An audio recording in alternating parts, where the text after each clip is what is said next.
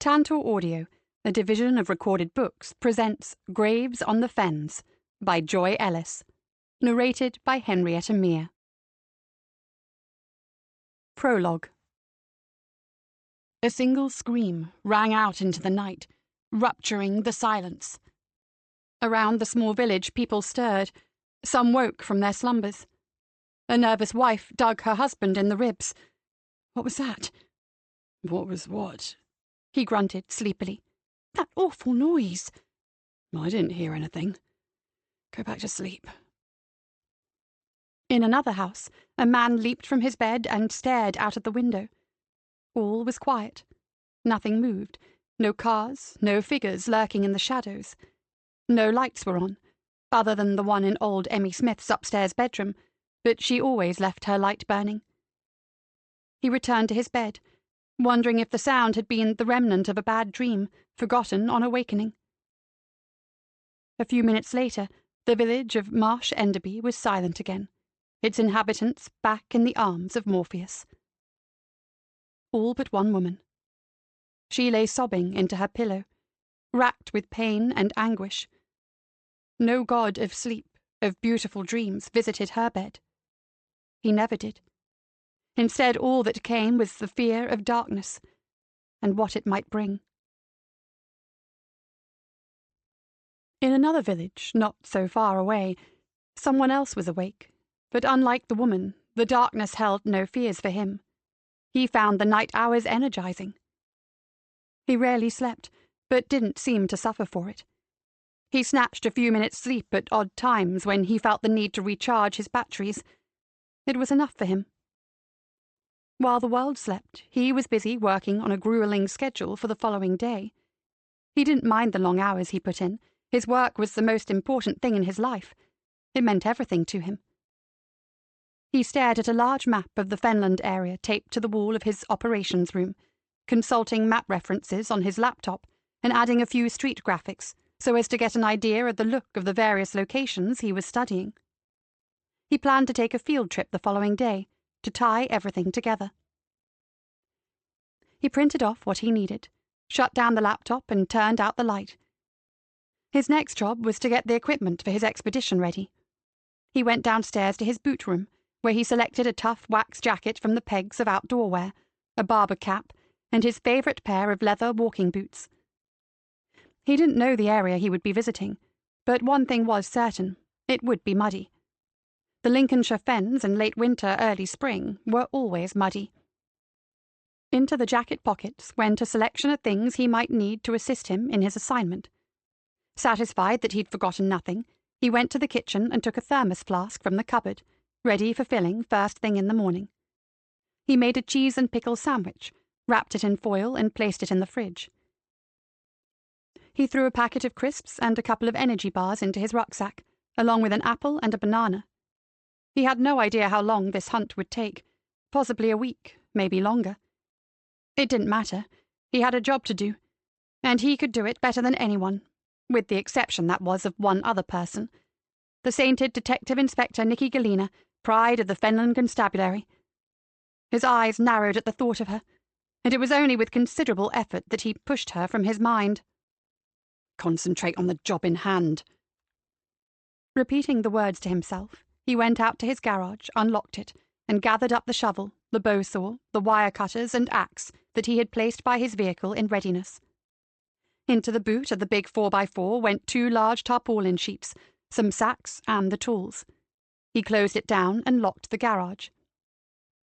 He stood in the darkness of his garden for a few moments and listened to the night sounds. He cleared his mind and ran through everything he might need, item by item.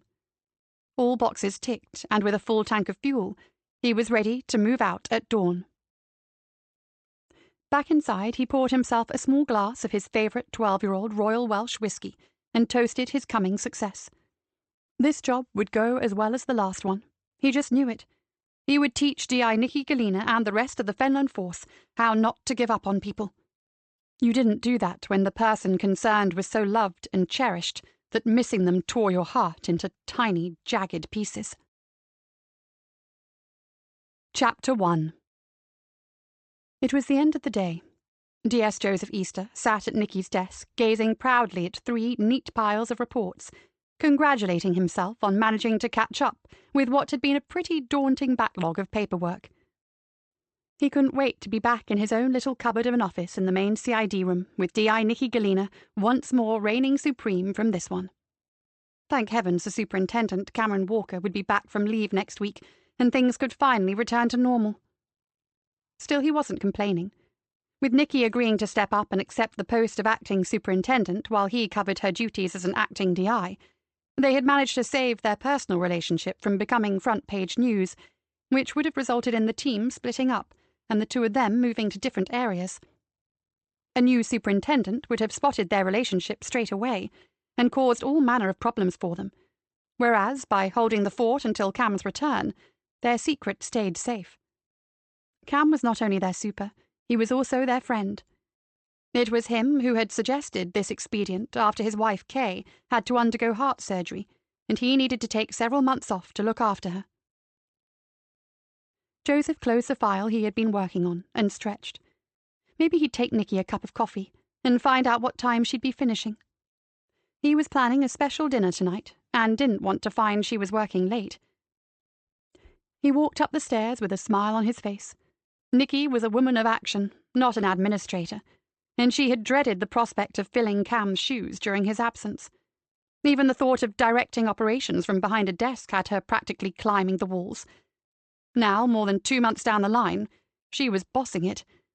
Not only had she soon learned what was expected of her, she had also made it a kind of Galena-style superintendence, whereby she could oversee operations, get all the relevant reports to whatever bit of gold Braid had requested them, and also giving herself time for her precious team.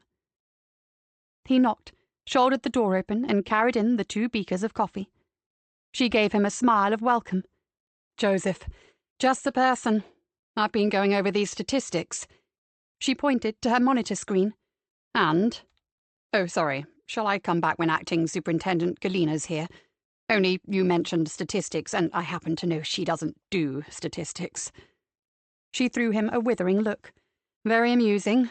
Acting DI smartass. Now listen.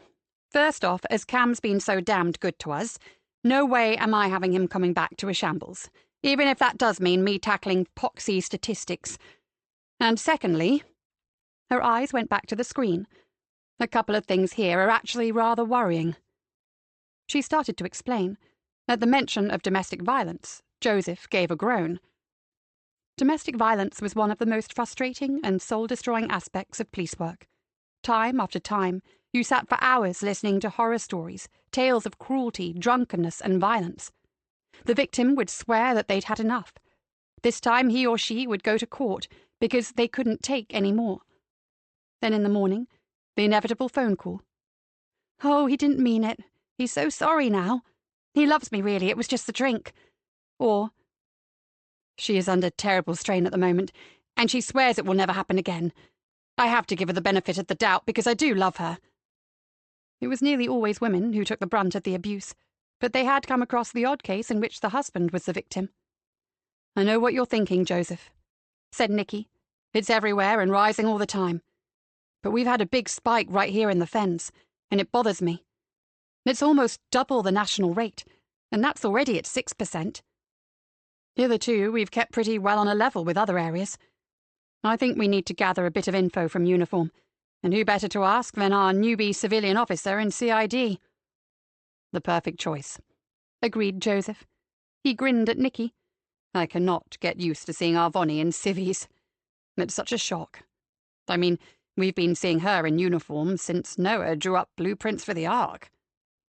WPC Yvonne Collins, or Vonnie as they always thought of her, had finally decided that retirement was not for her, not just yet anyway, and she had joined Nicky's team as a civilian interviewing officer.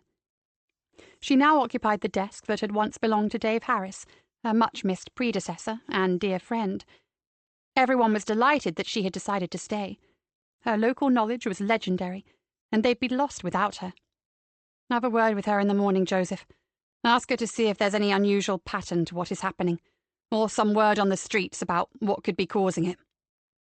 Nicky looked back to the computer. "This other spike, however, is a bit more concerning. We've had far more reports in than usual from women saying they are being either followed or watched, or both. There have been no actual physical encounters or attacks, but these women, all in their late teens to early 30s, have reported being extremely anxious, and a couple of them have said they're too scared to go out alone. I think we need to talk to Uniform and take a closer look at this. She stared at Joseph. I've got a really bad vibe about these figures. Have you got anyone free to follow it up? Joseph nodded. Well, it so happens I've just closed up the paperwork on both the cases I had running, so I'll do it myself. Maybe with Kat's help if she's up to date with her own workload. Ben Radley is on a course for a couple of days, so it's likely she will be. Nicky nodded, happy with his suggestion. But that's enough for today. I've had it with figures. She smiled broadly at him. So what's on the menu tonight, oh great master of haute cuisine? He gave her an enigmatic smile. That would be telling, oh great eater of everything I place in front of her. Let's just say you are really going to enjoy what I have in mind. Nicky chuckled. Don't I always? So, what's holding us up? Let's get back to Cloud Fen. They still used separate cars to travel to and from work. It was best that way. Most of their colleagues, including the higher-ranking officers, still believed that Joseph lived in Knott Cottage, his house by the marsh, and that Nicky resided alone in Cloud Cottage Farm. To the people it was safest to keep the truth from, they were simply neighbours. Only the team and their closest friends were aware that Joseph had moved in with Nicky some time ago. Driving home, Joseph went over tonight's meal in his head. He had noticed that with all her extra duties, Nicky had not seen her mother for a while, and it obviously bothered her, so tonight he had invited Eve and her friend Wendy to join them for a special supper. He arrived just after Nicky. She watched him pull several bulging shopping bags from the boot of his car. I know I'm always hungry, Joseph, but that looks like an awful lot of food, even for me. No, it's nothing, really. I decided to get a few things for the store cupboard while I was shopping, that's all. Inside, he banned Nicky from the kitchen and the dining room. He sent her upstairs with a glass of wine and an order to get out of her work clothes and have a shower, informing her that she had 20 minutes before he wanted her back down again. For what exactly, Joseph Easter? She asked. Wait and see. And you're wasting precious time, so go. Amused by his little game, she threw him a rude comment and shook her head. 20 minutes later, he heard her coming back down the stairs, and at the same time, exactly as arranged, a car drew up outside the farmhouse. Get the door, would you, Nicky? He called from the kitchen. Who the blazes is calling here at this time? Nicky marched off to answer the door. He smiled at her squeal of delight. Mum! Wendy! Hellfire, I'm going to kill Joseph Easter. He never said. Oh, this is wonderful. Come on in. Joseph emerged from the kitchen, and instead of killing him, Nicky gave him a kiss. I've been feeling guilty about not seeing Eve all this time, so this is perfect. Thank you. She stared at the closed kitchen door. And what exactly is going on in there? There are some rather interesting smells starting to escape. He ushered everyone into the lounge. Go and get our guests a drink, Nicky, and all will be revealed in due course. Joseph happily returned to doing what he loved best, other than catching criminals. He had been dying to do this for ages, knowing it would put a smile on Nicky's face. For years she had been waxing lyrical about the homely food she had eaten as a child, and how so many of the old Lincolnshire dishes were getting lost or forgotten, or adapted to suit the takeaway market. Not long ago she had been sorting out some old papers of her father's, and had discovered an old family cookbook, the one that now lay open on the kitchen table, surrounded by handwritten recipes scribbled on scraps of paper that she had found folded up inside it. Joseph smiled. Tonight he had recreated a traditional Lincolnshire dinner for her, lovingly cooked in the very farmhouse kitchen where Nicky had spent her childhood. He had added an assortment of other Lincolnshire delicacies, and treated himself to a couple of bottles of local craft beer, a perk for the chef. He had run his idea past Eve first, just to make sure she was okay with it. Eve was Nicky's biological mother, but they hadn't met until the day of Nicky's father's funeral, 5 years ago, and Joseph hadn't wanted the meal to be painful for Eve, who had missed out on Nicky's childhood. Eve, to his relief, had said it was a brilliant idea, and she would love to join them. Half an hour later, Joseph ushered his guests into the dining room. Even he was pleased with the look of the dining table. He wasn't exactly into flower arranging, so had bought several bunches of bright yellow daisy chrysanthemums and put a big cluster of them into a water carafe in the centre of the table, and had placed cuttings in a slender champagne flute at every place setting. In the centre of each glass was a little Lincolnshire flag on a stick. He had even snipped off some of the daisy heads and scattered them on the dark blue tablecloth, along with some paper napkins printed with the county flag he'd managed to find. The whole effect was bright and cheerful and great fun. Nicky's face was a picture.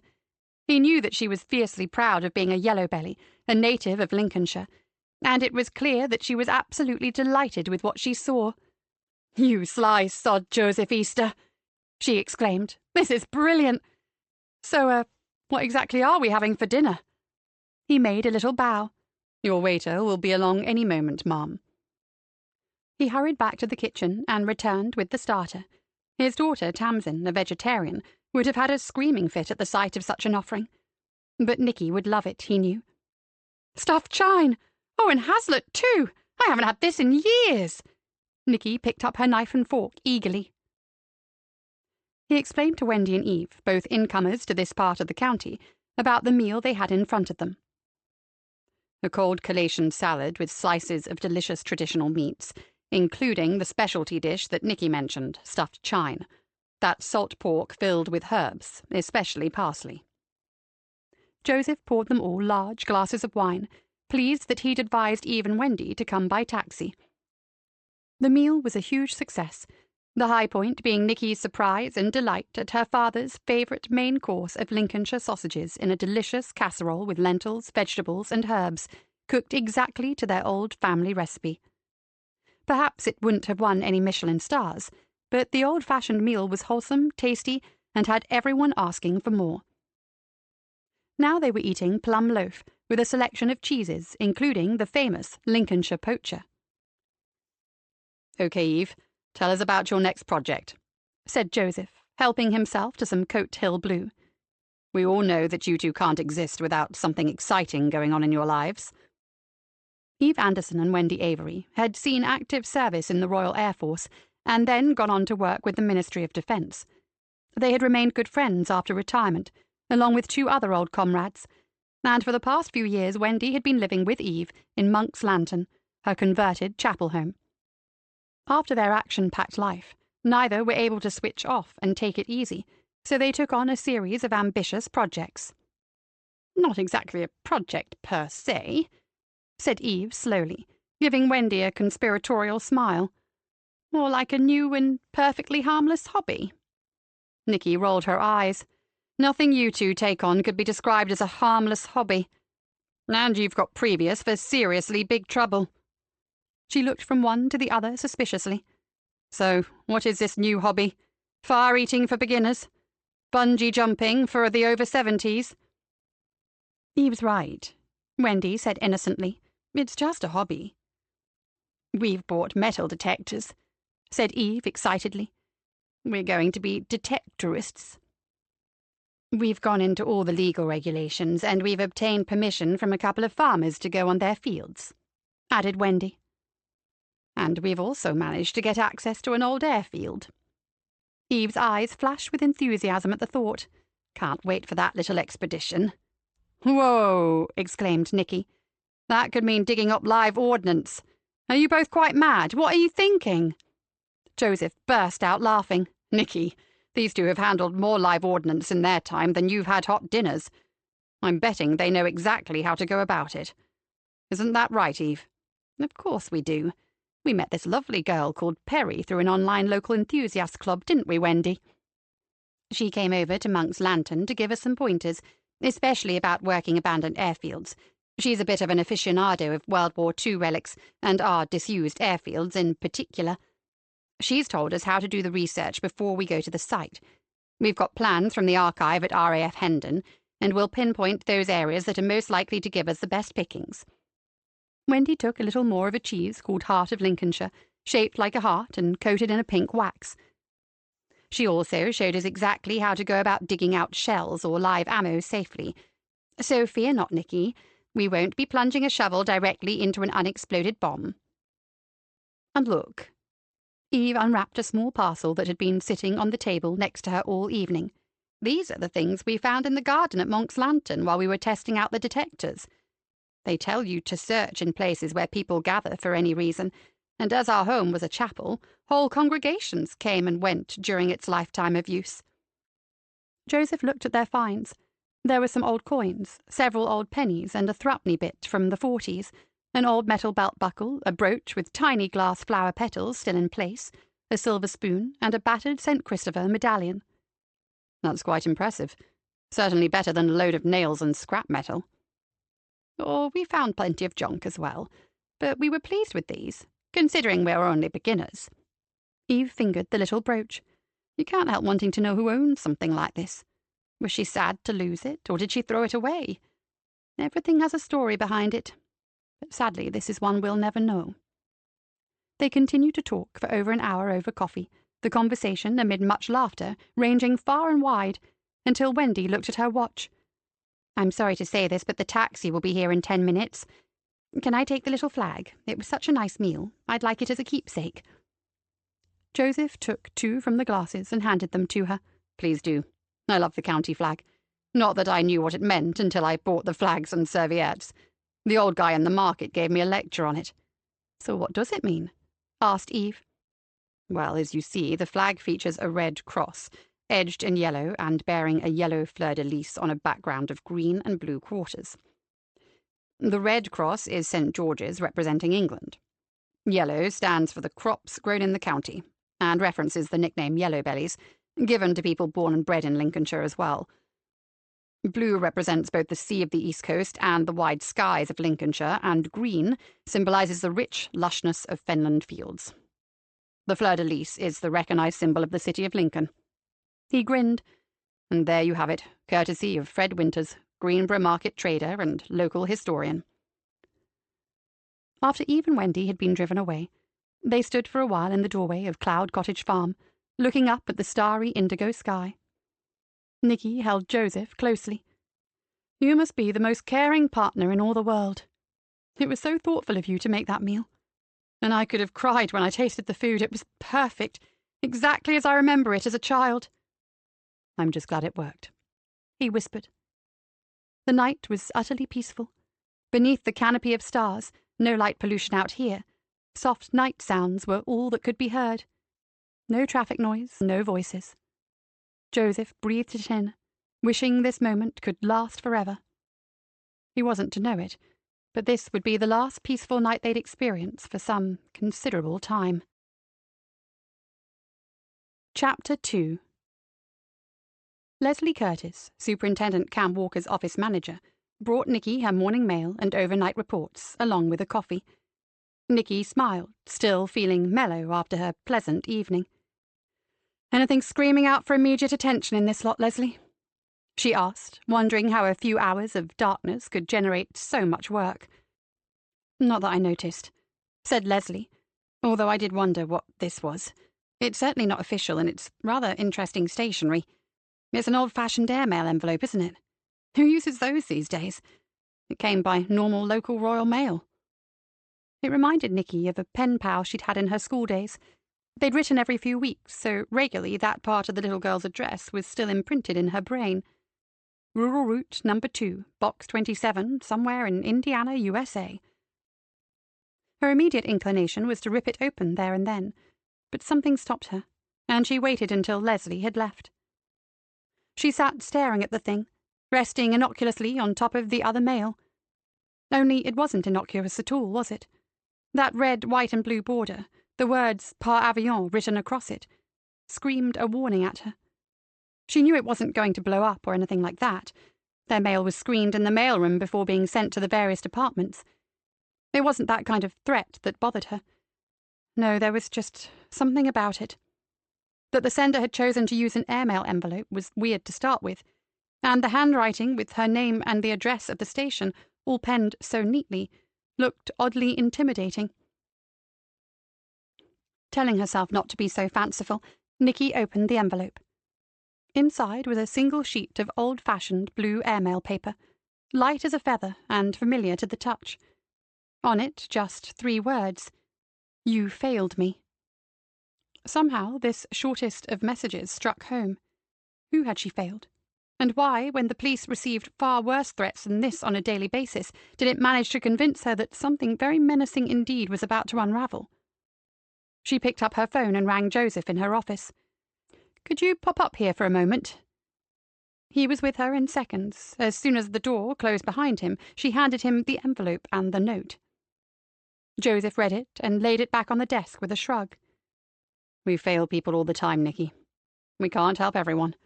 People need someone to blame when bad things happen to either themselves or a loved one. You know that. The police are common targets." She shook her head. "This is different.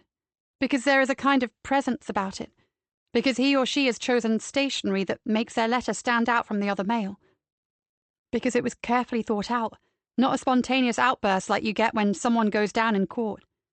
Those 3 words are so full of hate and accusation that they make my blood run cold." She stared at him. "I know this is serious, Joseph. Gut feeling. Someone has just introduced themselves to us, and it's not the last we are going to hear from them. This is the opening gambit." Joseph knew her well enough not to argue. "So we wait for them to make the next move?" She nodded. It would come, most likely in the form of a second letter. There's no point in us trying to guess what this is about, and our opponent will know that. So as you say, we wait. She gave him a resigned smile. "I get the feeling this one is deeply personal, don't you? It's not directed at the force in general. It's directed to Nicky Galena. Looks like I've seriously pissed someone off at some point in my glorious career. The problem is, if I made a list of possible names, I'd still be here a week next bloody Tuesday." Joseph sank down into a chair. "You're not wrong there. With an arrest rate like yours, plus your earlier, well, let's say, no-holds-barred approach to taking down drug dealers, you've disrupted a whole lot of criminals' lives, and those of their nearest and dearest. And that's without all the innocent victims' families, the ones we never managed to give closure to, or at least tell them what happened to their loved ones. I get the feeling that's probably the case with this." She jabbed the letter with her finger. "You failed me. That sounds like someone who put all their trust in us, or me in particular. And I never delivered." She groaned. "Hell, I hate waiting games. But we have no choice with this one. One thing's for sure. I'll be watching the post like a hawk from now on." Yvonne Collins went into Dina Barrett's garden through the back gate. You rarely used front doors in this village. As she walked up the path to the house, she heard swearing, and Yvonne smiled to herself. It sounded as if the squirrel wars were still in action. Dina stood on her patio, a large plastic water cannon in her arms, and a look of determination on her face. "Vonnie, stand where you are for one moment. If this little perisher takes one step closer to my bird feeders, I'll have him. He's wrecked 5 feeders this week. Squirrel-proof my arse. He wrenches the lids off and turns the whole thing upside down. The seed and nuts he wastes are costing me an arm and a leg." Yvonne waited. She'd been here many times, and it still made her laugh. Over the years, the cute, fluffy little squirrel Nutkin that used to be a welcome visitor to Dina's garden had morphed into a devious anti-hero, now referred to as Vermin, and that was on one of Dina's good days. A bastard rat with a hairy tail. A blast of water, followed by the sound of scurrying paws making off along the top of a fence. The battle was won, for the time being. "I suppose your lot don't have a special unit that deals with Sciurus carolinensis and the premeditated criminal damage they commit." "A grey squirrel squad?" Yvonne grinned. "Not to my knowledge, Dina. But if we did, I imagine they'd be kept pretty busy." They both laughed. "Kettle's on. Come in and have a cuppa." Yvonne followed her friend into the kitchen. "Dee, if your students could see you now, a manic look in your eyes and water cannon at the ready, you'd lose all your street cred in one fell swoop. Luckily, none of my pupils reside in this village, so hopefully my reputation will remain intact." Dina took a couple of mugs from the cupboard. Dina Barrett was an old school friend of Yvonne's, whom she'd kept in touch with, albeit infrequently, into adulthood. Yvonne had gone into the police force, Dina into teaching. Now older and approaching retirement, they had become quite close again. "So, Vonnie, I'm guessing you have your official hat on today, even if it isn't the one I'm used to seeing." Dina passed her a mug of tea. Well, let's say I'd like you to keep your ear to the ground for me. Yvonne sat herself down at the kitchen table and nursed her tea. For starters, have you been concerned about any of your youngsters recently? As in something bad going on at home and it's affecting them and their schoolwork? Only around half of them, said Dina, and rolled her eyes. Our school is in the heart of Greenborough, and we have town kids, village kids, and children from every conceivable background attending. Some we know have dark histories, others are from seriously dysfunctional families, and in some we suspect undiagnosed behavioural problems. I see cause for concern a dozen times a day. It sounds like an impossible task put like that. Yvonne remembered how many youngsters she'd tried to guide away from a life of crime. Can you tell me why you're asking now? Or is it hush-hush? Asked Dina, opening a packet of digestive biscuits. It's twofold, really, both to do with statistics that are not playing according to the rules. For a start, rates of domestic violence are higher than they've ever been. And then we might have some kind of predator out there watching women and girls. That last one stays strictly between us, though, Dee. It could be nothing, possibly just someone hunting for a missing sister, daughter, or significant other. But if you hear anything on your very efficient school grapevine, could you let me know? Of course, and strictly off the record, although I said half the school worries me. Just occasionally I get bad vibes about one particular child. She bit into a biscuit. You know what I mean? An unexplained change in a child who is seemingly well-balanced and socially well-adapted. Yvonne said she understood what Dina was saying. In the past, she had had dealings with good kids who had suddenly gone off the rails for no apparent reason, and so often the answer lay at home. A marital split, a household at war, these things could have a terrible effect on a child. And you have that feeling about a child right now? 2 children, actually. Their class teacher brought it to my attention a few weeks ago. It's been bothering her for a while.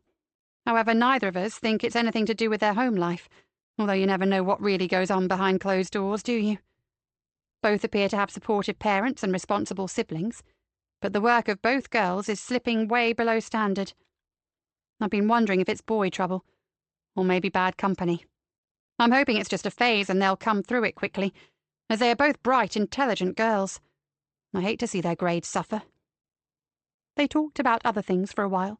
Yvonne finished her tea, and Dina promised to ring her if she heard or suspected anything worrying. Yvonne was on the point of leaving when her friend said, I've just had a thought. If you have time, call in on old Gladys Chisholm on your way back to the station. She'll be working in the farm shop on the Chisholm estate this morning. The other day she was going on about her great-granddaughter being stalked. It might be a coincidence or just something the girl made up to attract attention to herself, but you never know. It could be connected to your possible predator. I hope not, but just in case, why not have a word with her? Yvonne readily agreed. The Chisholm farm estate was only a couple of miles outside Greenborough. I had no idea Gladys was still working. She must be in her late 80s to early 90s if she's a day. 93, said Dina. Those old-style farming women never give up. She's still sharp as a tack, does all the ordering for that farm shop, and nothing much gets past our Gladys. Yvonne thanked her friend and made her way to her car, the sound of, Bloody squirrel, get off that feeder! Following her down the path. The journey to the farm shop took less than 10 minutes. As Dee had said, Gladys Chisholm was making her rounds, albeit with a stick, looking at all the shelves, checking what provisions needed ordering, and writing them on a large pad. Hello, me duck. It's funny, isn't it? Haven't seen you for a while, girl. What, no uniform? Have they thrown you out at last? Gladys cackled. Retired from uniform, Gladys, but back working as a civilian. Can't seem to let the old job go. Yvonne grinned. Bit like you, I reckon. Ah, well, if it's in your blood, it's what you do, Duck. Now, what can I get you? Got some nice, fresh, purple sprouting broccoli just in, straight from our own fields, or if you fancy something quick, our Josh has made up some tasty chicken stir-fry. That goes so fast he can hardly keep up with it. Yvonne said she certainly would buy some of that, and some fresh veg, but what she really wanted was to talk to Gladys about her great-grandchild's suspicions that she had a stalker. Gladys's mouth turned down. The police are interested in that, Vonnie. Does that mean other girls have made complaints too? Dina had been right. No flies on this old lady. It's all a bit vague, to be honest, Gladys. Just suggestions and fears about being followed and watched, but nothing concrete. Bit like my Samantha, then. She's sure someone is stalking her, and she's not a fanciful girl. Some of the rest of the family think it's all to get attention, but I know real fear when I sees it, and my Sammy is proper frightened. How old is she now, Gladys? She was a toddler when I knew her. She's coming up to 20 next month, and pretty as a picture. Definitely gets it from my side of the family, Gladys said. Yvonne hoped that the girl would inherit her great-grandmother's longevity as well. So what has she told you? Bit like what you said, really. Gladys scratched her wrinkled chin. A shadowy figure that disappears if she looks directly at it. Footsteps behind her, just out of sight. A rustling in the bushes close to where she's walking. All manner of other things, too, like the driver of a car slowing down when he gets level with her, then driving off only to come back a short while later. Never sees a face. She thought he might have a muffler or a scarf over part of his face so she can't get a proper look at him. It's worrying, Yvonne. See if you can find out what's going on with you. My Sarge and one of the DCs are already out taking statements, Gladys. I called in here because Dina Barrett told me about Sammy. I'll tell DS Easter as soon as I get back to the station, and he'll go and have a word with her. Can you give me her address? The old lady rattled off the name of a Greenborough street and the number. She's working part-time for my nephew for a week or so tell your sergeant to call after 2:30. She'll be home by then. She looked suspiciously at Yvonne. He's all right, is he, this sergeant? Only she's quite a timid... No, that's not the right word. A private sort of girl. I'd be happier if you went. Yvonne smiled warmly. Don't worry, Gladys. Your Sammy will love my sergeant. He's the nicest man in the force. Other than my Niall Farrow, of course. Remember my young crewmate, Gladys? He used to come in with me to buy those big bags of kiddies' sweets. Sammy will be in good hands. Yvonne bought some fresh produce, including a generous portion of Josh Chisholm's stir-fry mix, and headed back to base. Having set out simply to ask Dina Barrett to watch out for signs of domestic problems among her students, she had returned with the name of another possible victim of Greenborough's mysterious stalker. That was the way it often went. In any case, Joseph would be pleased. For all her years, Gladys Chisholm was a shrewd old bird, and wouldn't have told her about Samantha if she didn't think it important. As the working day drew to a close, Nicky still found herself mulling over the words from that airmail letter. You failed me. Who had she failed? What did this person want from her? Revenge, restitution, an apology? Or was she about to become the focus of some scary vendetta? Nicky tidied her desk, but hung on until she was sure that no more post was filtering through. Then she pulled on her jacket, said good night to Leslie Curtis, and made her way down to the CID room to tell Joseph that she was leaving. She arrived home at Cloud Fen Cottage a short while before him.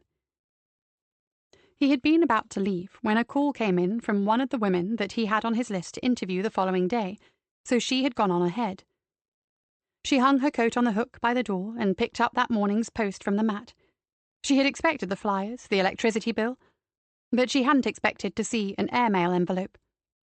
Nicky swallowed, gazing at the flimsy, lightweight envelope with its familiar red, white, and blue border. She recognized the handwriting immediately. She wanted to tear it open. No, she wanted to wait for Joseph. No, she really wanted to pretend it didn't exist at all and simply burn the thing. She went through to the kitchen, slipped on a pair of nitrile gloves from her pocket, and, taking a sharp knife, opened it. The opening message was identical. You failed me. But this time, below these words, a list of 4 names. Alexandra Cornfield, Ruth Baker, Bethany Lyons, Leanne Delaney. Nicky closed her eyes and tried to recall who these women were, but only one of the names meant something to her. The name Ruth Baker brought back an old case from maybe 15 years back, one she'd had nothing to do with. In fact, she thought it might have fallen under the jurisdiction of the lot at Fenfleet. Staring at the letter in her hand, Nicky was oblivious to the front door opening and Joseph's cheerful greeting. She passed it to him when he came in. "Ah, well, I never saw that coming," he said. "This person knows my address, Joseph. We've been in this situation before, haven't we?" "Twice, but this time we have the security cameras up and ready to roll. One click of a mouse and they're activated again. No sweat. In fact, I'll switch on the computer and do it right now." He was back in minutes. "All cameras active. Now let me see that letter properly. He skimmed down the names and pointed to the one she had recognized. Ruth Baker. Went missing after a quiz night at a local pub in her village. He squinted, concentrating. Can't recall the village, but it wasn't far from Fenfleet. Case still open and no body was recovered.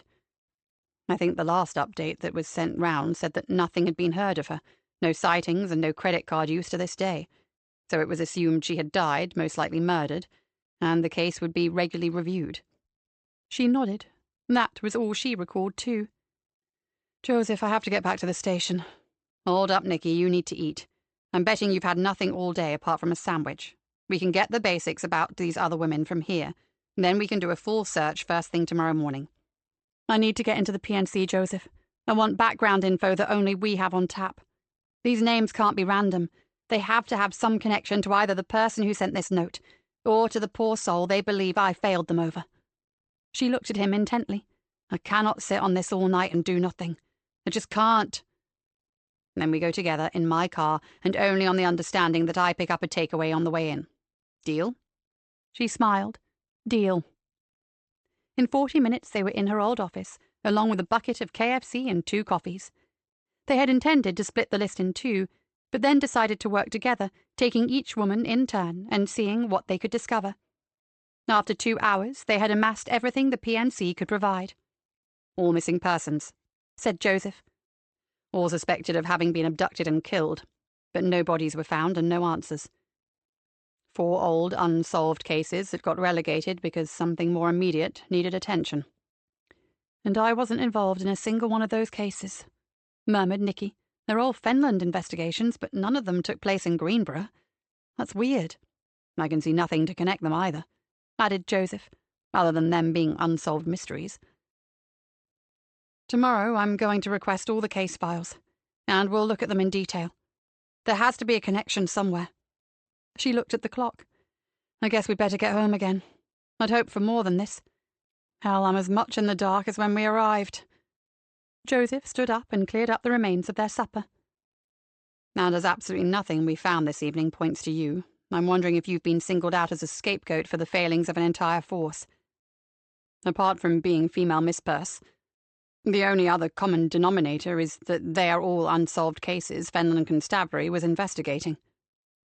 It made perfect sense. If a loved one or relative of one of these women needed an outlet for their anger at the police's failure, why not pick on an individual to direct it at? Yes, it did make perfect sense, but Nicky remained unconvinced. In her heart of hearts, she knew this one was personal. Chapter 3. Apart from a couple of minor additions to her reports, Kat was now free of outstanding cases. She was happy to get out of the office for a while and talk to real people. This morning she would be out with the Sarge, talking to women who suspected that they were being followed by a stalker, and it was making them extremely anxious, if not afraid. That kind of thing made Kat's blood boil. Women had enough shit going on in their lives without being terrorized by some creep. If she had her way, a particularly painful form of punishment would be reserved for such predators. She knocked on the door to Nicky's office and heard Joseph call for her to come in. It still felt odd to see the Sarge behind the boss's desk. "Ah, Kat, sit down for a minute, would you?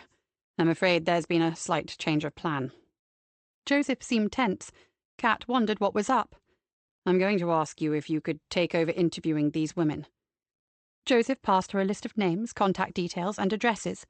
"I've written appointment times against the ones I've spoken to, so they'll be expecting you. Maybe take Yvonne with you?" "Certainly, Sarge. But has something occurred? You look worried." He grunted.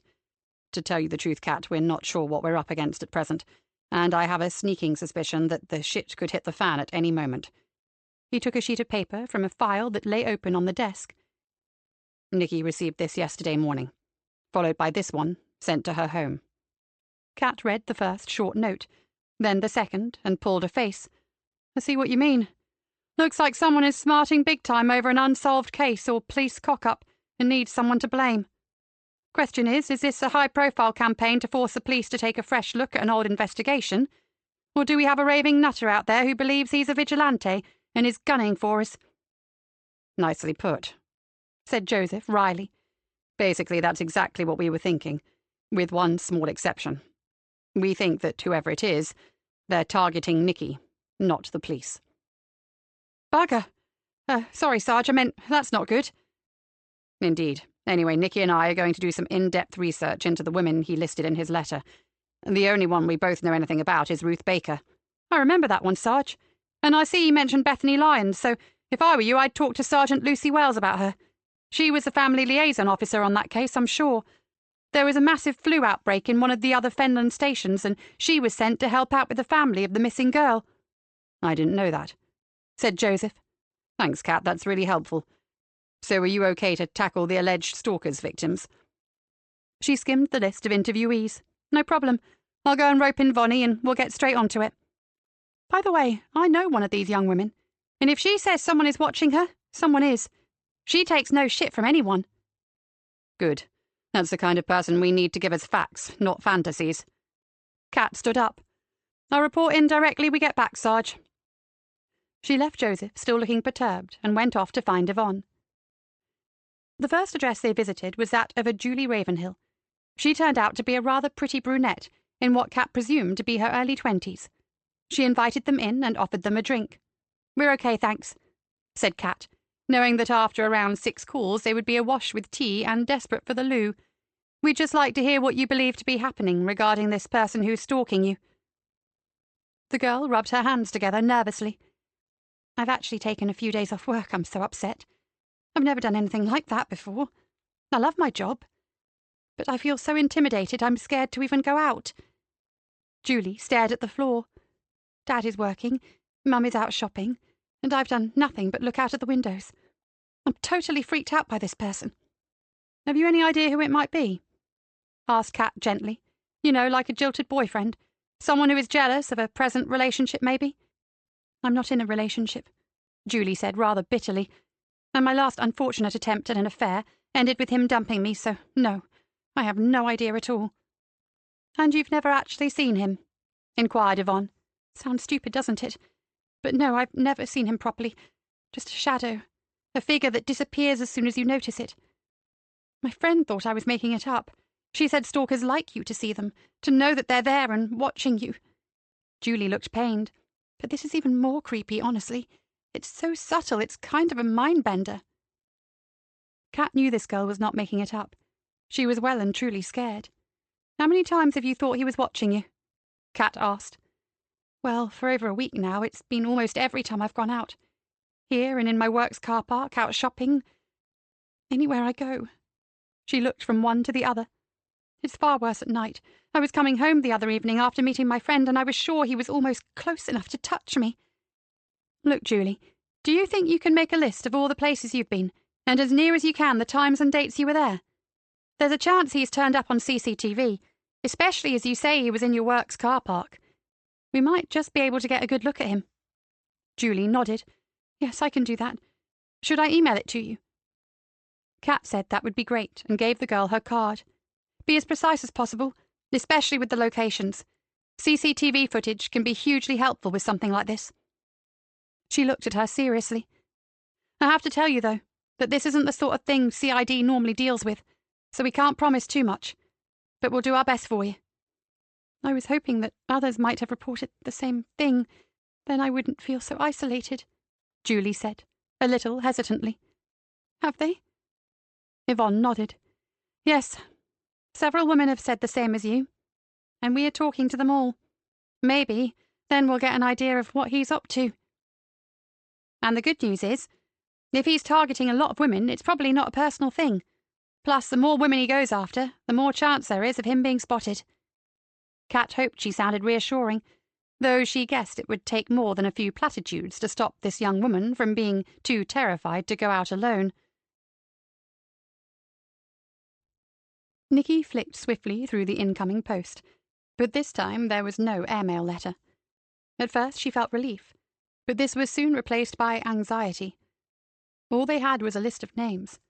This person's motive for sending the letters was a mystery. Was he going to explain, or just leave them desperately trying to make a connection? She grew angry. Whoever he was, this person was playing with them, manipulating them, and one thing Nikki Galena objected to was being used. "That's a look I've not seen for a while," Joseph stood in the doorway.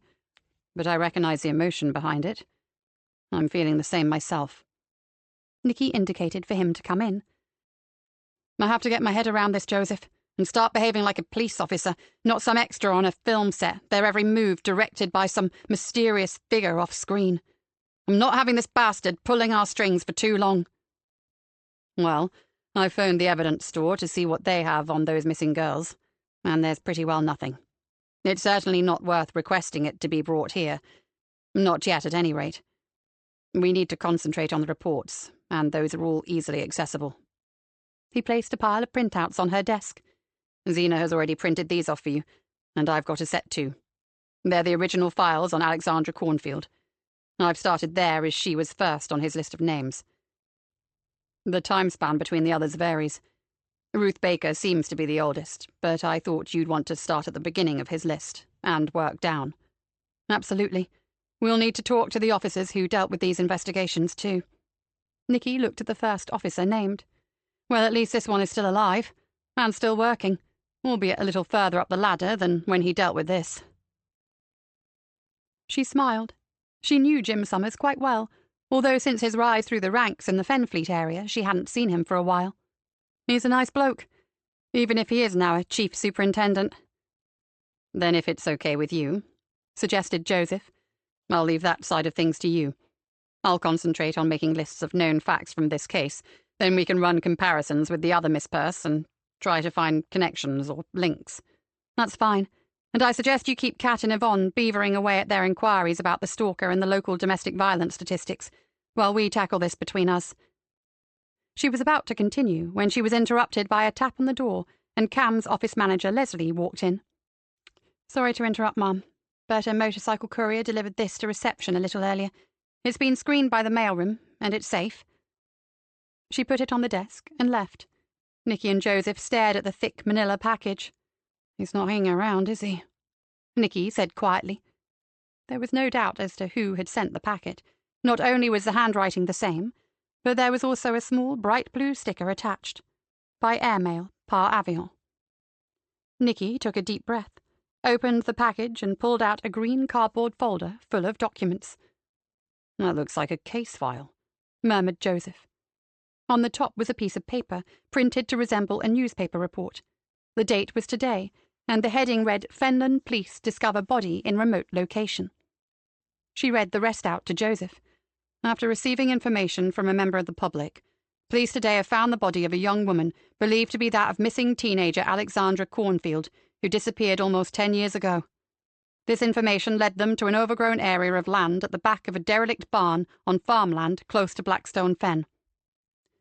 She opened the folder and stared, first at the header, printed in bold, that read Part 1, then at the article itself.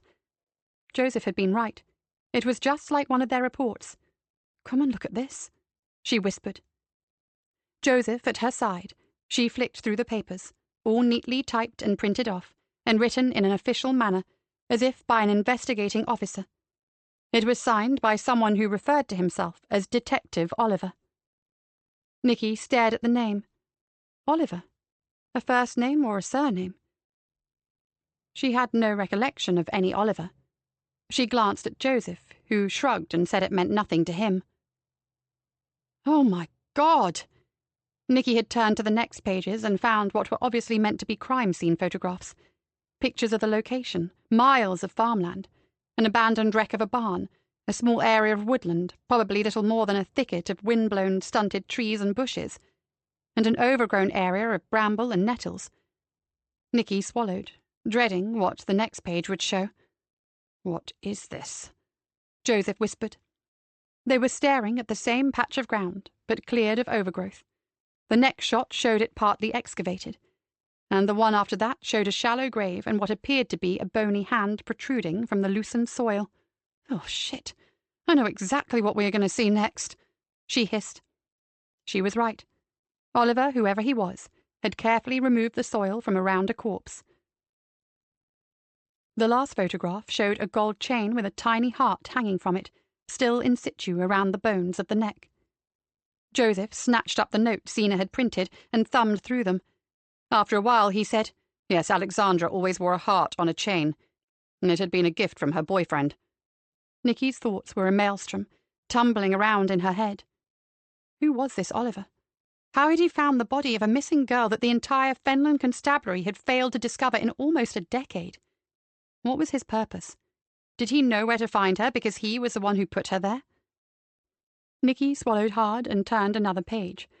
A pathologist's report, describing what he had noted from the remains and his thoughts on the manner of her death. The last page had a small, sealed, clear plastic bag attached. In it, the chain and the heart. "Forensics," she muttered. "I want a report on that necklace faster than the speed of light." She looked at the block capital letters in bold along the bottom of the final page. It read, "Part 2 to follow." What the hell did that mean? "I think Rory should have the whole thing, don't you?" Joseph said. "There might be some trace evidence on the paper or the envelope." "Absolutely. Let's just try and identify the location. And then you and I, and maybe a uniformed crew, are going to have to take a little reconnaissance field trip." "And what will we find when we get there?" said Joseph. "A hoax? A trap? Or a missing girl?" "I'm asking myself the very same questions," said Nicky, standing up and pulling her coat from the back of her chair. "Well, we won't get an answer farting around here, will we? I'll check out the exact location of this barn at Blackstone Fen, while you bag up the file and get it to Rory. Tell him we need copies of the whole thing to work with, and that the heart and chain are especially important for identification, okay?" Joseph nodded. "Got it. I'll pass by uniform and get Niall to give us a crew to go with us." "Good. Ring me when you leave, Rory, and I'll meet you downstairs at my car.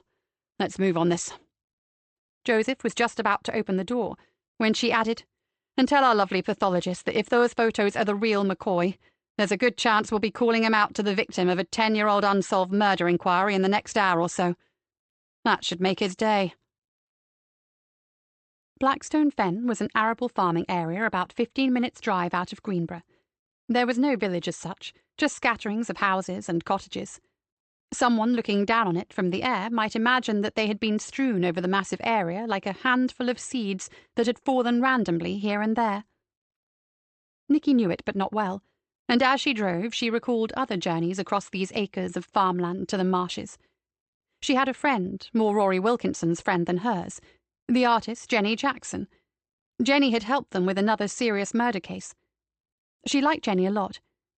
Jenny lived in a remote spot called Malford Farm, in an old ivy-clad Queen Anne farmhouse that sat alone on the bank of a wide dyke lined with willows. If they came unstuck finding the derelict barn, Nicky was certain that Jenny would help them. "I feel a little apprehensive, don't you?"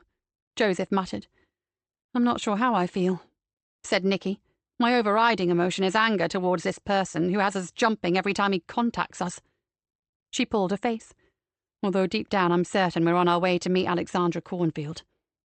"Well, the prof said he was almost certain that the images aren't digitally manipulated.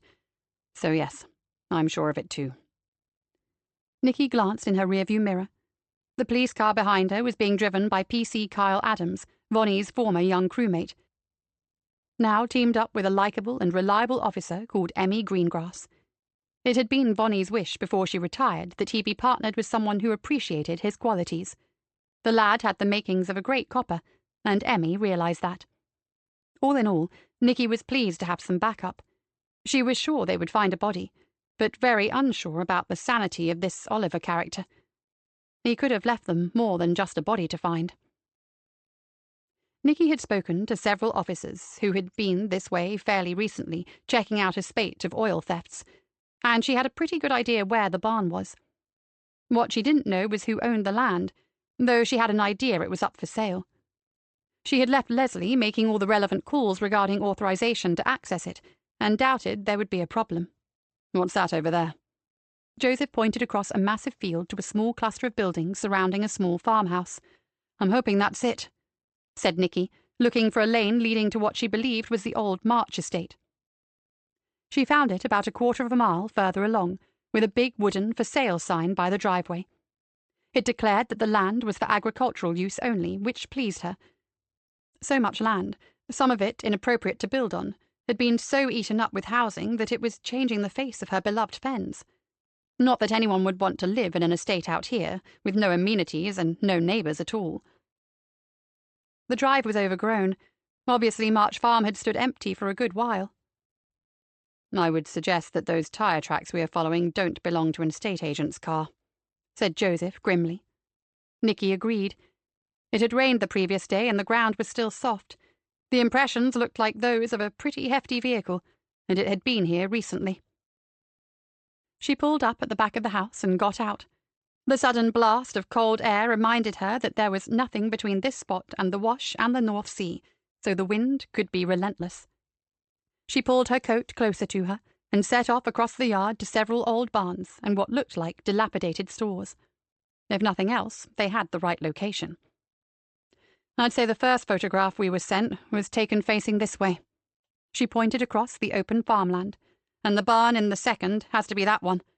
She indicated a building on the far perimeter of the yard, the one in the worst repair. That's it, all right, said Joseph, and there is a scrubby wooded area with trees and bushes to the back. He looked at her. Ready for this? As always. She turned grimly. She beckoned to Emmy and Carl, who were approaching them. This is just a recce, okay? We're only sussing out whether or not we have a crime site. Tread warily and keep your eyes peeled. Don't ask me what for, because I have no idea. I simply do not trust the man who has led us here. They proceeded across to the ramshackle old barn and walked around the back. Careful, guys, called out Joseph, who was leading the way. This place is a dumping ground for old bits of farm machinery. Watch where you walk. Some of this junk is lethal. He pointed to a row of rusting tines from an old cultivator sticking up from the ground like shark's teeth. Nicky saw a discarded scythe, its blunted blade a sad, dull crescent moon, next to a tangle of dangerous spiked metal that had once been a chain harrow used to aerate the ground and spread soil and fertilizer. Slowly they picked their way to the copse beyond. Again Joseph went first. He had come to policing via a career in special forces, and this kind of thing came naturally to him. Nicky never argued. Indeed, she always felt safe when Joseph was on patrol. It didn't take long for him to find the trail left by Oliver, and in a few minutes they were looking at the spot where Alexandra had been buried, except that there was no open grave. There was nothing. Nicky stared bewildered. It was the right spot, no doubt of that, exactly where the partially excavated grave had been in the picture. But it was just an overgrown mat of grass and weeds. She looked at Joseph and saw that he was smiling. The cunning bastard. He's filled it in again, Nicky. He stripped off the top layer of thick grass as if you were cutting turf for a lawn, then put it back afterwards. If you look closer, you can see the joins. And look next to it. This flattened area of rough grass is probably where he laid a ground sheet to pile the soil on before refilling the hole. He wants us to do the excavation ourselves. Nicky swore. And excavate we bloody will. Oh, I do hate jokers. Though even as she spoke, Nicky knew this was no joke. Joseph was carefully easing a long swathe of carefully cut grass away from the ground. Yes, it's loose soil underneath this, so it's definitely been dug very recently. The question is, will we find a body, or another surprise? Nicky straightened up. We have to assume it's a body, so we need the professionals to tackle this. I'm going to ring Rory and get his team to do the delicate bits. And Emmy, call in to your sergeant and ask for a unit to bring cordoning, a protective tent, and all the relevant gear, please. This is now a crime scene. Let's just hope our Oliver isn't conducting some game of his at our expense. Chapter 4. As soon as he caught sight of their good friend, Professor Rory Wilkinson, loping across the yard, Joseph's spirits lifted. The Home Office pathologist was the best there was, so it was a relief to see that he had decided to join his team at the site. "Good morning, Rory," he called out. "We are honoured."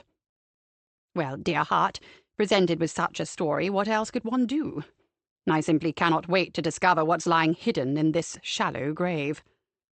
Rory gave Joseph a conspiratorial smile. Spike, Cardiff and I have a bet running. Frankly, I think my idea will turn out to be the winner. It has to be a stash of Judy Garland memorabilia. I mean, what else? Then, more seriously, he said, I imagine our beloved D.I. is not a happy bunny right now. Joseph grimaced.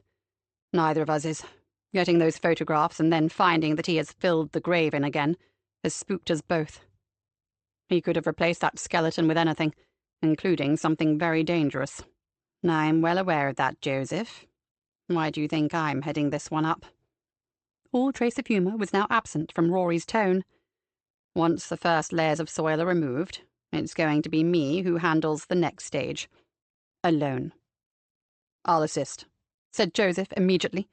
"And no arguing." Rory held up his hands. "I'd rather you didn't. But I won't object." He looked around. "Where's Nicky?" "Talking to the uniformed contingent, and trying to discover why this spot is already being targeted by the press. We had 2 reporters turn up within 20 minutes of our arrival." Joseph frowned. There was little doubt that Oliver himself had tipped them off, but Nicky wanted to know for sure. "Well, from the look on her face, I'd suggest she has her answers," muttered Rory. "Here she comes, wearing an expression cold enough to turn the Mojave Desert to ice." "That bloody man is pulling the sodding strings again," Nicky growled. "Sorry, Rory, I'm glad to see you. It's just that this damned Oliver, whoever he is, has really got under my skin." She turned to Joseph. "As we thought, an anonymous call to the 2 local rags, telling them about the possible discovery of a body suspected to be that of Alexandra Cornfield. The caller gave this precise location." "Then we must procrastinate no longer," declared Rory. "I see dear Spike and Cardiff approaching now with all the equipment we need, so we'd better get suited up and digging. Gently, of course. Lead on to the site, Joseph, if you would be so kind." Using the photographs to ascertain the depth of the grave, Rory instructed his 2 colleagues to peel the sections of cut turf from the top, then carefully lift away the first layers of soft soil. The team of 3 looked like archaeologists unearthing the most precious of ancient historical finds. "All right, cherubs. Time to retreat to a safe distance and allow the master to continue." Spike objected, but after a glance at Rory's face, he backed away. "Okay, boss, but I'd like it on the record that I'm ready and willing to continue." "Me too," added Cardiff, "since I'm certain all we'll find are bones." "Duly logged. Now bugger off." Rory shooed them away. Watched closely by Joseph and Nicky, the latter adamant that she wouldn't be relegated to a back seat, the pathologist brushed away at the loose soil. A tense silence fell. Then came a sharp intake of breath. "There's something here," Rory said. "Well, I've lost the wager. No sign of Judy. It's finger bones." It took him another half-hour to reveal the top portion of what looked more and more likely to be the remnants of Alexandra Cornfield. Remnants of her clothing still clung to her skeleton. From what he had read, Joseph recalled that the girl had last been seen wearing a very distinctive denim jacket with an embroidered patch on the breast pocket. The years might have melted her flesh and blood to nothing, but the mouldering garments remained, tattered and almost colourless, but still identifiable as denim. Nicky let out a sigh. That motif on the pocket. It could still be made out quite clearly. "Crescent moon and stars," said Joseph. "It's her." They would need the forensic evidence, but he knew there was little doubt. Oliver had found the missing girl, or had he led them to the place where he had killed her? As Oliver himself had said, part 2 to follow. "I don't think this was here when the body was interred, dear hearts." Rory's voice broke into his thoughts. Joseph watched him carefully extricate what looked like a slip of paper from beneath the tattered material of the girl's jacket. It was an envelope. Damp though it was, and smeared with soil, Joseph could clearly see the 2 words, par avion. "It's not sealed," said Rory. "I should bag it immediately and examine it only in sterile conditions. But I think you need to know what it says." No one objected. There was a pause while he opened it. "As before, I'm afraid. It's addressed to you, Nicky, with a single sheet of paper inside which says—" "I know," she said grimly. "You failed me." "As you say." He slipped it back into the envelope and put the letter in an evidence bag, which, since there was no longer any danger, he handed to Cardiff. "So, what do we know from the body, Rory?" asked Joseph. "Well, Oliver didn't exhume her any further than this point. He must have decided that this was all the proof he needed to show you what he had found. The ground beneath is undisturbed, and it will take a good while to get this dear girl out at this sad, impromptu resting place and back to my sanctum." "Does it look as if she's been here long, as in 10 years?" asked Nicky. Certainly. And undisturbed until Oliver showed up. He stood up and stretched his back. I suggest that now you good people go and do whatever detectives do at this point. There will be nothing more from me until considerably later. I have a lot of very delicate work to do, and arrangements to make for getting this poor soul to safety at last. It was hard to picture this tangle of decaying cloth and bones as a fun-loving girl with a dazzling smile that all the photographs of Alexandra depicted. Joseph thought of his daughter, the beautiful Tamsin. God, how would he feel if... He blocked the thought and pulled himself together. Rory was right. There were things that had to be done. Dina Barrett's morning had been full on. Now, just as she was considering taking a break for lunch, she heard a tentative knock on her door. She guessed who it was immediately, and her heart sank. Lynette Sims was a young teacher that Dina rather admired, and she was taking considerable pains to support her in her teaching career. Recently, Lynette had become very concerned about one of her pupils. Dina's recent conversation with Yvonne Collins about troubled students came back to her, and she had a good idea of the cause of the gentle tap on her door. Dina called out to her to come in. Lynette's drawn face said it all. "More concerns about Ruby Grayson?" Dina asked, and gestured to a seat at the table. Lynette sat down. "I'm afraid so, Miss Barrett. I now get the feeling that she wants to talk to me about something and can't quite bring herself to open up. I'm not sure whether I should actively encourage her, or just be available for her and allow it to happen when she feels the time is right. The problem with the latter is that I could leave it too late, and she won't ever find the courage to speak out about what is bothering her." It was a fine line, but if you wanted positive behavior, you needed to know your students. Teachers occupied a unique and privileged position. They could spot and sometimes diagnose all kinds of problems, and provide help where they could. It got rather more difficult when you suspected trouble at home. In the course of her long career, Dina had worked with hundreds of different children, some of them troubled. In this time, she had seen radical changes in what a teacher was permitted to do, but communication, she firmly believed, remained paramount.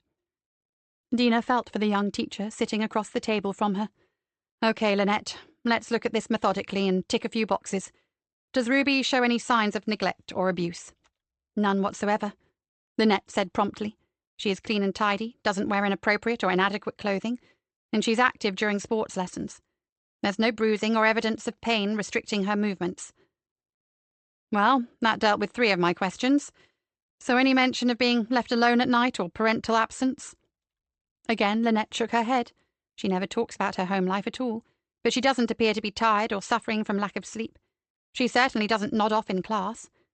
However, her concentration, which has always been very good, does seem to have deteriorated. "Which brings it down to a sudden change in behavior," mused Dee. "Maybe not so sudden, Miss Barrett.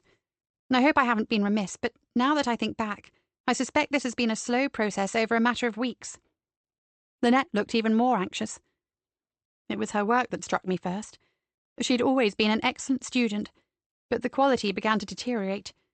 Now it's not just that, it's a distinct lack of interest in subjects she had always been engaged with, and she's becoming more and more insular every day." Dina decided it was time to intervene. "It's our duty to look out for our students' best interests. We want them to be happy and attain their full potential. I accept that you have raised serious concerns about Ruby Grayson, and you'll have my full support. I'm happy to speak to the girl either alone or with you, or if you'd rather, you can make the first advance and hopefully get her to open up to you. She likes and trusts you, I know, but this does need addressing without delay. Since you know the girl better than anyone, I'll let you decide on the best course of action." "I'll talk to her, Miss Barrett," Lynette said. "I guess I just needed a push in the right direction. I feel better for just talking to you and getting your blessing while I try to get her to confide in me."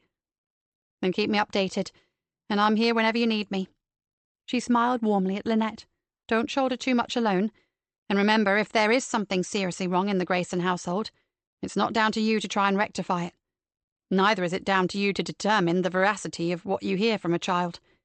Any worries, Lynette, you come directly to me, and if we need to report something to the relevant agency, we will do that." Lynette was on the point of leaving when a thought occurred to Dina. What about her cousin, young Amber?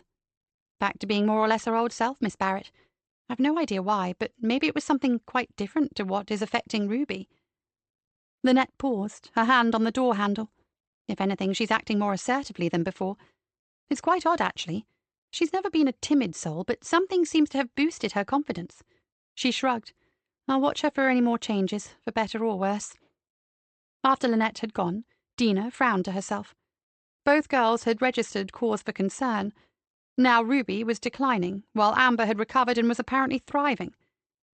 Now, more than ever, Dina wanted to know what was going on in the combined Grayson families.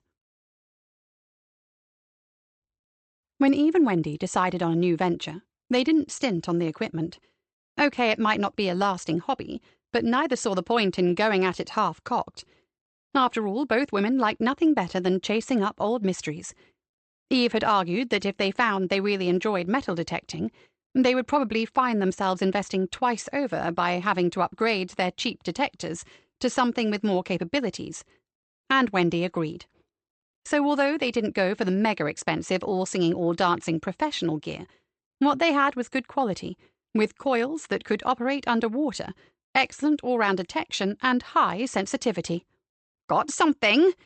Eve called out. She and Wendy were walking in straight lines across a field, about 5 yards apart, sweeping the ground in front of them. The farmer who owned the field, which adjoined Monk's Lantern, had allowed them a morning to see what they could find, and they had been out since first light. So far they'd had slim pickings, retrieving mainly junk, although Wendy had uncovered an old Victorian penny of the type enthusiasts called a bunhead, referring to the portrait of a younger queen. "How deep is it?" asked Wendy. Eve looked at the display screen. 6 to 8 inches. And the audio tone says it's silver. She had trouble keeping the excitement out of her voice. The treasure hunting was addictive. They'd only been searching in earnest for just over a week, and they were completely hooked. Wendy laid down her detector and produced a hand-held pinpointer and her short-handled digger. In moments, the pointer's tone and vibration told her exactly where the find would be located. All she had to do now was dig down and find it. Wendy dug carefully, making as small a hole as she could, putting the plug of soil to one side to replace later. The whole idea was to leave the ground just as you had found it. "Yes, there's something here, all right." She knelt down and carefully scraped the final layer away with her hands. "Oh, my!" Eve leaned over Wendy's shoulder and watched her reverently lift a circular object from the ground. "It's a gentleman's fob watch, and it's silver." Wendy was brushing away the loose dirt that clung to it. It was tarnished and would need a lot of cleaning and polishing, but it was their best find yet. "It's beautiful," said Eve with a satisfied smile. "And it's engraved, look." It still had the small winder at the top, and although they didn't dare open it out here, it was possible that the watch had been undamaged by its years below ground. Eve took it from Wendy and felt the weight of it in her hand. "It's heavy, isn't it? I bet we find a hallmark when we clean it." Some detectorists preferred to leave objects as they found them, others to clean them up. Cleaning could irreversibly damage the watch, but Eve thought such a beautiful piece would appreciate TLC and gentle cleansers. "Would you bag it, Wendy, and I'll give the surrounding area another swift sweep, just in case whoever lost the watch lost anything else." It wasn't likely, but it had been known to happen. 5 minutes later, just as she was about to give up, she had another hit. Roughly the same depth, and yes, silver again. This was extraordinary. As before, Wendy pinpointed it and dug down. This time it was a ring, a large silver one, caked in soil, but they could make out the kind of Celtic knotband design. From its size, it had to have belonged to a man. Eve felt quite overwhelmed. She hadn't expected anything like this, and from Wendy's expression, neither had she. "We have to take these to the farmer and show him what we've found," said Wendy. "Then decide how to proceed." "At least Chris is an amenable kind of man," said Eve. "He doesn't object at all, unlike a lot of farmers." They knew that the usual practice was to share the discoveries, or in the case of a valuable item, get an estimate of its worth and split the proceeds. Perry said some farmers couldn't care less what you find. Others make it clear that anything found on their land belongs to them, end of story. I'm sure Chris won't be like that. He is our neighbour, after all. Chris Tate descended from a local Beach Lacey farming family that had been working the land around Monk's Lantern for generations. Chris was a born farmer if ever there was one. He lived and breathed his work, and probably dreamed about it too. "It's lunchtime already, shall we call it a day?" asked Wendy. "I've taken the coordinates of this spot. Maybe Chris will allow us to do another sweep and make sure we have everything there is to find. We can call in at the farmhouse on our way home and see what he has to say about our treasure trove." Eve agreed with her friend. Chris had given them a morning, so in any case their time was up.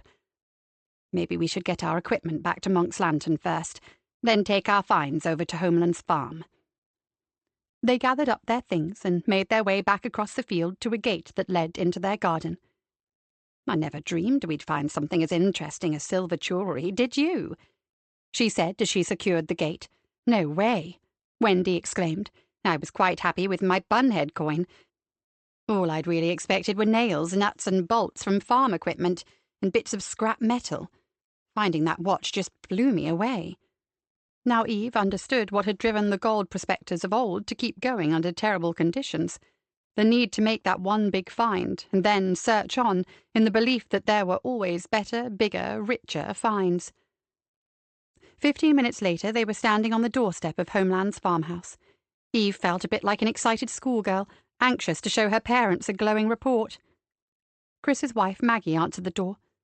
Maggie Tate was a typical countrywoman in her late 30s, well-built, with a florid complexion and thick, dark brown hair that framed her face in a mass of wild curls. She smiled broadly when she saw who it was. "Come in. Kettle's on. I was expecting you." They followed her into a traditional farmhouse kitchen, obviously the centre of the home. Looking around her, Eve saw the epitome of a typical farmer's wife's domain. When she looked deeper, however, she saw that it was a mass of contradictions. It had everything you would expect to find in such a kitchen, but with clever modern additions. There was a proper Belfast sink with a wooden drainer, but an open wooden door showed a state-of-the-art dishwasher behind it. It was clean and tidy, no mugs or utensils left in the sink or on the draining board, yet children's playthings lay scattered across the kitchen table, along with notepads, a laptop, and an assortment of incongruous articles, including a table tennis bat and a pair of swimming goggles. In a few deft movements that would have been worthy of any magician, Maggie had gathered up most of the detritus and whisked it out of sight. "Sit down, both of you. I'll make the tea. Chris had to go and sort out a problem with one of the tractors, so he told me to look out for you, especially if you were carrying a large treasure chest." Maggie smiled, reminding Eve of an overgrown, mischievous child. "Well, it's not large," said Wendy, "and it's not a chest. But it could be treasure. We did find something. Well, two things, actually." She undid the small pouch that they had put their finds in. "They need cleaning, but considering we're not long into this hobby, we were pretty excited about them." Wendy laid them on the table and unwrapped 2 small kitchen paper parcels. Maggie's reaction on seeing the 2 artifacts was totally unexpected. Approaching the table, Maggie stopped mid-stride. The 2 mugs she was carrying wobbled dangerously in her hands. She put them down quickly and clasped her hand to her mouth. "Oh, my God!" Eve and Wendy looked at each other aghast. What on earth? Maggie slumped into a chair and stared wide-eyed at the pocket watch. For a while no one spoke. Then gently Eve asked, "Do you recognize this, Maggie?" Maggie took a deep breath. "If that watch has the initials TNT engraved in that decoration on the cover," she said, "it belonged to Chris's great-grandfather, Thomas Norman Tate." Eve looked closer, and yes, there was a small lozenge shape in the centre. She ran her finger over it, dislodging the fine particles of soil that still clung to it, and saw 3 letters in script. She could make out a T, and the others, although indistinct, could very well have been an N and another T. She looked at Maggie and nodded. "From what I can make out, this is the watch." Having slightly regained her composure, Maggie passed the tea around. "I really don't understand this," she breathed. "It's bizarre." Eve struggled to know why the discovery of an old watch should have had such a dramatic effect on this normally pragmatic and capable woman. "Why, Maggie? What don't you understand?" "Coming home one night along the back lane, Tommy Tate was robbed. He was beaten badly and left for dead. but 2 of his farm workers found him in time and got him back here to be cared for. They thought they knew who had attacked him and went after the man, who was a migrant worker. They were so incensed at the grievous injury done to their employer that they killed him. But when they searched his pockets and the tiny cottage he rented, they found nothing. The stolen items weren't there. They were never found. She swallowed. Until now. So they killed the wrong man, whispered Wendy. The migrant wouldn't have had time to hide anything, and they admitted that he denied ever going near old Tommy Tate. Nor had he ever been in any kind of trouble before. They just saw the red mist. Even though they swore they never meant to kill him, they paid the ultimate price for what they'd done. They were hanged. Wendy's voice was almost inaudible. It seemed almost barbaric now, the death penalty having been done away with so long ago. But there it was, Eve thought. Murder was punishable by death until capital punishment was finally abolished in 1969. So who stole the watch? And who hurt Thomas Tate so badly? Wendy asked. That's what I don't understand, Maggie said. We assumed that the real thief had made off and sold what he had stolen. Now it turns up in our own field. It's unbelievable. Eve's mind was ticking over. Well, a real mystery, literally right on their doorstep. She managed to stop the satisfied smile threatening to spread across her face. As far as she was concerned, a mystery should never be left unsolved, especially one that she and her friend had inadvertently brought to light. It was almost an obligation. On the land that she looked out on to every day, an innocent man had died, accused of a crime that he didn't commit. Someone had attacked and robbed an elderly man and left him to die. Who was it? What happened to Tommy? Did he recover? Not really. Maggie shrugged. He lived but had no memory of what had happened, and he more or less took to his bed. He died within a year. Still processing the day's revelations, they finished their tea and went home, leaving their precious finds for Chris to see on his return. Back in their garden, Eve turned to Wendy with a wink. Wonderful hobby, this detecting. It opens so many interesting doors, don't you think, Wendy? No, it certainly does, Eve. And personally, I can't wait to unlock this one. Chapter 5. Sitting in her temporary office, Nikki fancied she heard the voice of a dead girl calling out her name, accusing her of failure.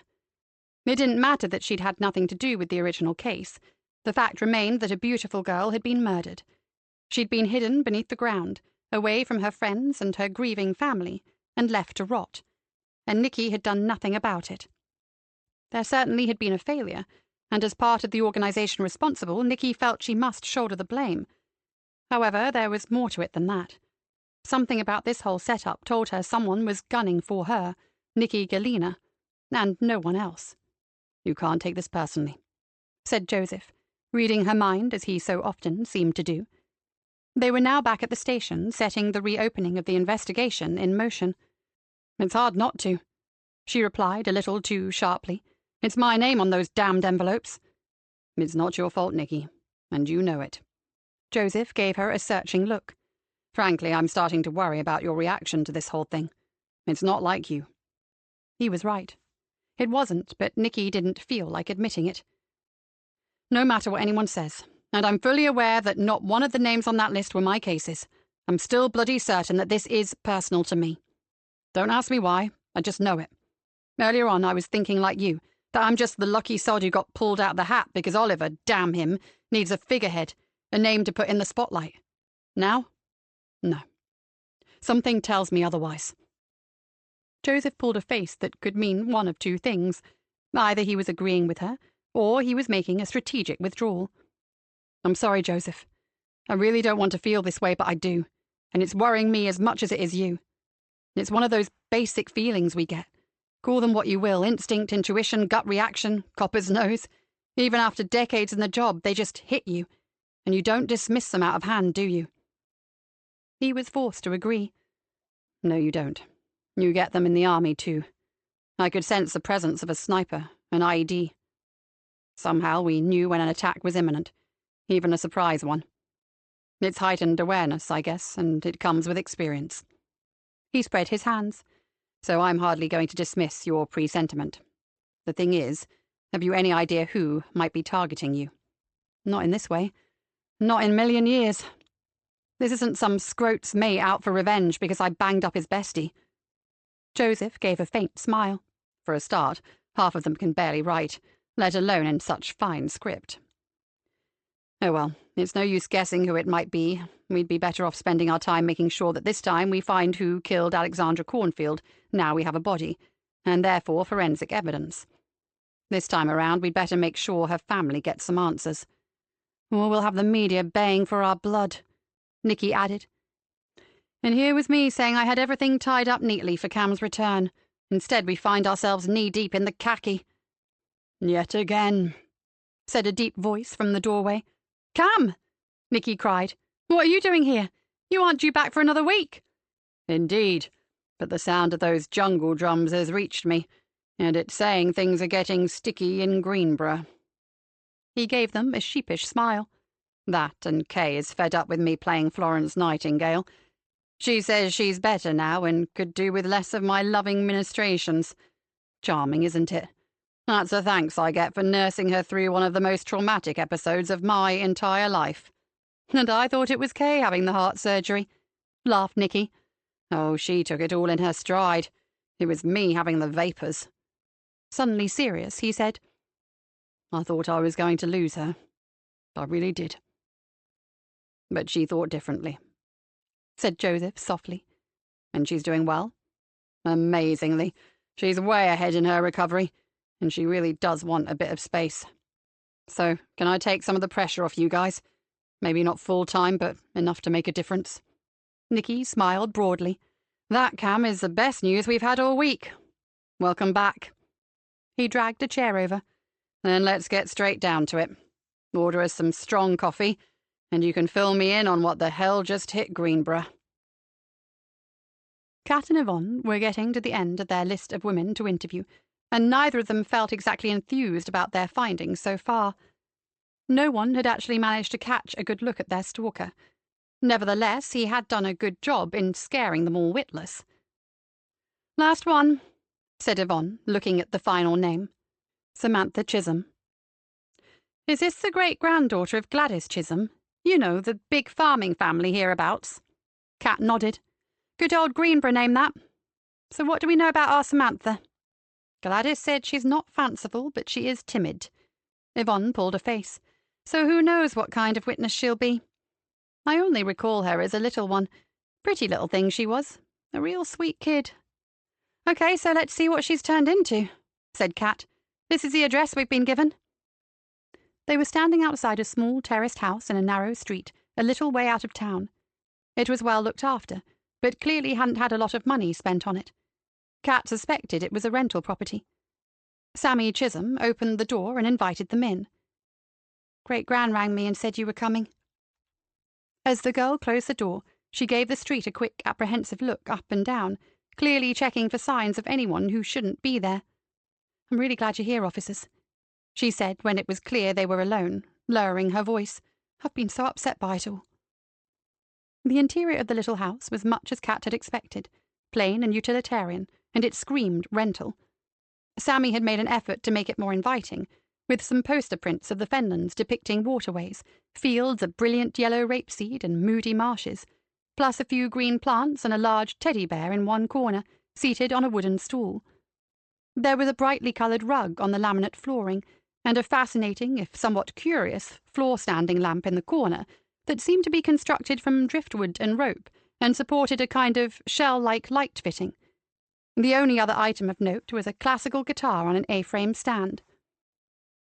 Kat and Yvonne sat in the lounge on a low two-seater sofa, and Sammy took the only other easy chair. Both items of furniture were well used, probably donated by members of her family. Kat wasn't sure that many 19-year-olds would be capable of looking after themselves, but Sammy seemed to be doing okay. This time they accepted the offer of a drink. Their next stop was the police station, so Kat felt quite safe. Nursing mugs of hot tea, they coaxed the girl into telling them everything that had happened, and to Kat's surprise, Sammy gave them the clearest and most concise account of all of them. Old Gladys had called her timid, but Kat saw an unassuming young woman with very good observational skills and excellent recall.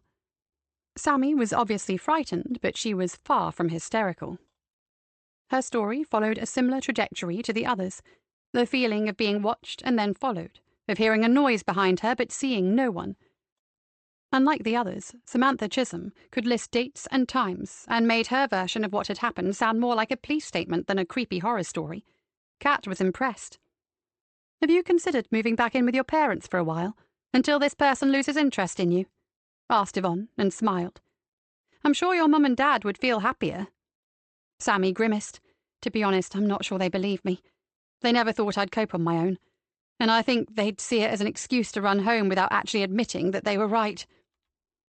"But you are coping, aren't you?" Kat looked around. "You've made it very nice." Sammy nodded. "I love it, Detective Cullen.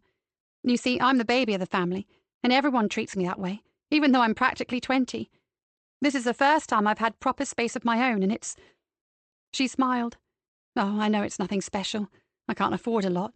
But I really enjoy living here. Or I did until this creep showed up." Kat felt for her. It wasn't fair. The kid was finally making her own world, and this arsehole was spoiling it for her. "Bonnie here says that your great-gran, Gladys, believes you. Why not stay with her for a while?" Sammy's face broke into a warm smile. "If I went anywhere, it would be to her. I love her so much. But then he'd have won, wouldn't he?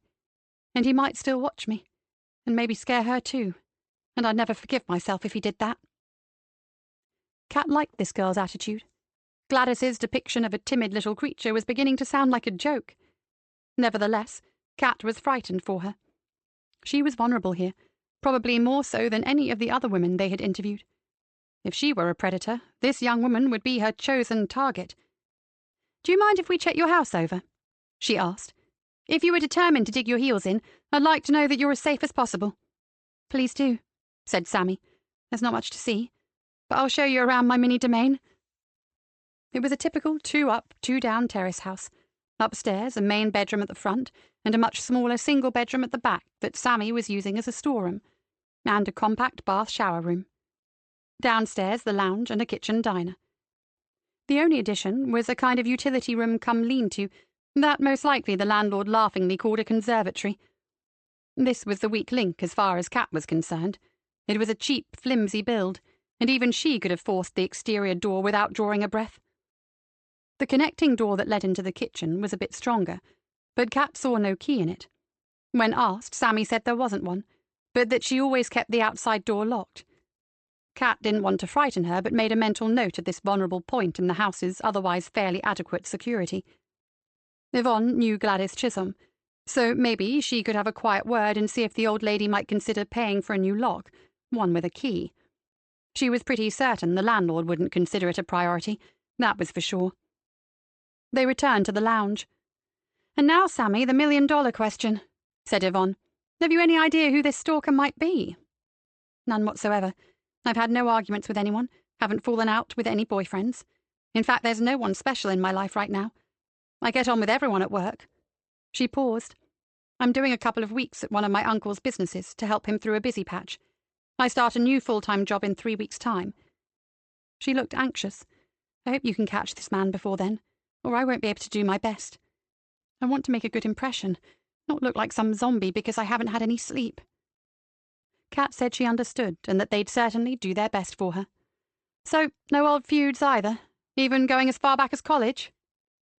A brief flash of apprehension passed over Sammy's face. She shrugged.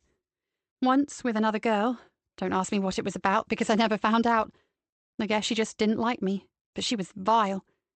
Other than that, no jealous boyfriends, no secret admirers, and all my other mates were great." "And you are sure your stalker is a man?" asked Kat. "Absolutely. The only time I caught a glimpse in the shadows, it was a man's figure that I saw, and I'm pretty sure he had a black scarf over the lower part of his face. Also, once when I sensed he was really close, there was a definite smell of men's aftershave or cologne. Oh, and I could be wrong, but I think I heard him, well, kind of giggle. It was weird and really creepy." Kat indicated to Yvonne that they were done. "You've been really helpful, Sammy." She gave the girl one of her cards. "Ring me any time if you see him, and I'll do my best to get here fast, okay?" The girl looked relieved. I'm just happy that you believe me. Oh, we believe you, said Yvonne emphatically, and we'd like nothing more than to get our hands on him, I promise. Oh, you have no idea how much I'd like that, said Kat to herself. As they drove back to the station, Kat said, How would you feel about joining me in a little stint on Obbo, Vonnie? Purely voluntarily, of course, and in your own time. Yvonne gave her a smile. You read my thoughts, Kat Cullen. And I'm guessing young Sammy is the one you'd like us to observe. Oh, yes, most definitely. I suggest we grab a takeaway after work and find a nice little spot where we can keep a close eye on that little terraced house. Ben is still away on his course, and Byron the cat won't mind. So, are you up for it? Yvonne agreed immediately. What's going on with this creepy guy, Kat? Why target 6 women, maybe more? It doesn't make sense. Most stalkers fixate on a single woman or man, but this feels different. Kat didn't even want to try and work that one out. Yvonne was right. A lovesick admirer pursued the object of his desires. He didn't haunt 6 different women. I guess we'll find out one way or another. She shivered. Suddenly this whole thing felt very sinister. Who knew? Maybe it was just the work of some Fruit Loop kid acting on a dare from his idiot mates. But she feared there was much more to this than they'd suspected. The uncomfortable feeling grew, escalating into real concern, but she kept her anxiety from Yvonne. She glanced at her friend. No need. Yvonne had reached the same conclusion. There was a charged atmosphere about the CID room when they went in. Yvonne immediately noticed that the Sarge was back in his tiny office, and DI Nikki Galena was back in hers, busy talking on the phone. In moments she was out and striding in their direction. Glad you're back, you two. So heads up, we have a situation here and a change in priorities. I need you to shelve the possible stalker inquiry and get yourselves up to speed on an incident that occurred while you were out. Her voice was clipped and urgent. Yvonne stole a swift glance at Kat, who looked as downcast as her. How could they just ditch those terrified women, especially Sammy, the most vulnerable in her estimation? Nikki had evidently picked up on their reaction, for she said, Look, give me 5 minutes. I'm having an emergency meeting, after which I'll explain everything. Then you can tell me why you both look like I've just stolen the last chocolate biscuit on the plate. And with that she turned on her heel and hurried back to her office. Sounds serious, whatever it is, muttered Kat. Now it looks as though our extracurricular activities are going to be even more necessary, doesn't it? Are you still game? Yvonne nodded. Of course. I'm just wondering what's occurred. I'm betting it's something to do with a threatening letter the boss received, concerning several old missing persons cases. Kat gave her friend a resigned smile. If it is, we are definitely going to have to back off our stalker. But on the plus side, doesn't it feel good to have the old status quo back? I wonder who's covering the supers post, though, Yvonne said.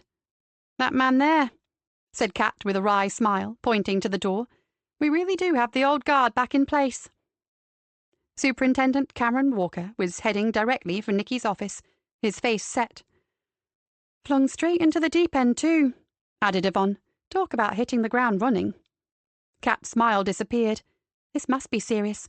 The super wasn't due back for another week or 2. Know what, Vonnie? I don't think we're going to like what the boss has to say. Kat's suspicions were soon proved correct. They watched bemused while the whiteboard slowly filled up with photographs of a young woman called Alexandra Cornfield. Yvonne was used to keeping several things in her mind at once, but she found this hard to take in after their interview with Samantha. Bottom line, as far as she could tell, they had a weirdo playing games with the DI. He had sent her a list of female mispers who had never been found. Number 1 on the list was now a confirmed murder victim, thanks to the letter writer who called himself Oliver. Did that mean that all the others were going to turn up dead too? Nikki was winding up the impromptu meeting. As of now, they were waiting for forensic reports and also watching the post for the expected Part 2 this Oliver person had promised to send. Yvonne noted the anxiety in Nikki's voice when she mentioned Part 2, and she could understand the reason for it. What on earth was this man playing at? Kat, Yvonne, hang on for a moment, please. The others drifted back to their desks, leaving the 3 women standing in front of the whiteboard. Have you found something regarding this stalker that's cause for concern? Nikki asked, because you were obviously reluctant to walk away from it, even for a murder. Kat explained their fears. especially their uneasiness about Samantha Chisholm. Nicky looked pensive. I quite understand your anxiety about this young woman, but the main case has to take precedence.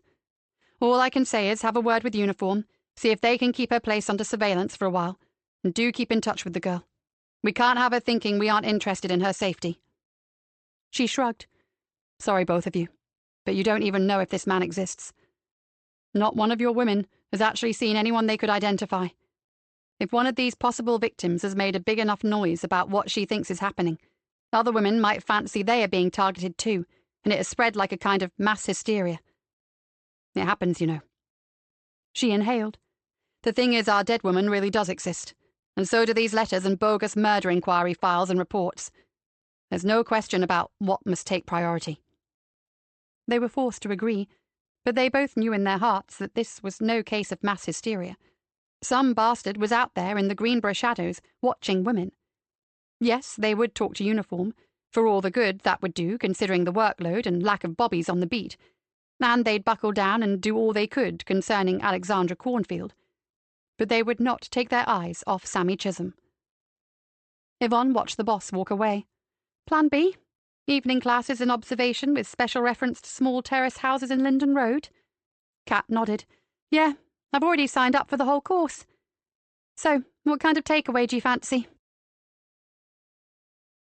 Chapter 6. For several minutes, Chris Tate sat as if mesmerized, staring at the grubby, soil-encrusted watch on his kitchen table. His wife sat across from him, also in silence. She too couldn't seem to take her eyes off it. After a time, she said, There's no doubt, is there? He shook his head dumbly. He'd rubbed hard at the engraved initials and examined them with a magnifying glass.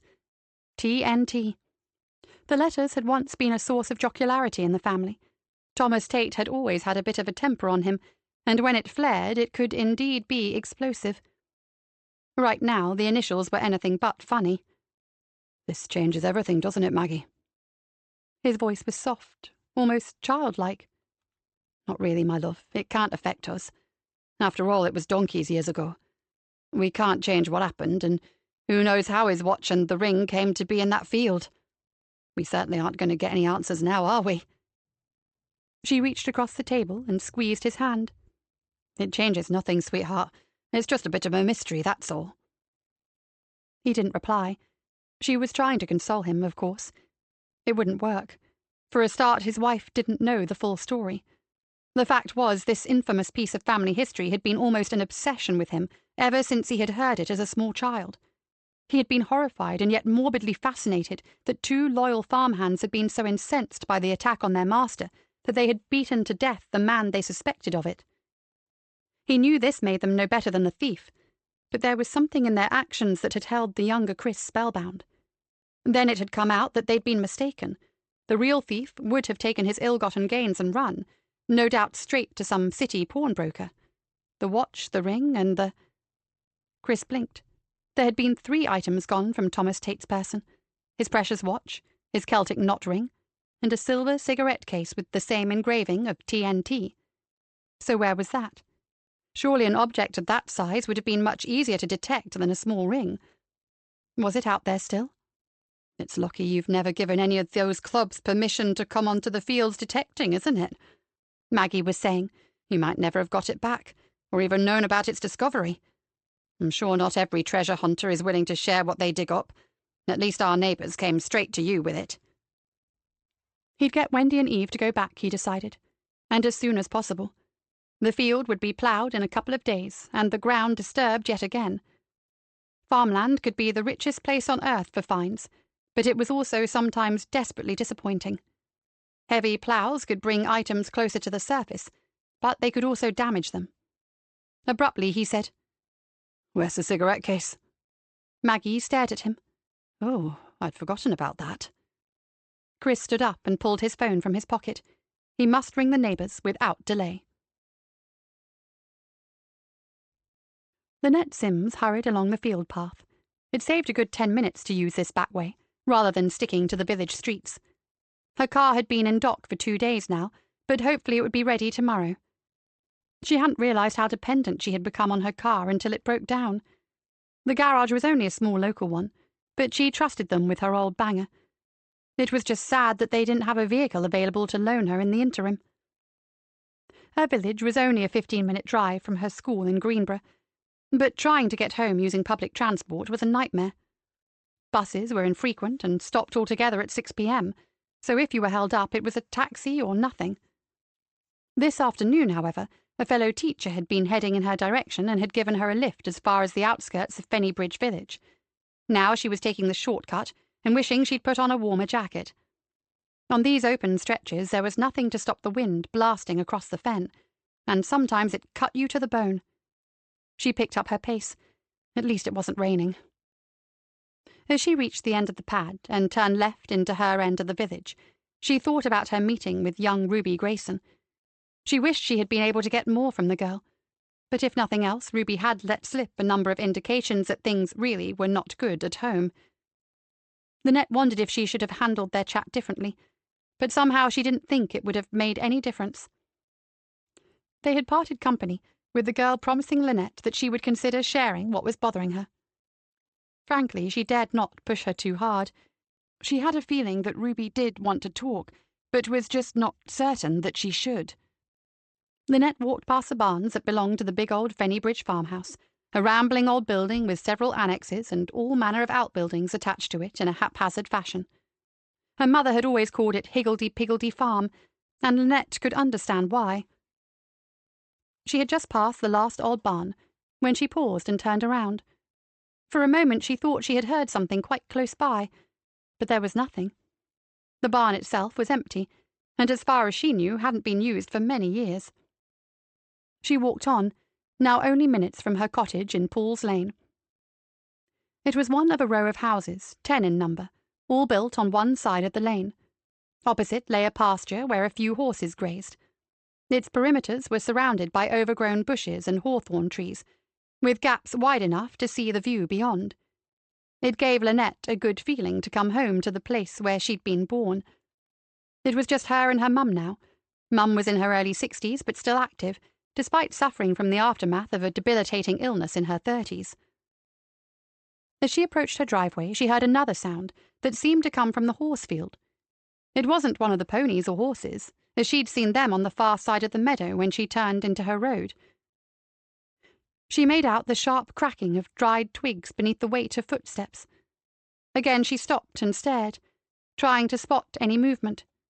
There was none. Lynette shook her head and continued up the drive. It wasn't like her to feel this jumpy. She was obviously a bit wound up over Ruby Grayson. Having a troubled child in your class could be pretty stressful.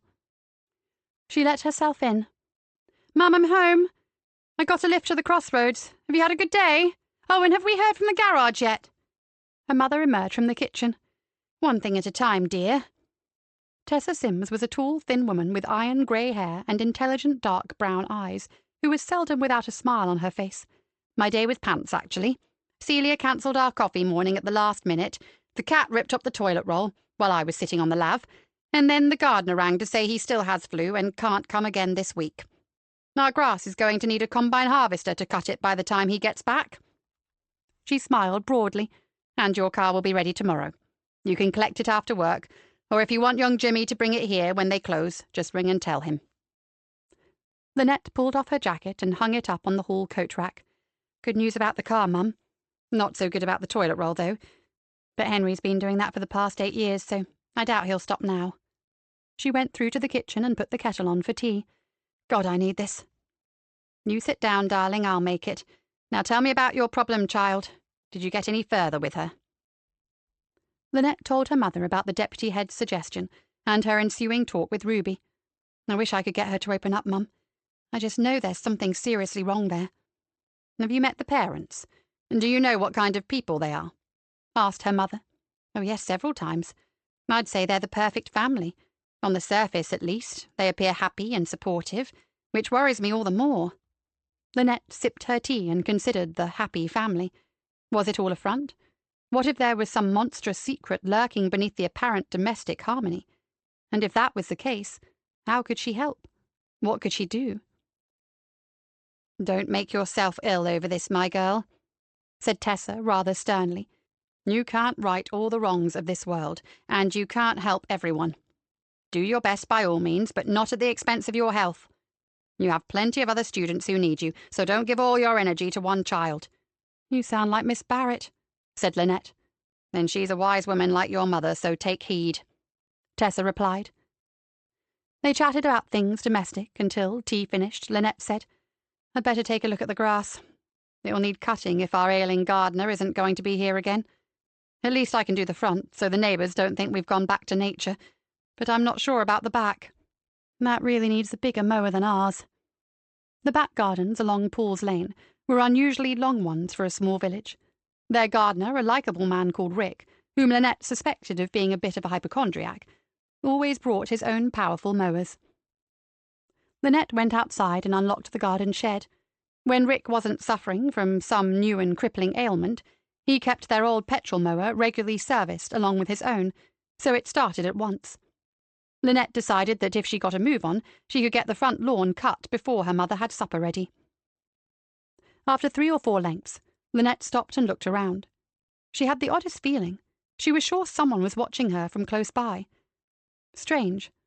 There was no one outside her neighbours' houses. Frowning to herself, she pressed on. A short time later, the uncomfortable feeling returned. Leaving the mower idling, she emptied the cuttings into the garden waste bin, while taking careful stock of the surrounding gardens and the meadow across the road. From where she was, she could see that the horses were still on the far side by the big 5-bar gate, probably waiting for their owner's regular evening visit. It all seemed quiet and peaceful. Even the wind had dropped. Yet that disturbing feeling of being watched persisted. Probably her imagination, but she also thought she heard an odd, stifled giggle coming from somewhere nearby. She finished the lawn in record time, brushed off the mower and locked it away. Then, with one last, anxious glance about her, she hurried indoors.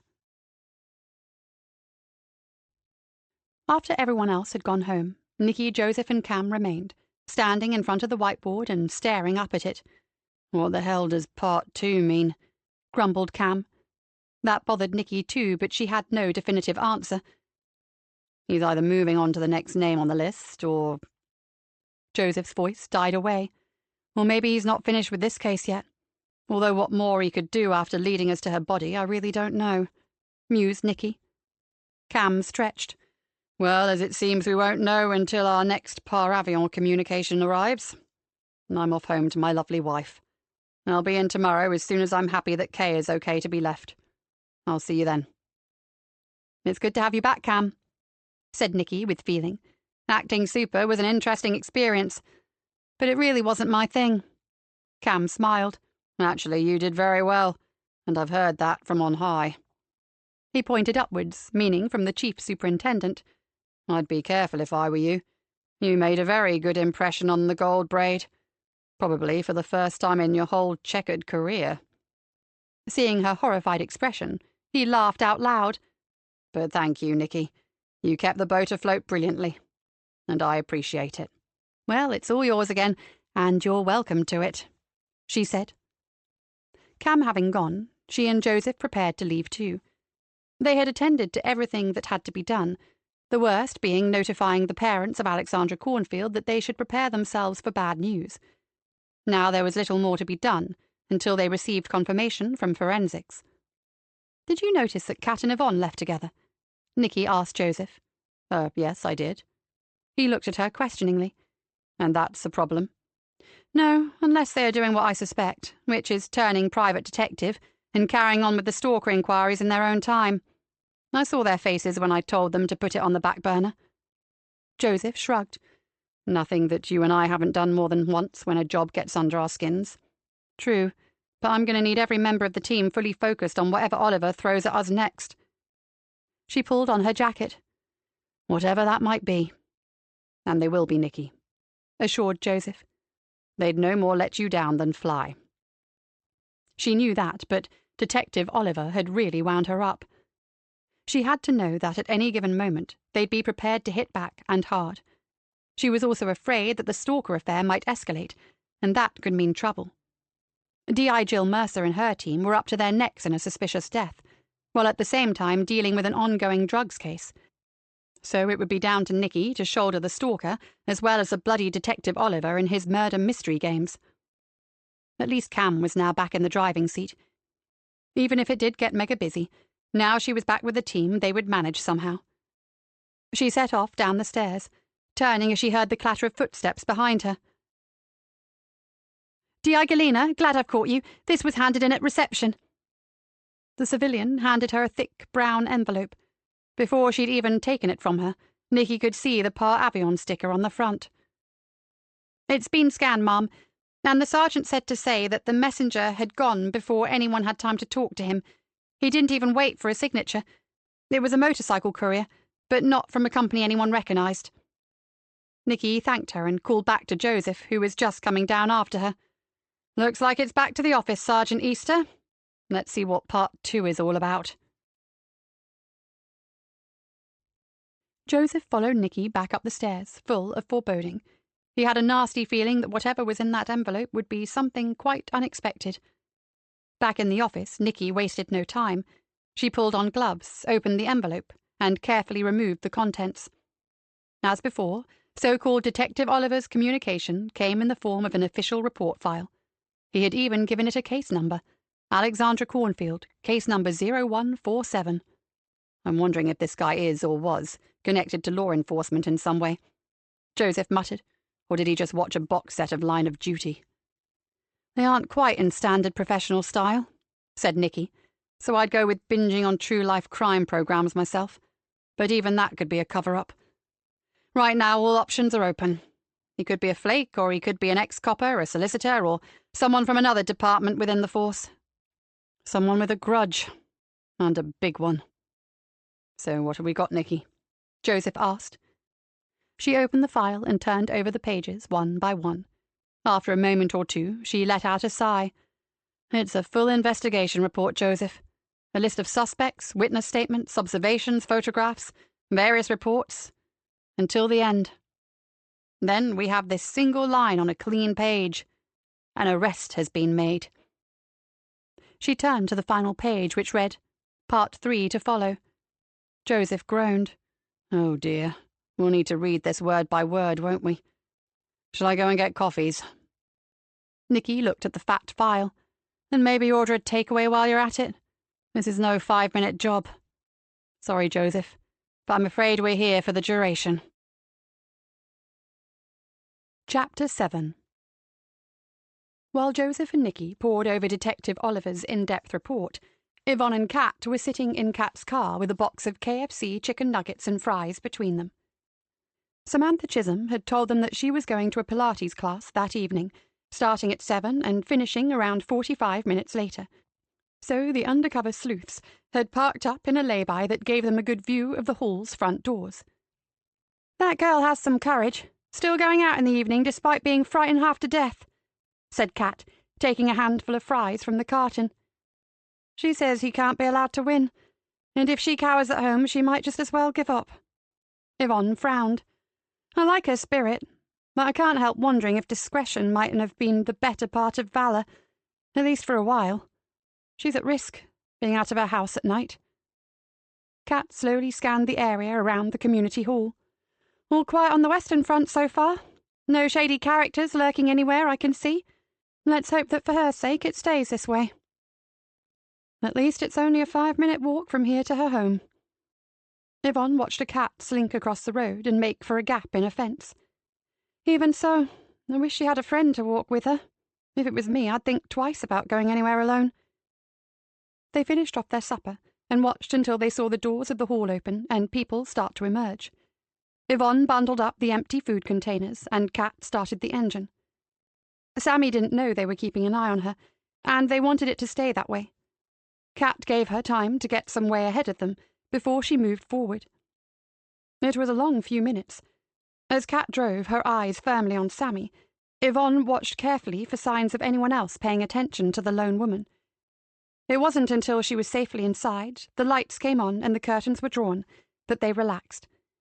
Even so, they parked a little way away and settled down to continue observing the small, inconspicuous terraced house. They stayed watching for another hour, but there was no suspicious activity. "Well, as we have a big case starting up in the morning, we'd better go home and get some shut-eye," said Kat, "or the boss won't be happy. At least I feel better knowing that she's home and locked up for the night." Yvonne gave an anxious sigh. "But this isn't nearly enough, is it, Kat? We can't watch around the clock, and I'm more concerned about this girl than any of the others. I wish she'd go and stay with the great-gran or get someone to move in with her for a while. Surely no matter how many brave words that kid utters, she must be bricking it." "Yeah." Kat turned on the engine. "I feel the same, but frankly, Ronnie, we're scuppered. The boss is right about priorities, and if this weirdo who calls himself Oliver is on some crackpot retribution crusade, the team will be run off its feet." She gave her friend a cheerless grin. "So buckle up, Ronnie, and I'll take you home. We'd better get some sleep while we still can." Nicky and Joseph hardly noticed the hours pass. They barely tasted the food Joseph had brought, so deeply engrossed were they in their files. They were comparing the unofficial document with the original official police investigation into the disappearance of Alexandra Cornfield. Finally, her shoulders aching and her neck stiff, Nicky pushed her chair back. "Enough. My brain can only take so much in. Let's go home, Joseph." Joseph eased his aching neck. "I'm with you there. But it's frightening, isn't it? The similarities, I mean. I can't stop wondering what this man's connection to this case is. What has driven him to go to all this trouble? Producing, single-handedly, I presume, the whole investigation. It's a huge amount of work." Nicky closed the files and put them into her desk drawer, which she locked. Joseph put the remains of their supper in the wastepaper bin. "And I've been wondering what we are actually reading. Was it produced by a professional from somewhere within the world of law and order, or someone outside it with their own twisted agenda?" Some of the jargon he uses convinces me he's a professional. But on the other hand, there's nothing in the presentation that couldn't have been gleaned from watching a TV crime series or scouring the relevant sites on Google." Nicky shook her head in frustration. "All I do know is that he's fingered the one man who was initially suspected of being involved in her disappearance, but later ruled out through lack of evidence. Neil Weldon, Alexandra's uncle, was repeatedly mentioned in the original police inquiry. Then an alibi was established and he was dropped as a suspect." They decided to drive home together, leaving Joseph's car at the station, in order to go over what they had gleaned from Part 2. They would be in early, long before the likelihood of a commanding officer deciding to grace the office with their presence. "And Oliver has disproved that alibi, or says he has," Joseph said. "In any case, we'll be forced to follow it up because we're now looking at murder. I'll be very interested to know if he's right, won't you?" "I certainly will," Nicky said, "though I have a distinct feeling that our Oliver's going to be spot on in his conclusion." Joseph nodded. "I reckon we'll be getting to meet Neil Weldon in the next few days." They were approaching Cloud Fen when Joseph admitted to having a mild case of the heebie-jeebies. "I keep wondering what Part 3 is going to tell us." Nicky slowed as her headlights caught a pair of green eyes in the road ahead. The fox stopped for a second, then disappeared like a wraith in the night. It reminds me of the title of that Agatha Christie novel, 3-Act Tragedy. Whatever the outcome, our case will be a tragedy for someone. They didn't mention the case again until they were lying in bed, neither of them able to sleep. Suddenly Joseph said, "Do you think we should take that single line, the one that said an arrest has been made, figuratively or literally?" Nicky opened her eyes wide. "Literally? You mean bloody Detective Oliver has actually arrested Neil Weldon? Like abducted him?" She took hold of Joseph's arm. "Maybe our first job in the morning should be to find this Weldon," Joseph said, "just in case our bogus detective has gone a step too far." Nicky took a long, slow breath. "I hadn't thought of that before. But you're right, dear Joseph. I now have a horrible feeling we may not be meeting Mr. Weldon as soon as we'd expected." Nicky stared into the dark. Just how far was Detective Oliver prepared to go? And why the hell was he doing all this in the first place? At around 3 in the morning, Mrs. Andrea Smith was returning from answering a call of nature when she heard a cry. She stood on the upstairs landing, frozen to the spot, then ran back into the bedroom calling for her husband. "Jed, I heard it again. Someone's in trouble out there." Jed Smith, having been disturbed by his wife's trip to the bathroom, was already half awake. "Well, I did wonder if I heard something too. You might just be right, love." He got up and went to the window. Andrea joined him, but there was nothing to see. They stood for a long time listening, but all was silent. They heard no more calls of distress that night. This was the third time that Andrea believed she'd heard something. It was time to report it. She made a note of the exact time the cry had rung out and told her husband what she intended to do. "A lot of good that'll do. But ring 'em if it makes you feel better," Jed grunted. "They'll only take action if something serious happens. You know how they are, always shutting the stable door after the horse has bolted."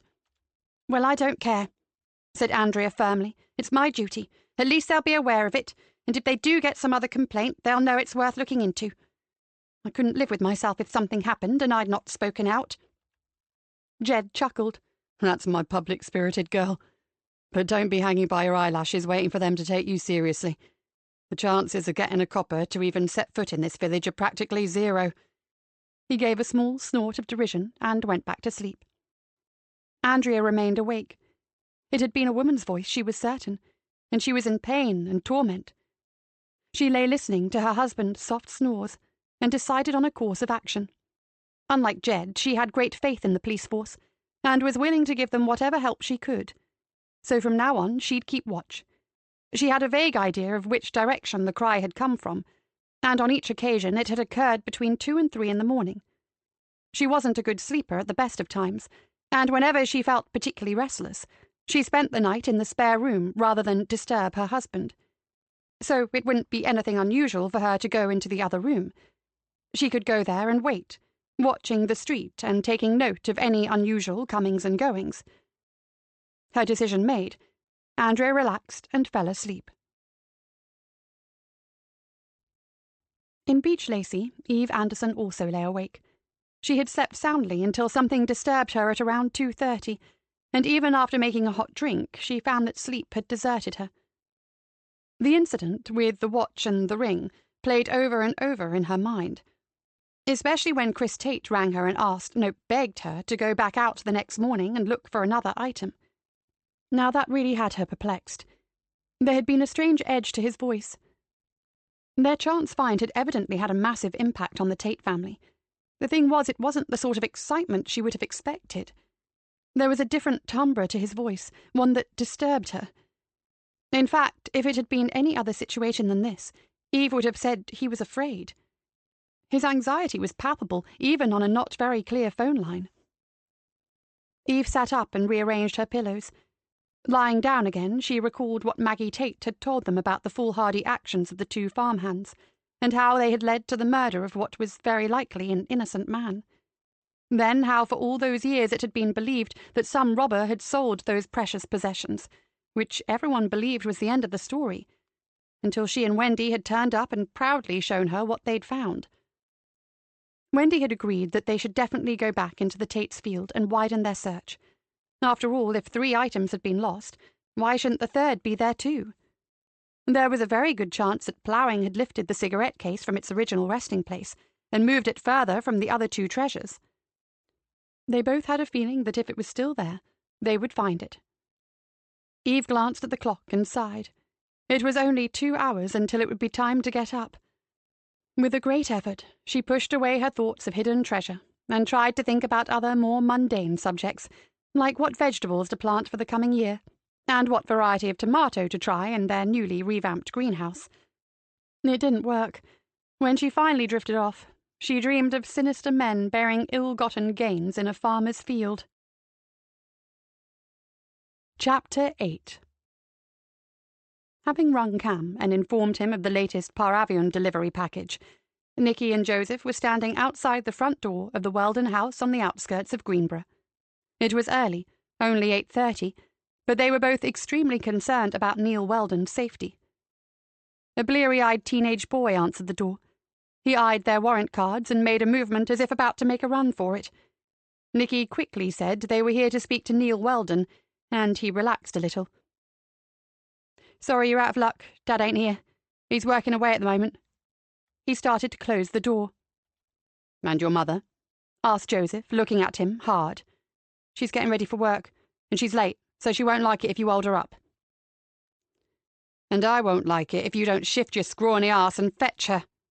growled Nicky, who was in no mood to hear the excuses of some lippy little oik.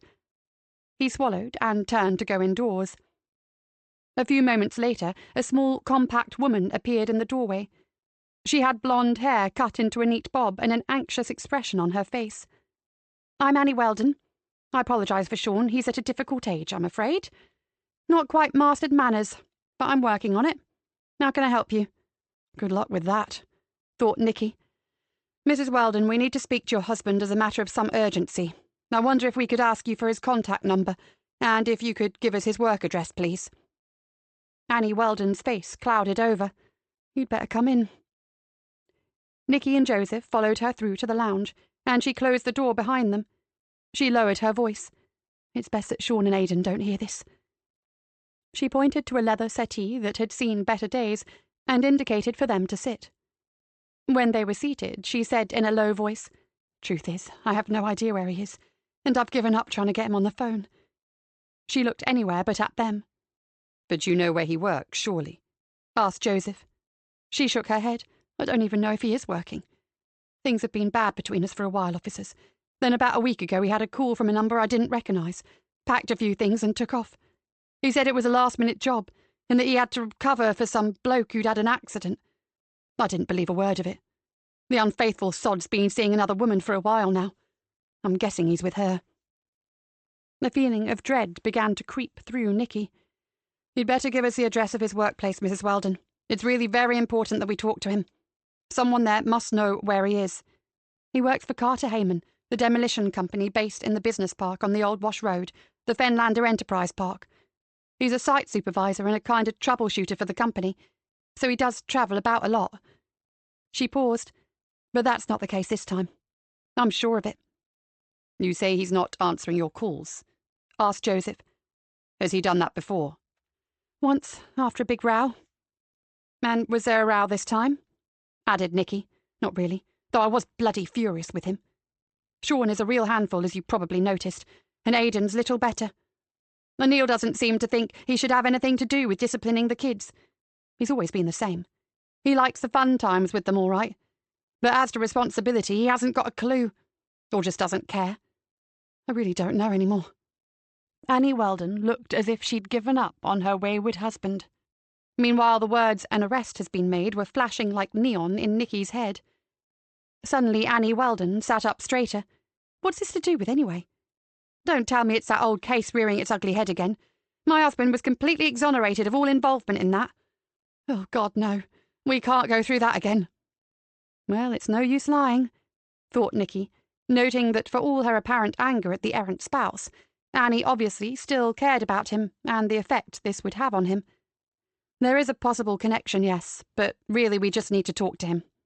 She took a breath. "Well, I might as well tell you. It'll soon be all over the news anyway.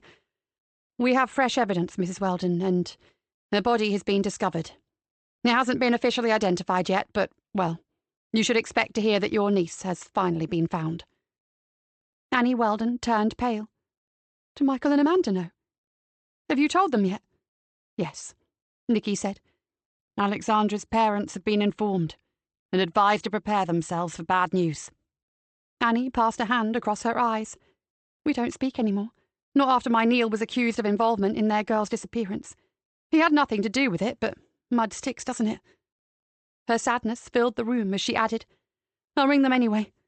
Maybe it will start to heal the rift. I was very fond of them and their company, and I miss them terribly. I can hardly bear to think about what they've had to go through these past years." After waiting a few tactful moments, Joseph took down the address of Carter Heyman along with Neil's mobile number. As soon as they were back in the car, Joseph called the cell phone number. "Not possible to connect you at this time." He pulled a face at Nicky. "I suggest we get straight round to the Enterprise Park." She was already pulling away and heading towards the Old Wash Road. "We've been to the park before, haven't we? Under some rather unpleasant circumstances." Nicky was referring to a fire starter who had once terrorized Greenborough. The business park had been one of his targets. "I hope this visit turns out to be a bit less traumatic than the last one." The receptionist at the demolition company's head office looked somewhat mystified when asked where Neil Weldon was working at present. "I was under the impression that Neil was at home on sick leave. but I'll certainly check for you." She checked on her computer, looked up at Nicky and said, "Yes, back strain. He's been signed off for a fortnight, as from a week ago." "I suppose he doesn't have a work phone, does he? As in a mobile used solely for business?" asked Joseph hopefully. "Only the managers have those now, I'm afraid," said the receptionist. "Cutbacks. I'm so sorry I can't be of more help." Their expressions grim, they headed back to the car. Back at the steering wheel, Nicky said, "So where is he?" She didn't really have to ask. Wherever Detective Oliver was holed up, she was certain they'd find Neil Weldon, incarcerated and under arrest. "I'm wondering if someone knows who the other woman is," said Joseph thoughtfully. "Before we throw up our hands to the fact that Oliver has him, we should check that he really isn't shacked up with a new, companion. The only person I can think of asking is his wife," said Nicky. "Then we should ask her." Joseph nodded at her phone. She grimaced. "I hate to pull rank, Joseph. I mean, you realize I'm only asking you to do it because you are so much more tactful than me." Joseph took his phone from his pocket. "Well, I certainly can't argue with that." Listening to him speak to Annie Weldon, Nicky could only wonder at his sensitivity. Not in a million years could she have dealt with such a delicate matter in that way. He ended the call with a roll of the eyes. "Thanks for that, Di Galena. I really enjoyed it." She smiled smugly. "Needs must and all that, dear Joseph." "So what did you find out?" "She said she believes the woman is the sister of a mate of Neil's. Her name is Fiona. The mate's name is Bruce Millard, and he lives in that new development where the old cinema used to be. Hollywood House, apartment 7. And he works from home. So, shall we pay a call?" Nicky was already moving out of the parking space. Wendy and Eve were back pacing the same field as before, this time more carefully. Sweeping the detector from side to side, they made sure to cover every inch of ground, while Chris and Maggie Tate watched eagerly from the sidelines. After they'd dug up several pieces of junk, Eve was just beginning to wonder if they'd find anything after all, when Wendy called out, "Got something!" Eve hurried over. "It's not deep," Wendy said. "Maybe 5 inches down, or a little more, but it's registering silver. It's not a very strong signal, though. Have you got the pinpointer?" Eve began to dig. Even from a distance, she could feel the tension radiating from the watching Tates. Something she didn't know about or understand seemed to be at stake here. Her trowel struck something hard, but it proved to be much smaller than a cigarette case. "Not what you were expecting, I'm afraid," she called out. "Looks like a coin, or it could be an old medal." She took it from its resting place and brushed off some of the loose soil.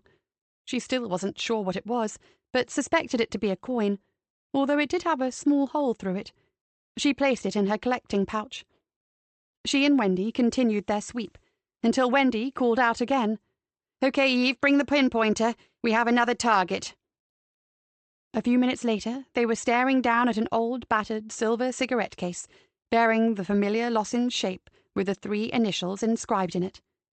Eve lifted it out, wiped off the surface dirt, and tried to prise it open.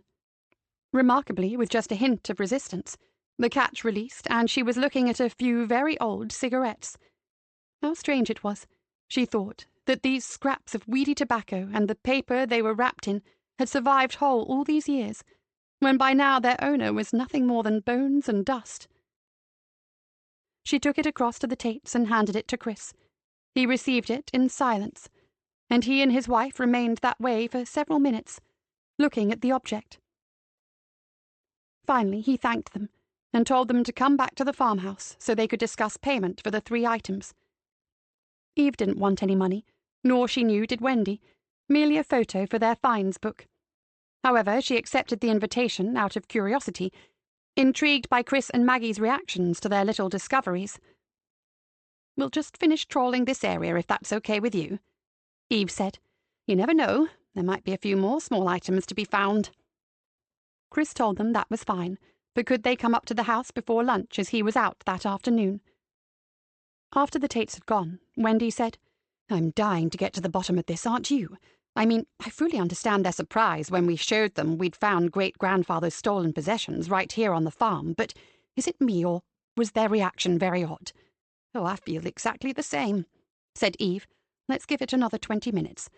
Then we'll go and see what we can find out up at the farmhouse. Are you up to a little bit of digging of a rather different kind?" Wendy's grin stretched from ear to ear. "I certainly am."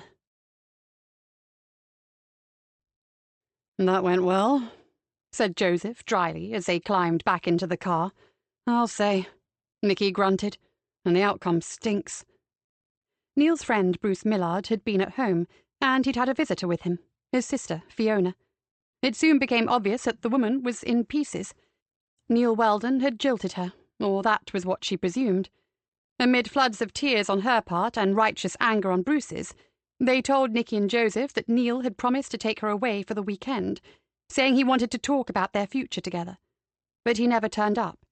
He hadn't rung either. Fiona was convinced that he had returned to his wife and hadn't had the bottle to tell her. "Let's face it, Joseph. Oliver has got him, hasn't he? I can't think of any other reason for his sudden disappearance," Joseph said unhappily. "And as we haven't a clue as to who sodding Detective Oliver is, I can't see how we can find Neil." Frustrated and angry, they drove back to the station. Their only option was to try and trace Neil's movements from when he left home, supposedly to go to work. They had the date and approximate time, and his vehicle registration number. Cameras might well have picked up his car. It wasn't much, but it was something. Even so, it wasn't nearly enough for Nicky, and by the time she entered the car park she was spitting tacks. Once again they were reduced to waiting to hear word from this bloody sham detective, and Nicky wasn't good at patience. "Look, Nicky." Joseph pointed towards the door. "Kat and Yvonne are in a hurry. I wonder what they're up to." The two women were running towards a parked police car. Joseph called out. They immediately changed course, and Nicky saw relief on Kat's face. "Thank goodness you're back, boss," Kat exclaimed. "We have an IC1, white European male found dead, possibly strangled. A court usher on his way to a hearing came across him at the back of the county court building." "Jump in, you two. Let's see what we have." Nicky tried to keep her voice even, but her sharp mind had immediately made the connection. A body found at the court. She hoped she was wrong, but instinct told her that Oliver had gone beyond the role of detective. They were about to finally meet Neil Weldon. A swift glance at Nicky was enough to tell Joseph that she had reached the same conclusion as him. While she drove, he kept seeing that list of missing girls. Was this horrible scenario to be played out time and again until the last girl had been unearthed? What in hell's name was this avenging angel's mission? And what was the reason for it? There was a simple explanation, and as far as Joseph could see, it ticked all the boxes. Oliver was a serial killer, and he was bitterly disappointed that his work had never accorded him the notoriety that he craved. Oliver was making sure that the media couldn't ignore his handiwork this time. He was going to hand it to them on a plate, and in doing so make the police, Nicky in particular, look like incompetent fools. Well, if that were the case, he, Joseph, would personally take this psycho down. And in doing so he'd make sure that the world saw him as anything but righteous. They must prove him to be a callous scumbag of a killer. Very much not an enigmatic Bundy-type celebrity. This was no ordinary case. The public's faith in the police was at stake. Oliver was right. The police had failed Alexandra, and he was playing on that. The public needed to believe that the police force didn't give up. They pursued an injustice until they were able to provide answers and bring the guilty to book. Just that it wasn't easy when their opponent held all the aces. At the courthouse, they made their way through the police cordon. Joseph realized he was holding his breath. Would it be Neil Weldon? He swallowed hard. Silently, Kat handed Nicky her phone, on which she had a photograph of Neil Weldon, lifted from the police files. Nicky passed it to Joseph, who saw a clean-shaven man with short brown hair and strong, even teeth. They pulled on protective suits and approached the body. At the back of the court staff car parking area, the lifeless form of a man lay half-turned away. Joseph sighed. If Neil had meant to leave his new love, he certainly wasn't going back. There was no doubt that the dead man at their feet was Neil Weldon. Nicky was looking at the corpse thoughtfully. "I know we're supposed to wait for forensics, but I can see the corner of an envelope sticking out from under his jacket. I need to know what it says." She looked hard at Joseph. "Avert your eyes if you think I'm out of line. This bit of rule-breaking is down to me." He shook his head. "No, I want to know just as much as you do. When she was sure no one was looking, Nicky quickly slid the familiar envelope out from its hiding place. As expected, it bore the usual airmail sticker. Again, it was addressed to Nicky, but this time it was unsealed. She took out the thin sheet of paper and read. As your failure rate is so high, I took the liberty of bypassing the system, one that would no doubt have failed to bring about real justice anyway, and have brought the investigation to a satisfactory conclusion. The case is closed. Joseph felt a shiver run down his spine. It was far from closed. The truth was, this was just the beginning. Chapter 9. Nicky went in person to break the news to Annie Weldon, and to ask if she would be able to make the identification. Annie had rung her sister, who lived nearby, so she could go with her for support. Now they had a formal ID, and another murder investigation was underway. They were now officially hunting Oliver. A second whiteboard was put up in the CID room with the photograph of Neil Weldon at the top. We've had a call from Professor Rory Wilkinson, Ma'am. Zena Gardner, Nicky's own office manager, handed her a memo.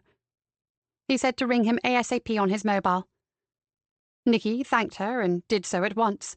Ah, my dear Detective Inspector, I have a positive plethora of news for you about your long-dead girl, and now you throw this at me. A real-life courtroom drama, well, almost, as it's in the car park, complete with sentence carried out. May I beg you to please meet me at the morgue in an hour? I'll be back by then, and, as a little incentive, I'll send Cardiff out for proper coffee. Nicky hated the morgue, but needed the information. As long as there's coffee. Excellent. See you then. She ended the call and saw Joseph approaching her. His expression was strained. You've just spoken to Fiona Millard, haven't you? I rang Neil's friend Bruce's number, and Fiona was still there. He said. He asked me to tell her about Neil. So I had little option. She wants to see the body, but I explained that it wasn't possible. God, I hate it when these things get messy. And it's not our fault if he played away, said Nicky grimly. But it still comes down to us to make all the right noises when things go tits up. Anyway, this should cheer you up. Rory wants to see us at the morgue in an hour's time. Joseph visibly brightened. Seeing his expression, Nicky couldn't help wondering what their chosen profession was doing to them when a trip to the morgue was a source of cheer. Good, Joseph said. That gives me time to make sure all the right people are notified of Neil's last journey from his home. It's imperative that we find his car and track it. And I need to update Cam about this morning's discovery, she said. See you back here in 40 minutes. She wasn't sure if it was because she felt particularly edgy about Ruby Grayson, or because there was a full moon tonight, but Lynette Simms's class had behaved appallingly all morning. It was a huge relief to get away from them in the lunch hour. Then on her return, she glanced into the girls' locker room and saw Ruby sitting alone. Her shoulders were hunched, and she gave the distinct impression that she had been crying. Lynette's heart sank. With a soft knock on the door to let the girl know she was there, she went in and sat down next to her. I really think it's time you and I had a proper talk, Ruby. You know you can speak freely to me, and if I can help, I will. No one can help, Ruby said in a listless whisper. That's not right, Ruby. It might seem that way now, but if you share your problem, whatever it is, I can help you, and if I can't, I'll find someone who can. She sat quietly for a moment, waiting. Please, Ruby, don't try to shoulder things alone. I can't talk about it, miss. It's family stuff, and I shouldn't talk to other people about family stuff. The girl sniffed. Is someone hurting you, Ruby? I really have to know. She shook her head. No, it's not me. For a moment, Lynette was certain Ruby was going to open up, but abruptly the girl stood up. I have to go. Lynette was left alone in the locker room. Well, if Ruby wasn't being hurt, who was? Someone was. Someone in the Grayson family was in trouble, and Ruby knew about it. She just had to get the girl to share what she knew. She had a few minutes before afternoon classes were due to begin, just enough time to have a quick word with Miss Barrett. Lynette hurried through the gathering groups of students towards the deputy head's office. Luckily, Miss Barrett was alone. Standing in front of the desk, Lynette told her what had happened. D. Barrett considered for a moment or two, and then nodded slowly. Perhaps it's time to reconsider how we approach this, Lynette. Leave it with me and I'll have a think about what's the best way to proceed. Come back after school finishes, if you'd be so kind. Lynette felt easier having shared her concern. Not that she'd let it go. She felt a deep personal responsibility for her young and hitherto most promising student. Come hell or high water, Lynette Sims was not going to let Ruby Grayson down. Looking at her phone, Dina Barrett had noticed a breaking news flash regarding the discovery of a body at a deserted farm on Blackstone Fen. They were awaiting a statement from the police, but early indicators pointed to the deceased being Alexandra Cornfield, a young woman who had disappeared several years ago. Dina couldn't help feeling a stab of irritation. It was a terrible thing, of course, but the timing was not exactly helpful.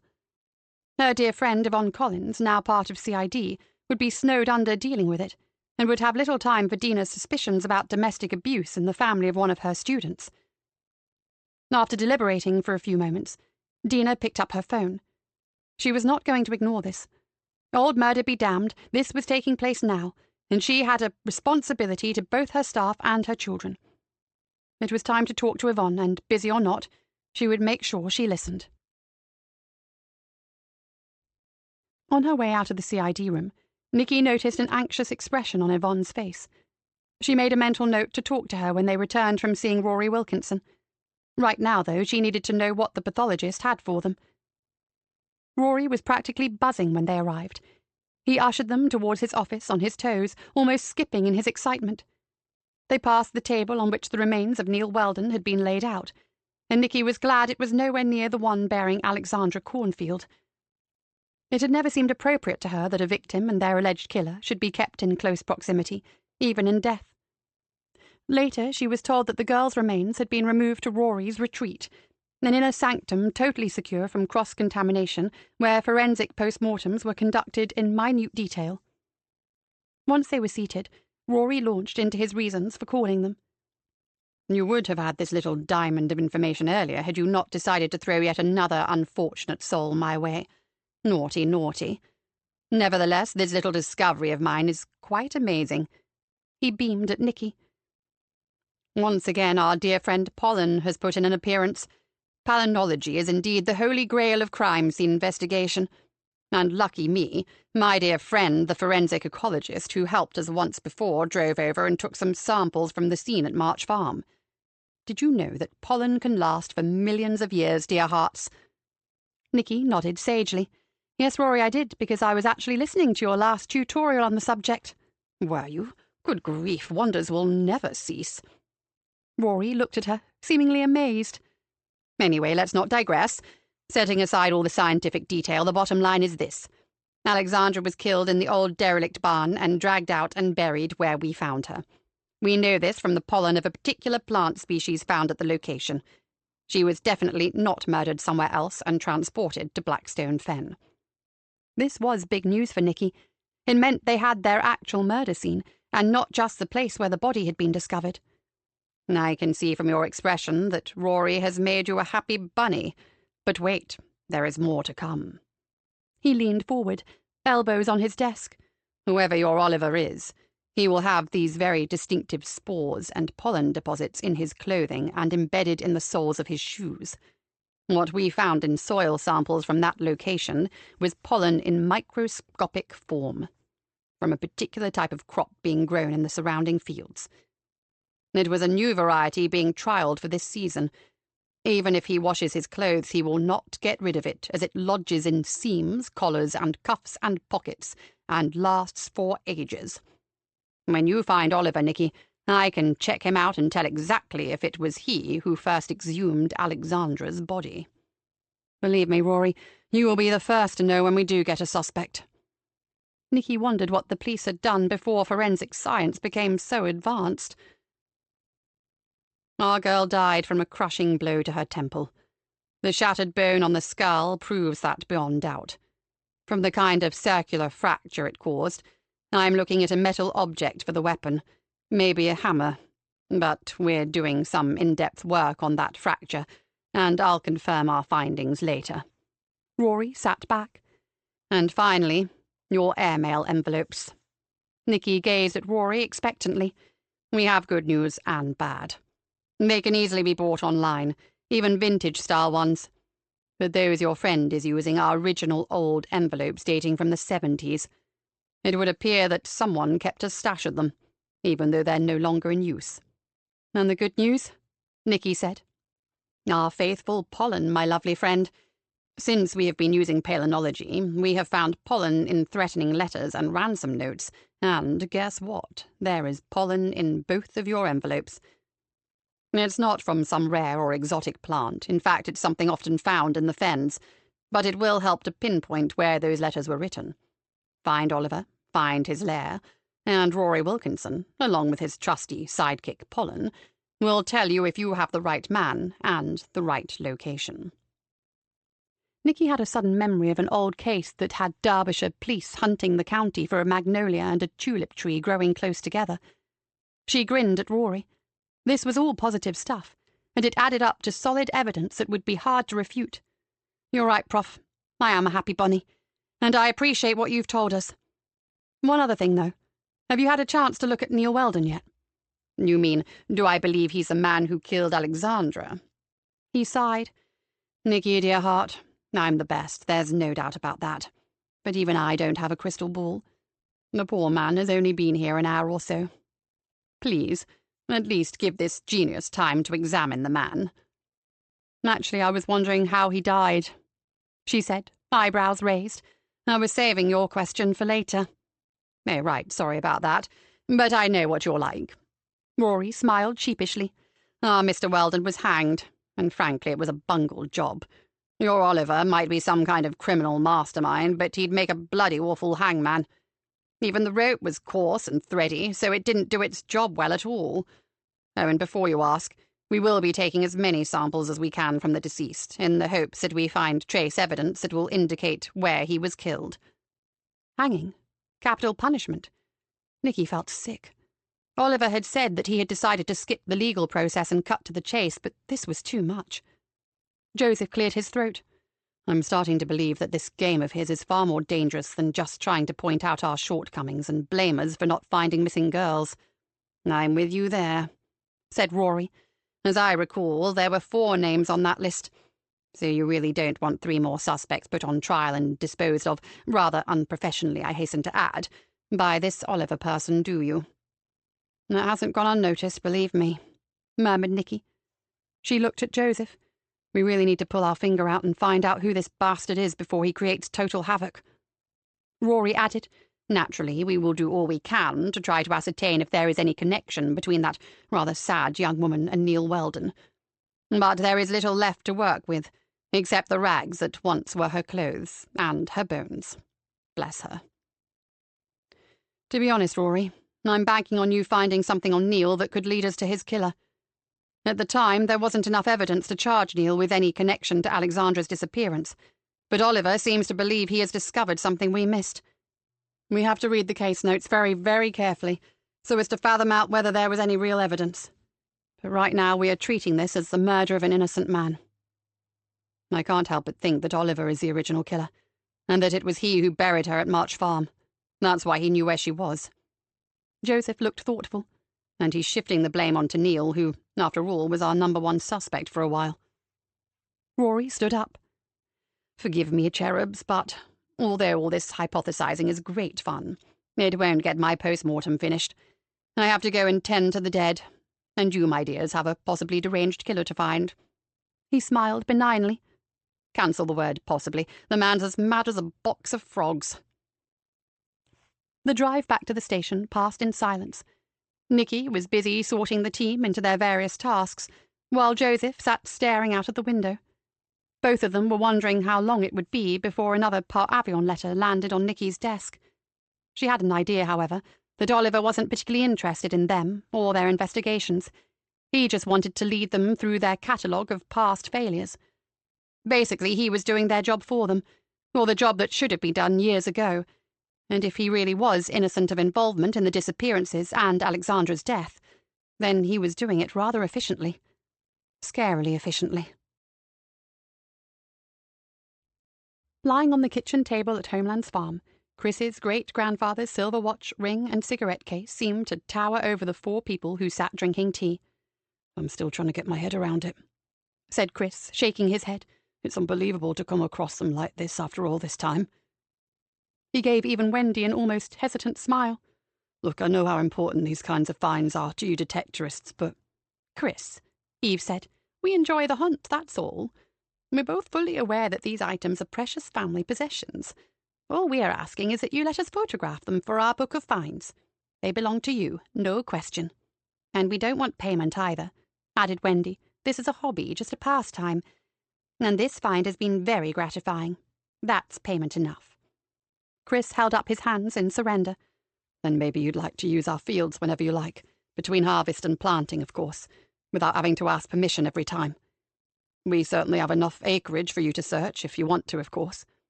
Eve's eyes lit up. "That's very kind of you, Chris. We'd love to accept your offer."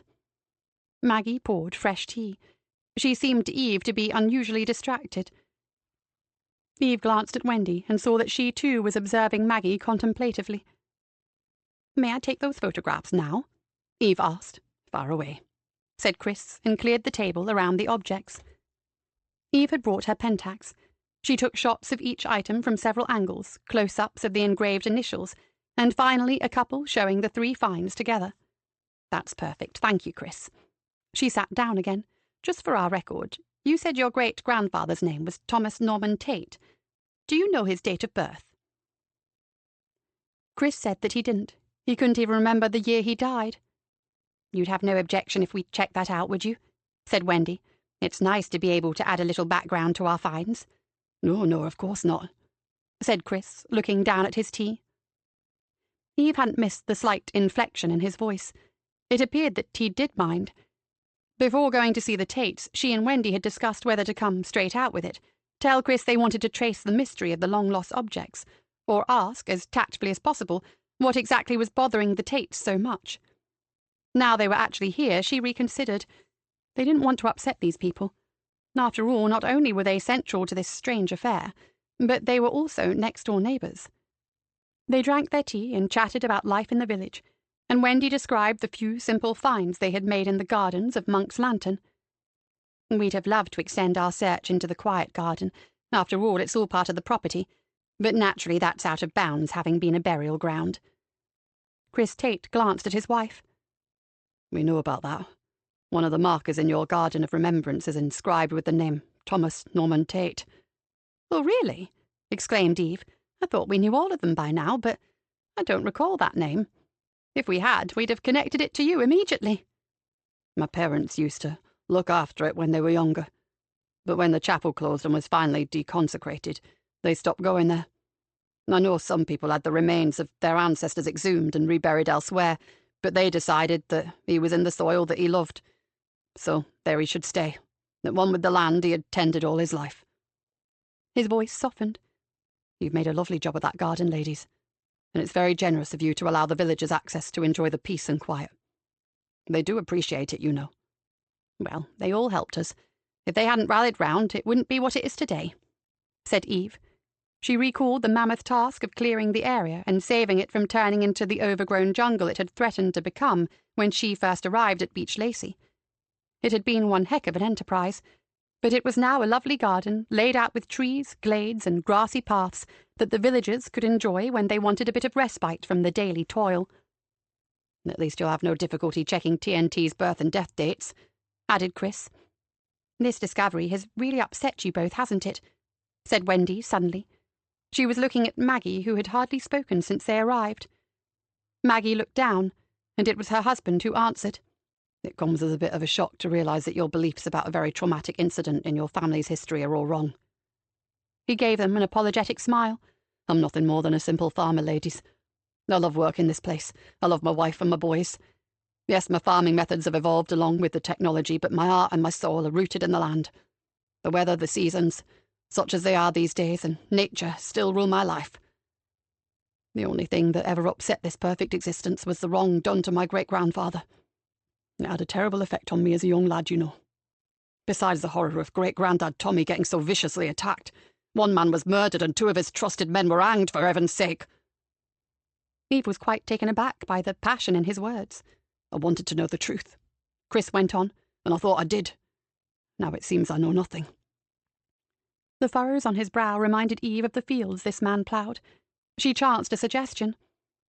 Chris, what if we could help? We have time on our hands. We could take a look at what happened all those years ago. There are always records if you know where to look for them. You never know, maybe we could find you some answers." Chris hesitated. "I very much doubt that you'd find more than I did, and I'd hate to waste your precious time, but I suppose if you wanted to—" He left the sentence unfinished. They left soon after that, hoping to get away before he changed his mind. They thanked the Tates both for the tea and the generous offer of using the fields for their detecting, and hurried off. They spoke little on the way home, both occupied with thoughts of their new project. Wendy grinned at Eve as they let themselves into their chapel home. "Here we go again, my friend." "Back into the past," added Eve, "but I think it'd be a good idea if we didn't mention it to my daughter." "Agreed," said Wendy fervently. "I don't have a death wish." Back at the farm, Maggie Tate stood, arms folded, and stared at her husband. "You oughtn't to have said that." "No, what shouldn't I have said?" He bit back. "If I'd refused, they'd only have wondered why. Anyway, look how long I spent searching. Hours, wasn't it? All for nothing." He sighed and then went to cajole his wife back into her customary good humour. "What can two little old biddies find that I couldn't? If they want to waste their time, let 'em." He was about to say that they probably didn't even have any computer skills other than playing solitaire or Sudoku, but he remembered the complicated camera that Eve had handled so skillfully and closed his mouth. Maggie softened, but still didn't look too convinced. "I just think they should leave well alone." "Oh, honey, they'll soon give up on it, don't you worry. It's time-consuming and boring, and all you get are dead ends. Before you know it, they'll be back here drinking our tea and telling us they're sorry, but they hit a brick wall. You'll see." At the back of his mind, however, a niggling doubt remained. Did he really believe his own words? He wasn't sure at all. Chapter 10. Oliver felt as though he had embarked on the biggest roller-coaster ride of his life. Having launched his machine, it was gaining momentum with every passing minute. It was a fast, scary ride, but he had it under control. Events were unfolding exactly as planned. He sat in his study with the day's schedule clasped tightly in his hand. He had no way of knowing exactly how long it would take the authorities to react to his revelations, but he had a good idea. By now they'd be giving them priority, pulling as much manpower as they could muster off their other cases to concentrate on him. But they could only progress according to the schedule he had laid down. He was in charge of this operation, not the revered D.I. Galena. He chuckled to himself. How she must hate it. For someone like her, there was nothing worse than not being in control. He could imagine her chagrin at having to sit and wait for his every new move. He had been planning his campaign for many years. The groundwork he had covered in that time, the discoveries he had made, were little short of miraculous. Just think, he had no facilities, no forensic department on tap, no IT unit ready and waiting, and not a soul to discuss his findings with. He had no team, no foreigning sergeant to share the load. He was utterly alone. Alone. He stared at the schedule, wondering why it looked a little out of focus. It couldn't be tears. He never cried. Not since... Oliver mentally shook himself. This would not do. "Right," he muttered to himself. "Moving on to this afternoon." The CID room was buzzing with activity. Nicky had called upon all available personnel to try and trace Neil Weldon's last movements, to discover the identity of Oliver and whether his claims might actually be valid. Cam Walker was in, apparently firing on all cylinders, galvanizing the troops and bringing in extra help where possible.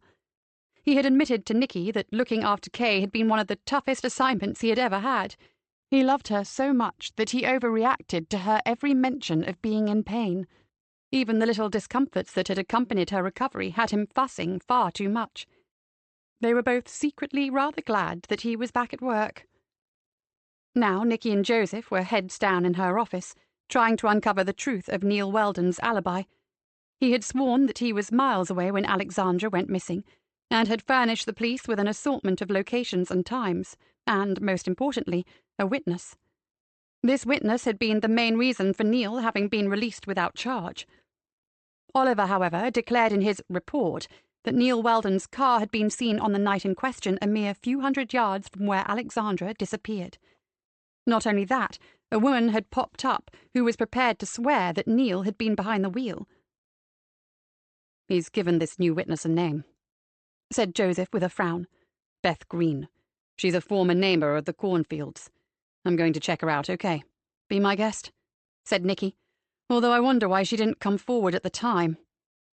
Oliver says in his statement that she'd been working away and was only home recently for a brief visit before going back to her job down south. She needs checking no matter what, even if it's just to confirm her existence. As yet, we have no idea if this whole thing is one huge fabrication concocted by a psycho." "Absolutely," said Nicky, "and I'm going to look deeper into the original witness's background. From reading the statements, I'm not sure that they checked this man very thoroughly. It looks as if as soon as the alibi was confirmed, it was accepted as gospel. I'm not saying it was sloppy policing, but I can't see too much in the way of follow-up." She stopped. "That reminds me, I've managed to contact Chief Superintendent Jim Summers from Fenfleet, and he's coming over in about an hour's time. He's very anxious to help us." "Excellent. First-hand info from someone who was there at the time will be invaluable. Can I sit in?" Nicky smiled. "Of course you can. I'm anxious that you do. You might have some questions for him that I hadn't thought of." Joseph stood up. "Then I'll go and find out all I can about Beth Green." After he had gone, Nicky looked up the name of the original witness, Arnold Stone. He had been a workman employed by subcontractors on one of the demolition jobs that Neil Weldon had been supervising. He had stated that his brother had been a night security officer at the site where they'd been working, and at around 9 on the night in question, he had stopped by to talk to him about something. He swore that he had seen and spoken to Mr. Weldon at around 9:15, and that Mr. Weldon had told him he had come back for his briefcase, which he'd mistakenly left in the site office. He had only realized it was missing when he got home, but as he wasn't going to be at the site the following day, he'd had no choice but to go back and retrieve it. This was the story that Neil had given the police, and Stone's corroboration had been accepted. Nicky found the home address for Arnold Stone, which was in Fenchester, not a million miles away. The thing was, did he still live there? 10 years had gone by, and the man could be anywhere. She looked at the contact details and picked up the phone. The voice that answered was guarded. Yes, Mr. Stone still lived at this address, but he was very poorly and couldn't speak to her. Nicky felt her hackles rise. Something about that voice gave her a distinct impression that she was in fact talking to Arnold Stone himself. "Who am I speaking to?" she asked, rather more curtly than she'd intended. "I'm his cousin. I look after him. As I said, he's too ill to speak to you. I'm sorry." Nicky stared at the phone. The man had hung up. She glanced at the clock. There wasn't enough time to get to Fenchester and back before Jim Summers arrived, but someone needed to check the veracity of Stone's supposed illness. Nicky went out into the CID room and looked around. Everyone was busy, on the phone or staring intently at their screens. Oh well, she'd just have to go herself after they'd spoken to the chief super. She was starting to worry that bloody Oliver might have been right about that alibi. She went over the statement again and found nothing to corroborate it. Maybe Jim would be able to shed some light on all this. "I've tracked down the woman in Oliver's report." Joseph was standing in the doorway. "I've just spoken to her. She's now living in Kent, but she told me a very interesting story." She beckoned him in. "Tell me." "Turns out she received a call a short while back from a detective called Oliver from CID. He raised an eyebrow. This Oliver told her they were following up new leads in the case of the disappearance of Alexandra Cornfield, and he had been led to believe that Beth might have been in the area on a certain date in January. She said that he sounded very kind and had apologized for contacting her after all this time, but in a new attempt to find answers, he was speaking to old neighbors and hunting down people who lived in the vicinity of where the girl went missing." Joseph glanced at his sheet of notes. "He told her that her mother had mentioned that Beth had been staying with her for a family New Year's Day get-together, but had returned to the south before the police could question her." Joseph looked back at Nicky. "Beth was never interviewed, Nicky. and when her parents rang and told her what had happened, they only asked if she might have seen Alex, not anyone connected to the family. She only remembered seeing Neil in his car when Oliver asked her about him by name. Did she sound believable? Asked Nicky dubiously. After all, it's a whole lot of years after the event. How on earth could she recall who she saw and when? Beth told me that it had been a bit of an emotional visit for her. She hadn't been working away from home long, and her job had just been made permanent, so she was actually leaving home for good. That night she was on her way to say goodbye to her two dearest friends, and seeing Neil Weldon reminded her that she needed to call in and see Alexandra before she set off the following morning. As it was, she was running late and left without seeing her. By the time news of the disappearance broke, she was gone. Joseph looked up from his notes. I believe her, Nicky. She was definitely on the level. Well, said Nicky, I'm feeling the complete opposite about Mr. Arnold Stone. I'm planning to make a surprise visit as soon as we've spoken to Jim Summers.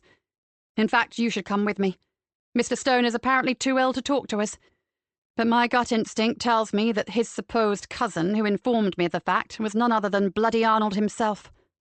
Well, if Beth Green is telling the truth about when and where she saw Neil, your Arnold definitely was lying. Joseph frowned. Perjury carries a hefty sentence. He's probably shitting himself right now. And don't forget, like Beth, he might also have had a call from D.I. sodding Oliver, and that might well have put the fear of God in him. She put some papers around on her desk until she found the relevant notes. He says, and I quote, Stone should have been marked up as an unreliable witness. Further investigation would most likely have shown him to have numerous gambling debts, and that he would have been more than capable of lying if the reward was high enough. Nicky threw the paper back on the desk. Something else to ask Jim about. Joseph looked pensive. Didn't the cornfield investigation have a bit of a reputation? It's not one I'm familiar with, but if Oliver really is coughing up reliable alternative evidence, it doesn't sound too good, does it? You mean was it a total shambles? I hate to say it, but that's the word on the street. I've only spoken to 2 uniforms who had some minor dealings with the case, but they both used the same word for it. Cock-up. Joseph grunted. Then it's going to be a rather difficult conversation with Jim Summers. He was the SIO, wasn't he? Jim's a good bloke. Even a good officer can find himself embroiled in a messy case that doesn't have a good outcome. She gave a humourless laugh. But fear not, I won't castigate the man without just cause. After all, he's a chief superintendent, and I value my new shiny reputation among the higher echelons. She chuckled. Frankly, I couldn't give a flying... Got the message. Joseph glanced behind him towards the door. And here's your visitor. He's just walked into the CID room. Chief Superintendent Jim Summers was a big man in all respects, tall, more than a little overweight, with a thatch of greying brown hair and dark, perceptive eyes. He also had a ready smile and friendly manner, unless you were on the wrong side of the law. Jim Summers had a reputation for coming down hard on criminals, and it was often whispered that it was probably a good thing that he wasn't in place back in the 70s, as quite a few villains might have sustained some nasty bruises during their time in his holding cell. Nicky introduced Joseph and asked her manager to organise some tea or coffee for their visitor. Pleasantries over, Jim sat down opposite her and took a deep breath. Nasty business, or so I gather. The way that lass's body was discovered wasn't exactly textbook, was it? Nicky gave him the whole story, from the first airmail missives to the killing of Neil Weldon. While he listened, Jim's face grew more and more stony. I'll admit it to you two. It was a bastard of a case. If anything could go wrong, it did. It's not an excuse, just a statement of fact, but we were so short-staffed our situation would have been farcical if that lass hadn't gone missing when she did. I'd lost 2 good officers when that case broke, my best detectives. We did our damnedest to find her, but it was as if the whole investigation was jinxed. Evidence went missing, statements were incorrectly taken. He threw up his hands. If anyone tells you it was a screw-up, you should believe them. So we did fail her, thought Nicky gloomily. Sodding Oliver was right about that. The thing is, continued Jim, if there's now anything I can do to help, I'd like to do it. That case has haunted me, and if there's a chance of putting something right, I'd be glad of it, even just for my own conscience's sake. He sighed. Even at the time, I had a lot of reservations about some of the suspects, and we always believed that Alexandra had been abducted and murdered. We never wanted to give up on it. But after Neil Weldon came forward with an alibi, our trail petered out. Can we ask you about that witness, sir? Nicky said. Was there any suspicion that Arnold Stone might have been lying? Jim Summers frowned. No, he seemed perfectly legitimate. He was checked out and his story validated. We confirmed that his brother was on security duty at the site, and he verified that Arnold had called to see him that night. And did the brother see Neil too? Asked Joseph. No, but he said that Arnold had told him Neil Weldon had come back for a briefcase that he'd left behind. Jim's frown deepened. Don't tell me you think Stone lied to give Neil a false alibi. Nicky handed him Oliver's report, the suggestion about Stone's gambling highlighted. Our bogus detective believes Stone perjured himself for a hefty payment. As I'm sure you understand, sir, we are obliged to check everything he says, so I rang him. I was given the brush-off by someone who said Stone was too ill to talk to me. I'm sure it was Stone speaking. He's going to get a visit later today, and I intend to do some pretty in-depth checks on his background. I'd like to come with you, if I may. Nicky was somewhat taken aback, but she nodded. Of course, sir. Joseph and I were going to leave as soon as we'd finished here, if that suits you. Certainly. I've arranged with DCI Charlie Anders to cover for me for a while. She'll notify me of anything urgent that needs my attention. Meanwhile, I need to try and rectify our mistakes of 10 years ago. He hesitated. So long as you don't think I'm interfering. This is your case, Nicky. Treat me like a consultant. And I'm still perfectly capable of doing legwork or chasing up old records. I'm hardly going to turn down expert help, sir. We'd be very grateful for your input and your assistance. Nicky meant it. She was already calculating that another pair of hands, even if they did belong to a chief super, might give Yvonne Collins a bit of leeway to keep an eye on her stalker. Both Yvonne and Kat were seriously worried about one of the possible victims, and it would be foolish to ignore the concerns of two respected officers. Then I'll go and have a quick chat with your Cameron Walker, and make sure he knows this isn't a takeover bid by Fenfleet. He gave a booming laugh. Can I just ask what your personal opinion of Neil Weldon was? Joseph said. I thought he was guilty as hell. Sadly, I had no proof.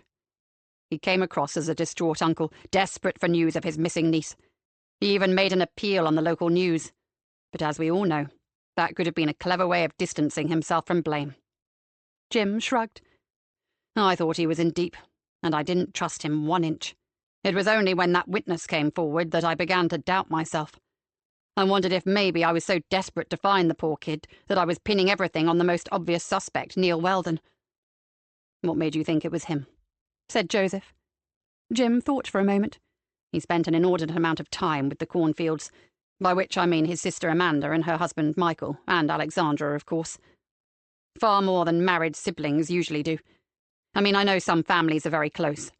But after you get married, you have your own responsibilities, jobs, and heaven knows what to cope with. You don't usually spend more time with your sister than with your own family. That fits in with something Annie Weldon told us, Nicky said. She said Neil seemed oblivious to his family responsibilities. He left it all to her, apparently. And by the way, those kids of his are a right handful. Another thing, Jim said. When he was making good money, and Alexandra was younger, he'd shower her with presents. The Cornfields said he was the perfect uncle, always there for the girl, and had openly admitted that he regretted having only sons. That immediately rang warning bells in my head. If it hadn't been for Arnold Stone swearing on oath that Weldon had been 40-odd miles away when the kid disappeared, I'd have put money on the creepy Uncle Neil abducting her. He sat back. Did you know that Alex was on her way to meet a new boyfriend when she disappeared? Well, I reckoned that was too much for Neil, and he went into a rage. If I can't have her, no one else will either, Nicky said. Exactly. Jealousy. Pure and simple. There was a knock on Nicky's door, and Kat stuck her head in. Sorry to interrupt, boss, but I've just found out something I thought you'd want to hear. Nicky beckoned her over and introduced her to Jim Summers. So, Kat, what have you dug up? You asked me to check whether Oliver's claim in his report that Neil Weldon had a connection to March Farm was correct. Well, it was. Oliver was right. Neil Weldon did know the farm where Alexandra's body was discovered. He'd been there several times on behalf of his company, Carter Heyman. The prospective new owners were getting quotes for demolishing the barns and outbuildings and levelling the ground, but they pulled out of the purchase and the place has never been sold. And here it comes. The reason it never sold, and probably won't, is that part of the ground is contaminated. It's something to do with an old storage depot that was attached to the farm during the Second World War. Weldon knew all about it, and that people rarely went there. Sorry, boss, but Oliver is correct, and it puts Weldon squarely in the frame for murder. No one spoke for a while. Finally, Jim said, "Oh, shit." Nicky remained silent. There seemed little else to add. Chapter 11. Nicky now had backup in the form of Jim Summers for her visit to Arnold Stone, so Joseph opted to stay behind and keep working. Information about the case was mounting, and it all pointed to Detective Oliver having been sickeningly thorough in his private investigations. Joseph's mobile phone rang. "Sorry, dear heart," said the familiar voice of Rory. "No answer from the lovely Nicky, so you'll have to do. Now pin back your ears, sweet Joseph, because this is mega." Guessing what he was about to say, Joseph nevertheless listened intently. "I can irrefutably link our dead man, Neil Weldon, to Alexandra. It's a small piece of forensic evidence, and when I say small I mean microscopic, but it's a game changer. It provides solid proof that he was with her when she died. Now this will probably sound like science fiction, but yours truly, using a system based on silica membrane columns, has obtained a full DNA profile with balanced peaks, low noise, and high reproducibility. And all from a 10-year-old bloodstain that was not Alexandra's. Impressed? With the outcome? Totally overawed. Respect. Though you lost me with all the other stuff." In fact, Joseph was poleaxed. "Well, Rory, you've just put the final nail in the coffin, so to speak. Bloody Oliver has found the body, opened a case file, solved it, and topped the guilty party. Look on the bright side, Joseph. He's saving the taxpayer a fortune. Heaven knows what a trial and a full life sentence costs these days. Now, my cadaver awaits. My next task is to find some trace of your industrious Oliver on the body of his victim. Ta-ta for now." Joseph stared at his mobile. He should tell Nicky. Or maybe not. If she and her capable bodyguard were grilling Arnold Stone, she wouldn't welcome a phone call. He'd wait until they returned. He didn't wait long. 10 minutes later, Nicky arrived back. "Where's Summers?" asked Joseph. "Downstairs, enjoying the sight of Stone being marched into the custody suite." She smiled. You should have seen it, Joseph. Jim flung the book at him, threatened him with assisting an offender, wasting police time and perjury. Stone recognized Summers the moment he saw him, and looked like he was going to shit a brick. Oh, and we arrived just as he was loading cases into the boot of his car, and he wasn't going on a convalescent holiday either. The smile faded a little. Mind you, we still have to prove it. But I think careful scrutiny of his finances are going to show some pretty damning anomalies, and he's really scared. Jim thinks he'll admit it rather than risk lying again and making things worse for himself. Joseph followed her into the office. "Rory rang while you were out. He's firmly tied Weldon to Alexandra's death. Blood evidence. It pains me to say so, but it looks like Oliver got the right man." "Shame he didn't just hand us a file instead of topping his suspect," grumbled Nicky. "He could have saved himself a life sentence, because I will get the bastard." She sank down in her chair. "I reckon we should now direct all our efforts towards hunting for Oliver. If he really is the hotshot detective that he claims, and his record to date would seem to demonstrate, we are wasting precious time in constantly checking what he's already proved." "We can't just take everything he tells us as gospel," protested Joseph. "He got this right, but that doesn't prove he's infallible, any more than we are." He smiled at her, head to one side. "That said, I totally understand where you're coming from. We have to stop him before he turns public executioner again." Joseph pictured the original list of names and shivered. "Jim says he can arrange for some more officers to be drafted in to help out, especially if Oliver goes for broke and the shit hits the fan big time. He's okayed it with Cam, and I've agreed. Not even my SA team can cope with 4 inquiries at once." She pulled a face. "Think of the amount of paperwork just one investigation will generate. It's not a straightforward murder. We have to cope with the original disappearance, then the murder of a girl 10 years ago, plus the hunt for Oliver. We need help with this one. And how?" And Joseph, who was still wondering what was actually driving Oliver, was beginning to conclude that the confusion this overload of work would bring about was exactly what their detective wanted. At the back of his mind was fear for Nicky. She'd always believed it was a personal vendetta, and now he was starting to agree with her. If that was the case, was Oliver throwing so much at her in order to burn her out, or set her up for a fall, or make her the scapegoat for a whole series of unsolved police investigations? Or did he just hate her for some reason? Whatever it was, somehow Joseph was going to have to find time to do some digging into Nicky's past. At some point in her long and distinguished career, she had done something that had eaten deep into the heart of this man, and now he wanted payback. Eve and Wendy stood in their tranquil garden and stared at a worn and mossy headstone. All the ornate, carved, freestanding monuments had been left in situ, but the more modest ones like this had been moved to the perimeter of the garden when the ground was deconsecrated, which was probably why they'd missed it. But there he was, Thomas Norman Tate, along with his birth and death dates. "Well, it is very worn, and not exactly remarkable either," said Eve. "Considering he was the biggest landowner around here, I'd have expected something a bit more imposing." "Maybe there's more to Thomas than meets the eye," said Wendy. "I must say I'm looking forward to digging the dirt." She grinned wickedly. "Well, no time like the present." Eve straightened. "Let's go back inside and hit the ancestry trail." They hastened indoors, made a pot of tea, and opened a new packet of Jaffa cakes.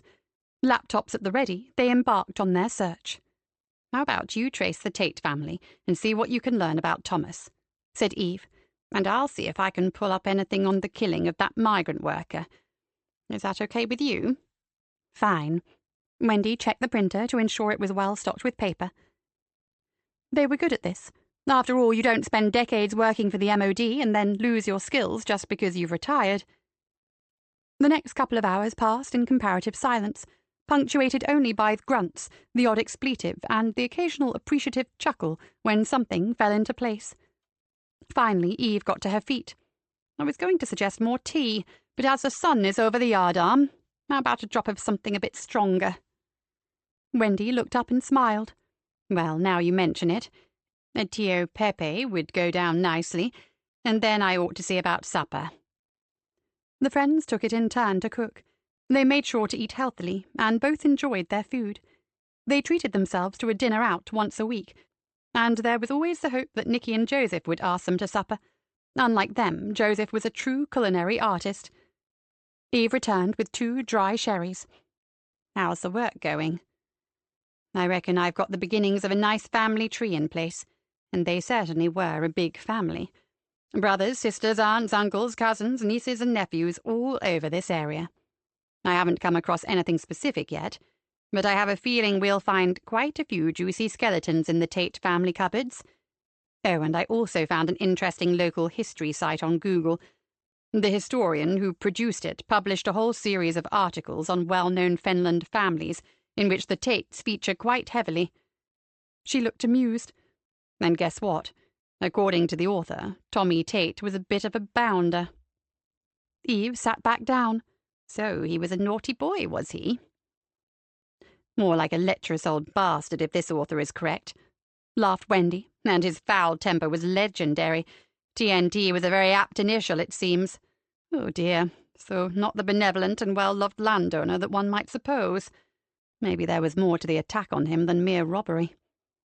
Eve had already arrived at this conclusion, but would they be able to discover what it was after so long? "I've sent an email to the historian and asked if he'd be up for a chat about the Tates. He's clearly done a lot of research, so there might be other things that his articles didn't mention." Wendy sipped her sherry. "I'm waiting for a reply now. So, how are you doing with the murdered man?" "Better than expected, actually," said Eve. "I found his name, which is Jan Lasker, almost straight away. Then I gained a vague idea of what had happened from 2 probably highly inaccurate newspaper reports that I found through a site on sensational murders from the past. I'd already got the names of the 2 farmhands who committed the killing from local records, plus, and this is the most accurate report I've found, an entry in the Encyclopedia of Executions.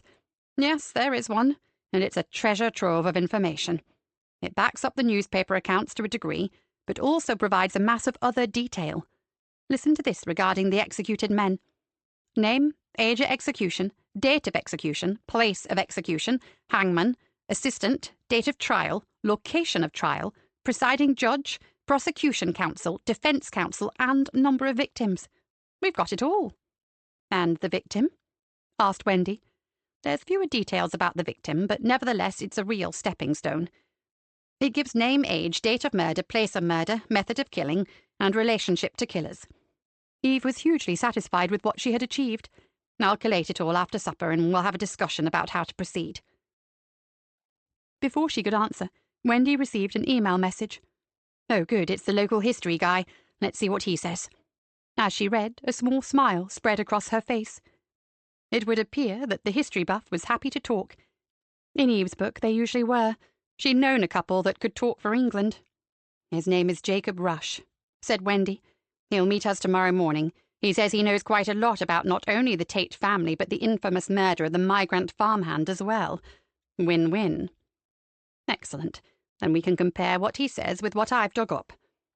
Let's just hope he's not one of those dry old duffers who like to lecture and don't let you get a word in. We shall see, said Wendy, closing her laptop. Now, supper. Are you okay with steak, new potatoes, and salad? My head is full of dark mysteries at present, and there's not much room for creativity.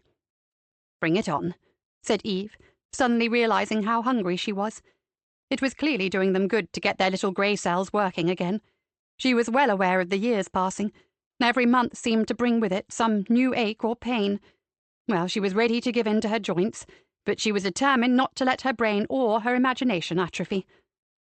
You sort the steaks, I'll do the salad. Then we can get back to work.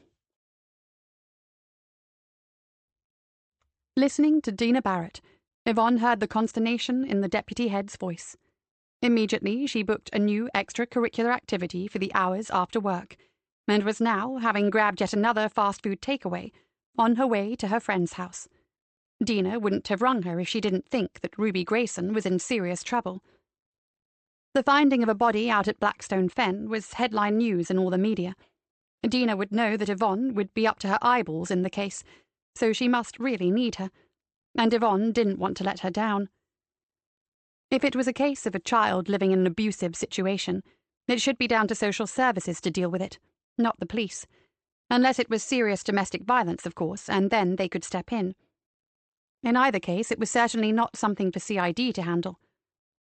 All she could do would be to listen to Dina, advise her as best she could, and then take it to Sergeant Niall Farrow. The thought of Niall made her smile. She had nurtured that lad from baby cop to sergeant, and was justly proud of her handiwork. He wasn't going to refuse her anything. So here she sat, once again drinking tea in Dina's kitchen. This time, however, there were no squirrel jokes. The Grayson family haven't cropped up in our records, said Yvonne, which is a bit of a shame in one way, because if they were trouble, I'd probably be able to quote chapter and verse about them. As it is, I only met them once, something to do with their son and a bit of bother at his school.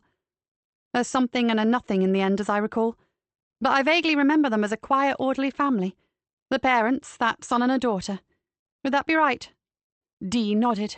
Yes, Ruby and Darryl. He's quite a bit older than Ruby. Around 21 by now, I think. And yes, the family do keep themselves to themselves, and they're very supportive of their children. The father is quite different from the mother. He's well read, and I suspect he had a good education. He works away a lot, I believe. Whereas the mother, well, I'm not sure about her background. She seems a bit overprotective. Dee shrugged. She may just be a worrier. But I get the feeling that she's always trying to shield her daughter, if you see what I mean. What does the father do for a living, Dee?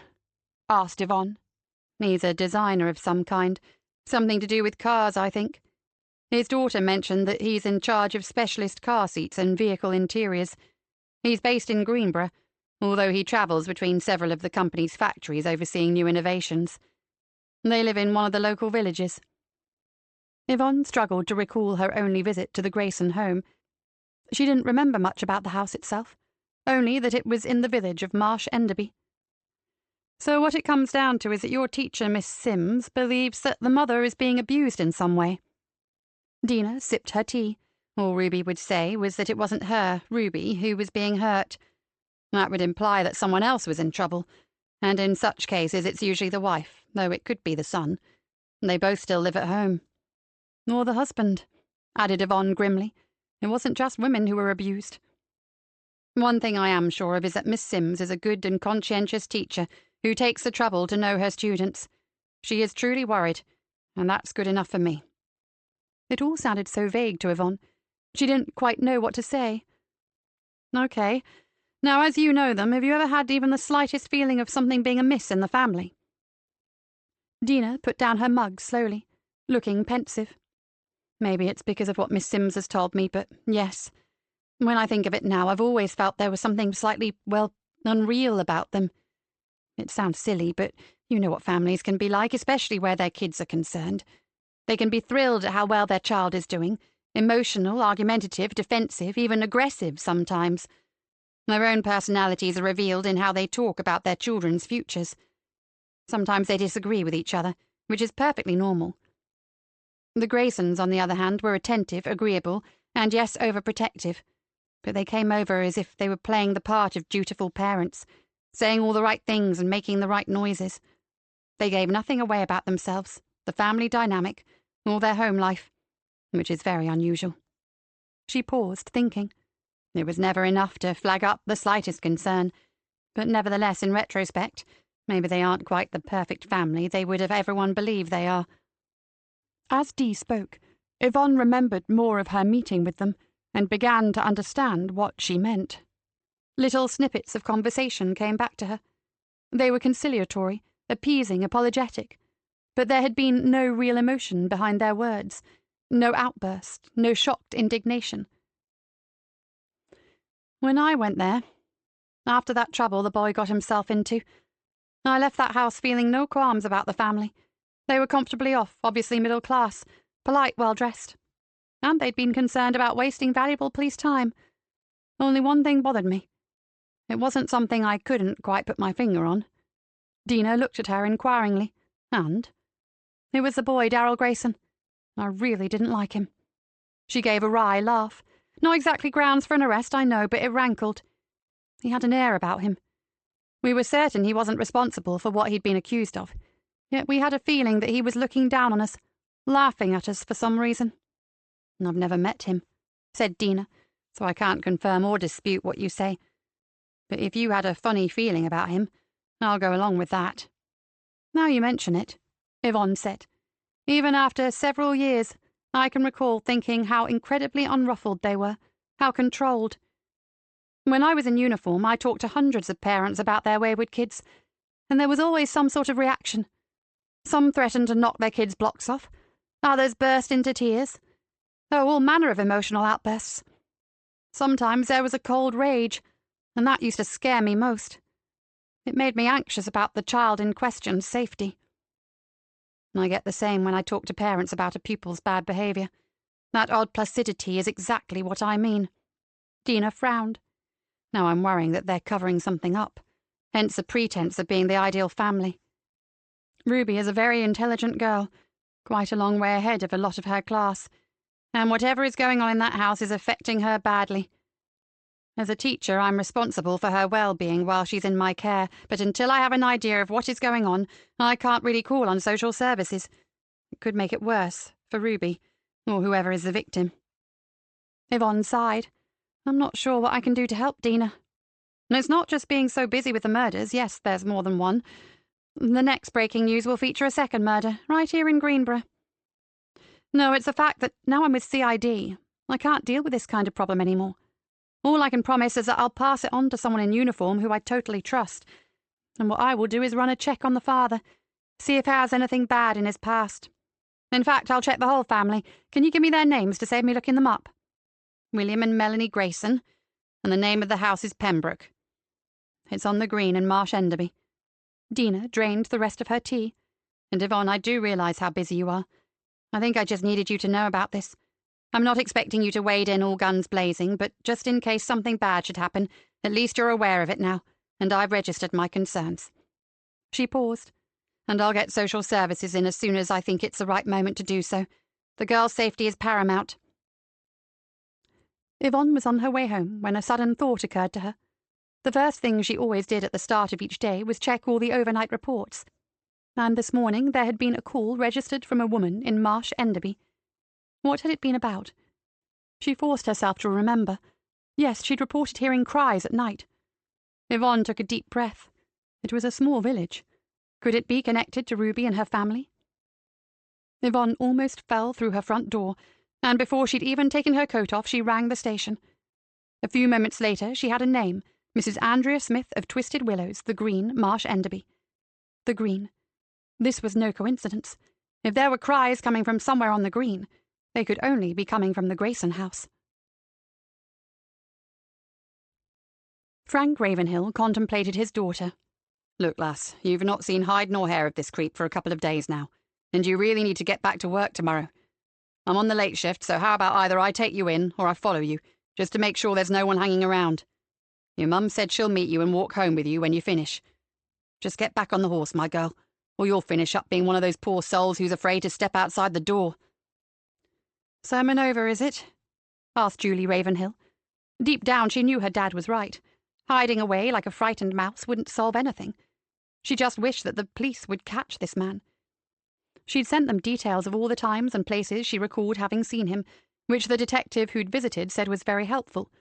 But having seen the news at tea time, Julie doubted they'd have time for anything as insignificant as a stalker, not when they had 2 murders to solve. Okay, Dad, I'll go back. I won't take the car, it's only a 10-minute walk. But please say you'll follow me and watch out for anyone suspicious. Frank nodded. Anything for my princess. And I'm glad you're going back to work. They've been very good, but they won't take kindly to you being off for too long. You have to look at it from their point of view. They have a business to run. He beamed at her. Now, your mum's got popcorn. It's family film night, remember? And it's your turn to choose a film. Just don't pick anything too schmaltzy. Better than something creepy, she said with feeling. I've had enough of looking over my shoulder for real. Samantha Chisholm turned into her road and quickened her pace. She'd been feeling anxious ever since she'd left the safety of the community hall, and the sight of her own front door came as a relief. She had never seen him clearly, but she was convinced he was still watching her. It couldn't all be in her imagination. Sammy had never been so frightened in her life. She wouldn't have gone out at all tonight, but she'd had a call to say she'd left her purse behind after her Pilates class the other night. She'd only been gone 10 minutes, but her fear mounted with every step. Her house was only a matter of meters away, but she knew he was somewhere close. Was that a hint of cologne? A scented plant in someone's garden? A stealthy footstep, or a sound from someone's TV coming through an open window? Sammy stopped abruptly and turned full circle. "Leave me alone!" she shouted. "Whoever you are, just leave me alone!" She was terrified, but angry too. This pervert had no right to invade her life like this. Then she heard it. A low chuckle. She froze. It was a horrible sound, the voice of someone insane. Sammy made a dash for it, her key ready in her hand. This time it was a kind of childish giggle. It turned her blood to ice.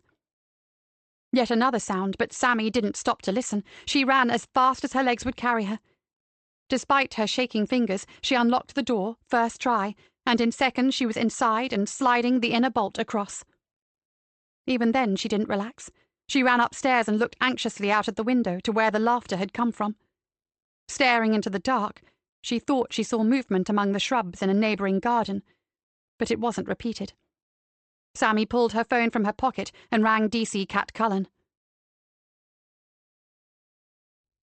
"Well, at least we finished supper," remarked Ben, who was a glass-half-full kind of bloke, "and my mind-numbingly boring course has left me with a thirst for some proper police work." Cat drew up outside Sammy's little terraced house. Poor kid sounded frightened to death. She's trying not to let this bastard stalker rule her life, but she's in real danger, I'm sure of it. She locked the car and they hurried up to the door. Cat rang the bell and called out, "It's DC Cat Cullen, Sammy! You're safe to open the door."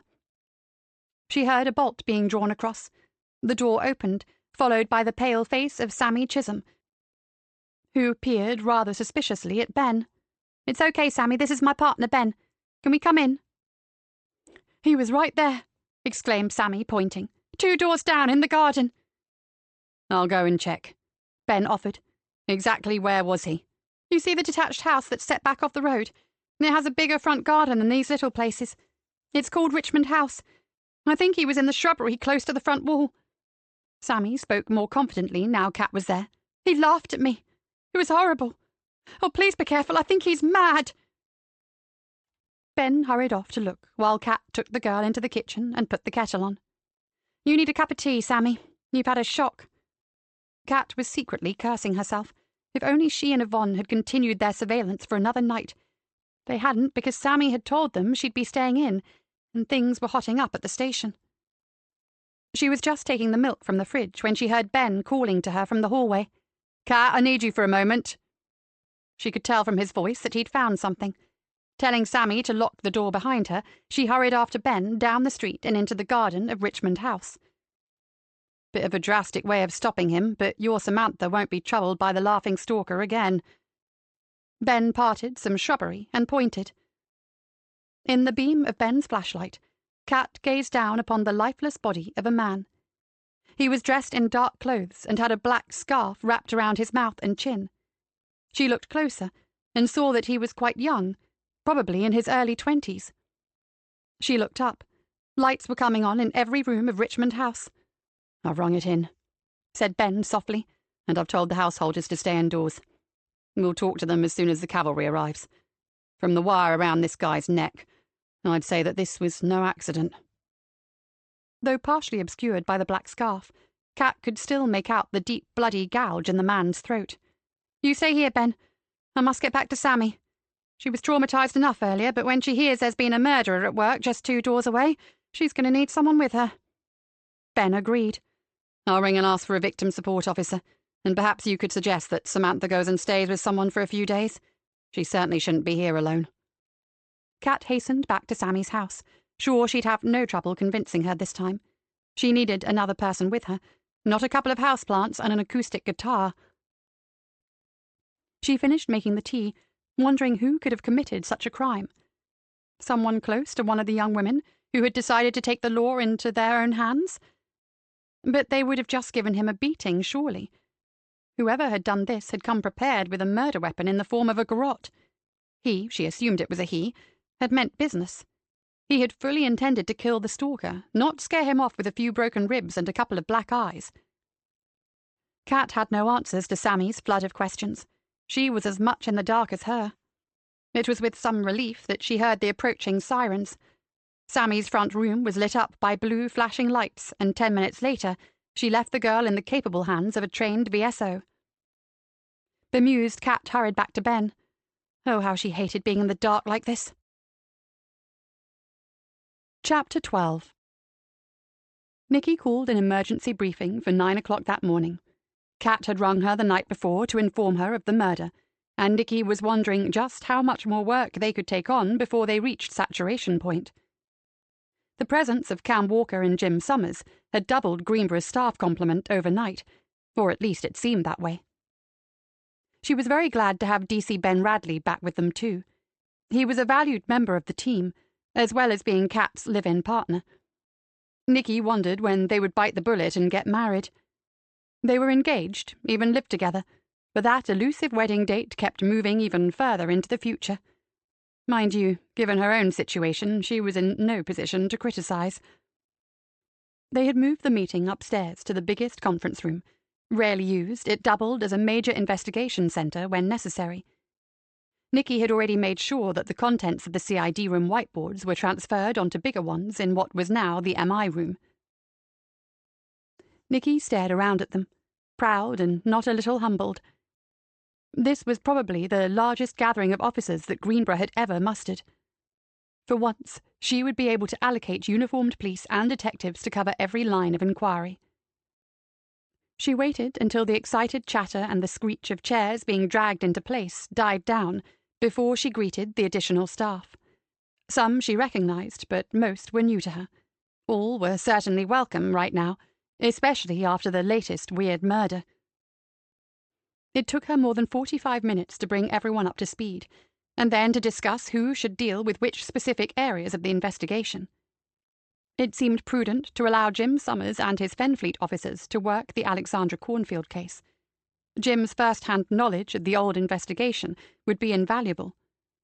Nicky split the rest of the troops into 3 units, dealing with the death of Neil Weldon, the murder of the stalker, and the hunt for Oliver. Nicky kept that one for herself. Those letters had been addressed to her in person, so she and Joseph were not about to relinquish the reins to others.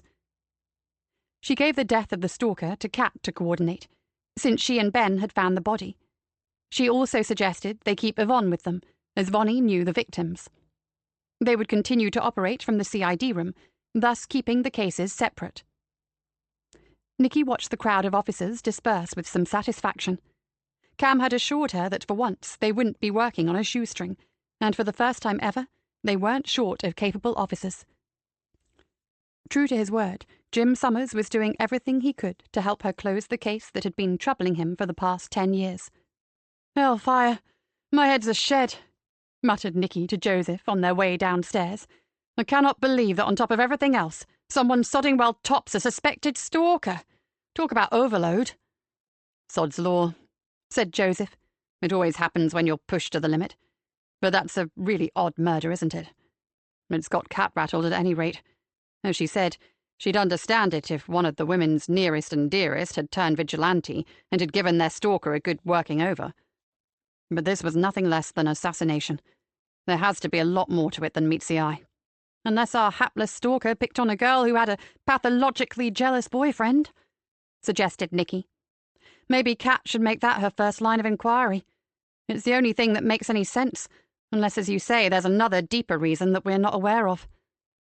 But we need to ID the dead guy before we can move forward." As she entered her office, she stopped in her tracks.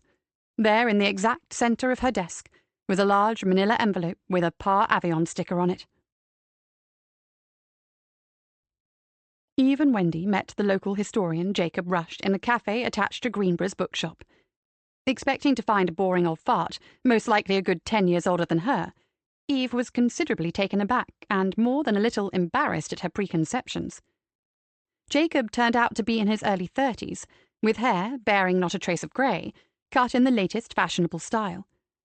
It transpired that he was a writer, and having published a highly successful action thriller series, now had enough funds to spend more time on his passion, which was local history.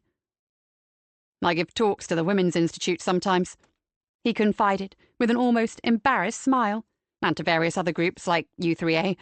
But it's the research that interests me most. The thrill of the chase and finding clues to the hidden mysteries of times long past." Eve smiled at the young man, who sounded like a kindred spirit. Solving old mysteries was their greatest passion. "Funnily enough, you're only the second lot to ask about the Tates. Considering that they were the biggest farming landowners in this area, that's quite surprising."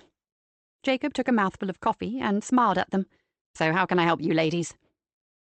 Wendy told him the story of how their new hobby had resulted in the discovery of certain objects that rather turned history on its head. While she spoke, Eve watched Jacob's expression change from interested to incredulous. Regarding her and Wendy with considerably more respect, he said, "Perhaps you should come back to my flat with me if you have the time. I live over a stable block attached to my parents' house. It started out as just a place to write in, but over time it's become my home." He frowned. "The thing is, I have some research papers that you really ought to see. I don't mind admitting that the Tates and the killing of Jan Lasker have been a bit of an obsession with me in the past few years. Maybe it's because of the injustice of it. A man dead owing to a terrible mistake while his killer wandered free." "Thank you," said Eve. "It's becoming rather an obsession with us, too, and we appreciate all the help we can get." They finished their coffee and stood up. "You can follow me home," said Jacob. "It's not far, just on the outskirts of Greenborough, at Mere End." 20 minutes later, they were parked outside a smart barn conversion with living accommodation above the former stables, now garages. Situated off a narrow lane, it was quiet and secluded, hidden from the main road by the old trees that surrounded it. The perfect place to write, thought Eve, or to solve old mysteries. Jacob ushered them into what he referred to as his work area, an open-plan room whose high ceiling and long, narrow windows ensured day-long light. 2 walls were lined with bookshelves so high that he had a library ladder in order to reach the top rows. Opposite sat a desk and a computer system, along with filing cabinets and a run of cupboards and drawers. In the centre were 2 long sofas, at either side of a low rustic coffee table crafted from restored reclaimed wood. "What a fabulous place to work in," breathed Eve. "Beats renting a 2-metre square co-working desk space at the local Artist and Creatives Institute, doesn't it?" Jacob looked around with a satisfied smile. "If you have pots of money," thought Eve. "But I'm lucky, of course," Jacob said, as if reading her mind. "I have a generous and loving family, and my books are selling better than I could ever have imagined. I never forget that. Anyway, enough of me. Let's talk about Tate." Jacob produced 2 box files, set them down on the coffee table, and opened them up. Both were full to the brim with papers. "Like I said, it's become an obsession." Wendy let out a long, low whistle. "All that's material on the Tate family, and the mystery of the killing of Jan Lasker. I've been looking into it for 5 years now. Whenever I'm not writing my novels, I'm researching, talking to other historians, dredging through public records and looking up every article I can find." He looked from one to the other of them. "And what happens? Even Wendy drop into the middle of it all and bring a bombshell with them. You see, what you have discovered is a link, the proof, if you like, of my main hypothesis." "And that is?" asked Eve. "Old Thomas Tate was actually attacked by someone who knew him well and wanted him out of the way. There was no robbery. He wasn't assaulted by some vagrant desperate for valuables to sell for food or drink, but someone who hated Thomas Tate enough to want to batter him to death." He shrugged. "Okay, he didn't die, but if he hadn't been discovered so quickly, he certainly would have. His valuables were taken only to make it look like a robbery." Eve nodded, thinking hard. Jacob had said he had papers he wanted them to see. Did he have something that would point to a suspect? She stifled a giggle.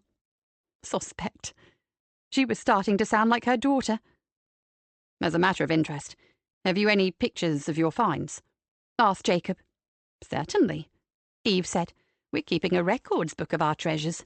I use a proper camera for those shots, but I've got a few on my phone." She took it from her bag and showed him. "Here, one of all 3 together, the ring, the cigarette case, and the watch." Jacob looked at the photo almost reverently. "Well, I'm blessed. After all this time, who would believe that one day these would turn up again? It's quite fantastic." He looked at them eagerly. "I suppose I couldn't see the real things." Eve looked apologetic. "We don't have them, Jacob. We return them to the family. Although maybe if we can give Chris Tate some answers as to what happened, he might let us borrow them so we can show you. Can't promise, of course, but we can always ask." Eve noticed a rather strange look come over Jacob's face. It vanished as quickly as it had come, but even so it had definitely been there. The smile was back. "That'd be nice, but no matter. At least I've seen the photos." "I can send you JPEGs of the better ones and some close-ups if you like," offered Eve. His eyes lit up. "Please, if you would." Jacob went through one of the box files, searching for something. "I had the most amazing stroke of luck, although it came at a price. A woman in our local library told me about this old guy called Frederick Bates. Apparently his father, and his father before him, also called Frederick, worked for the Tates all their lives. When his parents died, the possessions Fred inherited included old books, as well as some notebooks and diaries. This sounded really interesting, until she told me that Fred was a compulsive hoarder and suffered from some kind of early-onset dementia." His eyes widened. "And I mean hoarder. Rooms stacked to the ceiling with, well, junk. Oh, the stench was horrific. But the old guy lived quite happily in the middle of it." "I've seen reality TV programs about them," said Wendy. "Places that are so bad they need to wear protective clothing to go inside and clean them up. It really was that awful. Believe me, ladies, what the TV series couldn't convey was the smell. It took weeks to get it out of my nostrils." Eve laughed. "But even so, you found the diaries?" 2 weeks it took me. Then another to get him to let me have them. Well, borrow them. He wanted them back ASAP, so I photographed all the relevant bits and Julie took them back. He wouldn't let me in. Said he didn't know me and knew nothing about any diaries. Must have been the dementia, I suppose." Jacob shook his head. "So, I still have them." Eve felt rather sorry for poor old Fred. He sounded in a bad way, but at least she and Wendy might get to look at those valuable diaries. But I'm thinking you might appreciate the summary. The books themselves took forever to wade through in order to find the relevant information. Oh, I forgot to mention that there were letters, too, in the back of one of the diaries, all carefully arranged in date order. If anything, they were the most informative of all. Wendy sat forward. Give us the bare bones of what happened then, Jacob. We can go into more detail later. He nodded. Look, I really like you ladies, and I'll happily share it all with you, but, you mentioned Chris Tate. Aha, thought Eve, recalling the odd look on Jacob's face. So, our friendly farmer is the problem. Oh, he's our neighbour, she said, keeping her tone light. We live in the old converted chapel that borders his farm, and he kindly allowed us onto his fields with our detectors. It was a total fluke that we found what we did. Jacob hesitated. Well, he doesn't like me. He came across my website and paid me a visit one day. He correctly suspected that I was interested in the killing of Jan Lasker, and insisted that if I ever discovered more than what was already on my site, I must take it to him first and not plaster it all over the media. He wasn't exactly aggressive, but neither was it a friendly request. He gave me a load of old cobblers about family pride and the like, but I knew perfectly well that it was nothing to do with that. He then tried another angle, telling me he desperately wanted to know the truth. He said he'd been trying to find out for ages to no avail, and that he had the right to know what happened before anyone else did. Jacob pulled a face. That was before I discovered the diaries and the letters, and I've certainly never mentioned them to him. I'm positive that there's something odd about Chris Tate, ladies, but I'm damned if I know what it is. That makes two of us, thought Eve. She glanced across at Wendy, who gave her an almost imperceptible nod. As we are bearing our souls, Jacob, we should tell you that we suggested to him that we might do a bit of investigating ourselves. We got the distinct impression that although he said yes, he, and more to the point, his wife, did not want us doing anything of the kind. Wendy added dryly, I suspect that the Tates see us as a couple of poor old dears with nothing better to do, who haven't the faintest idea of how to conduct a historical search. Jacob chuckled. Then he's a foolish man. For my part, I suspect you've done this before and are very good at it. He smiled at them both. You have a glint in your eyes that indicates a passion for hunting down the truth. Am I right? You could say that. Wendy returned the smile. And yes, we have done this before. She glanced at Eve, and we saw it through to the bitter end. Eve preferred not to go there, not with that old case. It had got far too dangerous. The thing is, Jacob, we'll be happy to keep whatever you tell us to ourselves, unless all three of us agree that it's something that really should be shared with the Tates. After all, as Wendy has said, he won't be expecting us old grannies to come up with anything, so if he doesn't hear from us, he won't be surprised. Okay, ladies, I can accept that, apart from the old granny bit, of course. He grinned. So, one synopsis coming up. Thomas Norman Tate, widower, 4 children, 2 boys and 2 girls. Wife died in an accident on the farm. According to one account, she was crushed by cattle. Others leave the cause of death open, simply calling it a tragic accident. His 2 boys, Albert and William, hard workers, followed him into farming, finally taking over the running of the estate upon his death. It proved almost impossible to find anything on the daughters, Maria and Isabel, other than a few rather derogatory comments. Jacob looked thoughtful. I must try to find out more about that pair at some point. I swear there's another mystery there. Eve smiled at him. I see you also have that glint in your eyes. Addictive stuff, this research, isn't it? Jacob smiled back. I'm just glad I never went the detectorist route like you. I'd want to know the history behind every single item I unearthed, down to old nuts and bolts and rusty nails. Eve saw that they'd found a kindred spirit in this young man. He would have made a good detective. Sorry, said Jacob. I sidetracked myself. Back to Tommy Tate. As you may have read on my website, he wasn't the revered and well-loved gentleman farmer that the Tates would have you believe. In fact, Thomas Tate wasn't a very nice man at all. We read that bit, said Eve. But what form did this take? He was a successful farmer, all right, but mainly because he was ruthless and calculating. I found many references to his penny pinching and his callous treatment of his workers. I've got a wonderful letter written by his wife's sister to a friend in which she suspects him of bringing shame upon at least 2 of the girls who worked for him. This, dear ladies, is one of the reasons I felt the attack to be the work of someone who knew him. Maybe it was the father or boyfriend of one of the aforementioned shamed women." "That makes sense," said Eve. "Although why, then, did those two faithful farmhands go after Jan, supposedly outraged at the attack on their beloved boss?" Jacob Rush nodded slowly. "Because that story was concocted by Tate's sons and daughters to conceal his reputation from future generations. Those two farm workers didn't kill that man out of outrage at the attack on their employer. They had a completely different motive for murdering Jan Lasker, and used the attack on Tommy as an excuse. I just haven't found out what it is yet." "My goodness, you have done your research, haven't you?" said Wendy admiringly. He shrugged. 5 years of hunting, fitted in between the day job, and I'm far from being finished with the Tate family history, or so it seems. He suddenly looked amused. You know, I was beginning to wonder if there was actually a point to keeping this hunt alive. There's no doubt that it encroaches on the time I should be spending writing new books and keeping up with all the admin that goes with publishing them. But meeting you and hearing about your amazing discovery has reignited my enthusiasm. "Well, we have the time and the inclination to assist you, if you'll allow us," said Wendy. "Don't we, Eve?" "Oh, yes," she said. "Plenty of both." "So, we form an alliance?" Jacob grinned at them hopefully. "And between us, we'll unearth the truth," said Eve with considerable conviction. "Not just watches and rings and cigarette cases." Chapter 13. Nicky was surprised at how steady her hand was as she opened the latest envelope.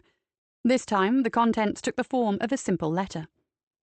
"Dear Detective Inspector Galena, I'm fully aware of how busy you must be, but we really need to move on. Having done all the hard graft for you in the last case, I think it's time you started pulling your weight. For Investigation 0148, Ruth Baker, missing, believed murdered, I will provide you with one piece of information as a starting point. Once you have located poor Ruth, you will be sent a full investigation report, since we don't have the time for your long-winded and often useless methods. You failed Ruth once. Don't do it again. Find the place that should have offered safety for 6 unfortunate people, only it proved to be anything but safe. Yours in haste, Oliver." Nicky threw the letter onto her desk, seething. How dare he turn something as deeply serious as murder into a sodding game? Hell, Joseph, he's so convinced of our uselessness.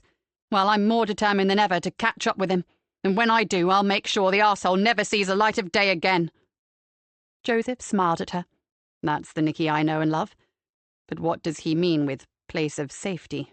Any ideas? Nope, nothing jumps out at me, she said. I suggest we get someone to search for some incident that affected 6 victims. Place of safety could mean any number of things, even a police station. Can you get that underway immediately, Joseph? I need to go and tell Cam and Jim that we've had further contact par avion and show them the latest missive. Of course, I'll do it right away. Nicky followed Joseph out and hurried upstairs to the superintendent's office. She found Cam alone, apparently deep in thought. "Sorry to add to your worries," she said, and held up the evidence bag containing the letter. "We've got mail." Cam pulled on a pair of nitrile gloves and read through the typed sheet, frowning. "He's not giving us time to breathe," said Nicky. "He would have chosen Ruth Baker, wouldn't he? More than all the others. Her disappearance was a real mystery. Oh, and it was another Fenfleet one, though not one of Jim's. The DCI who covered that case has now retired." "Not Matt Ballard, by any chance?" asked Cam. "Yes, it was," said Nicky. "I've heard quite a bit about him. I've even seen him once or twice at functions. We may even have met, though I don't remember him. Do you know him well, Cam?" "Not as a friend, but we've run into each other at various conferences and meetings. Nice bloke. He turned private investigator after he retired.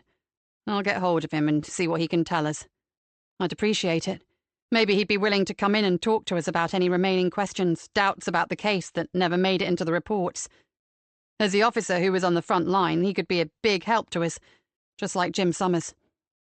I'd say he'd jump at the chance. An unsolved case never leaves you, does it? It always gnaws away at the back of your mind, even after you've retired.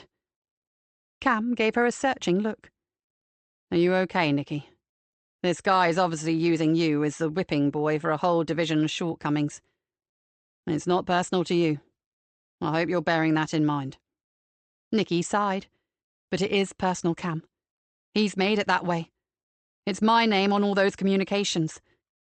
Well, he's picked the wrong woman. If anything, it's made me all the more determined to nail the bastard and hang him out to dry. Sorry if that's not what you wanted to hear, but that's how I feel. Honest as always, said Cam with a wry smile. Just don't forget that not one of those cases had or has the slightest connection to you. For his letters to have any effect at all, he had to have the name of a real person to direct them to. Otherwise, they'd have gone in the bin. He happened to choose you, either for a specific reason, or he picked your name out from a list of serving officers. We don't know, and it's not the main issue, which is the investigation. Try not to get sidetracked into searching for some incident in your past that might have caused him to focus on you. Easier said than done, said Nicky. I am wholly committed to getting to the bottom of this, and as quickly as possible. But whenever I get a few minutes to myself, it's there, niggling away. Why me? She looked him in the eye. I really do believe he has a grudge against me. He believes that something I did or didn't do justifies his bloody campaign. She drew in a breath. I promise I won't let it get in the way of the case. But when we finally slam that cell door on him, I think you'll find I'm right. Then let's proceed, Cam said. I'll ring Matt Ballard, and you put your people onto this new development. Find this place of safety, whatever that means, and maybe we'll find Ruth Baker. Joseph went into the CID room to have a word with Yvonne Collins, but was diverted by Zena, heading his way waving a large manila envelope. "Forensic photograph from Professor Wilkinson, Sarge. They're to do with the man found at Richmond House." She handed them to Joseph. "He said to say he's already sent them to your inbox, but he thought you'd like these hard copies to put on the whiteboard." Joseph took the envelope and continued on his way. Sitting at what he still thought of as Dave Harris's desk, Yvonne was busy at her computer. "I'd like to run something past you, Vonnie. Come over to the board with me if you don't mind, and I'll explain while I get these shots of our anonymous victim / alleged stalker pinned up." He told her about the latest letter. "So, Vonnie, a place of safety where 6 people either died or met with some misfortune. I thought you, with your encyclopedic knowledge of the Greenborough area, might have some idea." Yvonne looked thoughtful. "Some years ago now, there was a fire in a village hall. I seem to think it was being used as a temporary refuge for families who'd been evacuated from their homes after one of the rivers burst its banks and flooded part of the village. I'm not sure how many were injured, though. Is that the sort of thing, Sarge?" "Absolutely," he said. "Give it some thought anyway, and perhaps you'd look up that incident you've just mentioned. Get some more details. And it's urgent." But Yvonne didn't answer. Joseph looked back from the board, where he'd been pinning up Rory's photos while he spoke. She was staring at them, her mouth open. "What's wrong?" he asked. "That's the man you think has been stalking all those women." She didn't wait for an answer. "I know him." Joseph shouldn't have been surprised. Vonnie seemed to know the entire population of Greenborough. "Who is he, Vonnie?" "Darrell Grayson. His name cropped up yesterday, to do with a child whose recent behaviour has been worrying her deputy headmistress. The girl in question is called Ruby. She's this man's sister." Joseph frowned. He never liked it when 2 different lines of inquiry came together like this. It confused matters. "Do you know where he lived, Vonnie?" "In a house called Pembroke. It's in the Green. Marsh Enderby." "Better go and find the boss, don't you reckon?" Nicky got the picture. Yvonne had always been good at giving a concise account of matters. "To get yourself murdered, you have to seriously piss someone off. And what better way than to stalk his woman? Did this girl know what her brother was up to, and felt torn between loyalty and what was right? Or was she a victim, as in he threatened to hurt her if she spoke out? Whatever the case, it's no wonder her schoolwork suffered." "But who chose to eliminate him?" said Joseph. "A family member? The wronged man?" "I met the family once," said Yvonne. "On the surface, they seemed close, supportive. But I had the oddest feeling that they were playing at happy families. Well, Bonnie, now you'll be visiting them again, said Nicky, and this time with Kat. You know the drill. You've done this more times than I've had hot dinners.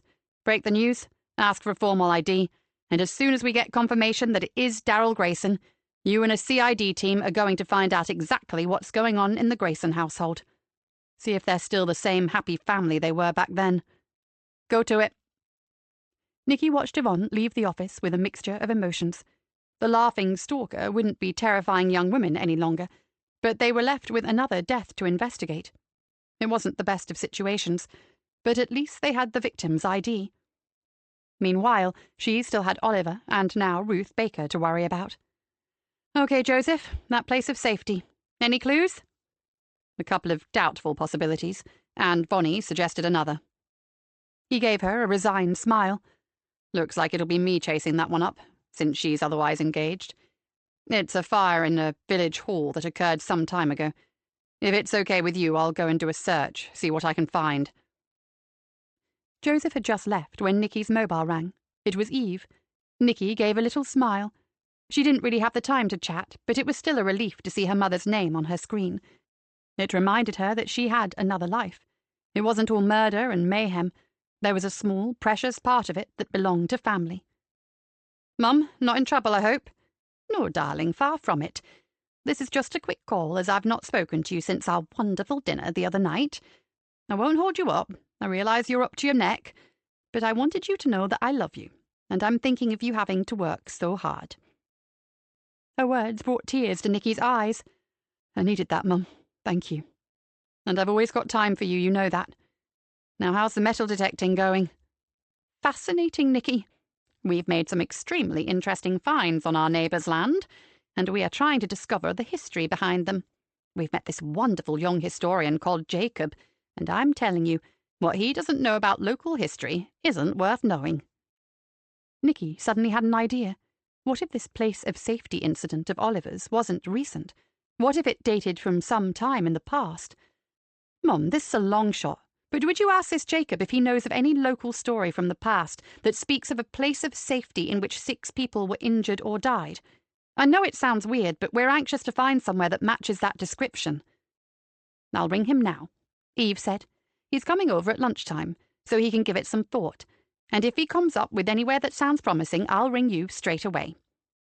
Call ended, Nicky was left with a head full of confused thoughts. There was Cam's warning to stick to the nitty-gritty of police work and not dwell on something from her past that might have given rise to Oliver's campaign. Easier said than done. She couldn't stop going over past incidents or people she'd met, no matter how hard she tried. Come on, Galena, she muttered. Concentrate, go back to those reports on Ruth Baker, and this time make sure you read every word. She turned to her computer and brought up the relevant case notes. She didn't hear Joseph enter 30 minutes later, until she smelled the coffee he'd brought. You angel, that's proper coffee. It is indeed. He set down a white paper bag, and that's a proper pecan and maple Danish, for energy. My hero. And it's also a peace offering, because I've come up with precisely nothing on that bloody place of safety, Joseph said. The village hall fire only affected 3 people, and not seriously, and the other 2 possibilities were non-starters. I'm now trawling through accident reports involving 6 persons, and besides being mind-numbingly boring, I get the feeling it's a waste of time. I did wonder if this incident, whatever it is, might have happened back in the past. So Mum is asking our local historian she knows if he has any ideas. She sipped the coffee and closed her eyes. Oh, that's so good. Sorry. Yes, it could possibly date from the war years, or even further back than that.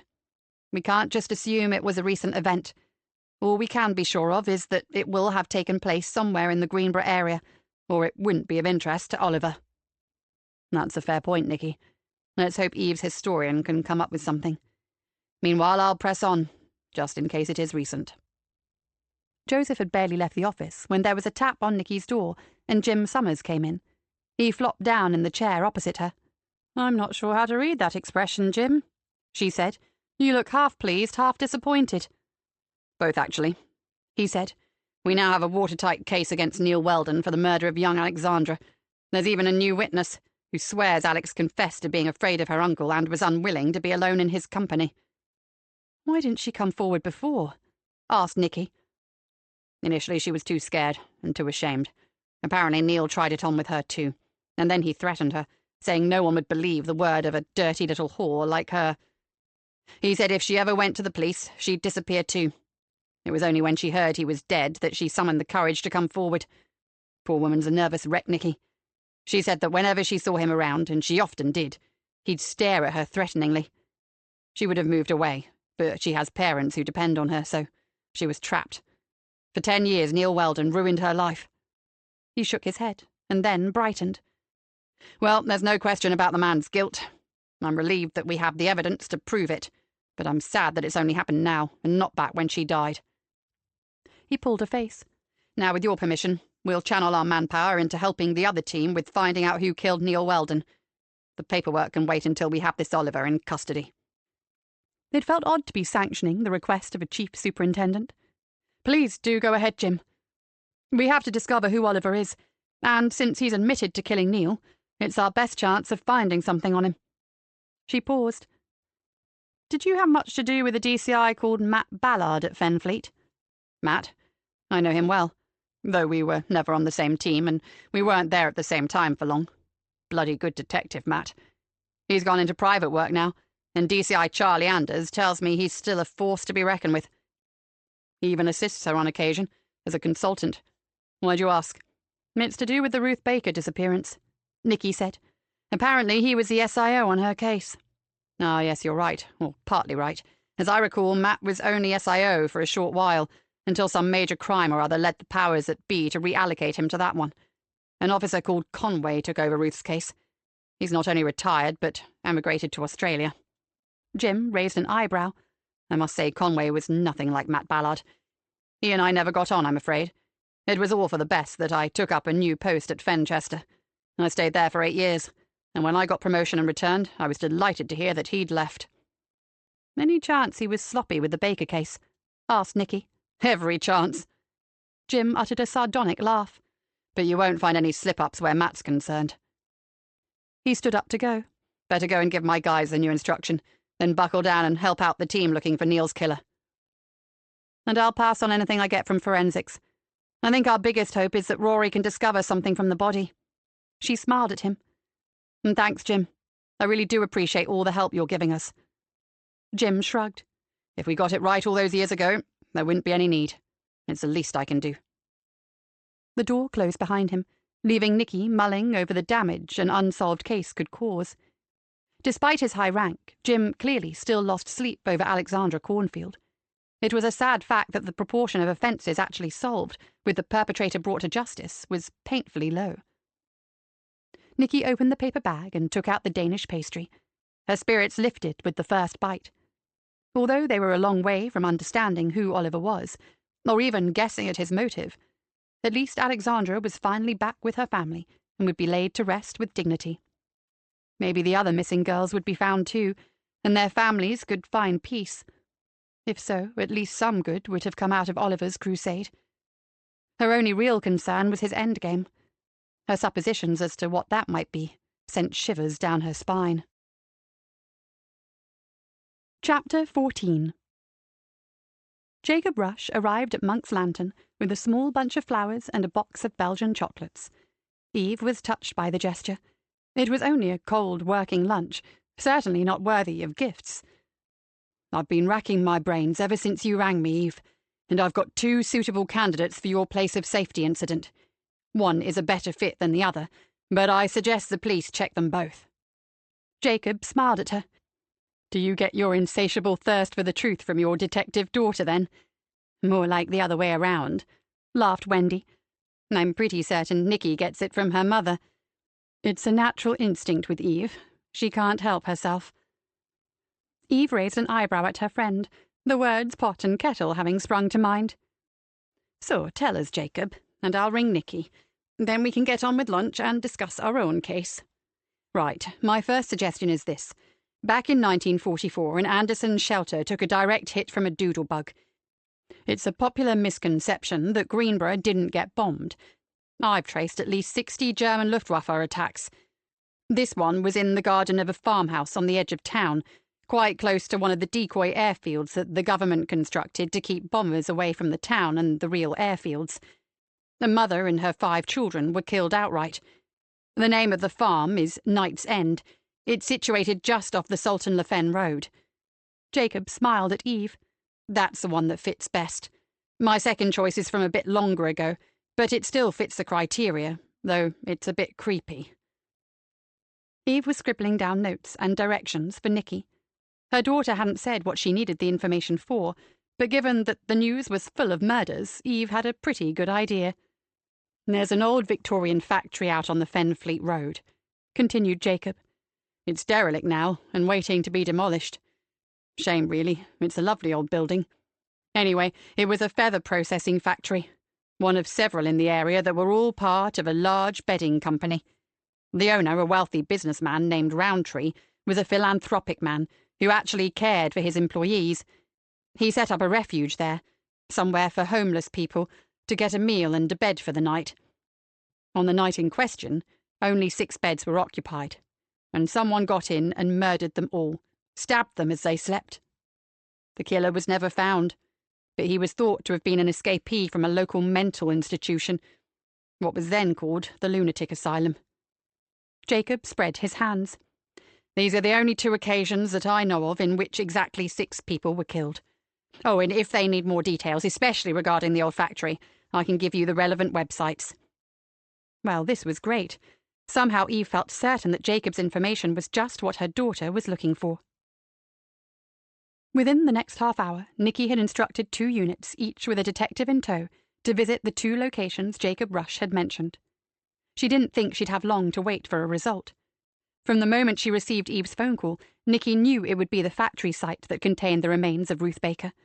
It was quite unnerving. Even more unnerving was the way it connected to their earlier inquiries into the whereabouts of Neil Weldon. Had he been responsible for Ruth's death as well as that of Alexandra Cornfield? No one had ever looked at Weldon for any other crime. But there it was. The old feather factory had been on Neil's worksheet. He had been advising on methods of demolition. There was a vague possibility that if he had been tailing Neil for some time, Oliver could have followed him to the old factory. Nicky frowned. It didn't make sense. Sure, if either Oliver or Neil had killed Ruth Baker within the last couple of years, the old factory would have been a perfect place to hide a body.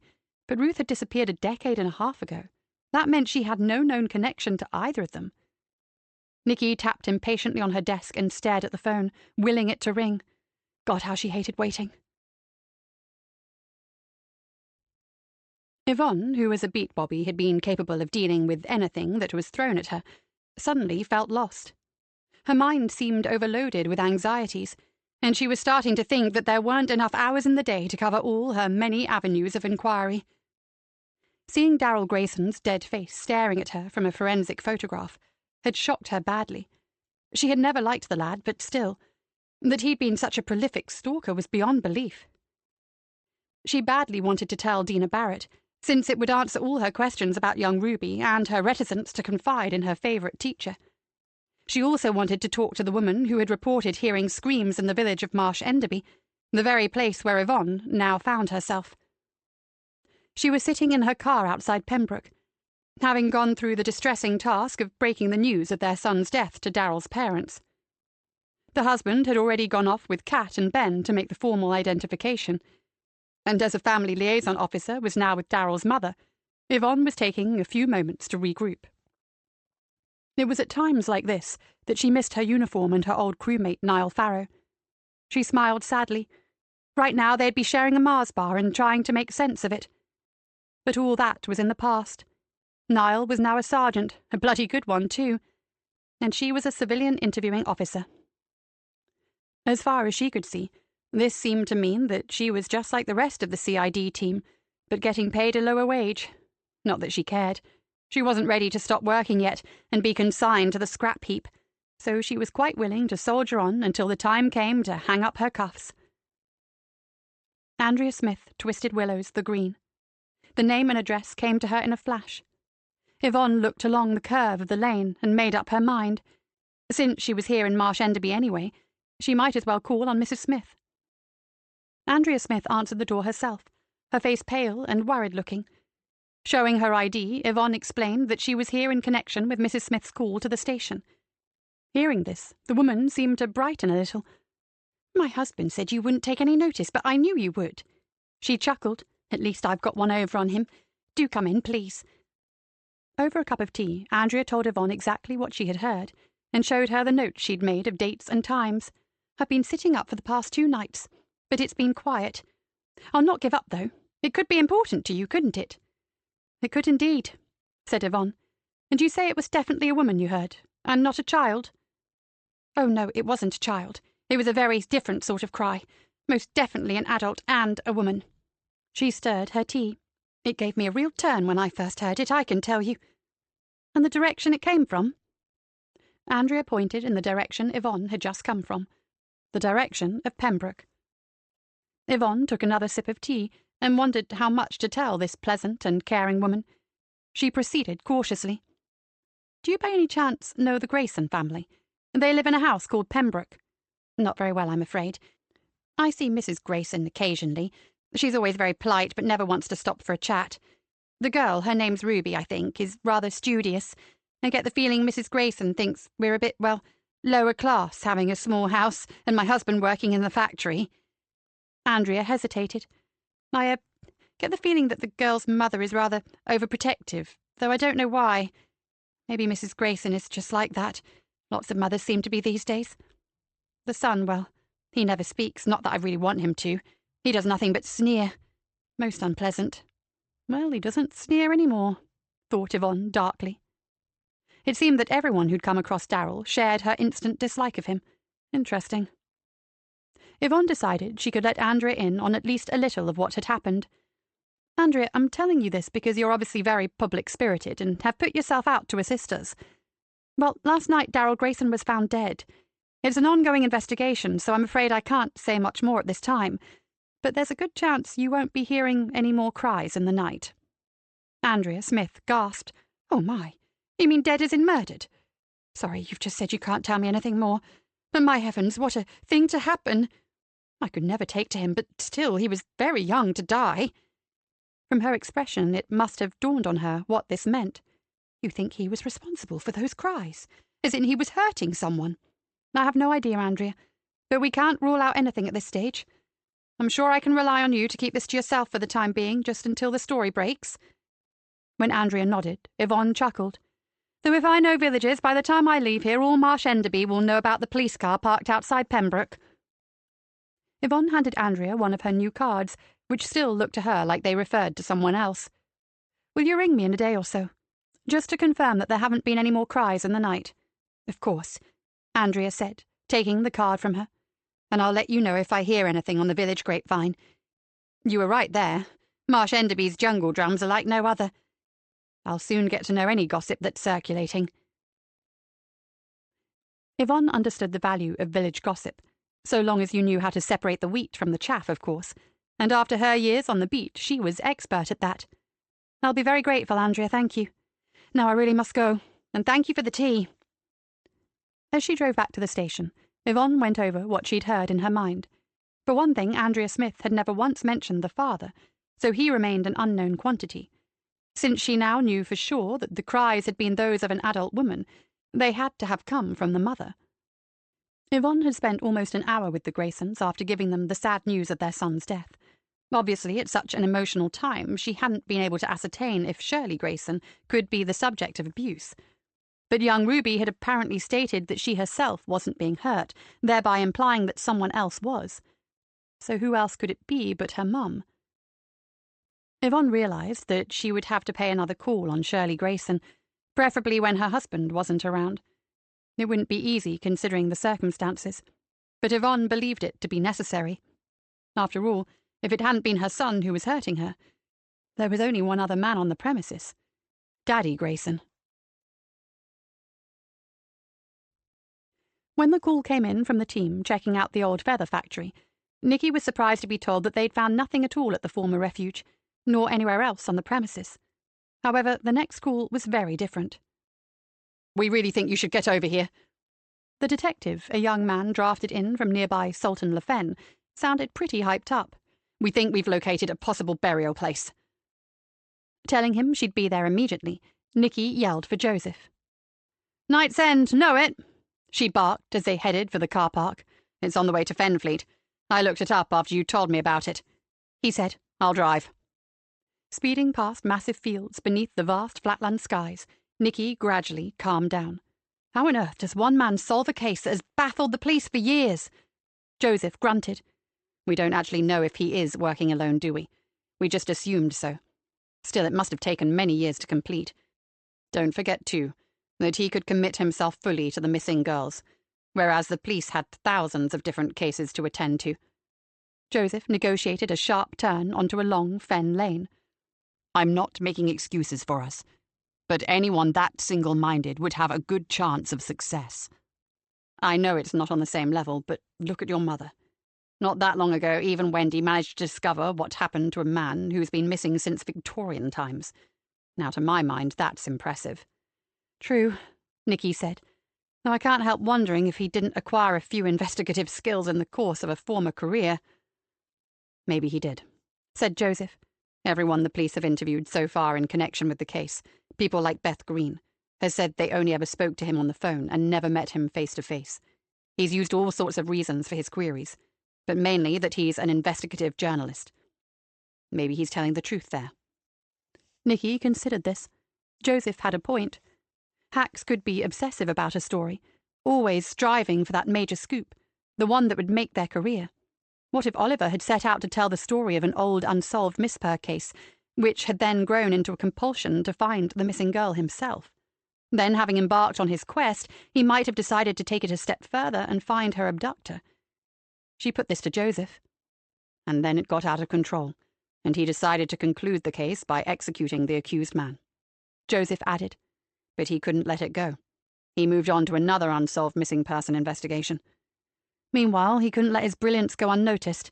He had to let us know how clever he is." She nodded. "That makes sense, Joseph." It took 20 minutes to get to the old farm, where they pulled in behind the police vehicle that was already parked there. Nicky looked around. This place was nothing like where Alexandra had been found. Built on a grand scale for a farmhouse, it looked more like an elegant manor house, had it not been for the stable blocks and the exercise yard adjoining a cluster of large barns. They hurried over to where the detective, D.C. Robin Wilson, was in conversation with an anxious-looking woman and a very tall and rugged man. D.C. Wilson introduced them to Mrs. Martine Knight, the owner of Knight's End, and her farm under-manager, Brian Calder. "Mrs. Knight told me the story of the old Anderson shelter, Ma'am," Wilson said. "So I inspected the area, and it's definitely been tampered with recently. Can I take you there now?" After a brief word with Mrs. Knight, Nicky followed D.C. Wilson across the yard and out towards the door of a walled garden. Behind the door she found a dream of a rural country garden. Surrounded on all sides by an old red brick wall, it was crisscrossed with paths that meandered between vegetable patches, herbs in raised troughs, fruit cages, flower beds, and hundreds of different perennials, shrubs, and climbers. "Wow!" Joseph exclaimed. "How beautiful is this?" "Surely there can't be an Anderson shelter here," said Nicky, gazing around her in awe. "Or a grave." It seemed incongruous in the extreme. D.C. Robin Wilson, who was leading the way along one of the paths, glanced back over his shoulder. "Let me show you what I discovered, and then I'll explain." At the far end of the walled garden, Nicky could see 2 uniformed officers. As she drew closer, she recognized PC's Kyle Adams and Emmy Greengrass. Both looked apprehensive. When they reached the wall, Nicky saw just in front of it what looked like a large round cairn made of stones. Rockery plants grew around the base of the edifice, giving it a natural look. The whole thing might have been at home on a Cornish cliff-top. "The old shelter stood right here," said Robin, indicating the cairn. "And through that gateway." He pointed to a small wooden door set in the far end of the wall, were 2 small cottages, what they called the home farm cottages. They were tied, one for the farm manager and his family, the other for the head gardener and his wife and daughter. The manager's home was demolished years ago, badly damaged in the bombing raid. His gaze returned to the cairn. The shelter took a direct hit from a V1 flying bomb. It impacted directly into the door and pretty well vaporized the family inside. Mrs. Knight told me the records state that there were no bodies left to bury, so the crater was filled in with soil, and stones and rubble piled on top to form a kind of marker. When the manager returned from fighting in the war, he begged the Knight family to allow him to keep it as a memorial, and when they agreed, he had new stones laid in the form of a small Scottish cairn, as his wife was a Scot, and added some small plants along with a plaque. Nicky looked and saw the plaque he was talking about. Inscribed on it was simply the name Turner, with 6 Christian names below. "Okay, Detective, now the history lesson is out of the way, what makes you so concerned about it?" Unaccustomed to Nicky's forthright manner of speaking, DC Robin Wilson looked something like a rabbit caught in the headlights. "Well, it's the stones, Mom. They've been, disturbed." Nicky gritted her teeth. "Oliver. Show me." The detective moved round to the back of the memorial and pointed. Something or someone had indeed disturbed those stones, and recently. To Nicky's untrained eye, it looked like a number of the lower stones had been lifted away and then replaced with fresh soil pushed into the gaps. At the front of the cairn, lime-green moss grew over and between the plants and made a perfect tapestry composed of stone, leaves, and flowers, all mingled together. In contrast, the back was a pig's dinner. "Call forensics." Joseph already had his phone to his ear. "Should we go and talk to the owner and see if she's had any calls from a certain investigative journalist lately?" Nicky said, already on her way back along the path. Martine Knight invited them into her kitchen and asked them to take seats on the high stools positioned around a massive central island unit. The kitchen was like something from a Country Life magazine feature, with bespoke fittings and high-tech gadgets that must have cost a fortune. It was impressive, but Nicky much preferred her own cosy and well-loved little country kitchen.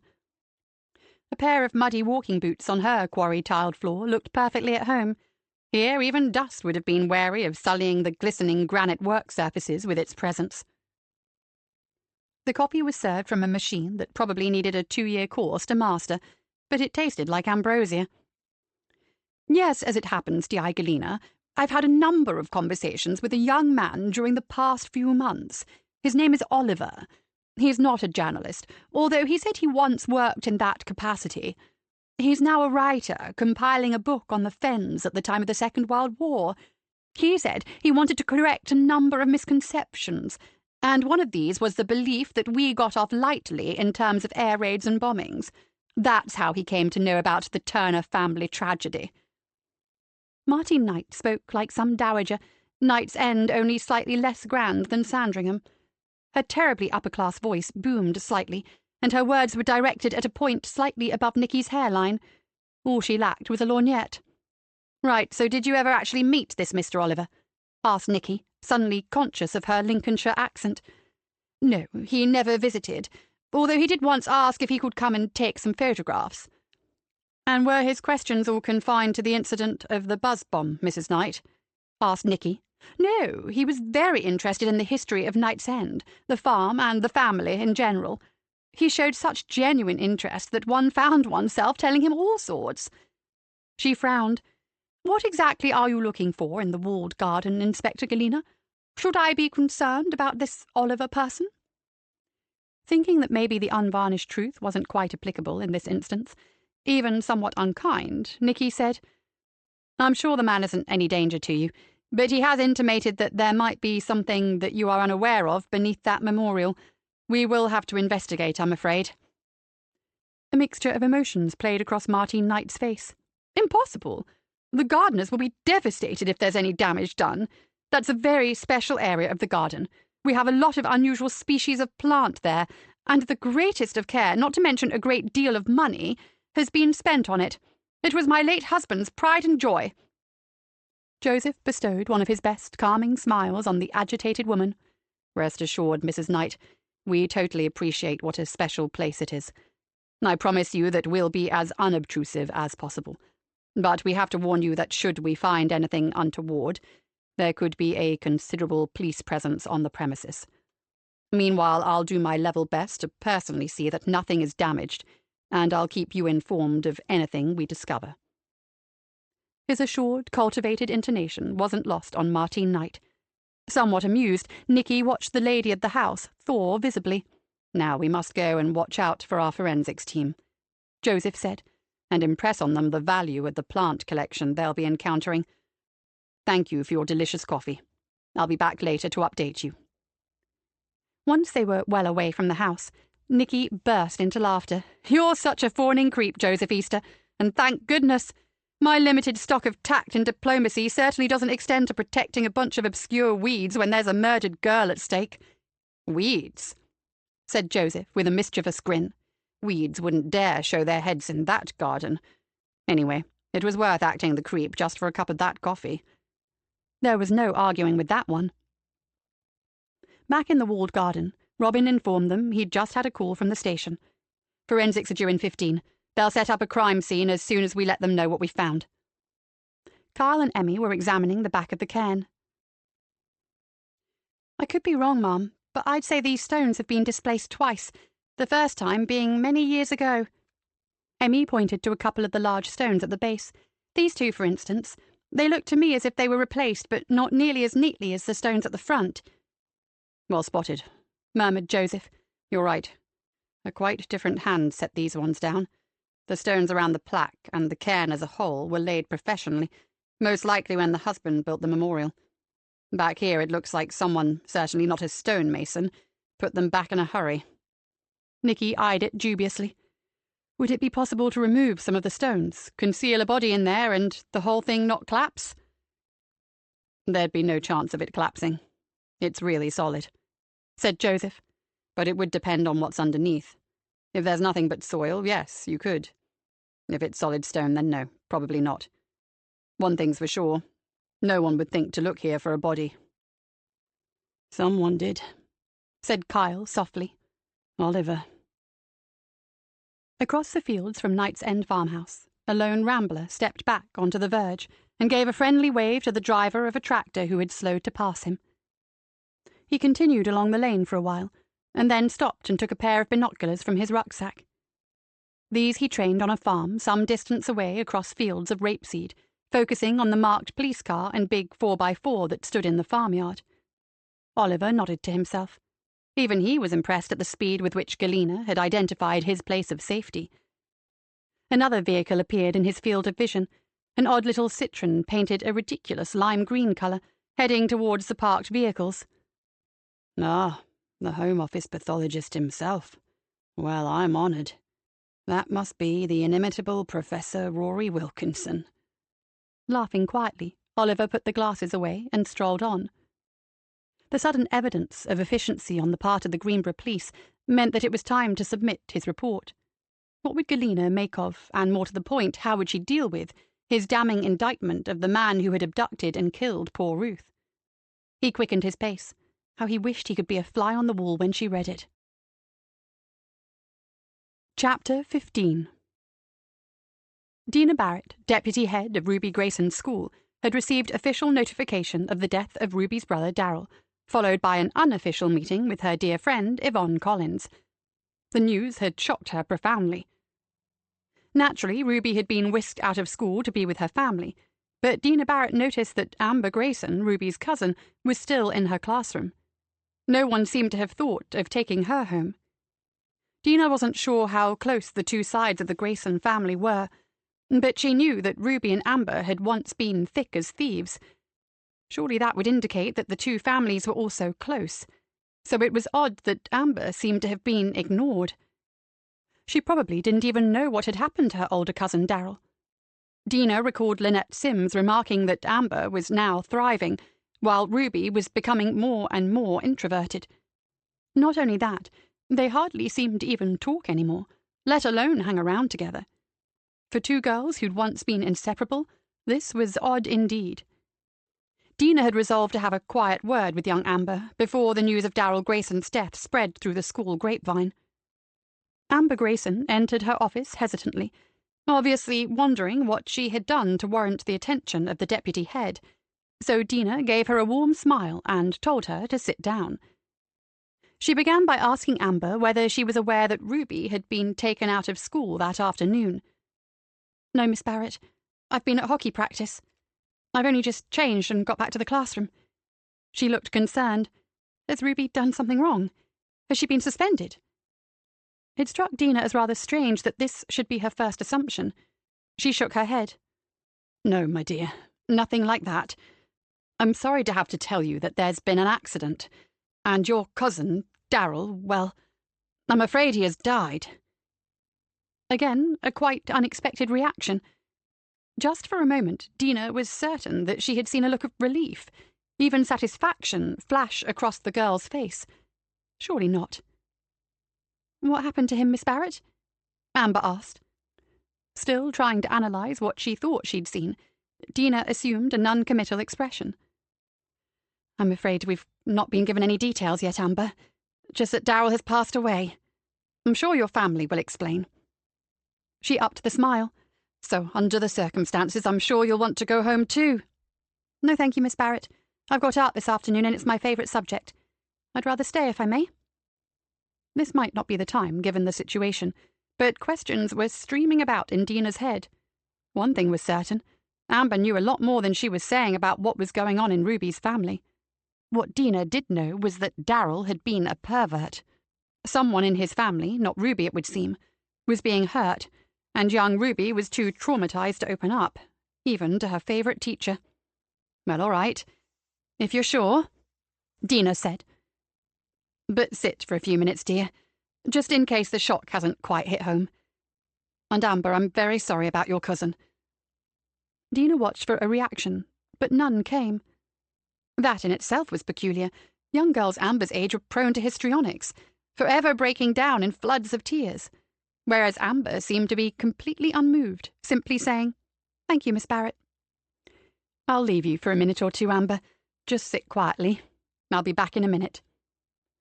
Dina left the room and hurried downstairs to Lynette Sims' form room. "I need you in my office, Lynette. I think I should have a second adult present."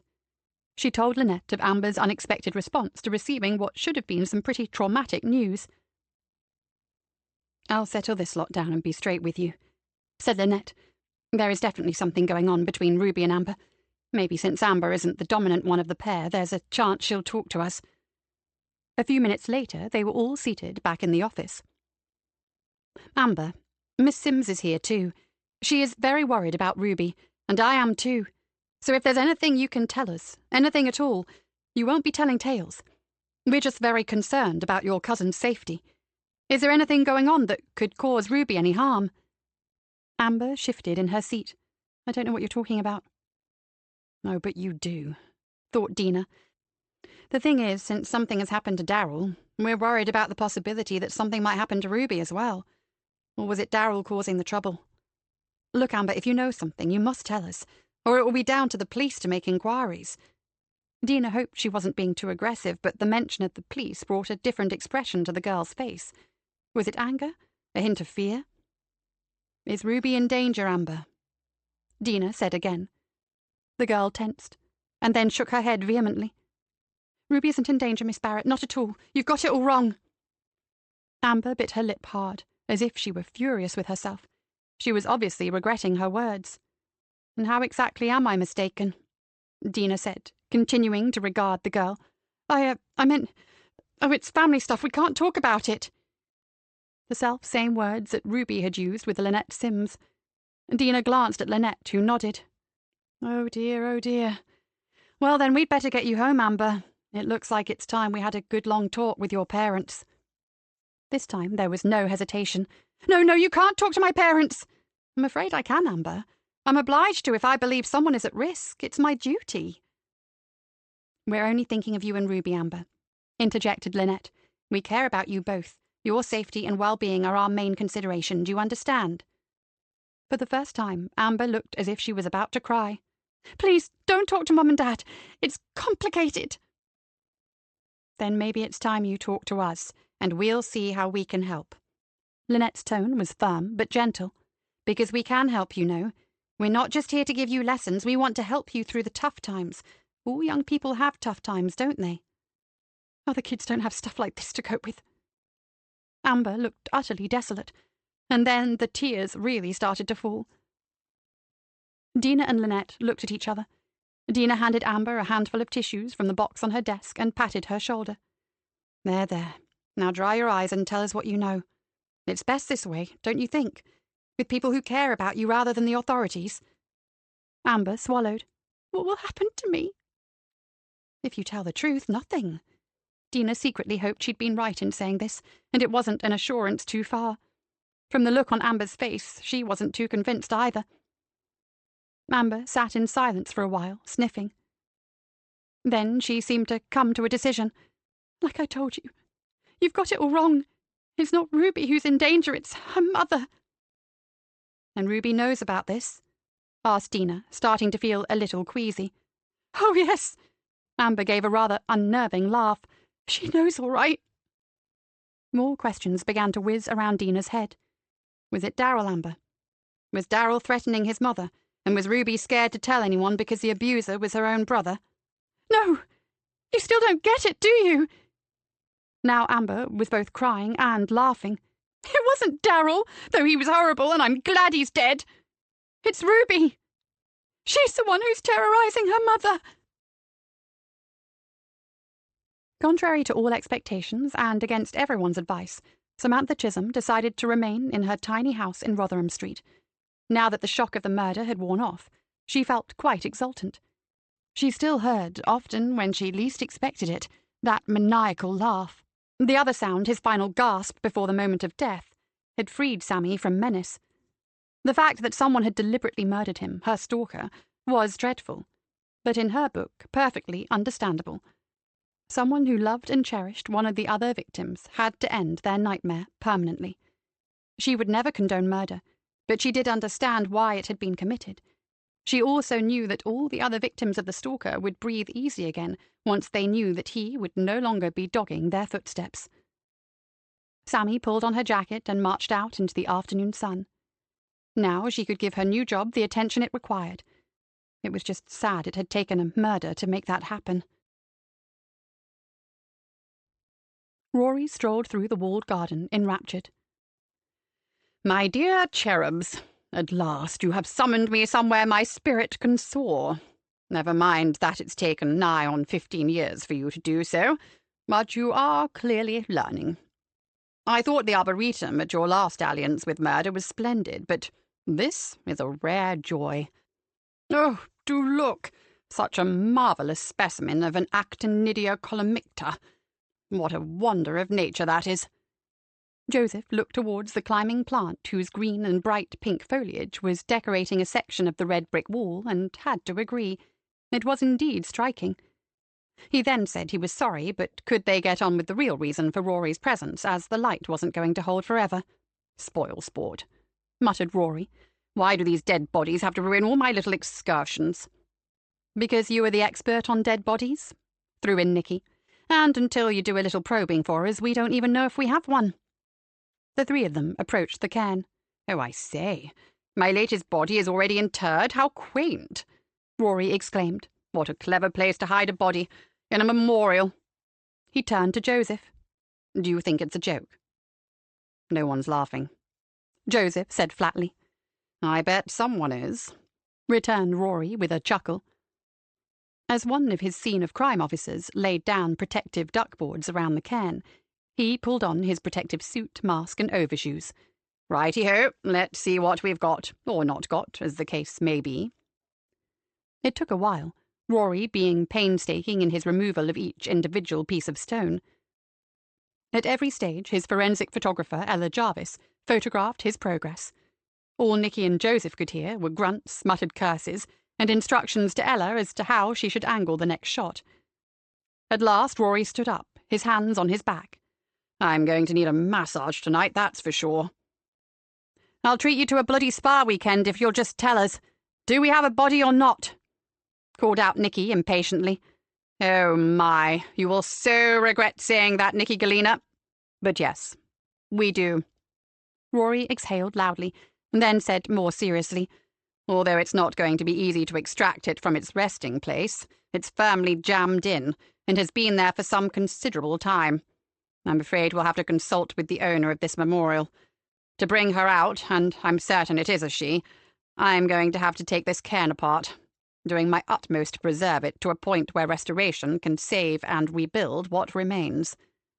Joseph saw Nicky looking hopefully at him. You want me to go and talk to Mrs. Knight, don't you? I sure do. Off you go. Okay. But first, Rory, can you give us a brief overview of what you found? The pathologist scratched his chin thoughtfully. I'd say that the cairn was built by a dry stone wall contractor. It's a lovely job. No mortar, just carefully stacked layers of stone. Then someone decided it was the perfect place to conceal their heinous murder. They made a valiant attempt at covering up their intervention, and being at the back, it would appear that our murderer succeeded.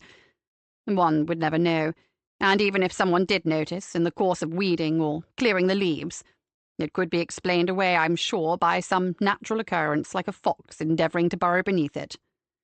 And recently, Rory? Asked Nicky. Did Oliver's delving around have much effect on the older disturbance? Very little.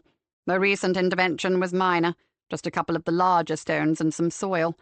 I'd say he went no further than to confirm what he already believed, that the cairn had been used to conceal a body. He held up a hand. And no need to remind me. I'm very aware that I must watch out for Pa Avion as I exhume our latest victim. Nicky threw up her hands. Sorry, Rory, but that guy's freaking me out with his creepy airmail envelopes. Well, there's nothing apparent yet, dear lady, but as I said, I can see very little. I promise to let you know the moment I find anything. Joseph noticed that Rory hadn't made light of the situation, as he normally would, but then the extent of Nicky's disquiet was very apparent. Right, I'm off to try and get the lady of the manor's permission to decimate her precious memorial. Wish me luck. Leaving the walled garden, Joseph noticed a number of men eyeing him suspiciously. From their clothes, he decided they must be the gardeners.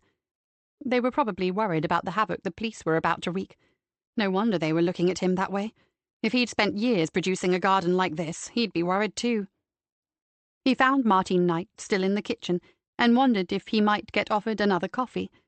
She smiled at him a little faintly, but it was a smile, so he considered it a good start. Even so, this was going to be tricky. Mrs. Knight. Martine, please. And your first name, Sergeant Easter? Joseph, he said, starting to feel a tad uncomfortable now he was alone with her. She seemed a very different animal to the one who'd looked down her nose at Nicky. Best not to string this out. Well, Martine, I'm sorry to have to tell you this, but we believe that a woman's body has been concealed inside the Turner family memorial cairn, and it has to be removed immediately. Obviously, that will entail a considerable amount of damage to it. Can you tell me if any of the Turners are still in this area, and if so, do they visit the memorial? Martine Knight almost fell onto a stool. Oh, no. This is just awful. My worst nightmare. They'll destroy my beautiful garden. Not at all. In fact, the pathologist who is in charge of this operation is hugely impressed with your garden. He's a bit of a horticulturalist himself, so he'll take the utmost care that his team do no damage, other than to the cairn itself, which is unavoidable. He was laying it on a bit, but he needed that permission. There will be a police investigation, I'm afraid, but I'll do my very best to keep it as low-key as possible. I should tell you that this is an old murder case, not a recent one. Martine looked up at him, frowning. How old? 15 years ago, something like that. She looked aghast. You mean we've had a dead body in our walled garden for 15 years? It's unthinkable. No, it can't be. This has to be some awful mistake. I'm afraid not, Martine. And I'm also afraid that you'll be asked a lot of questions. But we'll be sensitive, I assure you.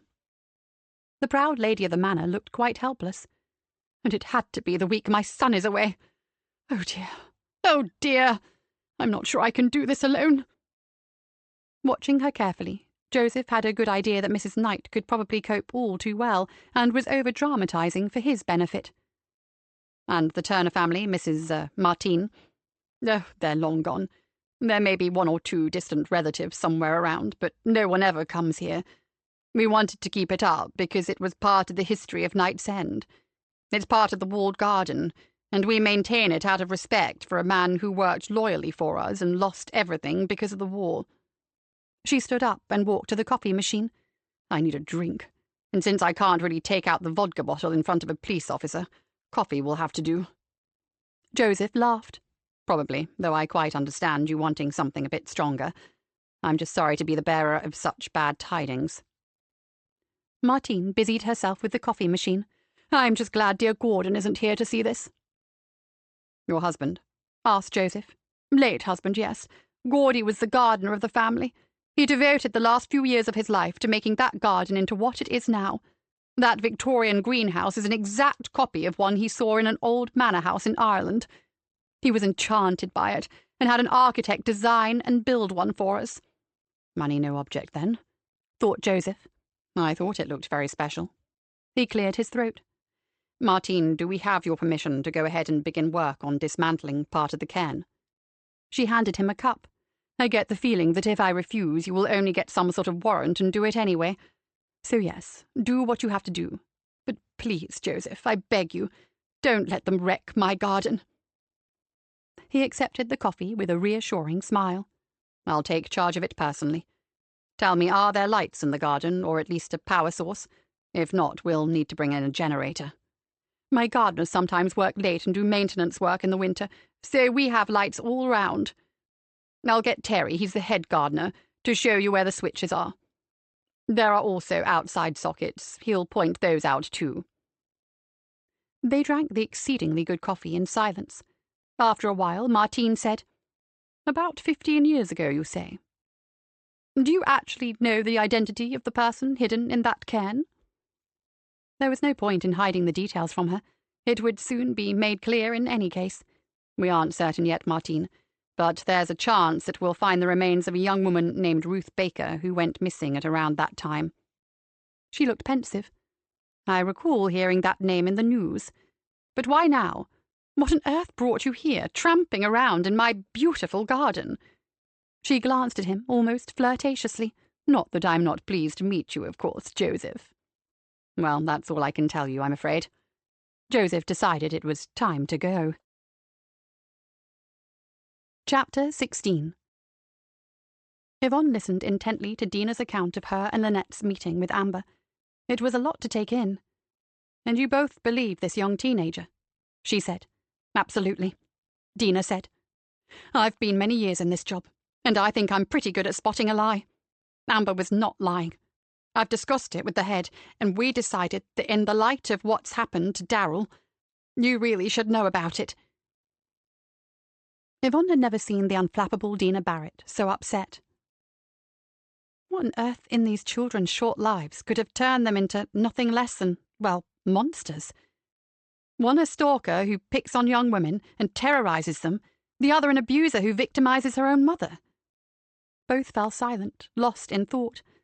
After a while, Dina said, It may be completely irrelevant, but a short while ago, Lynette told me she suspected that there was someone watching her. According to her, she never saw them, but she kept hearing footsteps, and once or twice she thought she saw a figure lurking in the bushes in a neighbour's garden. When all the worry over Ruby came up, she pushed it to the back of her mind. Could it have been Darryl, do you think? Yvonne exhaled. It certainly sounds like the way he operated according to his victims. We'll only know for certain if it stops now he's dead, but I'm pretty sure your teacher won't be bothered again. I'll tell her that. I know it's been on her mind. Listen, Dee, I'm going to report this to my boss. What have you done with Amber? Yvonne asked. She's still here. I'll take her home myself, but only after I know how you'll be dealing with Ruby and the rest of the family. I get the feeling that Amber's parents suspect that there's something amiss in Ruby's home, but have no idea about the truth of the matter. Amber's been far too scared to talk to them. Yvonne frowned. There's one thing that's still puzzling me, Dina. You told me that Ruby was becoming withdrawn, whereas Amber, whose work had also been suffering, had suddenly picked up. Surely, if Amber was so scared, it should have been the other way around. We wanted that too, Vonnie, said Dina, but it didn't seem like the right time to bring it up. We'd have been turning what was supposed to be a reassuring chat into an interrogation. Reading between the lines, we suspect that Ruby had been trying to groom Amber for the role of accomplice. I think I've said before that they are both intelligent, but Ruby is the brighter of the two, and she's streetwise. After what I've just heard, she's most likely a first-class manipulator too. I think what happened was that Ruby soon realized that Amber just wasn't cut out for it, so rather than flog a dead horse, so to speak, she decided not to bother with her anymore. I'm pretty certain that her withdrawal from school life was an act put on to make us feel sorry for her. Yvonne had seen this often enough in teenage gangs. It was a form of control. How many times had she been told that someone's child had been an angel until he or she got into bad company when in fact the opposite was the case? As I said, Dina went on, Once Amber started to talk, it all came flooding out. Apparently, Ruby swore she was feeling terribly guilty about her behaviour. She blamed her brother's bad influence, which had led her into doing things she regretted. However, now she was finished with all that. Even so, she said, for Amber's sake, it was probably best they didn't see so much of each other. And they didn't. Ruby left her alone, so after a while, Amber relaxed and went back to enjoying school life again, believing that her cousin was back to being the well-behaved little girl of before. Dina gave a little grunt. You have to remember that Amber's little more than a child, and it was quite natural for her to believe a girl who'd been her closest friend since birth. Only now has she started to realise just how dangerous her cousin is. And some, thought Yvonne, suddenly wondering how the death of a brother would affect an already damaged mind. I need to go and take instruction on this, Dina. Keep the girl safe, and I'll ring you back as soon as I've let the DI know what has happened. Oh, and Dee, you've done the right thing in telling me. I had to, said Dina. For the first time in my professional life, I am totally out of my depth, and it's not a good feeling. Kat exhaled. The girl is allegedly the one doing the abusing. Oh, bloody fire. We need expert help here, Vonnie. This one is for the guys who specialise in dealing with minors. I'll contact the boss immediately and notify her. Then I guess we'll throw it at the superintendent for him to organise. Is it all right if I go over to the school, Kat? Asked Yvonne. I have a feeling they could do with some support, and Amber is still with them. Good idea, and stay there until we can find the right people to take responsibility. It's going to need kid glove treatment, especially since the family has just suffered a bereavement. Darryl might have been a first-class shite, but he was still their son. By the way, my friend told me that Ruby's teacher is also being stalked, or was, since he's dead. Her account is identical to that of all the others. Kat gave a low laugh. Maybe dear Ruby put him up to it. Who knows? That went through my mind too, Yvonne said. I can hear her now. Nosy Miss Sims is becoming a nuisance, so let's put the frighteners on her. I wonder how many other women he scared, Kat said pensively. If your teacher didn't lodge a complaint, I'm guessing there are others who didn't come forward either. Not everyone wants the police involved. Right, I'll head off and put the wheels in motion. Off you go, Vonnie, and keep me posted, won't you? As soon as Yvonne left, Kat rang Nikki and told her of Amber's allegations. The resulting string of expletives impressed even Kat. Nikki told her that she was tied up at Knight's farm right now, so Kat should take it directly to Superintendent Cam Walker. Such cases were extremely delicate. The media would be watching avidly and broadcasting every detail to the world. When Kat returned from seeing the super, she found Ben waiting for her, looking anxious. They said you were with the super. Is everything okay? Oh, Ben, you're not going to believe this one. How much more shit was going to be dumped in her lap before the end of the day, Nikki wondered. Normally she hated having to hand over a case to another team, but this one she'd be happy to relinquish, and as soon as possible. They were all trained in handling juvenile crime, but something like this required specialist officers. The youth justice system was complicated enough in a straightforward case, but where the perpetrator was a child, it was labyrinthine. There was even a different framework for the sentencing of under-18s. Well, neither she nor her team was sufficiently competent, and anyway, they had enough on their plates with Oliver. Nikki thought of the cries in the night that seemed to come from the Grayson house, the troubled schoolgirl, the too bland family and the laughing stalker. Well, it could all go tout ensemble to someone else. Let them fathom it out, and good luck to them. By the time Joseph came trotting towards her from the direction of the farmhouse, she felt easier about the task ahead. She would now have every officer available fully focused on Oliver and the conundrum he had presented her with. Joseph was smiling grimly. Yes? She asked, crossing her fingers. Yes, we can go ahead with the can. And that rather odd look on your face? She asked. Well, it was a bit uncomfortable being alone with a woman who suddenly turned into a black widow spider. He shrugged. Still, I got the desired result, and another coffee, so I can't complain. She narrowed her eyes. Maybe I'll go myself next time. You're most welcome. Not that I think you'd be much of a success with dear Martine. I don't think you're her type. Nikki opened her mouth to speak, but saw PC Emmy Greengrass hurrying towards them. Please don't tell me that's what I think it is, groaned Nikki, seeing the thick brown envelope in Emmy's hand. "A motorcycle courier delivered this, Mum. It's for Professor Wilkinson. Shall I take it to him, or will you?" Goodness, she was becoming neurotic about every single envelope. "I'll take it, thank you, Emmy." She looked at the PC. "Was the courier one you recognised?" "Hard to say about the rider, Galena," replied Emmy, what with the biker's leathers and full-face helmet. "But the bike was definitely kitted out for the job. Panniers and top box with a logo on them. I'm pretty sure I've seen them around Greenborough." Nicky thanked her and looked at Joseph. "No par avion, and it looks kosher. We'll go and see, shall we? And we can tell Rory he's free to start work on that cairn." Rory stared at the envelope and shook his head slowly. "I'm expecting nothing, dear hearts, but I do smell a rat." He produced a knife from his equipment case, slit the envelope open, and pulled out a second brown one, addressed to Nicky, and bearing the familiar blue and white sticker. "Ah, verily, the rat cometh." "Shit!" Nicky exhaled. "Open it up, Rory, and let's read our latest epistle from sodding bloody Oliver." It was headed Case File 0148, Ruth Baker. Attached was a handwritten note that read, "Respect. Either I'm making things too easy for you, D.I. Galena, or you really are endeavouring to up your game. Your speed in discovering this one is commendable. Pity it didn't happen years ago when young Ruth was miserably failed by everyone. However, I have decided to just let you get on with the rest of the formalities, and you'll be pleased to know that after extensive inquiries, the reports of which are attached, there will be no aftermath. No condemned man to find or punish this time. I will be very interested to see what course you take when you read about the perpetrator of this particularly vile murder.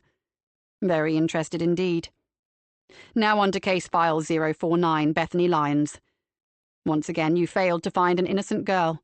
In fact, you failed in every aspect of the investigation. Shame on you. Oliver." Nicky let out a long, low sigh.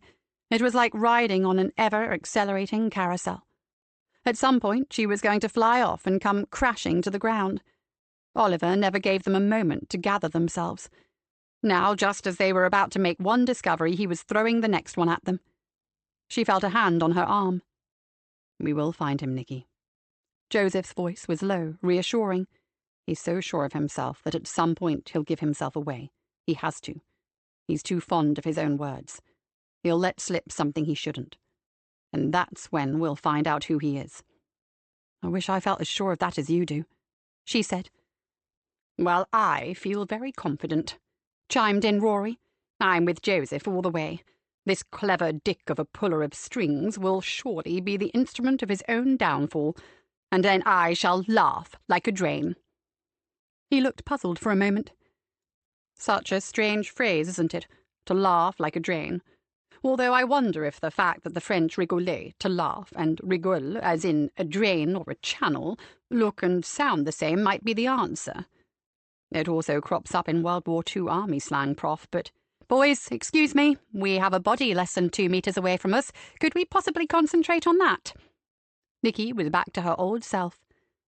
The two men threw each other conspiratorial glances, their faces assuming suitably sheepish expressions. "I take it I'm clear to excavate," said Rory. "Go for it," said Joseph. "But I promised the lady of the house that we'll try not to damage her precious garden too much.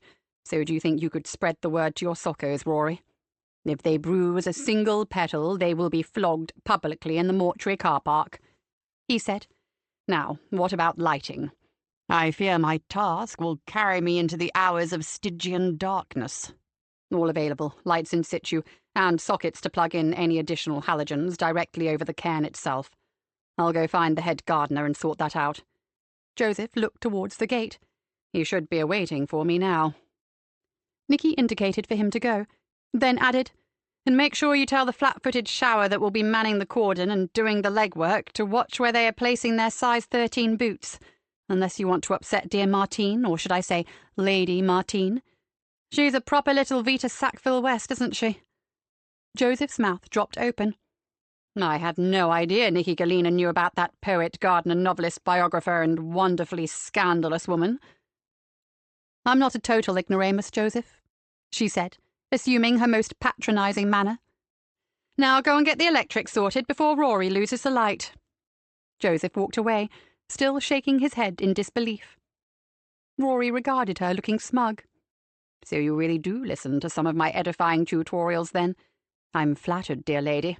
Not to mention gobsmacked." "Yeah, well, I listened to some." She grinned at him. "Well, very few, if I'm honest, Prof. But that one fascinated me. I couldn't help comparing the night woman and her obsession with her walled garden with Vita and her beloved Sissinghurst.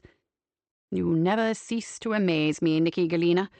Of all the bizarre, blood-curdling, mind-blowing stories and illuminating facts that I choose to share with you, the one you retain is that of a garden designer from the Victorian era." He looked across the gardens. "But right now I see the troops amassing. I have to go and issue my orders along with a few dire warnings of floggings." He looked back to the cairn. "And then we bring one young lady back into this beautiful world that she was so cruelly snatched away from all those years ago." Moving off, Rory called back over his shoulder. "I have a theory about this murder, you know. When I've given it a careful mulling over, I'll share it with you." "All theories gratefully received," she said, and murmured, "because I have very few of my own." She looked down at the thick envelope she still held in her hand. She needed to read it, and since she wasn't busy at the moment, why not now? She headed back to her car. No time like the present. Nicky climbed into the passenger seat and made herself comfortable. Intending to skim through it, she soon became immersed in the contents. Some 20 minutes later, Joseph knocked on the window, bringing her back to the present. He climbed into the driver's seat, sorted as much as I can, and the cordon and log are set up. We are lucky, really, as we can easily contain the comings and goings at the site. Only those who are actually needed will go in, which will minimize footfall considerably. That's perfect for us, as there'll be little risk of cross-contamination, and it'll keep Martine off my back. But Nicky was only half listening. This man, this Oliver, I cannot believe how thorough he's been, and I'm at a loss to know how he has obtained certain facts, unless he was attached to the original investigation in some way. Joseph, I think we are dealing with a police officer who's turned rogue." She closed her eyes for a moment, thinking hard. This needs taking apart, word by word. I've just skipped to the end. I now know why he's wondering how we'll handle this case. Listen to this. Oliver has produced evidence to prove beyond doubt, if everything he states is correct, that the killer was your Martine's beloved late husband, Gordon. Oh, shoot, that's going to be a tricky one. Joseph pulled a face. I can't see that suggestion going down too well over another cup of coffee, can you? It would answer why Gordon spent so much time in the garden, muttered Nicky. He was making sure no one else dug her up. "And Oliver's irrefutable proof is?" Joseph asked. "He was seen dragging something towards the cairn." "What?" Joseph stared at her. "This witness didn't come forward at the time. Why?" "Oliver says she was a child of 8 who was apparently fond of telling tall stories. When she said she'd seen Mr. Knight dragging something heavy through the walled garden at night, her mother, terrified of losing their position and their tied cottage, scolded her. The girl was too young to have heard about the disappearance of Ruth Baker, and over the years she forgot about it, until Detective Oliver turned up." Nicky looked across to Joseph. "You need to read this. According to Oliver, ever since his visit, she has become haunted by the thought that she'd been witness to a murderer hiding his victim. We'd better talk to her, hadn't we?" "How come Oliver chanced on this key witness after all this time? Bit of a coincidence, isn't it?" Joseph said. "Because his inquiries all pointed in the direction of Gordon Knight. He says he spoke to every single man, woman and child who had worked or lived at Knight's End at the time Ruth went missing, all without Martine Knight's knowledge. And when he did contact her, he did so under the pretext of writing a book on World War II. She raised an eyebrow at Joseph. What's more, he discovered a link connecting Gordon and Ruth. We'll have to check it, but a pound to a penny he'll be right. As I said, he's thorough and very careful. And you have no doubt of the veracity of his findings, even before you've examined them thoroughly," he said. Nicky shrugged. "I can't help but think he's got it right. After all, he's already located 2 dead girls, both of whom the Fenland Constabulary failed to find. He may have spent years on this, a decade possibly. But that doesn't matter. He succeeded where the police did not. If it weren't for him, these cases would have been left to moulder in somebody's drawer. Don't get me wrong, the last thing I want is to give the impression I admire this man, because I don't. But I have no reason to think he's wrong. The wrong bit was when he took it too far and executed the man who murdered Alexandra Cornfield." Joseph stared out through the windscreen. "So apart from overstepping the mark in her case, he's doing our job for us. And you're right, he is doing it rather well. And there's another 2 to go. Will it turn out that he's solved those as well? What is he, some kind of super anti-hero?" Nicky shook her head. "He'll be a real hero to the families of those girls," said Joseph glumly. "What is his motive, Joseph?" demanded Nicky. "It doesn't make sense. If it was one girl, it would be perfectly understandable for a loved one to take up a crusade to bring the killer to justice, as well as hating the police for not giving her family and friends closure. But 4 cases. "I think you've got your answer right here, Nicky." Joseph pointed out the window. "Look, the press." Nicky saw a big van and 2 cars slowing down outside Knight's End farmhouse. "Oh, bugger already! We don't even know what's in that bloody cairn yet." "This is Oliver's doing. His aim is to discredit us right across the board. Right now, he's just giving them the heads up that something's afoot. But you wait. Before long, he'll have spilled the beans about the whole thing. I can see the headlines now. Lone Avenger solves cases the police have bungled. Why did the police not find these murdered girls 15 years ago? And so on and so forth." "He can't have had some relationship with all of them. Unless—" She watched as the journalists and reporters got out of their cars. Suddenly she grabbed Joseph's arm. "Go and head that lot off. Tell them no one goes anywhere on this farm and no one accosts Mrs. Knight, her family, or any of the staff. An official statement will be made, but not until we sodding well know something ourselves." Or words to that effect. Joseph got out of the car, then poked his head back in her window. "Unless what?" "Unless he is connected to one of the 4 missing women in some way. Maybe he started to investigate one and turned up all our other failures after he started digging.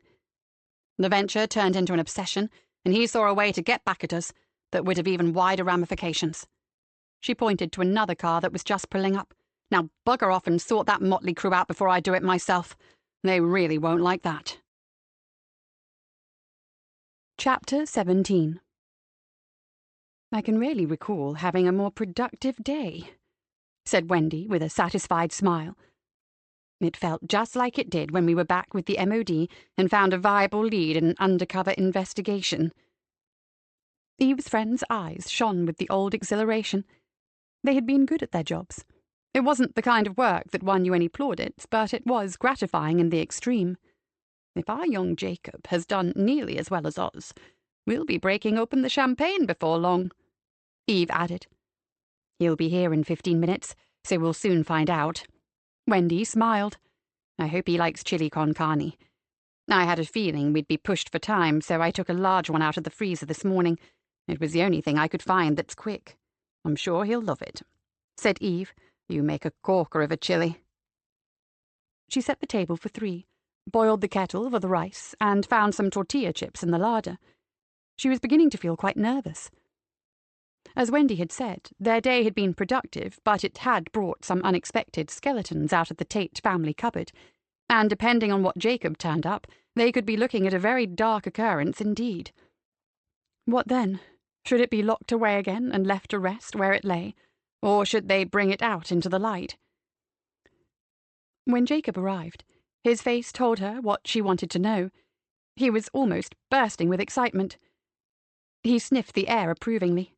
"Hey, is that chili? My favourite. I'm so glad I met you 2 lovely ladies." Eve was similarly delighted that they had chanced upon Jacob.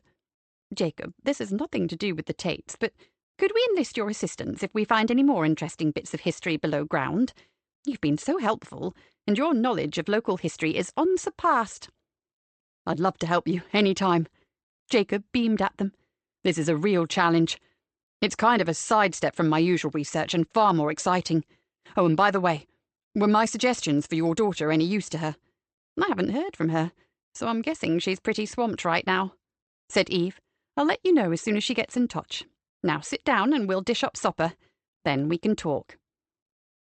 Unable to wait until the meal was over, they pitched in almost straight away.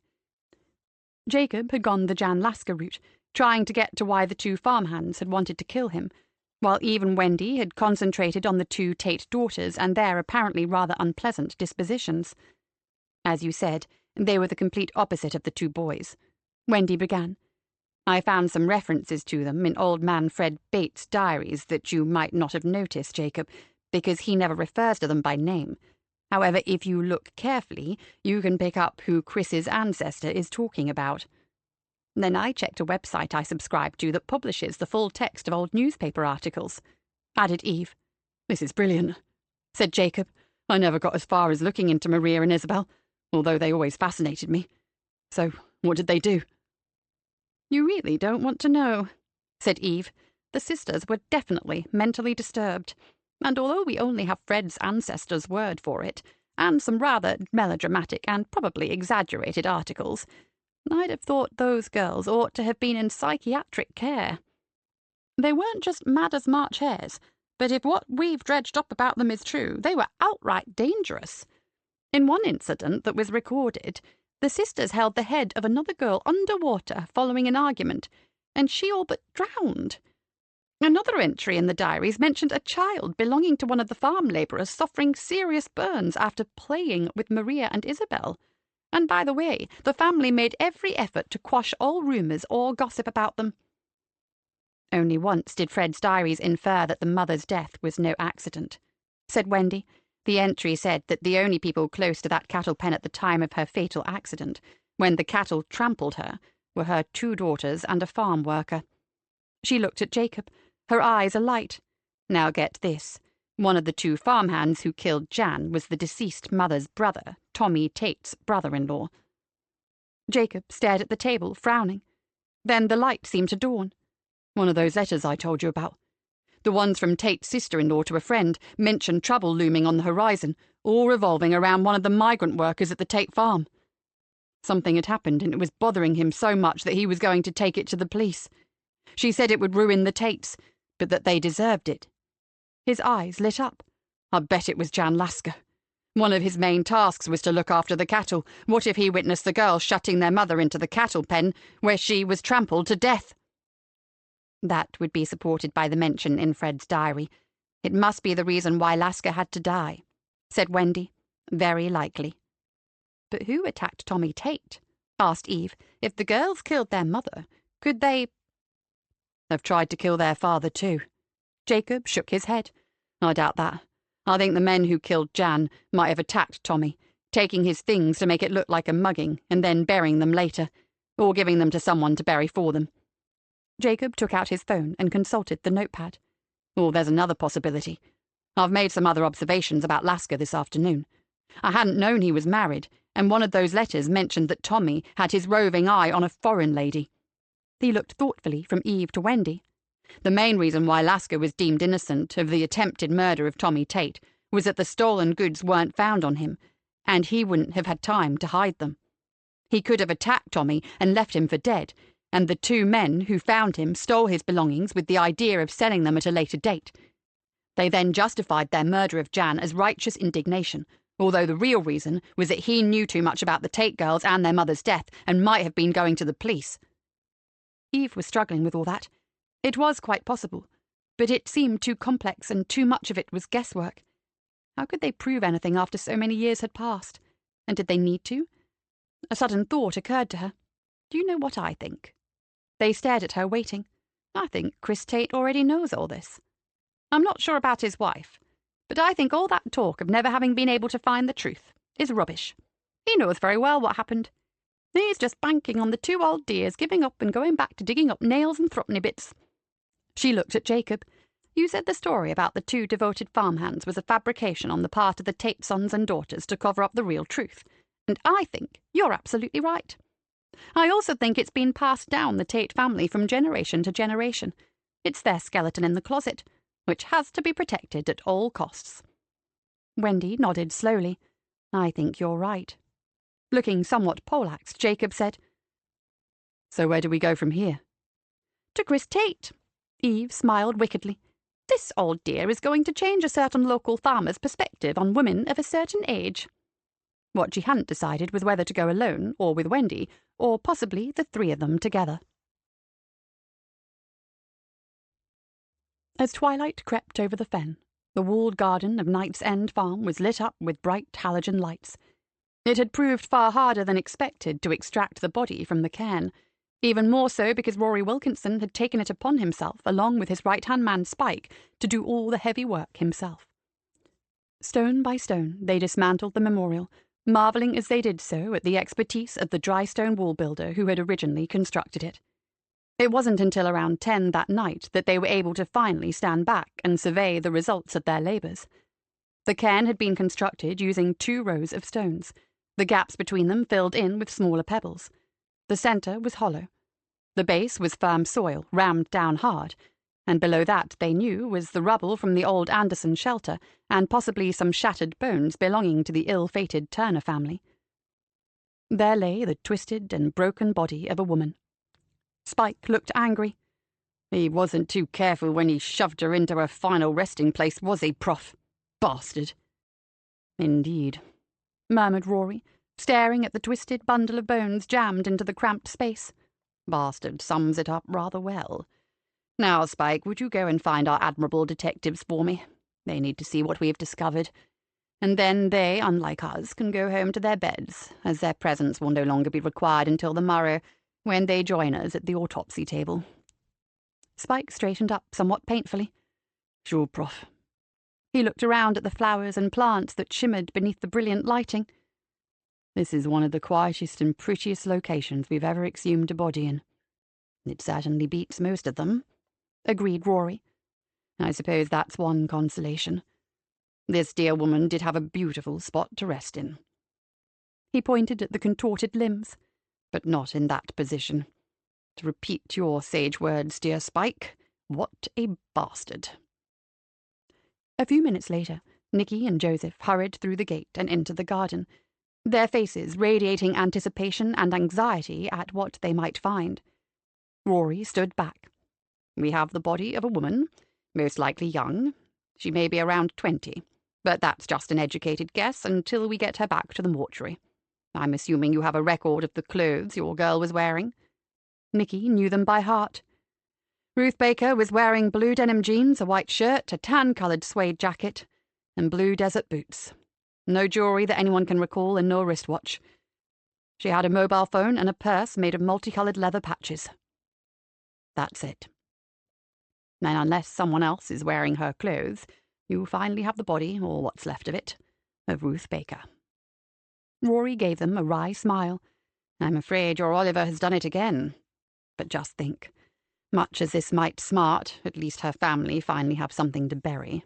Decently, this time. There's one other thing, Rory, said Nicky, her eyes on the contents of the cairn. They recorded a single identifying mark, a deformed big toe on her left foot. It was why she always wore comfortable boots rather than fashionable shoes. Rory angled one of the lights and leaned in to where the body lay. Her legs had been folded beneath her, but the bones of her feet protruded slightly. The left toe was certainly deformed. Again, we need to examine her properly, but I can confirm an old injury that resulted in a malformation of the left big toe. I suggest we have found your Ruth. Just then, Rory caught a hint of fragrance from a night-scented shrub. Some kind of jasmine, he guessed. The contrast between this glorious smell and the heap of bones lying in the dirt in front of his eyes was almost overwhelming. He shook himself. Now, my cherubs, Spike and I have work to do. We need to get this poor soul out of this abominable makeshift grave and restore as much of her dignity as is humanly possible. You may go. He watched them walk away, wondering who had the worst job, the pathologists or the detectives who were about to break the news to a long-bereaved family. Okay, Spike, let's do our duty by young Ruth here. She's waited far too long already. At around 1 a.m, Nicky and Joseph lay in bed, trying unsuccessfully to sleep. Nicky was pondering the dumb acceptance with which Ruth Baker's father had received the news of his daughter's discovery. He had said later that he always knew she would be found one day. It was just sad that it hadn't happened while her mother was still alive. To her, this seemed like yet another example of the police's failure. Now, as she tried to will herself to sleep, she felt terribly low-spirited. She wanted to talk to Joseph, but from his regular breathing, she thought he had drifted off, and she didn't want to disturb him. Sleep could be hard to come by in complicated cases like these. She couldn't stop wondering who Oliver was. As the days passed, she became more and more convinced that he was someone she knew. She was also coming to believe that he had once worked in law enforcement, though he couldn't possibly have had a full-time job in years, not to do what he had done and uncover all this evidence. Before going to bed, she had read his last report in detail, looking for giveaways that indicated an inside knowledge of the police. It was hard to tell, as so much could be gleaned from TV, film, and Google these days. He would only have to watch a few of the crime reality shows to pick up the jargon. Nikki stared into the darkness. Maybe that should be her starting point. Compile a list of officers who had left the force and see if one of the names sent up warning flares. She couldn't dispute the fact that she'd made a lot of enemies during her earlier years in CID. She had been a bitch to work with. She had crossed swords with so many officers who, in her opinion, didn't give it 100%, that for a while she'd been universally disliked. Then Joseph came along. She smiled to herself. Thank heavens he had. She had come a long way since those days, and it would be hard to have to revisit them. Still, a trip down memory lane, unpleasant though it was, might just reveal an individual from the past whose hatred had festered so long and deeply that he had turned murderer. Nikki started counting faces, and at possible person number 12, she fell asleep. Before they turned in for the night, Lynette Sims and her mother sat in the conservatory with one of Tessa's special hot toddies and had a real heart-to-heart. Lynette told her mother about young Amber's shocking revelations and the fact that Ruby Grayson had managed to take her in that way. She still couldn't understand how a young teenage girl could abuse her own mother. It had shaken her to the core. She had always advocated for the intrinsic good in children, and firmly believed that with good parenting and schooling, they would grow into well-adjusted people who were an asset to society, and Ruby's case undermined all that. To all outside appearances, the parents had done their best for their children, yet they'd produced a boy with dangerous predatorial tendencies and a sadistic girl who terrorized her mother. What the parents had not done was admit what was happening and nipped it in the bud. Tessa listened quietly to her outpouring. "My darling, you'll see as you get older that not everyone behaves as they should. People will shock and disappoint you, but you need to understand that it might not always be their fault. Circumstances can have terrible knock-on effects. Try not to judge them too harshly. They might be victims themselves. You are a caring and positive person, Lynette, and please, please stay that way. We need more kindness in this world, and a kind teacher is never forgotten." After she went to bed, Lynette lay and watched the numbers on the clock move slowly forward, yet again going over the events of the previous day. She recalled Dee Barrett saying that Darrell Grayson had been a stalker, and that her suspicions about being watched were almost certain to have been correct. Darrell had been stalking her, too. Now that was a scary thought. In retrospect, she acknowledged that she had been badly frightened. It was simply that all the angst about Ruby had pushed her fear to the back of her mind. Now she recalled the faint sound of dry undergrowth snapping beneath trampling feet, the feeling of someone being behind her just out of reach. That one time when she had heard again the single stifled giggle. It had been sinister rather than childish, malevolent and somehow knowing. Lynette hugged her knees, curling herself into a ball. At least there'd be an end to that now. She dreaded to think what might have happened if it had continued. Darrell might have grown tired of merely watching and grown more daring, perhaps more dangerous. Well, she could forget all that now, thank goodness. She finally drifted off to sleep, quite unaware of the figure standing in the deep shadows of the trees opposite. He remained there, staring up at her window for a good 15 minutes, before slipping away into the night. Chapter 18. As it turned out, Eve's decision was taken out of her hands. The following morning, Wendy had a dentist's appointment in Greenborough and intended to do a bit of shopping while she was there. So Eve was by herself, busy at her computer, when a big, mud-splattered 4x4 drew up outside the house. Chris Tate wore an amiable smile, but his eyes were cold. "Lovely place, this," he said. "You've done wonders with it. The garden, too." Well, I don't mind taking some of the credit for the garden, but the original owner, a dear friend of ours, did the renovations to the chapel. Remembering Anne Castledine and the way she died always made Eve sad.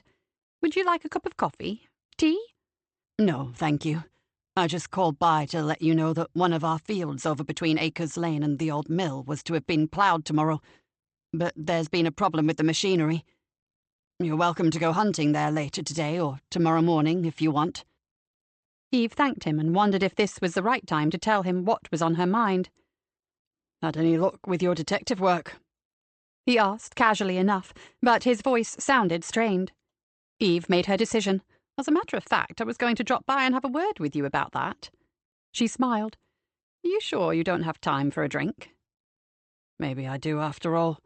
Tea, please, milk and 2 sugars.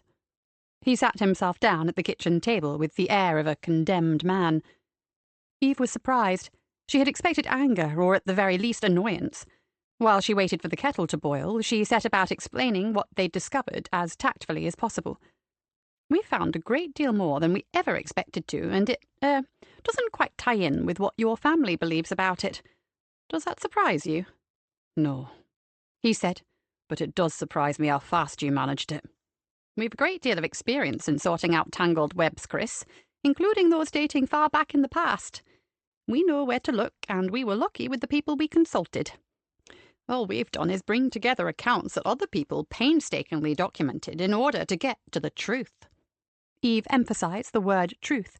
Chris Tate should know that she and Wendy weren't a couple of silly old women amusing themselves with old tales of mayhem and murder.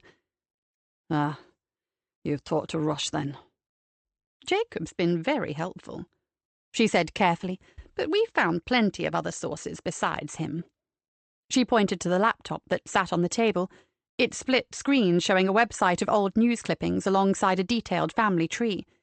She made the tea and sat down facing him. We have most of the basics, but there are still some questions that remain. I'm guessing that you know the whole story, but, maybe your wife doesn't? A brief flash of annoyance darkened his features, which swiftly turned into amazement. Eve took the laugh that followed to be realization that he had badly underestimated the next-door neighbours. Suddenly she felt sorry for him. She recalled his impassioned outburst of a few days ago. Yes, he did love his family, his home, and working the land, but bore the burden of an unwanted secret that had been none of his doing, one whose weight he had been forced to bear alone. She was reminded of another man whose life had been ruined and finally ended by a family secret. However, Chris Tate was a very different animal to him. Maybe sharing the old scandal would help cleanse his soul and allow him to move forward unencumbered. Chris sipped his tea. I was told the story when I was a boy. It was just the kind of action-packed murder mystery that would appeal to a young kid, and I hung on every word. Soon I came to believe that the attack and the subsequent death of the migrant at the hands of loyal farm workers was the gospel truth. It impressed itself upon me so deeply that even now, that's a version that comes naturally to my lips. He put his hands around the mug as if taking solace from the warmth. When I was 21, my grandfather told me what really happened. It turned my whole world on its head. Suddenly my worthy ancestors were tarnished. Even now my family are not what they seem. He looked anxiously at Eve. What do you intend to do with what you've discovered? That depends on you, Chris, she said evenly. But please understand that we didn't uncover the truth with the intention of hurting anyone. Anyway, I suspect that the harm has already been done. He sighed. More than you'll ever know. All that stuff about hunting for the truth and not finding it, not staining the family honour. All fiction? Yes, it's all part of the deception. The thing is, it still interests people. I've done my best to discourage the curious, but I've always known that one day an Eve Anderson or a Wendy Avery would come along, she thought to herself. And it's not as if it happened that long ago. Only 3 generations back, and that's not including my boys, who are still only 7 and 10. So it's not beyond the reach of a bit of intense research, as you and your friend discovered. He stared into his tea. But I thought the family had covered it up enough to thwart the average mystery hunter. Good old Tommy wasn't a nice man, was he? She said. No, he was a wicked philanderer, and not the most generous or kind boss to work for. Certainly not well liked. On the other hand, he was a damned good farmer, highly intelligent, shrewd in business, and clever with money. Thanks to him, we have a solid farming family business. Unfortunately, his 2 sons turned out to be industrious and honest, with a great love of the land. I like to think I've followed in their footsteps. Not Tommy's. But the daughters, Isabel and Maria, didn't turn out quite so well, did they?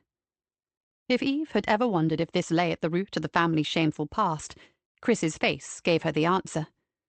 And that is the key to it all, he murmured softly. He took a long draught of his tea. Okay, Eve. I'll give you the truth. And maybe we could talk about where we go from here. Eve picked up her tea and gave him an encouraging smile. Go ahead, Chris. I'm listening. Having called an early meeting to brief the team on the previous night's discovery at Knight's End Farm, Nikki returned to her office at 10 o'clock. She was concerned about Cam Walker, who, having been thrown back in at the deep end, was fighting to keep his head above water. The biggest problem was the media. As they had suspected, Oliver was making sure that moments after the police identified a crime scene, the press was there clamouring for answers. He fueled the fire by making suggestions the newshounds were eager to grab at, and on the strength of which they were hurling increasingly difficult questions at the police. Some of the more canny hacks wanted to know who this anonymous source was, and getting no answers were flooding the papers with increasingly wild speculations. It was Cam's job to throw fire blankets over the dangerous comments, refute the ridiculous ones, and offer alternatives whenever possible. It was far from easy, especially with all the other issues he was trying to cope with. At least he had been able to raise a very capable team of specialist officers to take over the Grayson family investigation, so the heat was off regarding that, but he still had a huge case with many victims on his hands. Nikki hoped he would cope. He was still worried about leaving Kay on her own so much, but Nikki had rung her, and Kay assured her she was doing well, enjoying some peace and quiet, and had friends on call if she needed anything. She was an understanding and thoughtful police wife, who was well aware that from the moment Cam set foot back in the police station, that would be it. He'd be gone. She also knew that if she really needed help, he'd be back at her side in a flash.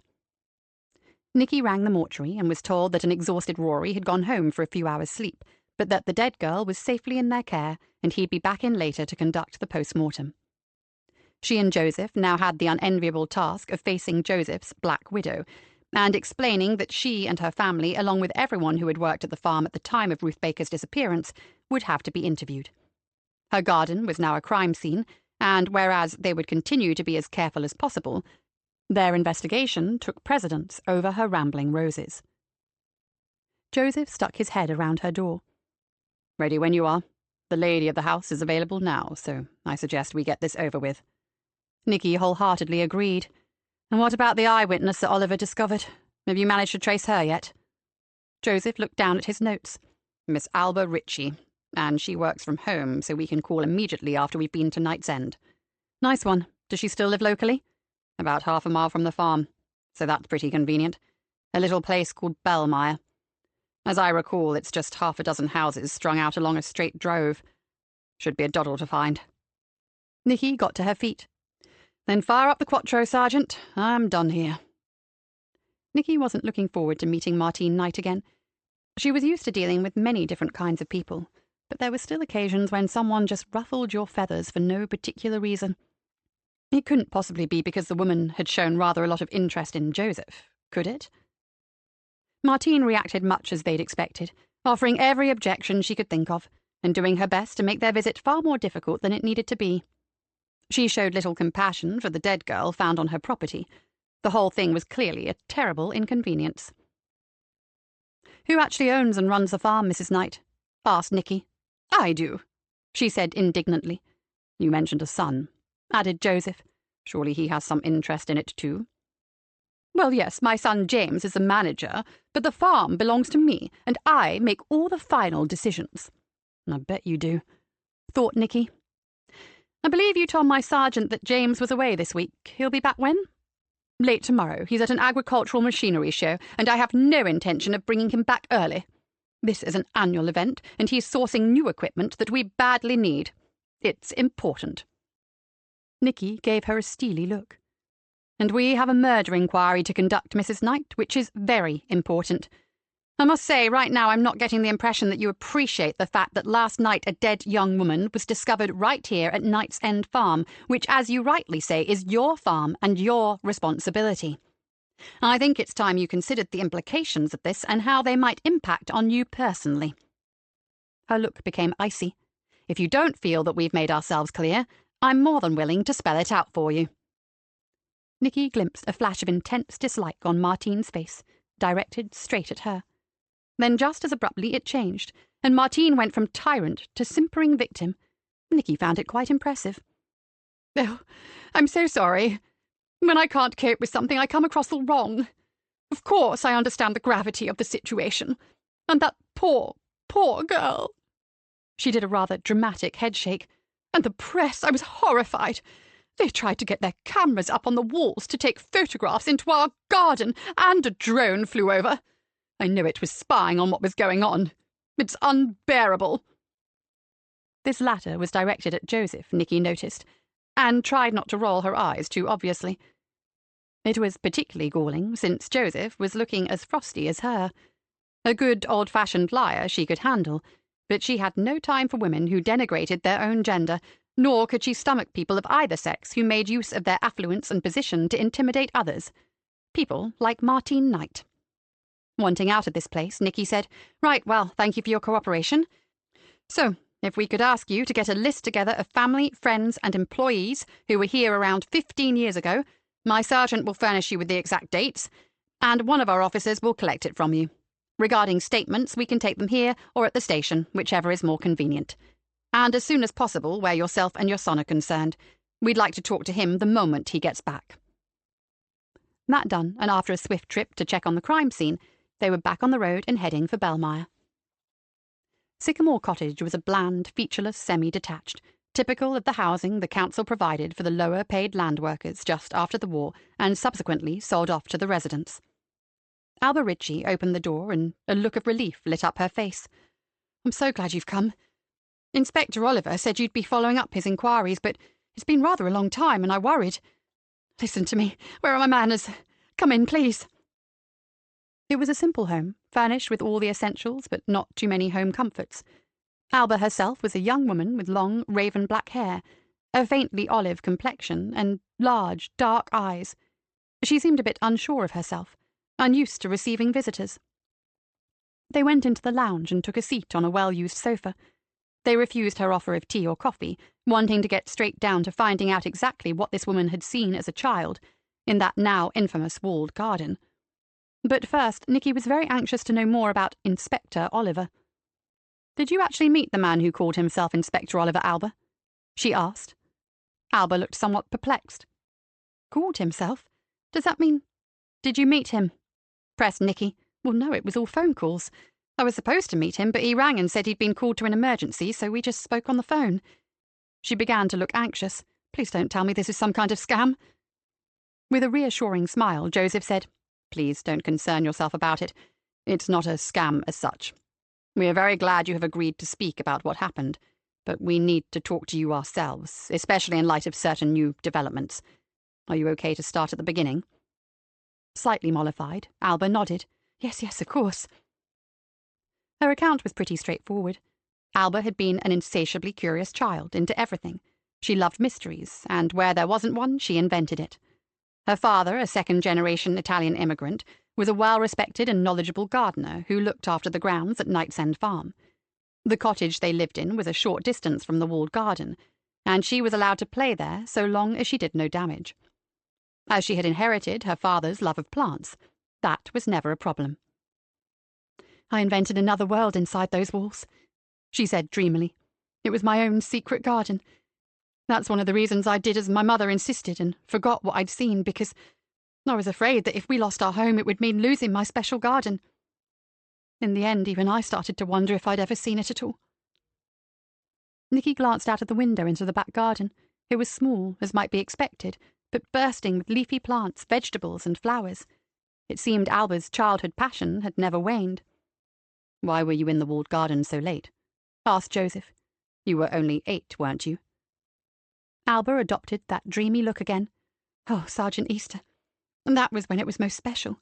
There were hedgehogs and a barn owl, and the night-scented flowers gave off a heavenly perfume. My dad would go there some evenings and take me with him. We hunted for slugs and snails by torchlight and, please don't laugh, but he said there were some plants that benefited from being planted by moonlight. I think he loved it then as much as I did. He knew I sneaked out some nights, but he never told my mum. As he said, I was as safe there as in my own bed. Wasn't it ever locked? Asked Nicky. Alba shook her head. No reason to, it was just a garden. Your parents aren't around anymore? Joseph asked tentatively. They split up, said Alba, suddenly downcast. I wanted to go with Dad, but he took a job in the West Country, and there was no place for a child there, so I stayed with Mum. She brightened. Then I met my Harry. We got married when I was 19, and here we are. I work for a flower importer, doing the ordering and the admin. 2 days in the office and 3 days working from home. Harry drives a lorry for the same company. Okay, so back to the night in question. You were in the walled garden alone, not with your father? Nicky asked. Alone, yes. I went to put some cat food and milk down for the hedgehog, and I saw that the owl was hunting, so I watched it for a while. Then I realised that someone else was there. I knew it wasn't Dad, as he'd gone to bed early, and I got scared. No one ever went into the garden that late. While Alba related her story, Nicky took notes. It was exactly as Oliver had stated, word for word, even down to her mother brainwashing her into believing that she'd invented it all. When she came to the end, Nicky said, Well, we should tell you, Alba, that you really did see something, and it's a shame your mother didn't believe what you'd said. Yesterday we recovered a woman's body. It had been hidden in the stone cairn. We're pretty sure it's been there 15 years. Alba gasped. Joseph offered to get her a drink, which she refused. After a few moments, she seemed to gather herself. I knew it. And in my heart, I think I've always known. She looked at each of them in turn. Who was Detective Inspector Oliver? He was carrying out a private investigation, Alba. Joseph said, We don't know more than that. We'll explain when matters are clearer, I promise. Meanwhile, are you certain that the man you saw was Gordon Knight? Absolutely. I recognised him easily from his clothes. He was a big man, too, with hair almost as dark as mine. It was him for sure. We're going to need a full statement from you, Alba, and from your mother, too, if you could give us her address. Nicky was still writing.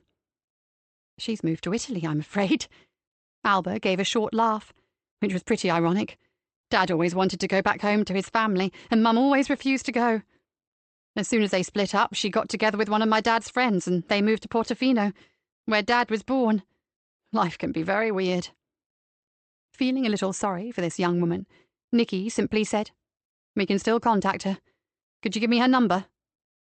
Alba took out her phone and gave Nicky mobile numbers for both mother and father. I should never have spoken to that man, should I?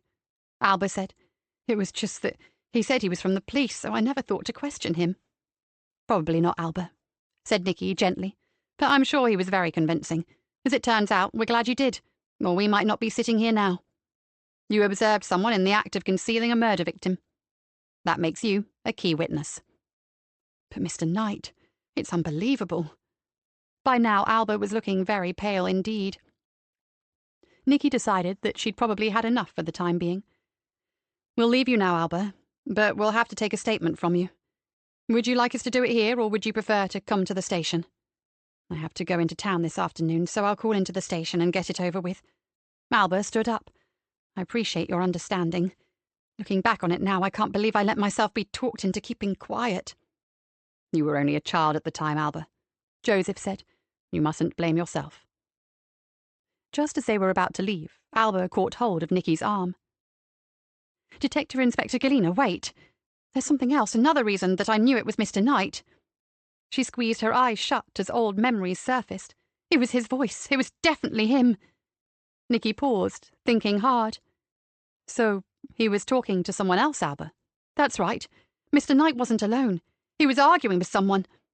Alba screwed up her face in concentration. Yes, that's it. I heard raised voices, one of them Mr. Knight, and he sounded really upset. Then everything went silent, and when I dared take a look, I saw him dragging something along the path. Just him. No one else was helping him? Asked Nicky. He was alone. She never followed him. She?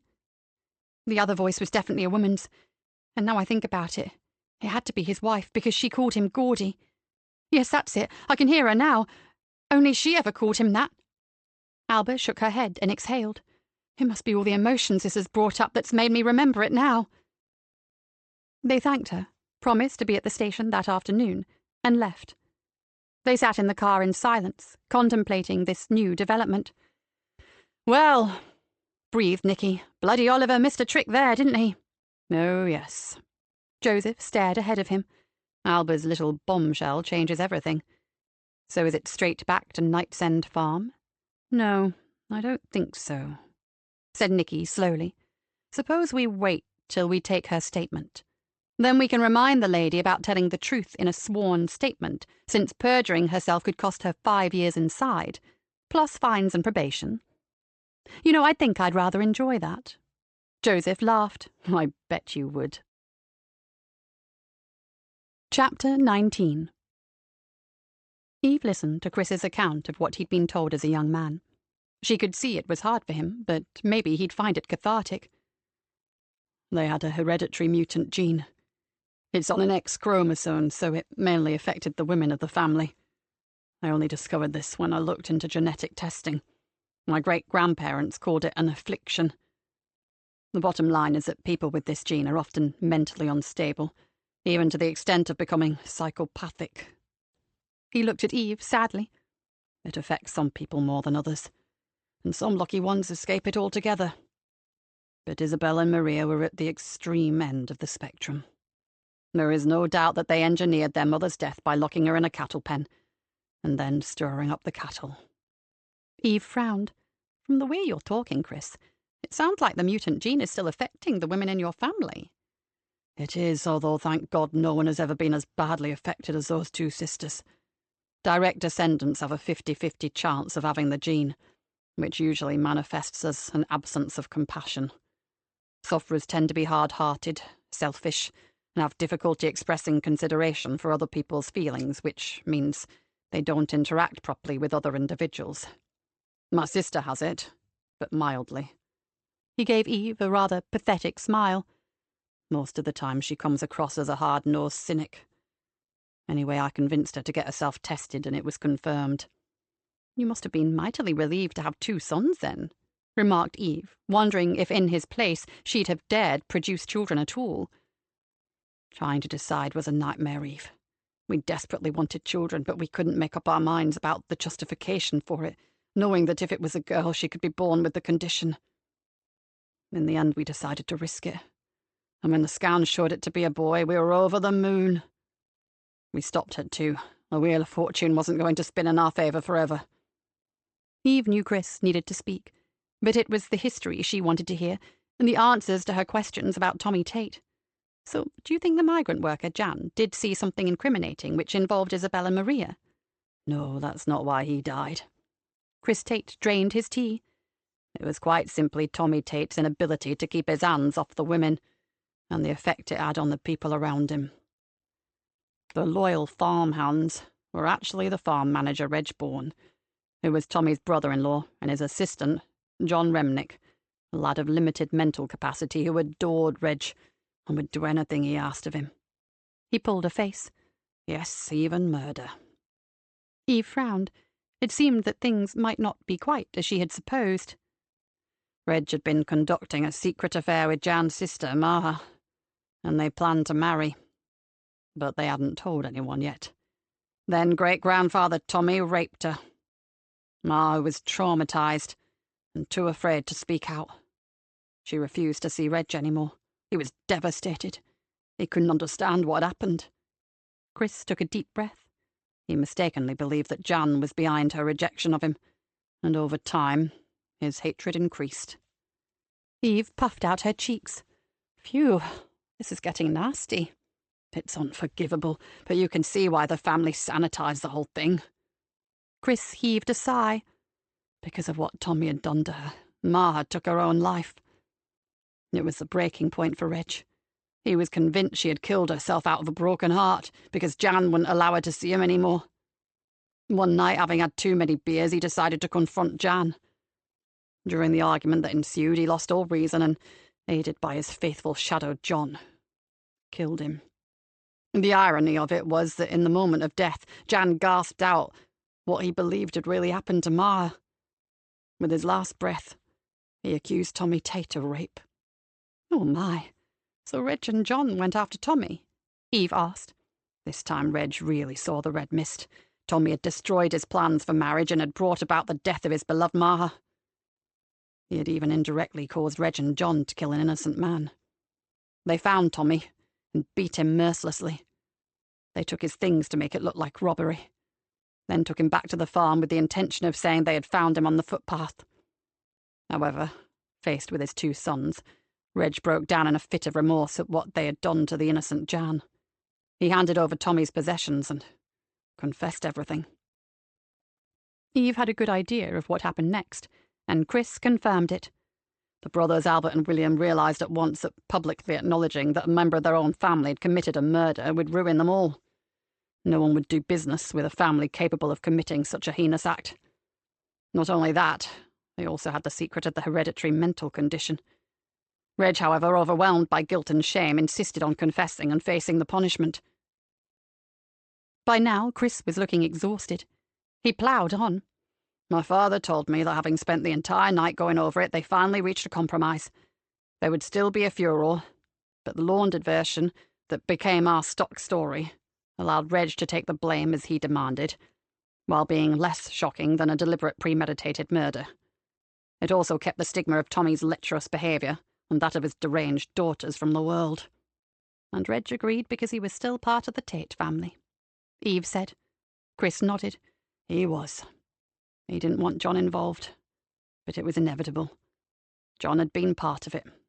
He did, however, agree to remain silent throughout the proceedings. John didn't say a word, not even when he was sentenced. Chris looked up. And that, more or less, is it. And the watch, the ring, and the cigarette case. Your shock at seeing those items was real, wasn't it? Chris gave her a rueful smile. It was. I'd never seen them until you brought them along. When my father made me promise to keep the secret, he also said I'd never have to worry about Tommy's things. They were gone forever. He shrugged. I thought he'd sold them or destroyed them, not that he'd buried them in his own field.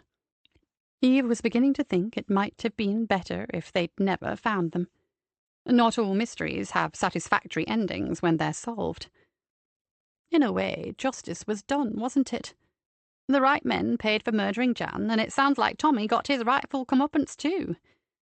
Do you really think you have to keep this a closely guarded secret anymore? I mean, there's no one left to be hurt by it. If it was just me and my wife and boys, I'd agree. But we have a very big, extended family. It's that mutant gene, you see. Eve didn't understand his reasoning. Surely forewarned is forearmed. I'd want to know if there were defects in my genetic makeup. Science has moved on from a time when the only answer to a mental problem was an asylum. Oh, we know that. Everyone is fully aware of it, and the various families monitor their children's behaviour very carefully. It's the outside world we didn't want knowing about it. Think about it, he said. It would only take one curious individual, someone who'd heard about that mutant gene, to do exactly what you've done. It might lead them to the story of Maria and Isabel murdering their mother, and from that to what Reg and John did. In no time, the Tates would no longer be respected farmers, but a brood of dangerous psychopaths. Eve didn't think that would be the case at all. To her mind, most people would feel nothing but compassion for a family afflicted with a hereditary disease. She was also pretty sure she'd never convince Chris of that, so she kept it to herself. But what now? He asked. You're the first person to learn the truth. What do you intend to do with it? Eve had been wondering the same thing. I'm going to talk to Wendy. But I'm pretty sure the answer will most likely be nothing. It's not for us to share your family secrets if you yourself want to keep them that way. Knowing my friend, I think she'll agree with me, and we'll close the book on it. We'll put it down to an exciting find with an interesting but unconfirmed story behind it. And Jacob Rush, what will you tell him? He knows most of it already, Chris. He's not a threat to you.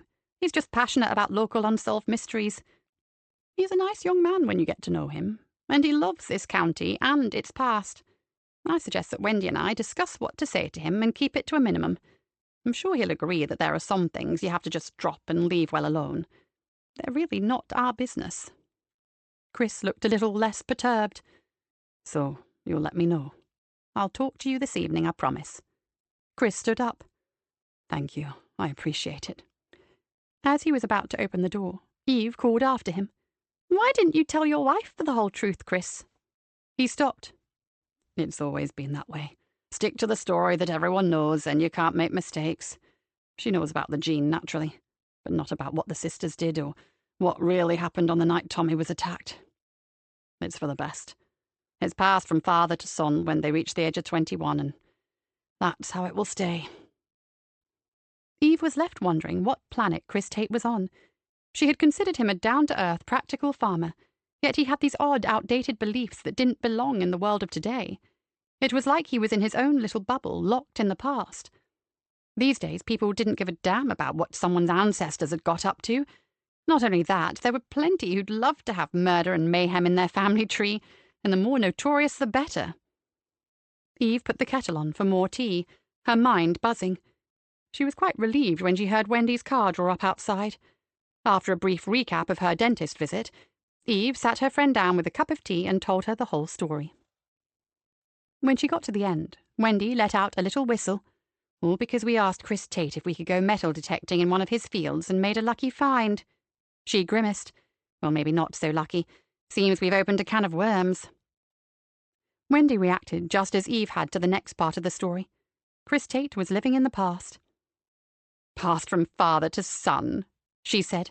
"For heaven's sake, when it's the poor women who suffer. How damned sexist can you get? Talk about keeping the little woman in her place. Poor thing couldn't cope with a nasty thing like this. It's positively antiquated and bloody ignorant. Which doesn't exactly fit in with what we know of him, does it? It's well out of character." Eve was thinking hard. She sat in silence for a time while Wendy quietly seethed. I think that everything Chris told me was true, except for one statement." Wendy blinked. "And which statement was that?"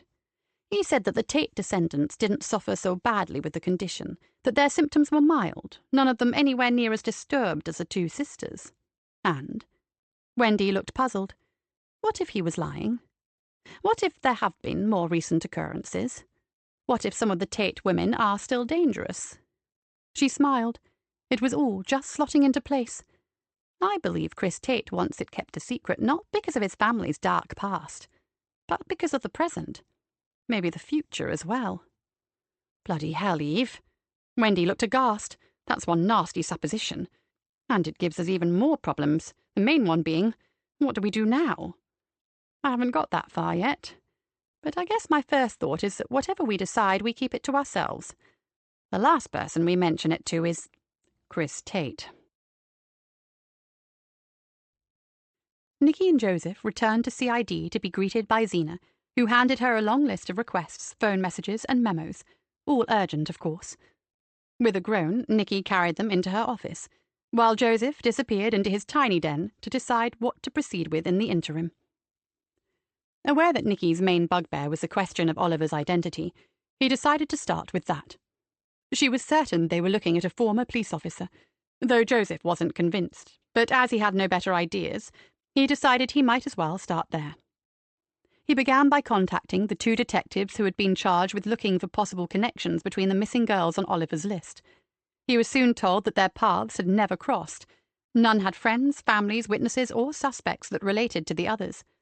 In the words of one of them, nix. But they hadn't checked on the police officers who'd been involved, so that was Joseph's next port of call. He got himself a coffee and sat down at his computer. Pulling up the case reports, he checked the names of the SIOs in charge, then, starting with Alexandra Cornfield, he went slowly through the file, making a note of the names as they arose. The resulting list was extensive. Some he knew personally, some he had heard of, but most meant nothing to him. Well, at least he'd be able to furnish Nicky with a list of names to work with. He made a note to remind himself to check if any police officers in the Fenland Constabulary had either been relieved of their duties in the last 15 years or had left under a cloud. That would be a bit of an undertaking, since a number of them had probably left of their own accord, in which case the reason for their departure wouldn't have been recorded. Maybe he could enlist HR's help on that one. He knew of 1 or 2 cases of cops who'd gone bad, but all of these were out of the picture. One he knew to be incarcerated in a maximum security prison. One had died, and another had fled abroad. He sat back and scanned the list, hoping he wasn't wasting his time. After all, it could so easily be someone with a very different kind of grudge, something they knew nothing about. Joseph was still of the opinion that Oliver had either had a very close connection to one of the missing girls, or was conducting a campaign directed solely at ruining Nicky's career. Well, he had to start somewhere, so he picked up the phone and asked HR for their help. One of the operatives, a woman called Chrissy, who he vaguely knew by sight, offered to check their files for him. He thanked her and hung up. He glanced across to Nicky's office, but the door was still closed, so he turned to the file on Bethany Lyons. He'd identified the police officers who were involved, but he hadn't read the full report yet. He did recall Kat saying that Sergeant Lucy Wells, their Flo, had something to do with it, so he made a note to talk to her about it. He watched the file download with a sigh. Here we go again. Another police failure, no doubt. Sarge, sorry to bother you, but I think you'll like this. Kat stood in the doorway, looking pleased with herself. He pointed to the only other seat. Carry on, I could do with some good news. Oh, you'll love this, she said. We've had some luck, and I thought we'd share it with you and the boss before we pass it on to the specialist team. She leaned on his desk. Although Ruby Grayson is now out of our hands until an official statement is made about Darryl, we're still fielding calls from women who had been frightened by the stalker. We had one that came in a couple of hours ago from a young woman who lives about half a mile from where Darryl was murdered. She and her dad live in a little bungalow on a corner plot, and it has a big wraparound garden. Twice during the past week or so, she's had a feeling that someone was out there at night. Her bedroom faces the back garden, so she doesn't always pull her curtains. On the very night Darryl was killed, she actually saw someone. She described him as tall, dressed in dark clothes with a black scarf covering the lower half of his face. Exactly what Darryl had on when he was found, said Joseph. There's more, isn't there? The girl, she's called Emily Teal, yelled for her dad. They went out after the intruder, but he took off through the garden. Emily said he gave a sort of giggle which sounded dead creepy. Then they heard a car start up and move away. Kat's eyes sparkled. Now here's the best bit. Next morning she goes to have a look and finds a boot print in the exact spot where he'd been standing. They'd been watering the garden the evening before and the ground was soft. Clever Emily grabs one of her dad's garden cloches, you know, one of those little covers that you put over plants to protect them from the frost, and she puts it over the boot print. I shot over there and took a picture of it, and guess what, Sarge? Joseph beamed at her. It was a perfect match for the boots Darryl was wearing. Identical! Asoko is working on it now. It's a good 3-dimensional impression, so they'll photograph it and make a cast. I know the CPS will need more than that to pin the stalker case on Darryl Grayson, but I have a very good idea that more and more evidence will come in over the days to come. We have one other thing already. As you know, we have Darryl's car in the pound. The Soko told me that there's a good chance they'll find soil samples in the footwell that match that in the Teal's garden. More solid evidence that Darryl Grayson was definitely the laughing stalker. Well, that's good news indeed. The specialist team will be overjoyed. It's probably still not quite enough, but the evidence against him is building up nicely. He smiled at her. I'm glad we've still got an ear to the ground, even though the case is off our hands. Vonnie has an old mate working it too, so we're getting updates. She stood up. Better get back to the day job. I'm going through Oliver's statements and comparing them to what we found. She looked at him. This Oliver bloke's a copper, right? All the jargon, all the reports and forensic detail. Has to be, doesn't he? Nicky thinks so, said Joseph. But you don't. I'm not sure, Kat. Maybe. The jury's out as yet. Oh, he's a copper, all right. Kat edged her way out of the cramped little office. Betcha. Chapter 20. When classes broke for lunch, Dina Barrett called Lynette Sims into her office and told her to sit down. I've had some news about Ruby, and I thought you deserved to know since you took such pains with that girl. It's not much. A friend told me about it. Under the counter, so to speak. Dina looked her in the eye. This is not for anyone else's ears, okay? I can't afford to get my friend into trouble. She knows full well that she shouldn't be talking about the case at all, but she also knows how worried we are. Lynette nodded furiously. Of course, Miss Barrett. I'd be very grateful to hear it. I'm really worried about what's going on with Ruby." "Apparently things aren't going smoothly at the Grayson house. It's such a complex case that they've brought in a specialist team to deal with it. It seems the Graysons are still denying that Ruby is in any way responsible for injuring her mother." Lynette looked shocked. "But Amber didn't lie, Miss Barrett. I know she didn't." "I agree with you, and I'm told this kind of thing is typical in cases of domestic violence. The victim refuses to press charges." Dina sat back. "However, Mrs. Grayson has injuries on both of her forearms, which were definitely not inflicted by her, nor did they result from accidents.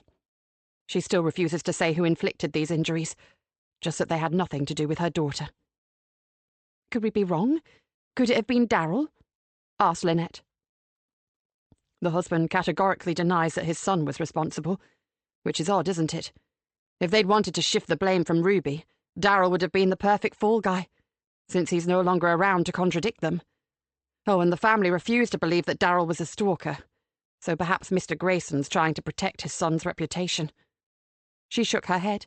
"No, Lynette, we aren't wrong about Ruby. Amber told the truth. Heavens, we more than anyone know when a child is lying, and that girl was too upset to give us anything but the truth. My friend tells me it will take some time to sort it all out. They have to be extremely careful in such a delicate and potentially volatile situation. Anyway, that's all I have for now. I'll let you know immediately if there's any more news. Oh, and by the way, the Graysons aren't aware that it was Amber who brought the matter to light. It will come out later, I'm sure, but not at this stage." "What a horrible mess," said Lynette. "It's hard to get your head around. They seemed like such a tight-knit family." "Well, you know what they say about not knowing what goes on behind closed doors," said Dina grimly. Lynette smiled. "Thank you for letting me know. I appreciate it, and I won't say anything." After Lynette had gone, Dina sat and pondered what her unofficial source, her old friend Yvonne, had told her. Sounding uncharacteristically downbeat, she'd said she only knew what she did because she had a colleague on the specialist team who had told her that there were so many unproven accusations floating around, so many grey areas, that they could see the whole thing disappearing down the plug hole. Dina bestirred herself and went to get some lunch. How difficult and frustrating it must be to know something for certain, but be unable to find hard evidence to support it. It was tough enough being a teacher, but she couldn't imagine doing the job Yvonne Collins did. If the Crown Prosecution Service required such incontrovertible proof of every single assertion, how did Yvonne and her colleagues ever get anything done?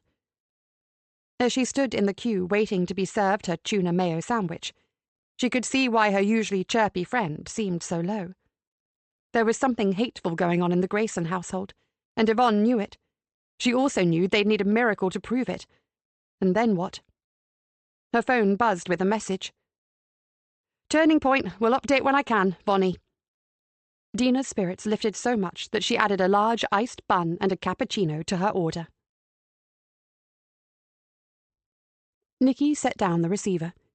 She never worked alongside the retired DCI Matt Ballard before, although she'd seen him a few times at meetings and knew of his reputation as a real terrier. Now she was about to meet him. He had been away on holiday for a few days and had only just seen her message about the reopening of the Ruth Baker investigation. As Cam had said, Matt was willing to do all he could to help. Nikki wondered what he'd think when she told him about Oliver and his unofficial investigations into Matt's old case, and also about the new witness who had thrown a dirty great spanner into the works. She couldn't help crowing over the fact that Oliver could fail too. She could hardly wait to point it out to him. Nikki was just about to go and tell Joseph about Matt's imminent visit when the desk phone rang. "It's your favourite pathologist, dear lady. And even if said professor is totally exhausted, he has unselfishly found time to ring and update you. What a hero." Nikki chuckled. "You are indeed a superstar, Professor. Now what have you got for me?" "I had expected more of an accolade than that. But there you go. Well, firstly, our lovely young woman was strangled.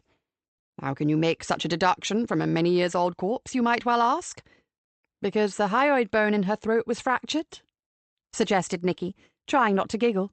"Good grief, you really do listen to me, don't you?" exclaimed Rory, sounding positively amazed. "And you're right, of course. What you don't know, though, is that we found something buried with her, a narrow leather belt that had been fastened around her ankles. It was still in situ when we released her body.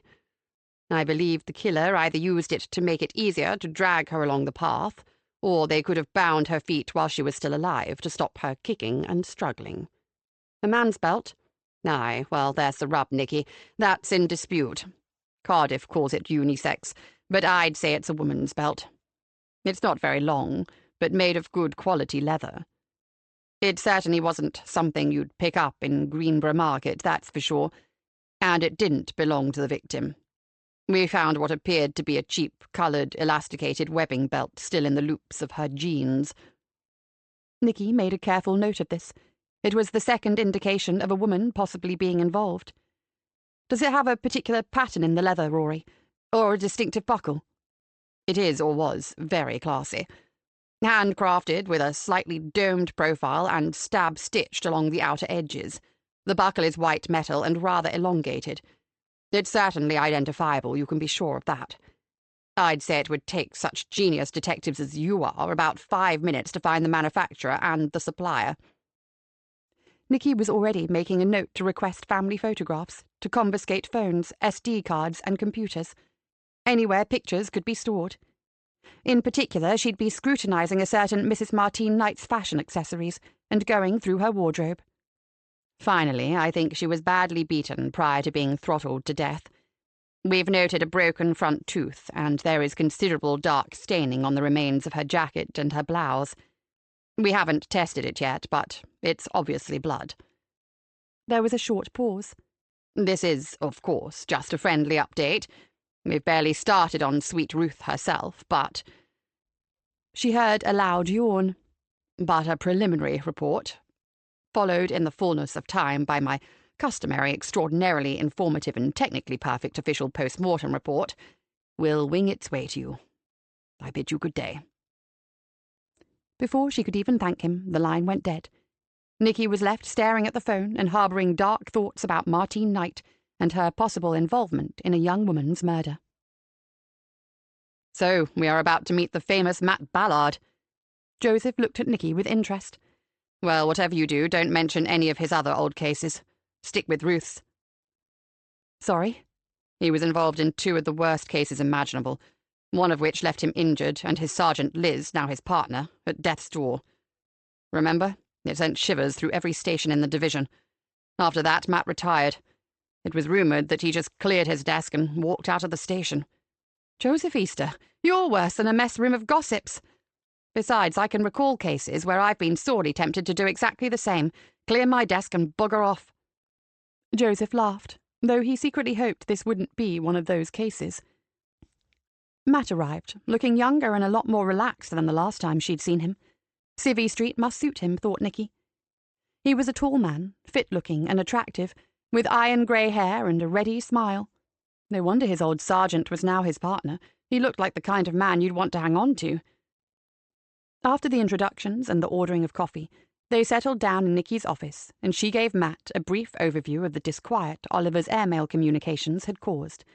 At the mention of Ruth Baker, Matt Ballard shook his head. Well, that was a nightmare of an inquiry, if ever there was one. That girl just disappeared into thin air. But you say you found her body? He looked pained. In one way I feel relieved, especially as you'll have answers for her relatives and friends. But I'm quite devastated too. I always believed the girl had planned her own disappearance, ran away, and started a new life somewhere. Maybe even out of the country. Can you tell us a bit about what happened at the time, Matt? Asked Nicky. Of course. It's one of those cases you never forget. He sat back and crossed his legs. On the night she disappeared, Ruth had been at a quiz night at the Moongazer pub in her village. She lived just a 10-minute walk from there. The friends saw her walk off in the direction of her house at exactly 10 o'clock that evening. She never got home. We talked to everyone who was there that night. They all swore that she was in good spirits, showed no signs of being worried about anything. And as her team won the quiz, she left on a high. The only odd thing about it was that she left half an hour earlier than she usually did. Generally, she stayed on with her friends until 10:30, and then a couple of them walked home together. Matt frowned. She gave no reason for going early, even to her best friend. Her exact words were, and I recall this clearly, Gonna slope off now, mate. See you tomorrow. Apparently her friends went to the door with her, trying to persuade her to hang on a bit longer. They had talked another friend into singing a couple of songs before they closed. However, she said she'd had enough excitement for one evening, and they watched her walk away. He shrugged. That is the last time Ruth Baker was ever seen. Until now. Nicky sighed. How did you interpret the part about wanting to leave early, Matt? Asked Joseph. We checked with her friends and family, and she wasn't in a relationship, even a casual one. But we did wonder if she was meeting someone in secret. Matt drank a mouthful of coffee. But if that was the case, she had certainly kept it to herself. Her best friend swore that was not the case. She said they shared everything, even the bad stuff, and it wasn't in Ruth's nature to be secretive. If she hadn't, in fact, planned to run away. We came to the conclusion that she left the pub early because she wanted to get home to check up on her father, who'd been unwell. And the name Gordon Knight never came up in your inquiries? Asked Nicky. We certainly didn't see it in the case file. No, it didn't. He's a farmer, isn't he? Owns a lot of land between Greenborough and Fenfleet. He was. He's dead now, and his wife Martine holds the reins at Knight's End, Nicky said. And she holds them very tightly indeed. But I think it's time to move on to what has happened in the last 24 hours. Nicky told him about the gruesome find in the cairn, and about the new witness and what she had heard in the garden that night. How on earth did this Oliver make a connection to Gordon Knight? Matt said. As I said, he wasn't mentioned at the time. Sure, we didn't manage to solve the case, but I swear we were as thorough as it was possible to be. We are guessing that this is an obsession with Oliver, who obviously has all the time in the world to delve into these old cases. Joseph raised an eyebrow. A lot of the people here think there's a strong possibility that he's a rogue copper. If that's the case, he might have had legitimate access to the inquiries at some point. We're trying to identify him, but it's far from easy. Anyway, somehow he discovered that there was a connection between Gordon and Ruth, because Gordon had offered her a job a month or so before she disappeared. Matt looked astonished. That certainly never came to our notice. Oliver professes to have also discovered that she worked in the farm office for a trial period of a week, but for some reason never took up the job. Oliver says that when he investigated further, it transpired that Gordon had tried it on with her, and Ruth had initially rejected him. It seems he really had the hots for her, and persevered until she weakened. He confided in his farm manager, who was a close friend, that she had accepted his invitation to accompany him to a 3-day trade exposition in Holland. This is merely what Oliver says in his statement, Matt. We've only just got our officers checking out the veracity of what he wrote. But the little that's already filtered back to us shows he was on the right track. Nicky smiled faintly. If it turns out to be true, we'll be conducting a very interesting interview with Martine Knight, which is something clever Dick Oliver never did. So far, we have 3 separate incidents where Martine lied to the police, albeit by omission, but she'll have some serious questions to answer. Matt leaned forward. You think she was actively involved in the murder? Like an accomplice? Absolutely. For one thing, someone overheard her using a pet name no one else used, arguing with Gordon when he was engaged in dragging something heavy towards the cairn. Then a woman's leather belt was found wrapped around Ruth's ankles. It was expensive and certainly didn't belong to Ruth. Thirdly, there was massive local and national media coverage at the time, and several announcements on TV begging the public to notify them of any sightings of Ruth Baker, or any other information relating to her disappearance. When we spoke to Martine after finding the body, she said she didn't know her. If Ruth had been working in the office even temporarily, Martine would have known. She had to. So she lied. Matt let out a long, low whistle. Then she was the killer. And her husband covered it up. Nicky sat back. That is what we plan to find out. Look, I know I'm not a serving officer anymore, said Matt. But if I can help in any way, my partner Liz Haynes and I are completely at your disposal as private investigators. We occasionally work for DCI Charlie Anders in that capacity, and she'll vouch for us. Joseph smiled. Matt Ballard needed no one's endorsement. Nicky thanked him. There is something. With Cam Walker's permission, I'd like to ask you to spend a bit of time here, Matt. It would be hugely beneficial to have the SIO of the original inquiry present to bounce our queries off. Half the time we were struggling to get a handle on what really happened outside what was reported in the official documentation. Her face darkened. We have to stop this man, Matt. He's very dangerous. Apart from anything else, we can't dismiss the possibility of this being a personal vendetta against me. I'd never forgive myself if innocent people got hurt because of something I was involved in back in the past." Joseph's glance at her was solicitous. This was the root of Nicky's desperation to know who Oliver was. A feeling of guilt that somewhere along the line, this had all been her fault. Matt took the words from his mouth. "You mustn't think like that. The blame lies entirely at Oliver's door, Nicky. No matter what's happened in his life, you are not responsible for the way he has reacted to it. You know as well as I do that he's off the rails. He is dangerous, and if he's not a calculating and ruthless criminal doing this for monetary gain, which I seriously doubt, he's probably mentally disturbed. That's why you need to catch him. This is not your fault, Nicky Galena." Very nicely put, thought Joseph, though Nicky looked a long way from being convinced. "If Cam agrees, I'm very happy to help in any way I can," concluded Matt. While Nicky went upstairs to talk to Cam, Joseph took Matt out to meet the detectives who were working on proving or disproving Oliver's claims regarding Gordon Knight's involvement. They had been told not to question Martine Knight. Joseph and Nicky themselves would be off to Knight's End shortly to bring Martine back to the station for interview. Chapter 21. Not wishing to appear unsettled by what they had learned from Chris Tate, Wendy and Eve decided to take him up on his offer to let them use their detectors on Acres Lane Field. It was important to them that Chris believed them when they said they weren't going to share his dark family secret with the world. They would go that afternoon, and as they normally would, take any finds to the farmhouse. They had no intention of actually letting sleeping dogs lie, but they needed time to think over their suspicions about the modern-day Tate women. They were just loading their equipment into Eve's car when another vehicle drew up beside them. Jacob Rush got out. "Glad I caught you, ladies. I've found something," he said, looking pleased with himself. "Let's go inside, Jacob," Eve said, shutting the boot lid. She and Wendy had decided that they would tell him the basic truths, but leave out their suspicions that Chris Tate had told a lie. We were just about to have a copper before we went hunting. Once settled, Jacob asked, "Any updates from your side of our investigation?" "Oh, yes," said Wendy. "We were going to ring you as soon as we got back later this afternoon. You'll not believe this, but a few hours ago, Eve actually wrung the whole story out of our neighbour." Jacob's expression went from awe to disbelief. "And you believe what he told you?" Eve nodded. "It's the truth, Jacob. It all fits together, and I could see from the way he spoke that it hurt him to tell me. Now he's terrified what we'll do with it." She gave him the story, from the terrible mistake Reg and his sidekick John had made in killing Jan, to Chris Tate's feigned surprise when they presented him with Tommy Tate's stolen possessions. She explained that the Tate brothers had kept it secret to protect the two mad sisters from being committed to an asylum or jail for the murder of their mother. She remained silent about their suspicions regarding the Tate women. "Wow, so that's it. It all fits together now," said Jacob, "and answers all our questions."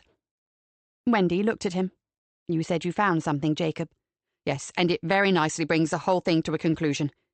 He delved into the tote bag he'd been carrying and produced a photograph. "This is your copy. It was just a snapshot I found in one of those old diaries and then enlarged." Eve stared at the grainy black and white photo. It showed a bride and groom standing in front of a church door, surrounded by a large group of people in their Sunday best. "Tommy Tate's wedding. The whole family are in it. I identified this man straight away." He pointed to a man standing with the bridal party. "His face was immediately recognisable because he was hanged for murder. It's Reginald." Eve stared at the figure. He looked handsome in a rugged sort of way, obviously uncomfortable in his best clothes. She noted the slightly ill-fitting suit, probably only brought out for weddings and funerals, the flower in his lapel, and the waistcoat with a pocket watch chain looped from one of the buttons. Eve squinted at the chain, then with a little grunt, went to a drawer and took out a small magnifying glass. "What have you seen?" asked Wendy. "I'm not sure." "Well, I'm damned." Eve turned and went into the dining room. On the table was a large tray with their recent finds laid out on it. One of them was the coin with the hole in it that had been the first item they'd found in Chris Tate's field. Hurrying back to the others, she placed the coin beside the photo. "Look, it's Reg's coin. It was on his watch chain, probably a lucky token. and we found it with Tommy's things buried in that field." There was no doubt about it, but why had it been disposed of along with Tommy's treasured possessions? Maybe it hadn't. Men wore their pocket watches even in their working clothes. Reg was out in the fields all the time, so maybe it was just coincidence that it had been lost in the very field where Chris Tate's father had buried the incriminating silver articles. She smiled to herself, thinking that if she'd been a superstitious woman, she might have seen the finding of that coin as a sign from the other side, telling her to look further in that particular place. But she wasn't superstitious, and this was just one of those small mysteries that crop up every once in a while. "So, we've come to the end of our investigation," said Jacob rather sadly. "May I ask how you left it with Chris Tate?" "If you agree, Jacob, we'd rather not take this any further. We've got more than we ever dreamed of when we unearthed that watch, and that's enough for me. It's up to the family how they deal with it, and it's really not our business. If I were him, I wouldn't want my family secrets broadcast far and wide by someone I hardly knew. Plus, at the end of the day, he's our neighbour, and we have to get along with him." Jacob nodded. "Well, when you put it like that, I have to agree. Normally I'd update my website, fill in all the gaps and add the gory details. But under the circumstances, I'll leave it alone. I'd never have discovered half of this without the help of you two lovely ladies, especially since Chris Tate and I aren't exactly the best of friends. I know the truth, and that's what counts. So I'll draw a line under it." Eve was hugely relieved. "I'm sure you have plenty of other interesting stories waiting for your attention." Jacob nodded. "Actually, I've got this really baffling little mystery concerning one of the old airfields. I reckon it's time I started looking into that. And I could possibly even use the help of a couple of metal detectorists." He raised an eyebrow. "We won't lose touch, will we?" "No way," said Wendy. "In fact, we'd like to be able to call on your help if our trusty detectors turn up any other mysterious finds, if that's okay with you." "Oh, yes," he said. "Same here. I may well need some expert help in the future." "You know us," said Eve, born nosy. "We'd be happy to help." After Jacob had gone, Eve and Wendy locked up and went out to the car. "Chris will be relieved when we tell him Jacob Roche won't pursue it any further." "He will," said Wendy. "That just leaves us with how we proceed from here." Eve got into the car and started the engine. "I suggest that after our trip to Homeland's farm, we have our supper, a very large glass of wine, and get back on the computers. You start looking up anything newsworthy that relates to the name of Tate, and I'll start hunting for female criminals in the area. It'll take a while, as the women could be married, so we'd need to trace their maiden names. How does that sound?" "Sounds like a plan." Wendy grinned at her. "Meanwhile, let's hope we don't dig up anything else on Tate land that has a mystery attached to it."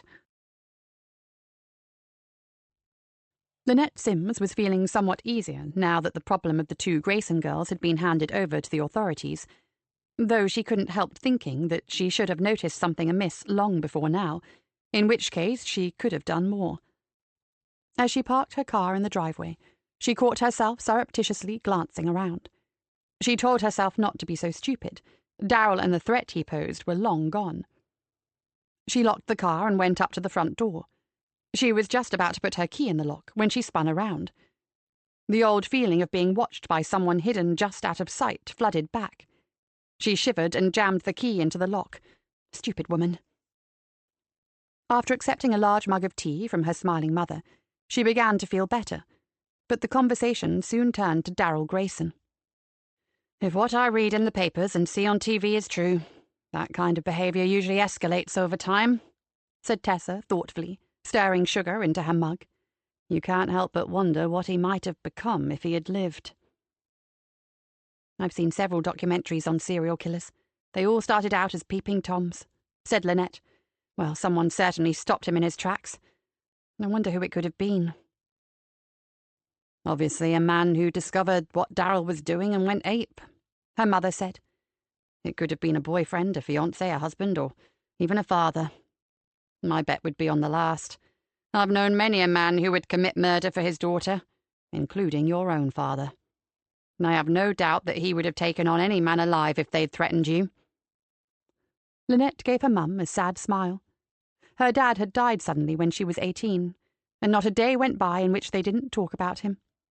When she was little, Lynette always called him her teddy bear, and his bear hugs were the panacea for all her woes. I'm sure he would. And you could be right about it being someone who followed him and caught him watching their loved one. After all, he would only have had to pick on a woman with a very jealous other half, and it'd be curtains for Darryl. A jealous man in a rage. While Tessa got their supper together, Lynette went upstairs and changed out of her work clothes. Now all her worries were over, she must get her head back into her normal routine. She had plenty of other students who needed her attention, and recently far too much of it had been taken up by Ruby Grayson. She'd learned the outcome soon enough.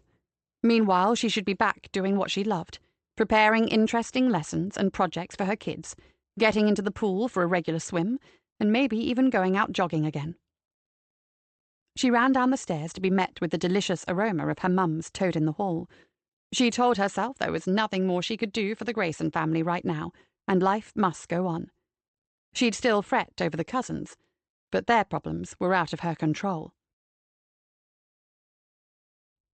The Martine Knight who sat in the interview room was nothing like the haughty lady of a few hours ago, but the austere interview room was hardly a bespoke farmhouse kitchen, and the plastic cup of water somewhat different to coffee from a machine that probably cost as much as Nicky's first car.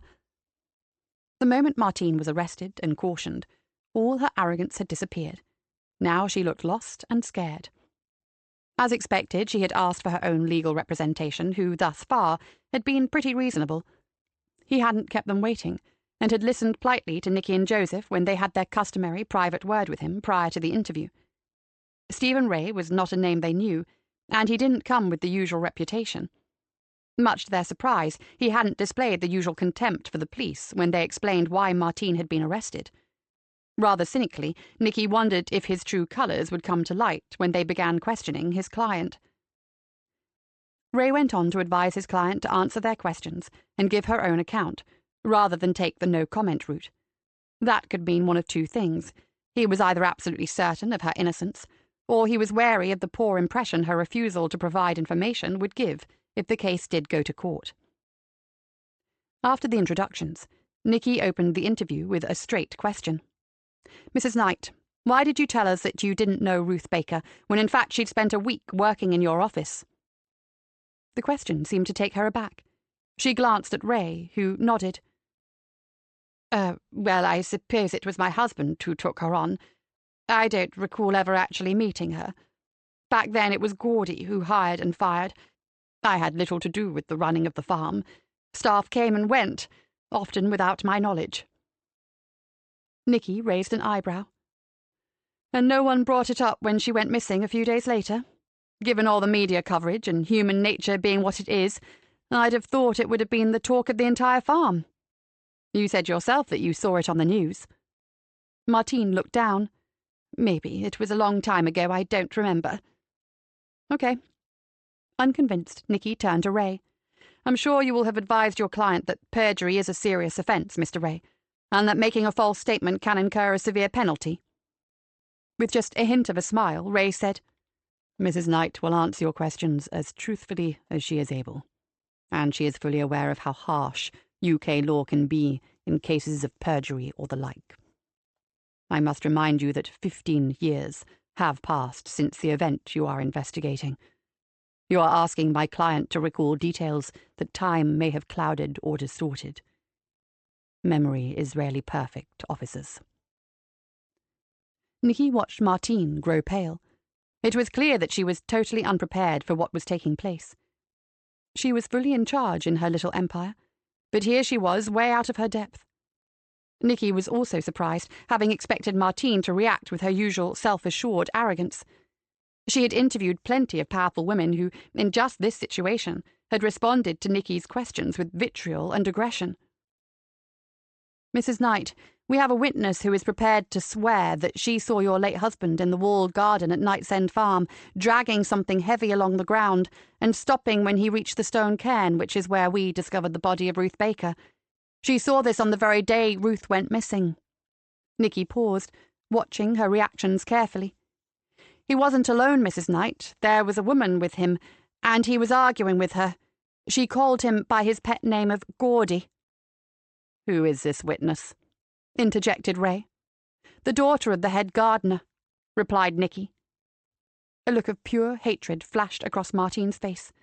Ray shook his head at her in warning. "I'm sorry, Detective Inspector, but are you referring to a child?" he asked. Keeping her eyes on Martine, Nicky said, "She was 8 years old at the time, but at 23 she has perfect recall of exactly what she witnessed, and she is prepared to swear to it in a court of law." What a child may have imagined is hardly evidence, is it? For the first time, Ray's voice had a condescending edge to it. "The thing is, Mr. Ray, we have also spoken with the girl's mother.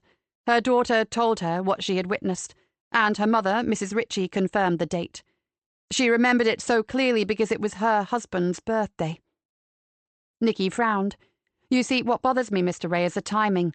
The witness reported this 15 years ago, and it was dismissed as the fabrication of a child, which is why no one ever tried to verify it. But we have pulled a 15-year-old dead body from the exact spot the child described. Now I'd say this meant she was telling the truth, wouldn't you?" "None of this concerns my client. It certainly seems to point a finger at someone, but not Martin Knight. This man, if he existed, could have been arguing with anyone, if indeed he was arguing at all. The child might have seen something, and having a vivid imagination like an 8-year-old, concocted a dramatic story around it. He shrugged. As I said, it has nothing at all to do with my client." Nicky decided to keep the part about the leather belt to herself for the time being. Right now she had people checking out the Knight family photographs and Martine's extensive wardrobe. She'd wait until they had more on that. She changed tack. "Did you and your husband have a good relationship, Mrs. Knight?" "Exceptionally good." Martine seemed to be on more secure ground. "Ask anyone." "And you trusted him completely?" Her eyes flashed with a dark, bitter look. That look said something very different to the answer she gave Nicky. "My husband was faithful to me all our married life. We loved each other and our son, and we were justly proud of the successful business that under our stewardship we had seen develop from a small concern into what you see now." Said Nicky dubiously.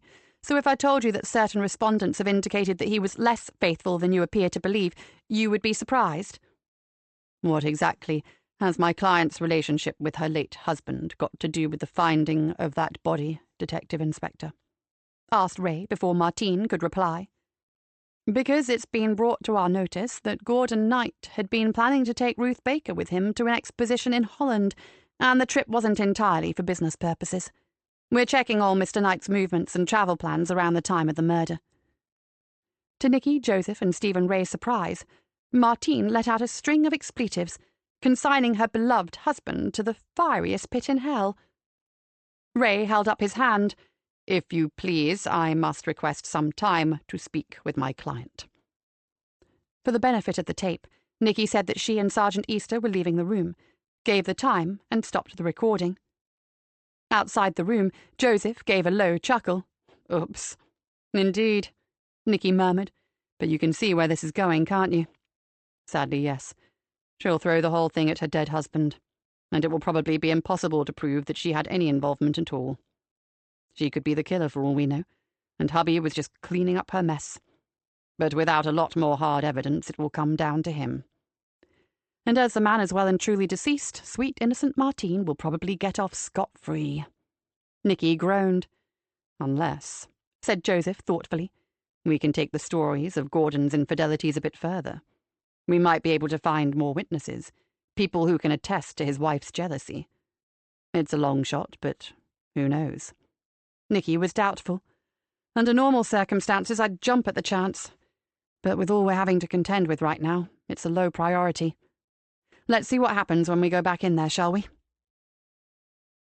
Having had enough of trying to placate the media for one day, Cam Walker mounted the stairs and went into the former conference hall, now the major investigation room. He would have laughed if the matter hadn't been so serious. In one corner, Fenfleet's legend ex-DCI Matt Ballard was in earnest conversation with a small team of seconded detectives, while across the room, animatedly explaining something to his cohorts, stood Chief Superintendent Jim Summers, also from Fenfleet. Cam had seen some collaborations, but never one quite like this. All it needed was the next missing girl to have been found in the Sultan Le Fen area, her case headed up by D.I. Rowe and Jackman, and they'd have a full house. "Any updates?" he asked the assembled officers. "DS Green?" Cam looked towards an older woman detective, who was part of the specialist team looking into the murder of Darrell Grayson and Ruby's alleged assault on their mother, Shirley. "Yes, sir. Information obtained from Darrell's acquaintances all seems to indicate that he'd been sailing very close to the wind for some time. We've spoken to several women who said they would have registered complaints about his unacceptable and lewd behaviour, but had been discouraged by either friends or family who didn't want any fuss. One said that he'd scared her badly. She felt quite guilty about not reporting him to the police at the time. Another said that a man with a black scarf over the lower part of his face exposed himself to her on 2 occasions. She was sure it was Darrell Grayson, she knew him from school, but she couldn't prove it. She said she had a lot of respect for his parents, who, according to her, were thoroughly decent people. The case against him is building up, sir. We have also contacted all the women who did report being watched, and not one of them has had occasion to worry since Darrell's death. There is little doubt that he was a stalker, and had targeted up to 12 women that we know of, plus heaven knows how many more who haven't come forward."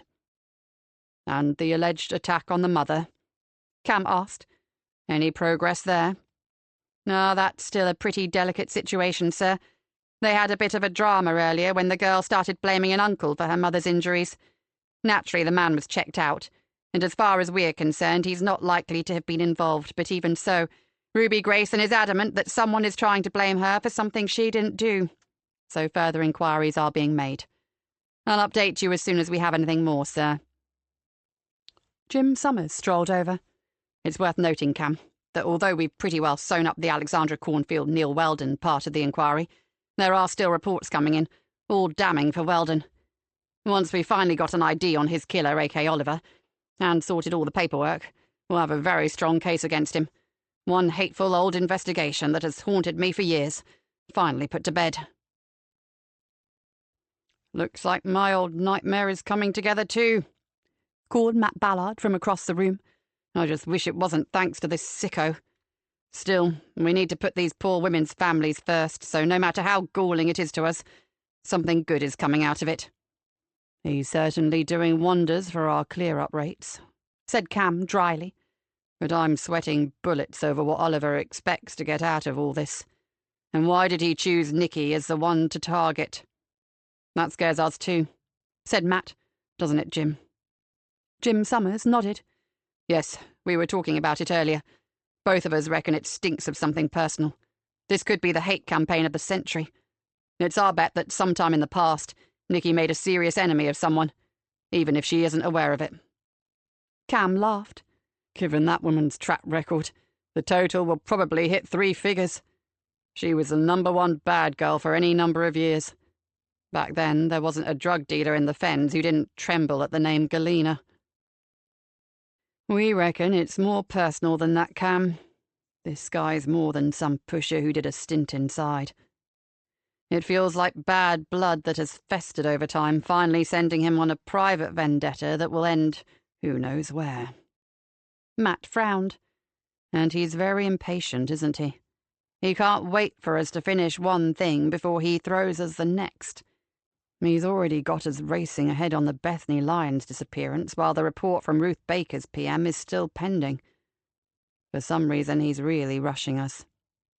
I wonder if he only has a limited amount of time to bring it all to a head," said Jim thoughtfully. "Like Matt said, he's in one heck of a hurry." Cam hadn't thought of that. It was more than possible. "Another thing I thought of," said Matt. "I have a wide network of contacts. My private agency relies on them. Since there's an entire police team looking into Oliver's identity, and I'm sure Nicky and her sergeant are going back over her past with a fine tooth comb, how about I try from the other side of the fence? If this guy has any connection with the criminal world, someone on the streets will know about it. A small offering in the form of a 20-quid note, and we could get a lead." Jim nodded appreciatively. "That's a smart idea, Matt. I've got a few sharp ears to the ground, too. What do you think, Cam?" Cam didn't hesitate. "Go for it. And we've got an officer here with a photographic memory who also happens to know more about Greenborough and its inhabitants than anyone around. With her input, together with all our snouts and contacts, we might just hit on a pointer. Anything's worth a try. I fear for Nicky with this maniac on the loose. And he's in command, agreed Jim grimly. Apart from missing out on the wife's involvement in the Ruth Baker case, impatient again maybe, he's efficient and totally in control of our every move. His face set hard, and I hate that with a vengeance. He wasn't alone. Cam and Matt agreed wholeheartedly. Then let's do that, Cam said. Let's hit every contact we can, and as fast as possible. As he strode out of the MI room, Cam heard Matt and Jim both talking on their mobile phones. Maybe Matt's idea would prove to be the breakthrough they needed. Chapter 22. Oliver had been working for 15 hours non-stop when he sensed his thought processes becoming a little less sharp. Time for a quick nap? Bed and a complete rest? He ran through his workload for that night and the following day. Given the scale of what he wanted to achieve in the next 24 hours, he would have preferred just to shut his eyes for a few minutes and take a nap. But the task he was about to embark on depended on absolutely fine timing, added to which was the possibility of an unknown factor creeping in at some point. No, he needed to be as sharp as possible. 3 hours of proper sleep it would have to be. He couldn't remember exactly when he had discovered this remarkable ability to exist on very little sleep, but it had been of enormous benefit to him, especially now. He exhaled slowly, closed his eyes, and immediately fell into a deep sleep. There had been several interruptions to the progress of their interview with Martine Knight, some arising from the regulations, others down to Stephen Ray, her solicitor. Nicky was becoming increasingly irritated. As the interview ground on, she was more and more certain that it was a waste of precious time. It was never going to bring Ruth back, and the probable killer was dead anyway. It was certainly important that this woman shouldn't be allowed to get away with murder, or even with abetting one, but there was so much more going on. The real danger lay in the here and now, not in something that happened 15 years ago. While Martine conferred with her solicitor during a drinks break, Nicky received a text asking her to ring Kat as soon as she was free. Kat sounded excited. "I've been doing a bit of research into classy leather belts, boss, and guess what? The leather belt found around Ruth Baker's legs is an exclusive design only available at a particular London boutique, with which Mrs. Martine Knight has an account. It cost a mere £139, would you believe? And we have photos of her wearing it. Ben's just found several in the pictures folder on her laptop." Nicky thanked her, but before she could hang up, Kat added, "The prof sent me a close-up of the belt retrieved from the cairn. Ben, meanwhile, has enlarged a photo of Martine wearing what looks like an identical one, which we can now confirm is the same belt. Her initials are tooled into the leather, and there's a tiny gouge in the metal of the buckle in both the picture and the real thing." Kat gave a little chuckle. "I'd like to be a fly on the wall of the interview room when you tackle her on that one." Nicky told Joseph, but despite their relief at being able to confront her with something concrete, they both knew what Martine would say. She didn't disappoint them. "I had no idea what happened to it. All I know is that it went missing from my wardrobe. I have no idea how it got where it did." Martine seemed to have gained confidence following her last consultation with her solicitor. "And that child was a little liar. She probably made up the part about an argument just for attention. She could never have heard me in that garden because I wasn't there. And if there was a woman, then you need to look somewhere else. Yes, Gordon did have other women. I tried to ignore it for the sake of my son and the farm. We put up a very good show of being the perfect loving couple. But the fact was, dear Gordy played away. Always with younger women." "Like Ruth Baker?" asked Joseph. "Exactly like Ruth Baker." "So you remember her now, Mrs. Knight?" asked Nicky. "Not specifically.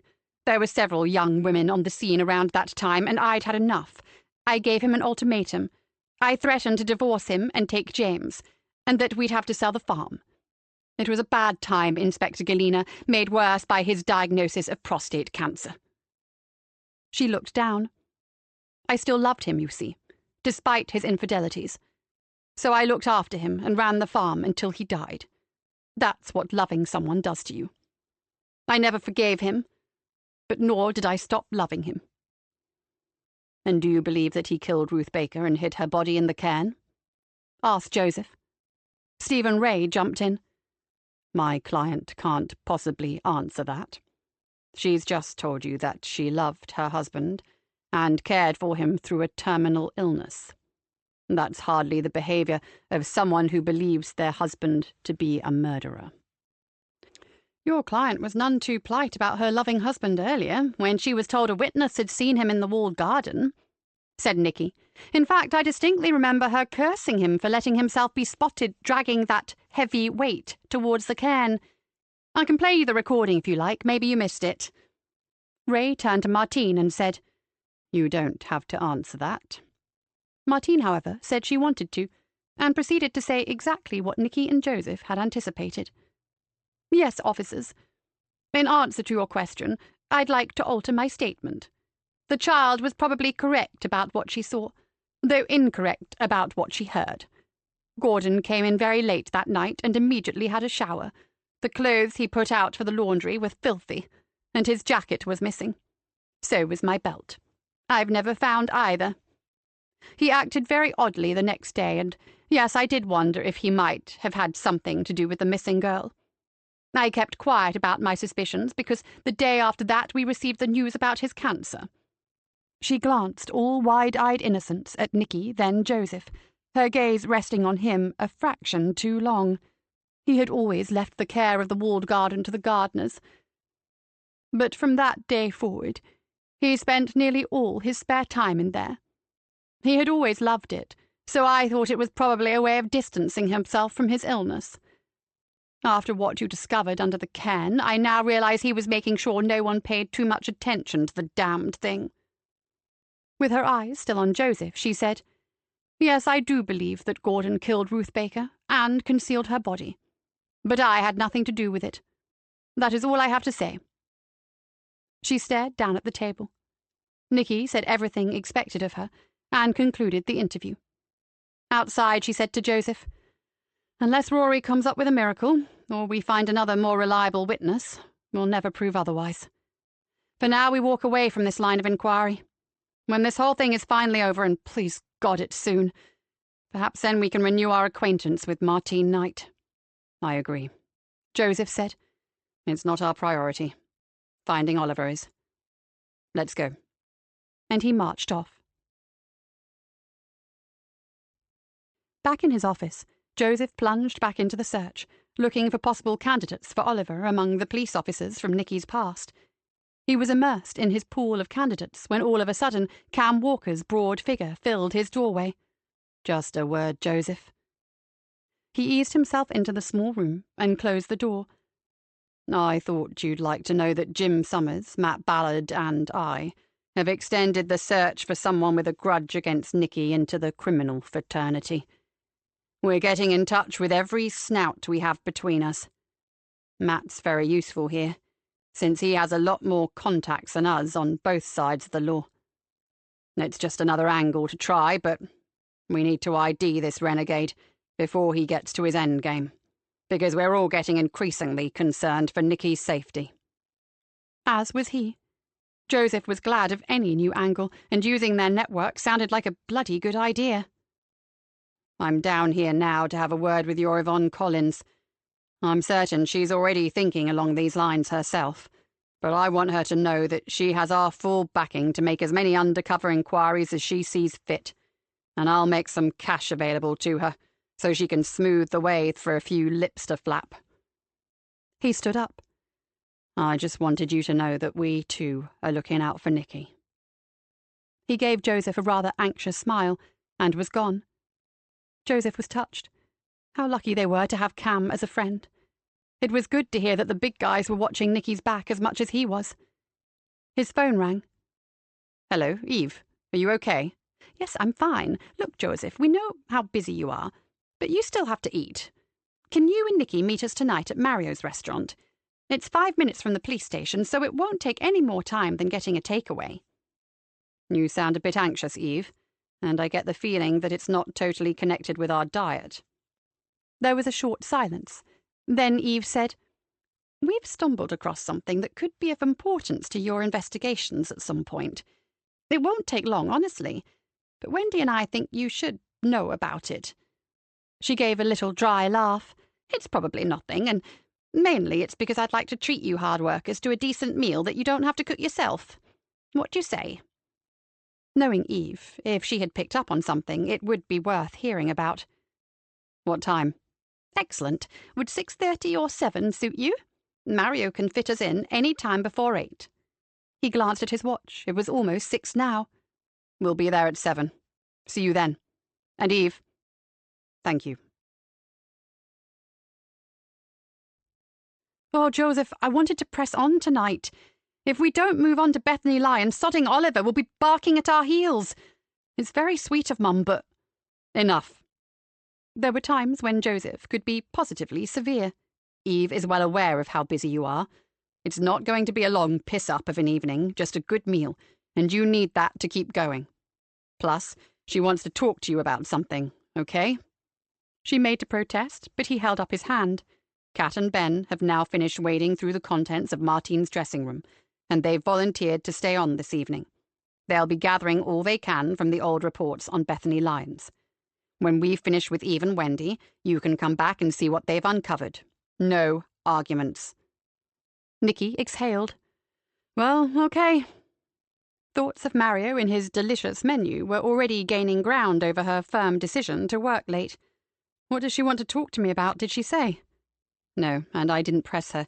She just said that she and Wendy had come across something that she felt we ought to know about." Nicky let out a groan. "That mother of mine, can't she manage to keep away from trouble for 5 bloody minutes? I bet it's something to do with that new hobby of hers.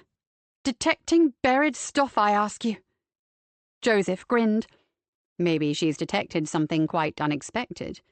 You can ask her yourself soon." He returned to business. "Oh, and I've just spoken to Niall. He says he has all available officers keeping an eye open for motorcycle couriers. He's already spoken to the local ones, and none of them have delivered packages to this address.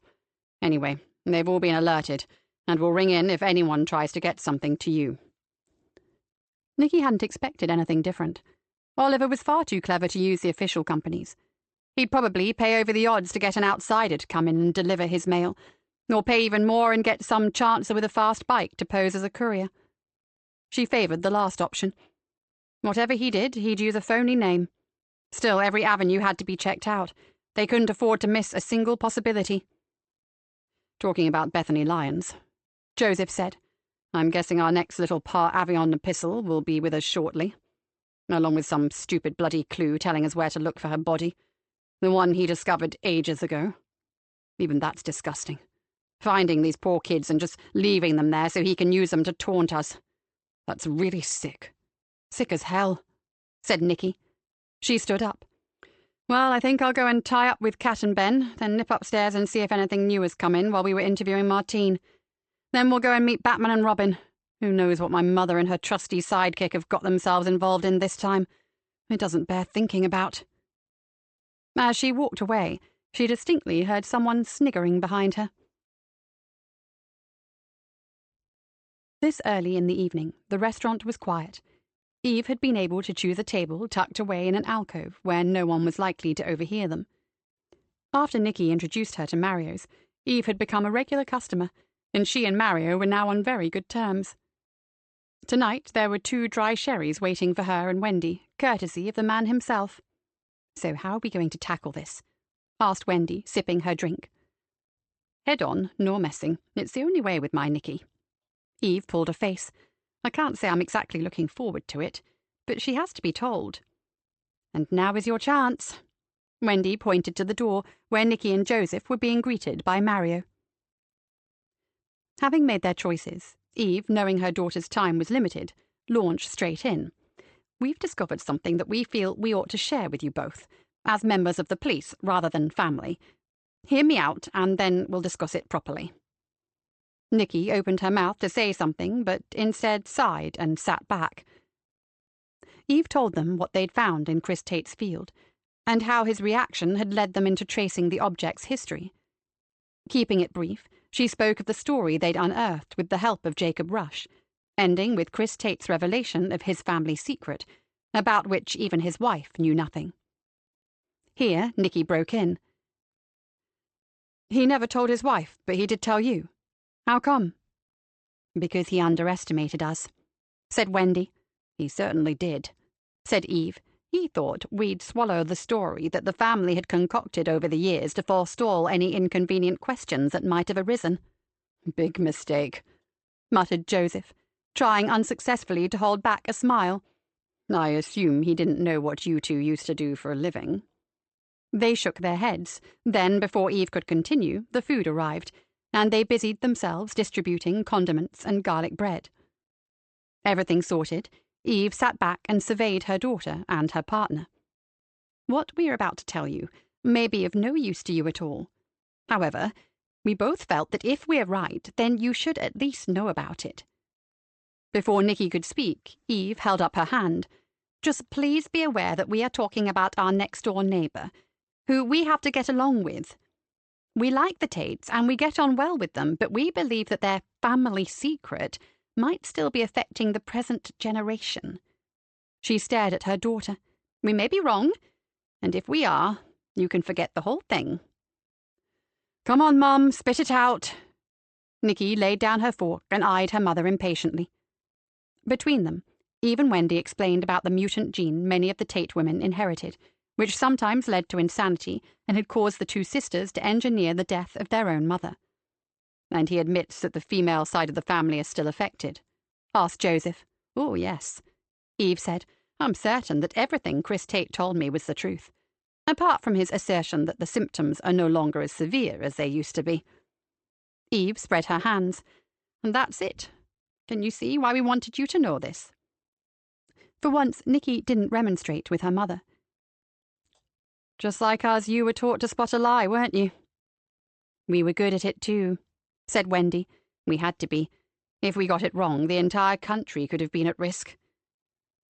I guess we thought that just in case you have any old cases, possibly involving violence on the part of a woman, that seemed too incongruous to be true, you might like to check and see whether she's a member of the extended Tate family, explained Eve.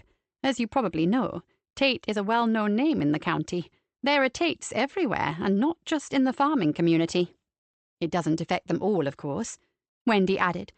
Like a lot of hereditary conditions, some are lucky enough to escape it, and some have a mild form that just makes them appear somewhat lacking in empathy. But there could still be the odd woman who is unfortunate enough to be seriously affected. It's happened in the past, so it could happen again, Eve concluded. As if by mutual agreement, they all turned their attention to their food. For a while, nobody spoke. Then Joseph looked at Nicky, a glint of excitement in his eyes. I suppose you aren't thinking what I'm thinking. Nicky returned his gaze. You know what? I think I probably am. Eve glanced at Wendy, and both stared at Nicky. Ongoing case, Mother. We can't discuss it, but your story would answer one hell of a big question that's been hanging over it. She looked reflectively at Eve. Not that I'm sure how we can use this knowledge without causing an eruption of volcanic proportions. We were thinking of old cases, not something in the present, Eve said disappointedly. I really don't want a war with my next-door neighbours. Nicky smiled at her. Forget the volcano bit. Leave this with us, Mum. We won't drop you in it. There are ways round everything. It might not even be relevant. Eve had seen the look her daughter had exchanged with Joseph. Whatever they were considering, it was serious. She wondered if she'd made a mistake in revealing the Tate secret. It had seemed morally right to do so, but perhaps she should have stuck to the old adage about silence being golden. Nicky stood up. I'm just going to make a call. Won't be a moment. Eve's heart sank. What had they done? She looked at Wendy and saw her own anxiety reflected in her friend's face. Hey, you two. You did the right thing. It'll be all right, don't worry.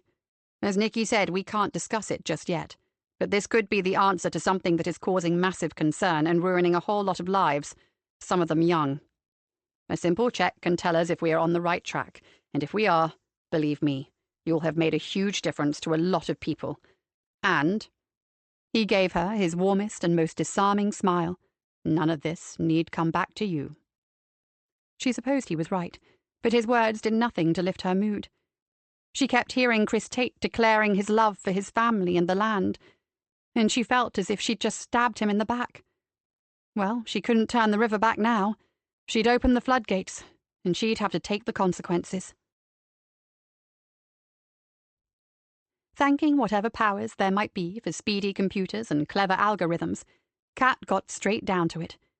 She told Ben what the boss had asked her to do. "This is just between us, Ben, and no one else. The boss says it's very sensitive and she'll explain fully when she gets back." Ben pulled an imaginary zip across his lips.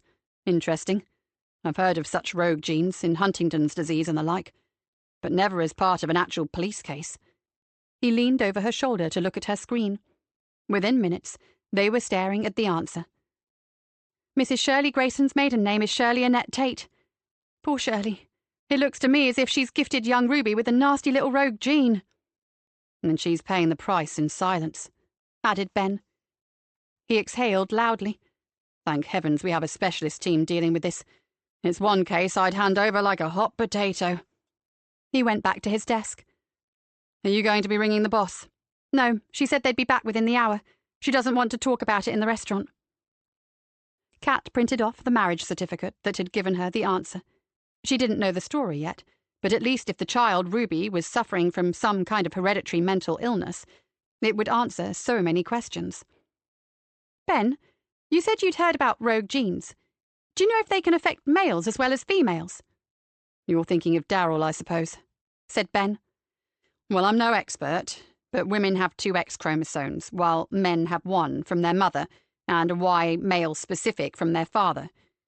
So if the mutant is attached to an X, whereas it would be far more likely to affect women, I reckon it's possible for a male to have it." Kat nodded thoughtfully. If there was a DNA test for it, then at least it could be proved that the Graysons weren't just wicked kids born bad. If anything, they were born unfortunate. Kat returned to her work on Bethany Lyons. They were struggling through myriad inquiries right now, but hopefully this new information of the bosses would take the Grayson case off their hands. They could certainly do with it, because at any minute par avion would land another old murder on their desks, and frankly, extra hands or no extra hands, it was getting to everyone. It was a difficult enough case as it was, but with the media watching their every move, it was like trying to concentrate with a road drill hammering at your side. They couldn't take a step outside the door without having a microphone thrust at them, or a camera shutter clicking in their faces. And dear Oliver was stoking the flames, inundating the papers with suppositions and not-so-veiled suggestions that, past failures aside, the Fenland Constabulary were really not up to the job. Kat's fury mounted. She relieved her anger with fantasies of what she would do if left alone with this Oliver bastard in a locked room. She glanced at the clock and got down to the next question. "Now, Bethany Lyons, whatever happened to you?" By 11 that night, Nikki had had enough. She and Joseph returned to Cloud Fen. They had accomplished a lot on their return from the restaurant. Eve's news had made the unplanned dinner well worth taking the time for. Nikki had been lucky enough to get a word with the psychologist who was evaluating young Ruby Grayson and her family. She had found working with Julia Tennant difficult to start with. She'd only recently replaced the well-loved Laura Archer as force psychologist, and memories of Laura were still fresh. But Nikki believed she could trust her. So she told her of her belief that there was a rogue gene running through the Grayson family on Shirley Grayson's side, that of the Tates, which had never been admitted to or spoken about. She also told Julia that she trusted her source completely but couldn't divulge their identity. Julia had assured her that in light of the dead brother's possible tendencies, she had already requested that Ruby should be tested. She had wondered if there might be some hereditary cause for such violent abnormal behavior occurring in 2 out of 2 siblings. The problem would come if the parents refused to allow their daughter, who was still a minor, to have the tests. However, they could impose no such restriction on forensic tests done on the body of Darryl Grayson, and if a rogue gene showed up in him, it might shine a different light on the whole thing. This, Julia said, could be a way of keeping Nikki's suspicions and her source out of the equation. Feeling immediately easier, Nikki called Rory, put him fully in the picture and asked for his help. Aware that the credit for making this interesting and unusual discovery would go to him, he said he'd be delighted. He said that he was waiting on the full results of Daryl's pathology tests, and was still running others, so he would be looking very carefully into the DNA. He would ring her the moment he knew anything definite. Nicky was keen to ring Eve with all this, but as it was almost midnight, she settled for a text. She told her mother that any major breakthrough would come from forensic testing rather than information received, and that she could relax. There would be no mention of an outside source. If anyone found themselves in the spotlight following the discovery, it would be Professor Rory Wilkinson, or possibly the psychologist Julia Tennant. Certainly not Eve Anderson. That done, Nicky drew a mental line beneath the Graysons, just as she had done in the cases of Alexandra Cornfield and Ruth Baker. The reports and other paperwork could be dealt with later. Their focus now was Bethany Lyons, and identifying and capturing Oliver. Nicky fell asleep thinking of Oliver. It wasn't a restful night. Still awake, Eve read the text and nodded to herself. It was the best she could expect, but she felt no better about what she had done.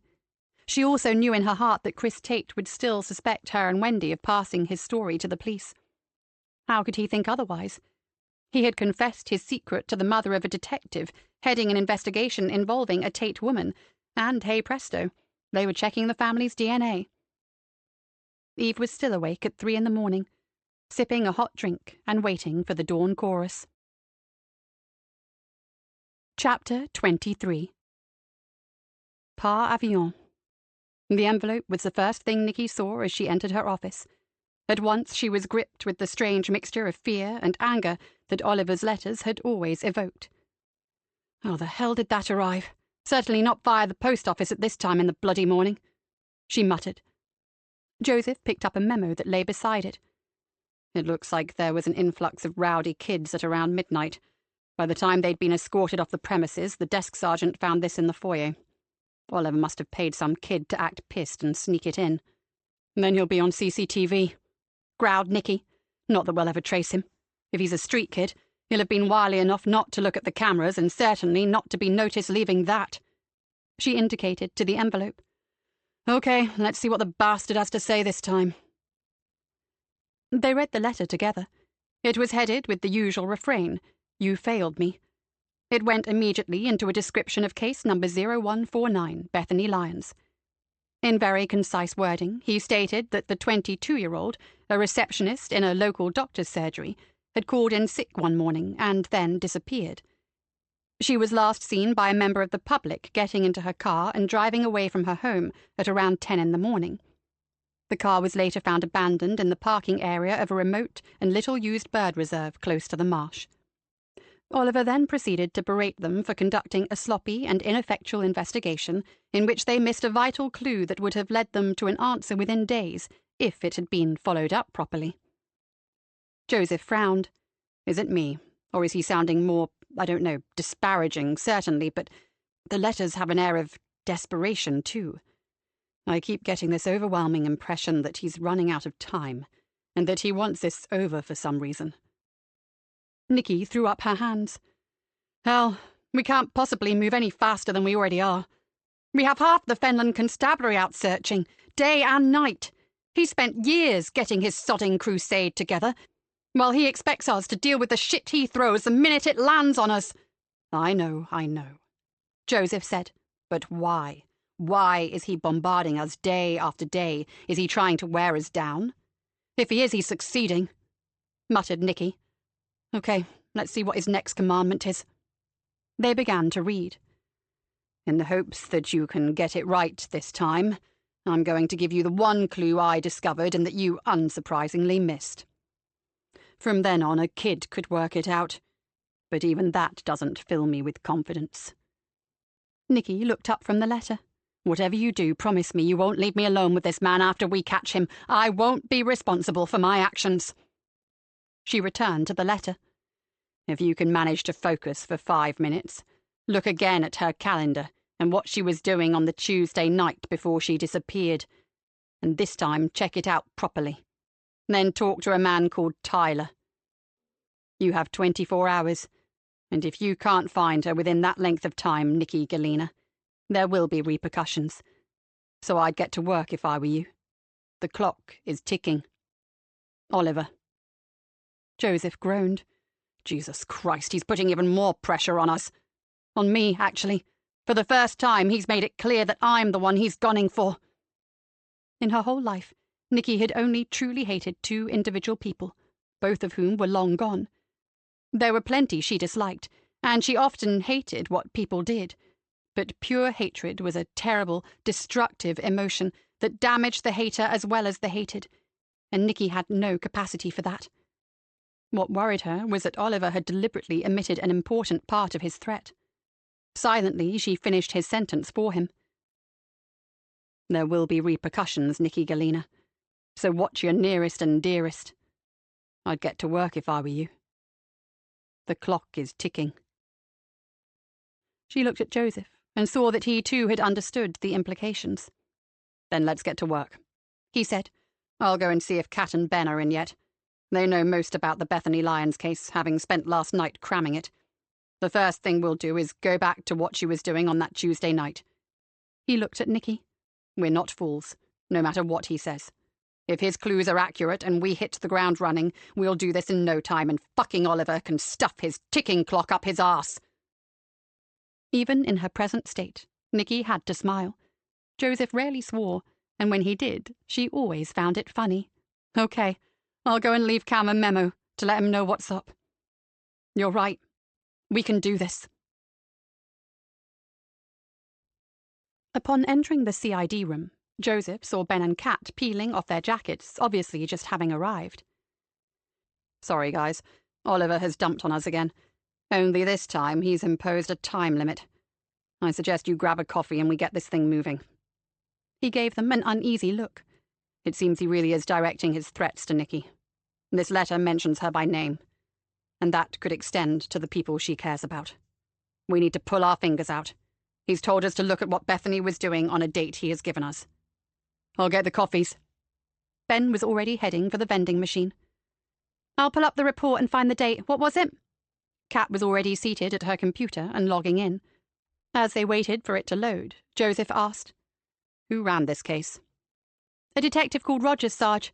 Sadly, he's brown-bred, so there's no bringing him in to help out unless you happen to have a Ouija board on you.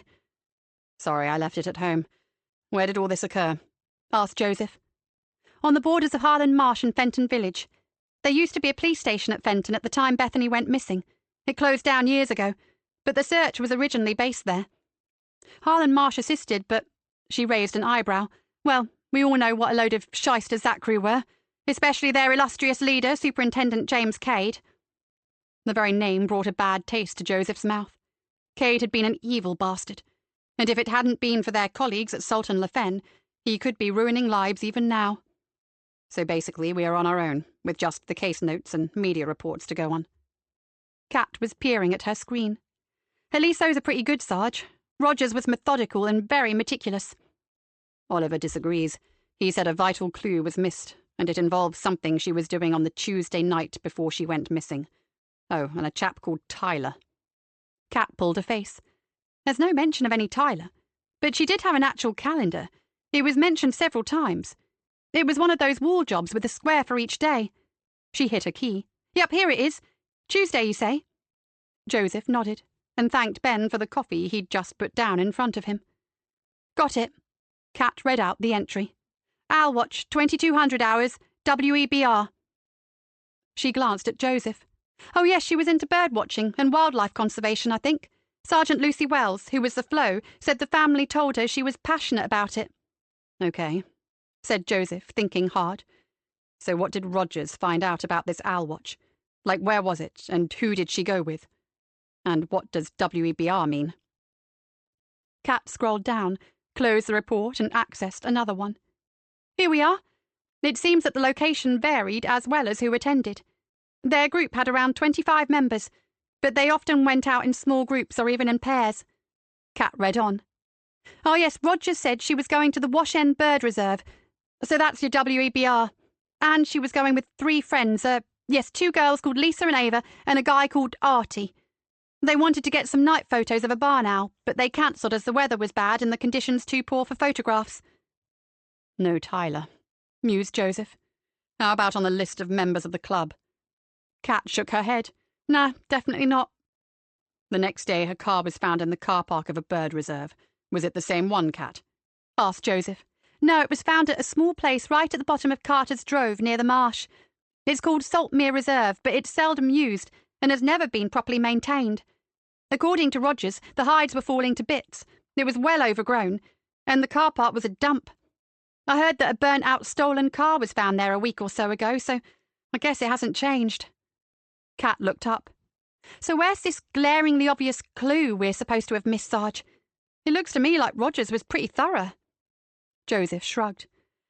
That's what we have to discover.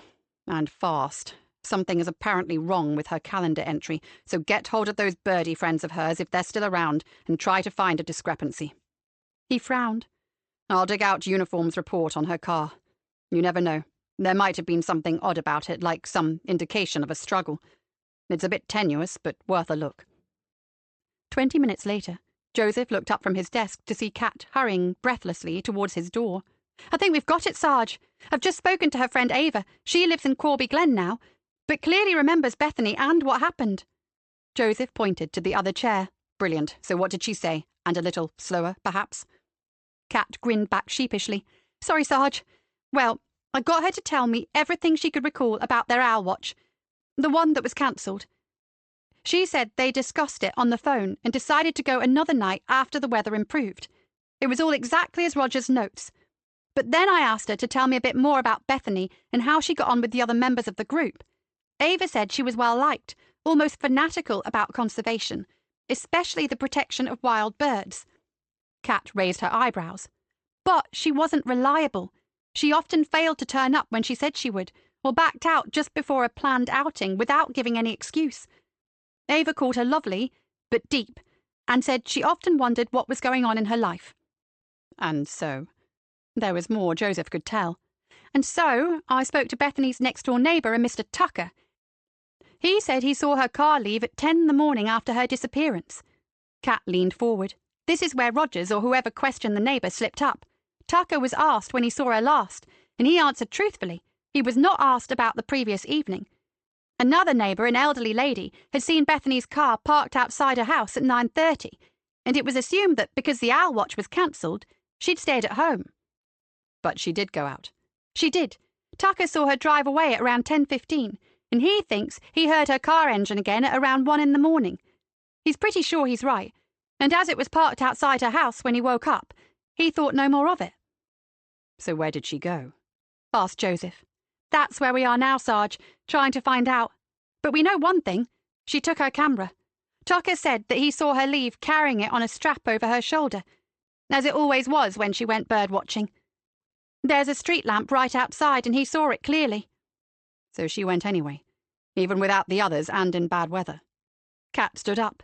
To be continued. I'm off to see where Ben's at. The camera, Kat. I've just checked with Uniform, and it wasn't in the car when it was discovered. We need to look at the inventory of her house. If it's not there, where is it now? Joseph could feel himself beginning to tense up with excitement. I'll get on to that. You keep on following Bethany's movements. It didn't take long for Joseph to discover that no camera had been found in Bethany's home. He closed his eyes for a moment. Okay, concentrate. How did Oliver move on from here? And where does this Tyler come in? A girl goes out at night, taking her camera. She returns home late. Then the following morning goes out again and is never seen again. The car is found, but no girl and no camera. Ergo, she kept it with her. Joseph exhaled. Where to go from here? To get a better picture of where Bethany's car was found, he looked up Saltmere Bird Reserve on the internet. The images all showed a dreary-looking spot that flanked a river and ran into the marsh, the river's edge and a seabank walk that stretched away into the horizon. Getting to it involved tramping across miles of fields. He wondered why Bethany would have gone there.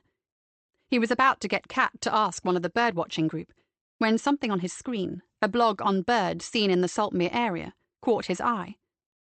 According to the blogger, because it was so little disturbed, a number of particularly lovely specimens had chosen it to build their nests. You had to know where to look for them, though. the blogger added. Joseph had a good idea that Bethany would have known exactly where to go. At the bottom was a Q&A section. Joseph read 1 or 2 posts that advised keeping quiet about it, or they'd have hordes of people invading the place. Some said if more attention was paid to it, the RSPB might put up some usable bird hides and sort out the overgrown paths. Joseph idly wondered if this blogger had known Bethany. He glanced at the name and did a double take. Joseph could have punched the air with delight. He jumped up and ran down to the IT department. He was greeted by Spooky, the IT chief, who looked at him in amazement. "Excuse me, but what's happened to the suave, imperturbable Sergeant Easter this morning?" "He's busy," Joseph said. "Spooks, I need your help. I need to find the address of a blogger. Is it possible to trace it? It's urgent." She grinned at him. "Just give me the site name." A few minutes later, Joseph came hurtling back through the doors to the CID room. Nikki's office was empty, and he guessed she was still with Cameron, either up in the MI room or discussing their next move. "Kat, Ben, I found Tyler, and I want one of you to come with me when I pay him a call." Ben jumped up. "Where's he at, Sarge?" "He's in a caravan park called Willow Acres, about 3 miles out of town on the Fenchester Road. Know it?" "Yes, pass it regularly," Ben said. "Not a bad place either. It's more like upmarket static homes and caravans these days."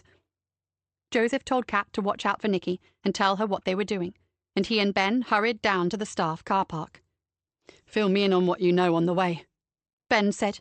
"This is falling into place faster than I'd expected. I just hope it's fast enough for matey boy Oliver, that's all." Joseph had no answer to that. Chapter 24. Dina Barrett put down her desk phone with a frown. Lynette Sims had not arrived for work. The head had rung down to find out if she'd called in sick, but she hadn't. This was most unlike Lynette, who was the most conscientious of teachers. Dee wondered anxiously if she'd been involved in an accident. She was loath to phone Lynette's mother, Tessa, for fear of alarming her. Now her first priority was to get someone to take her class. Mr. Hendricks had a free first period today, so she'd asked him to cover, and then they'd just have to fill in where they could. If necessary, she'd take a couple of lessons herself. Dina hurried out of her office and began reorganizing lessons and rescheduling teachers. After an hour with still no call from Lynette, she became really concerned. Not knowing who to turn to, she took a chance on ringing Yvonne Collins. "Sorry, Vonnie, I didn't know who else to ask. Have there been any traffic accidents reported in the area this morning?" Yvonne hadn't heard of anything serious, but said she'd check for her. A few minutes later, she reported that there had been a bit of a shunt at some temporary traffic lights, but there were certainly no casualties. "Why the concern, Dee?" "One of my teachers, Lynette Sims, I think I mentioned her to you once. She's not turned up for work, and she hasn't called, which isn't like her at all. I'm really worried, especially after all this bad business with the Grayson family." "Is she the one who thought she was being stalked, and we wondered if Ruby had put her brother up to it?" Yvonne asked. Dina said that was it. "I don't like to ring her mother. The last thing I want to do is scare the woman. Maybe I should check the hospitals." "I think you should ask her mother, Dee," said Yvonne. "Maybe something's happened to her, like a fall or some accident at home, and the mother hasn't had a chance to ring you. Contact her and let me know what she says." Dina did as advised. "She left us normal," she told Yvonne. "Her mother said she went for a half-hour jog, came back, showered, had breakfast, and left for work at the usual time. She's heard nothing from her." "I'm going to tell my boss, Dee." Yvonne sounded anxious. "Considering Miss Sims' involvement in the Grayson business, this doesn't sound right, does it? It could be a simple problem, and she'll be with you in no time. Things do happen after all, cars break down, phones run out of charge, and so on. But do keep me posted. Meanwhile, I'll pass it on to my boss." With a sinking feeling in her stomach, Dina went to the head's office to bring her up to date. With every hour that passed, she became increasingly certain. Something was terribly wrong with Lynette Sims. Having snatched a few moments to get himself a hot drink, Cameron went back to the MI room. So far, not a single one of his or Jim Summers's contacts had come up with anyone with a grudge against Nikki Galena, or at least one big enough to act upon. It was now down to Matt Ballard to come up with something. He looked around the busy room, which was humming with voices, ringing phones and the noise of printers whirring, but couldn't see Matt, Don't get your hopes up, Cam. Jim was striding towards him, holding a sandwich with a large bite out of it. But Matt's off visiting a contact in what he said is a last-ditch attempt to discover what this Oliver is up to. He sighed. I had such high hopes of getting to a snout with a lead, but none of mine have heard a thing. They were just as much in the dark as we are. Matt said he got the impression that his contact might be able to find something out, and if he managed to ensure that he understood the gravity of the situation, this guy could put out feelers for him where it counted. Like Jim, Cam had little hope of the contact coming up with anything. Oliver has given Nicky 24 hours to find the body of Bethany Lyons, or... The full weight of it bore down on him. Or there will be repercussions. I dread to think what he means by that. Jim swallowed a mouthful of his sandwich. It could mean a whole lot of things, depending on Oliver's state of mind. Or the intensity of his hatred for Nicky Galena. Or of the entire Fenton Constabulary, added Jim. Cam took a mouthful of his tea. I've asked the force psychologist to pay us a visit. I can't think how it will help, but I can't afford to miss a trick, can I? For a moment, neither man spoke. They were both thinking about the terrible loss to the whole constabulary of their well-liked and highly respected Laura Archer. Her sudden death, and the effect it must have had on their Sultan Le Fen colleague D.I. Jackman, had been felt throughout the entire division. Cam had been advised that her replacement, an older and very experienced psychologist named Julia Tennant, was eminently capable, and given her status in the field of forensic psychology, they were very fortunate in having her join them. He knew that Nicky had spoken to her and had been pretty impressed. "Indeed not," said Jim, coming out of his reverie.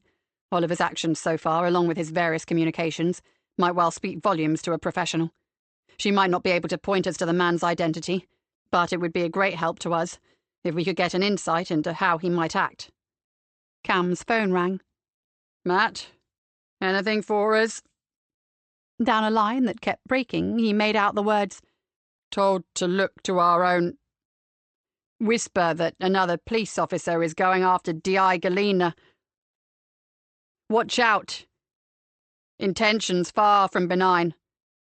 Find out more and get back to me." Then, more clearly, "Bad signal, I'm on my way back now." Cam relayed the message to Jim. "We can't rely on some whisper, can we? We still need to keep all avenues open while we concentrate on police officers past and present, agreed?" "Agreed." Jim threw the remains of his sandwich into a bin and hurried back to his team of borrowed detectives. "We're on it, Cam." Tyler Morton came as something of a surprise. From reading his blog and having been told he lived on a caravan site, Joseph had expected someone quite different to this short, stocky, 40-ish man with short salt-and-pepper hair. Only his clothes were what a birdwatcher might wear, though even these were far from scruffy. He saw a Barber logo on the gilet, and those cargo pants were certainly not cheap. Joseph noted that he dragged his left leg slightly when he walked. Joseph and Ben had accepted the offer of a drink, which was made and brought to them by an elderly man who introduced himself as Tyler's father, Simon. The static caravan they lived in was a luxury model, with a spacious open-plan lounge and central heating radiators. He said they loved their life there, away from the town centre and close to the countryside. After the old man had left the room, Joseph turned to Tyler Morton. "You had a visit from a man named Oliver, I believe." "Not a visit, Sergeant. He rang me." Tyler spoke in a cultivated voice. "Initially I was suspicious. I wasn't sure if he was who he said he was, but he gave me a number to ring him back on. It put me through to the police station, and I was connected to his office, that of D.I. Oliver of Greenborough." Joseph gritted his teeth. Clever sod. He must have rigged that one up pretty cleverly. "He said his sergeant would contact me at some point, and here you are." Tyler smiled expectantly. Wondering where to start, Joseph glanced at the walls and saw a number of excellent paintings, mostly studies of birds of prey. Tyler smiled. "My father is an artist. Like me, he has a passion for birds." "These are very good," breathed Joseph, wanting to look closer. "But I mustn't waste your time. We are here about Bethany Lyons, as you are aware. Can you tell us why you didn't contact us after she went missing 5 years ago?" Tyler set down his mug on a coaster. As I told the inspector, I was in Scotland on the island of Jura, and I didn't hear a thing about it. He smiled at them. My real love are the raptors, hawks, eagles, and falcons. Twice a year, I travel to the islands of Jura or Isla, which are a haven for birds of prey. When I got back, I heard some talk of a girl gone missing, but I had no reason to think it could be anyone connected to me. Joseph knew it hadn't been a high-profile case. People went missing all the time, and few made the headlines. There was also a strong possibility that Bethany, who had been a habitual runaway when younger, had found something difficult to cope with and had done a disappearing act. Of the 4 missing person cases Oliver had picked on, Bethany's was the least publicised.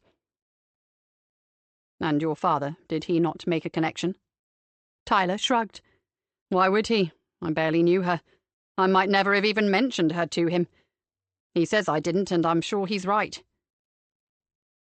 Tell us what you do know of her, sir, said Ben, making notes on his phone. I met her at Saltmere. There was a marsh harrier that she was trying to photograph. We watched it together for a while and chatted a bit about birds and the reserve there. I thought that she was a bit, well... Tyler paused, frowning. Strange. I'm not sure if that's the right word. Anyway, she knew her birds all right, and I got the feeling that she was very much committed to ecology and the protection of birds. I saw her briefly a couple of times after that, once just to wave to from a distance, and from what D.I. Oliver told me of the date it happened, it seems that I saw her the night she disappeared. The next morning I left for Scotland. He looked from Joseph to Ben. I never even knew her name. Was she alone when you saw her that last night? Asked Ben. Initially, I thought she was. She'd been alone on the other occasions I'd seen her. Later, I was forced to wonder if someone else had been around somewhere.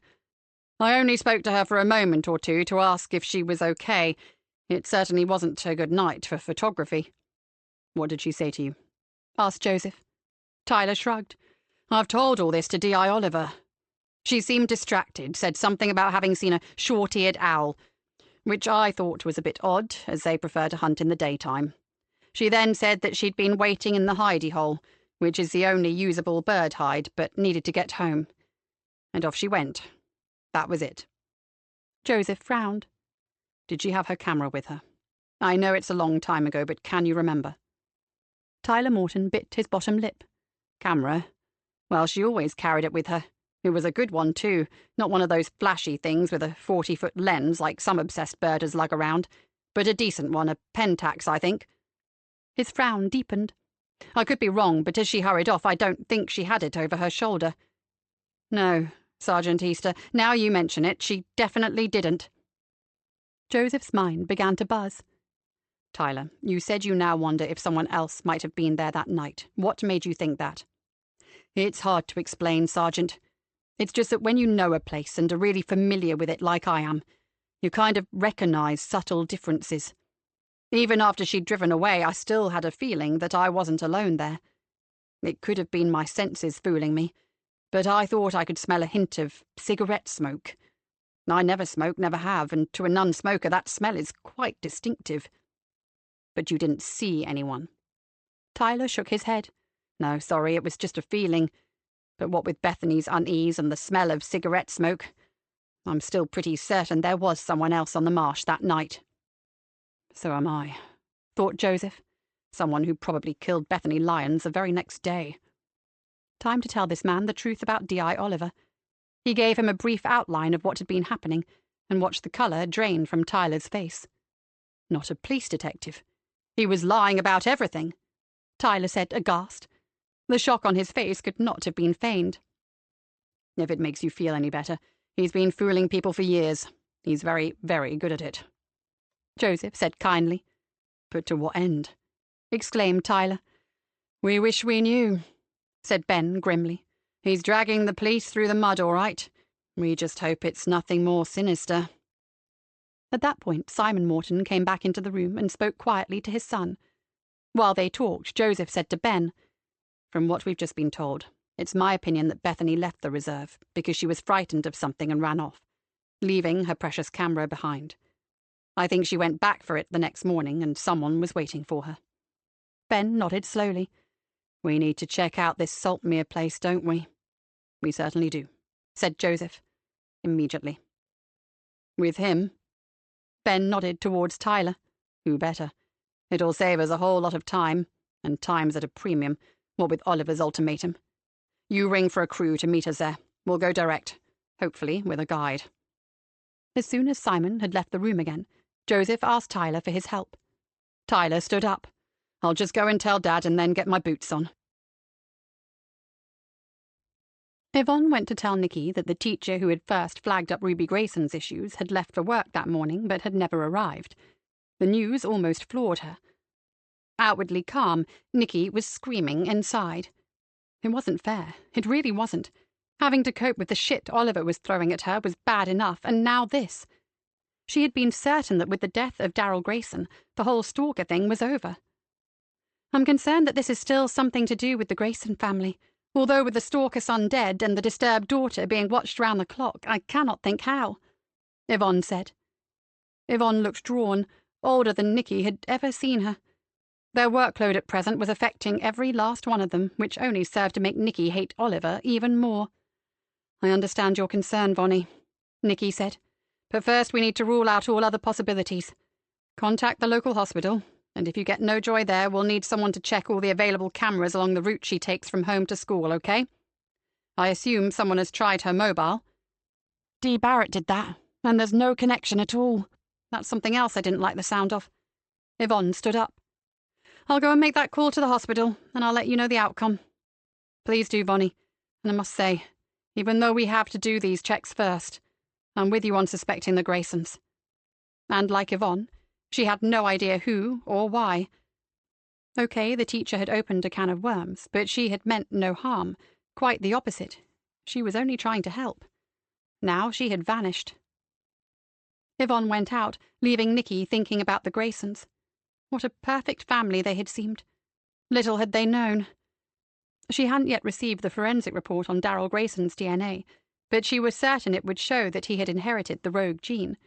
She was also sure that Ruby possessed it, and by the bucket load. As they had expected, Mr. Grayson had vetoed any suggestion of Ruby being tested, but there was nothing he could do about Daryl's post-mortem report. Nicky tried to imagine a mutant gene that took away someone's human kindness. What could their family do? It was a scary thought. She was certain there'd be no one at the hospital matching the teacher's name or description.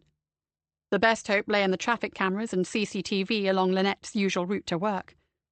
Then pick up her car and follow it. But where to? Nicky dreaded to think. Chapter 25.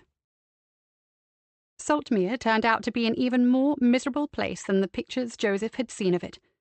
The rather eerie and otherworldly quality it had seemed to possess was nothing of the sort.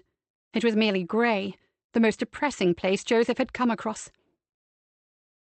I know what you're thinking, Tyler said with the hint of a smile, but for bird lovers, it's a real diamond, though I admit it's set in a necklace of paste. There are rare birds here that can't be seen anywhere else in this county. He took out his phone and showed Joseph a photograph. Spring this year. This was the first time I'd ever seen one for real. Joseph looked at a big, long-legged bird with a long, curved beak and streaks of brilliant colour running through its dark chestnut feathers. The colours across its back and wings were almost metallic, with tones of bronze, green, and violet. It's a glossy ibis, and we have a pair here. Joseph felt a nudge in his ribs. Ben whispered, "That ticking clock." Joseph nodded and turned to Tyler. Incredible. I'd love to hear more when this is over, but right now... Tyler put his phone away. Sorry, I tend to get a bit over-enthusiastic about my birds. What do you want to see? Good point, thought Joseph. Could you show us exactly where you saw Bethany on the night when you smelled the smoke? And that bird hide that you called the hidey hole? Snagged by brambles and stung by the tall nettles, they followed Tyler along an overgrown path until they came to an area of murky lagoons. The water looked dark and oily, and Joseph could see slow swirls of movement in it, as if unseen creatures were moving languidly in the depths. It might be a paradise for a bird, but they were welcome to it as far as he was concerned. I met her here, close to the river, said Tyler, on this rise of dry land. There's a good view of the estuary, and it's particularly beautiful in moonlight." So where had she come from, and in the dark? Joseph wondered what the hell she had been thinking of, coming to this god-forsaken place at night. "Over there at the hidey hole." He pointed to a ramshackle wooden structure on a higher point, a little way away. "And it's a safe path if you are familiar with it. She had a flashlight, of course, and she knew the place as well as I do, or she would never have come here alone." "Forgive me, Tyler, but I cannot imagine anyone coming here alone at night. It's madness." Ben sounded exasperated. "It's because you're not passionate about birds that you feel like that," said Tyler. "We all visit wild places day and night. Nocturnal birds are wonderful to watch. It's what we do." And Bethany made it home safely, thought Joseph, only to go missing the following day in full daylight. Nothing made sense. "Let's go and take a look at the hide." The path here was wider and much clearer than the one they had arrived by. Joseph began to realize that if she had known the area well and had a good light, it was perfectly possible for Bethany to get to the hidey hole and back fairly safely. He'd trodden far worse ground in the past, but of course he had been a soldier, not a young and vulnerable woman. Tyler opened the door to the hide, and a musty stink hit them. "It is a bit gross," he admitted, "but we've patched it up so at least it doesn't leak, and the viewing flap works. It could be worse, and it does have great views across the wetland, right to the water's edge. I actually saw a bittern from here earlier in the year." But Joseph wasn't listening. He had a body to find, and he wasn't getting anywhere. A sound behind him made him swivel around. The crew of 2 uniforms had arrived and were making their way towards them. He left Ben with Tyler and went to meet them. "I'm going to get you guys to liaise with the man talking to Ben. His name is Tyler Morton, and he knows this place well. He tells us there are 2 other bird hides here, both in disrepair. I want you to check them out really carefully, and if you see anything that looks at all suspicious, don't touch it, just call it in. It'll be down to forensics to check it out properly. We're pretty sure that this is where Bethany Lyons came, possibly to look for a camera that she left behind the night before. I'm certain she never left this miserable place." He looked at the 2 young constables. "Ben and I will search this one, although we don't hold out too much hope. The only place a body could be hidden is underneath the floorboards, and as the bird enthusiasts have been working on it, I doubt we'll find anything much, but we can't afford not to look. Let's go." While Tyler took the uniformed officers to the older hides, Ben went back to the car, fetched some tools, and began to prise up the floorboards. "There's nothing under here, it's just empty space. I guess they raised it a bit to keep it off the damp, silty soil. Otherwise it would rot. The only way we'd discover a grave beneath this stinking shed would be if we dismantled the whole floor and removed it. And we'd need help for that. Then we'll get it," said Joseph. "I'm going to ring Nikki and get her to organize a team." He stared at Ben. "I am totally convinced that this is where Bethany died and that her body was concealed here somewhere." "But surely the place was thoroughly searched at the time, Sarge," Ben said. Joseph shrugged. "You read the reports, Ben. The overriding belief was that she had engineered her own disappearance and simply ran away for some reason. I also got the impression that they concluded that if she had been abducted, whoever did it used this remote spot simply to dump her car, and the girl herself hadn't come here at all." Ben stared down into the gap between the flooring and the ground beneath. "You're right. And knowing that Harlan Marsh was responsible for searching this area, they'd have been pretty cursory about it. My thoughts precisely. That is why we are going to rip these hides to pieces if we have to." Joseph went outside and searched for a spot with a half-decent mobile phone signal. About 5 minutes after he made the call, one of the young constables came crashing down the path, calling his name. "Dear Sister, we found something! Oliver's been here!" Joseph's heart leaped. Without a word, he and Ben hurried after the retreating uniform. The hide they came to was a wreck. One wooden wall had rotted and caved in. The 4 steps that had led to the door still stood, but the door itself lay in the tangle of damp and splintered wood that was the collapsed wall. Remarkably, part of the flooring was still intact. Joseph took all this in at a glance, while his gaze went straight to the object that told him all he wanted to know. The muddied and grime-caked camera hanging by its leather strap on a rusty hook on one of the 3 remaining walls. They were standing over the place where Bethany Lyons had been buried. Lynette Sims couldn't remember ever feeling so disorientated, but the nausea that gripped her was nothing compared to her fear. She had no idea what had happened, no recollection of anything since getting into her car and heading for work. Worst of all, she didn't know where she was. Her head throbbed mercilessly, and she fought back the urge to be sick. She had to get herself together and stop panicking. Whispering to herself to get a grip, she began to take deep breaths, the nausea gradually abating and her heart pounding less hard. Time to assess the situation. She didn't seem to be injured in any way, but she suspected she'd been sedated. She knew she was lying on the floor, in a room that was almost dark. It probably had blinds or thick curtains. She also realized very quickly that her wrists and ankles had been bound. With difficulty, she eased herself up into a sitting position and leaned against the wall. From this position, it was easier to make out where she was. The floor she was lying on was carpeted, so she couldn't be in a basement or a barn somewhere in the back of beyond. It smelled a bit musty, but it was a smell of disuse rather than dirt. As her eyes adjusted to the deep gloom, Lynette made out a narrow single bed, a wardrobe, a drawer unit, and a bedside table. Like a monk's cell, it was bare of all ornament. On one wall, the barely discernible outlines of 2 heavily draped windows, and facing these, a single door. A door meant a way out, escape, even though there was 0 chance of it being unlocked. Still, she couldn't just sit there and look at it. She took a deep breath and forced herself to reevaluate. She peered down at her bonds. Her hands had been secured in an intricate manner that left a kind of short plait of soft rope between each wrist. It enabled a certain amount of restricted movement. Her ankles were tied the same way, firmly secured but with enough leeway to allow her to shuffle if necessary. Only this time some kind of leather restraint had been used. So she wasn't totally immobile. Rather than stand and edge her way to the door and risk losing her balance and falling on her face, she shifted along on her buttocks. As she had expected, the door was locked tight, and the whole exercise had been a waste of energy.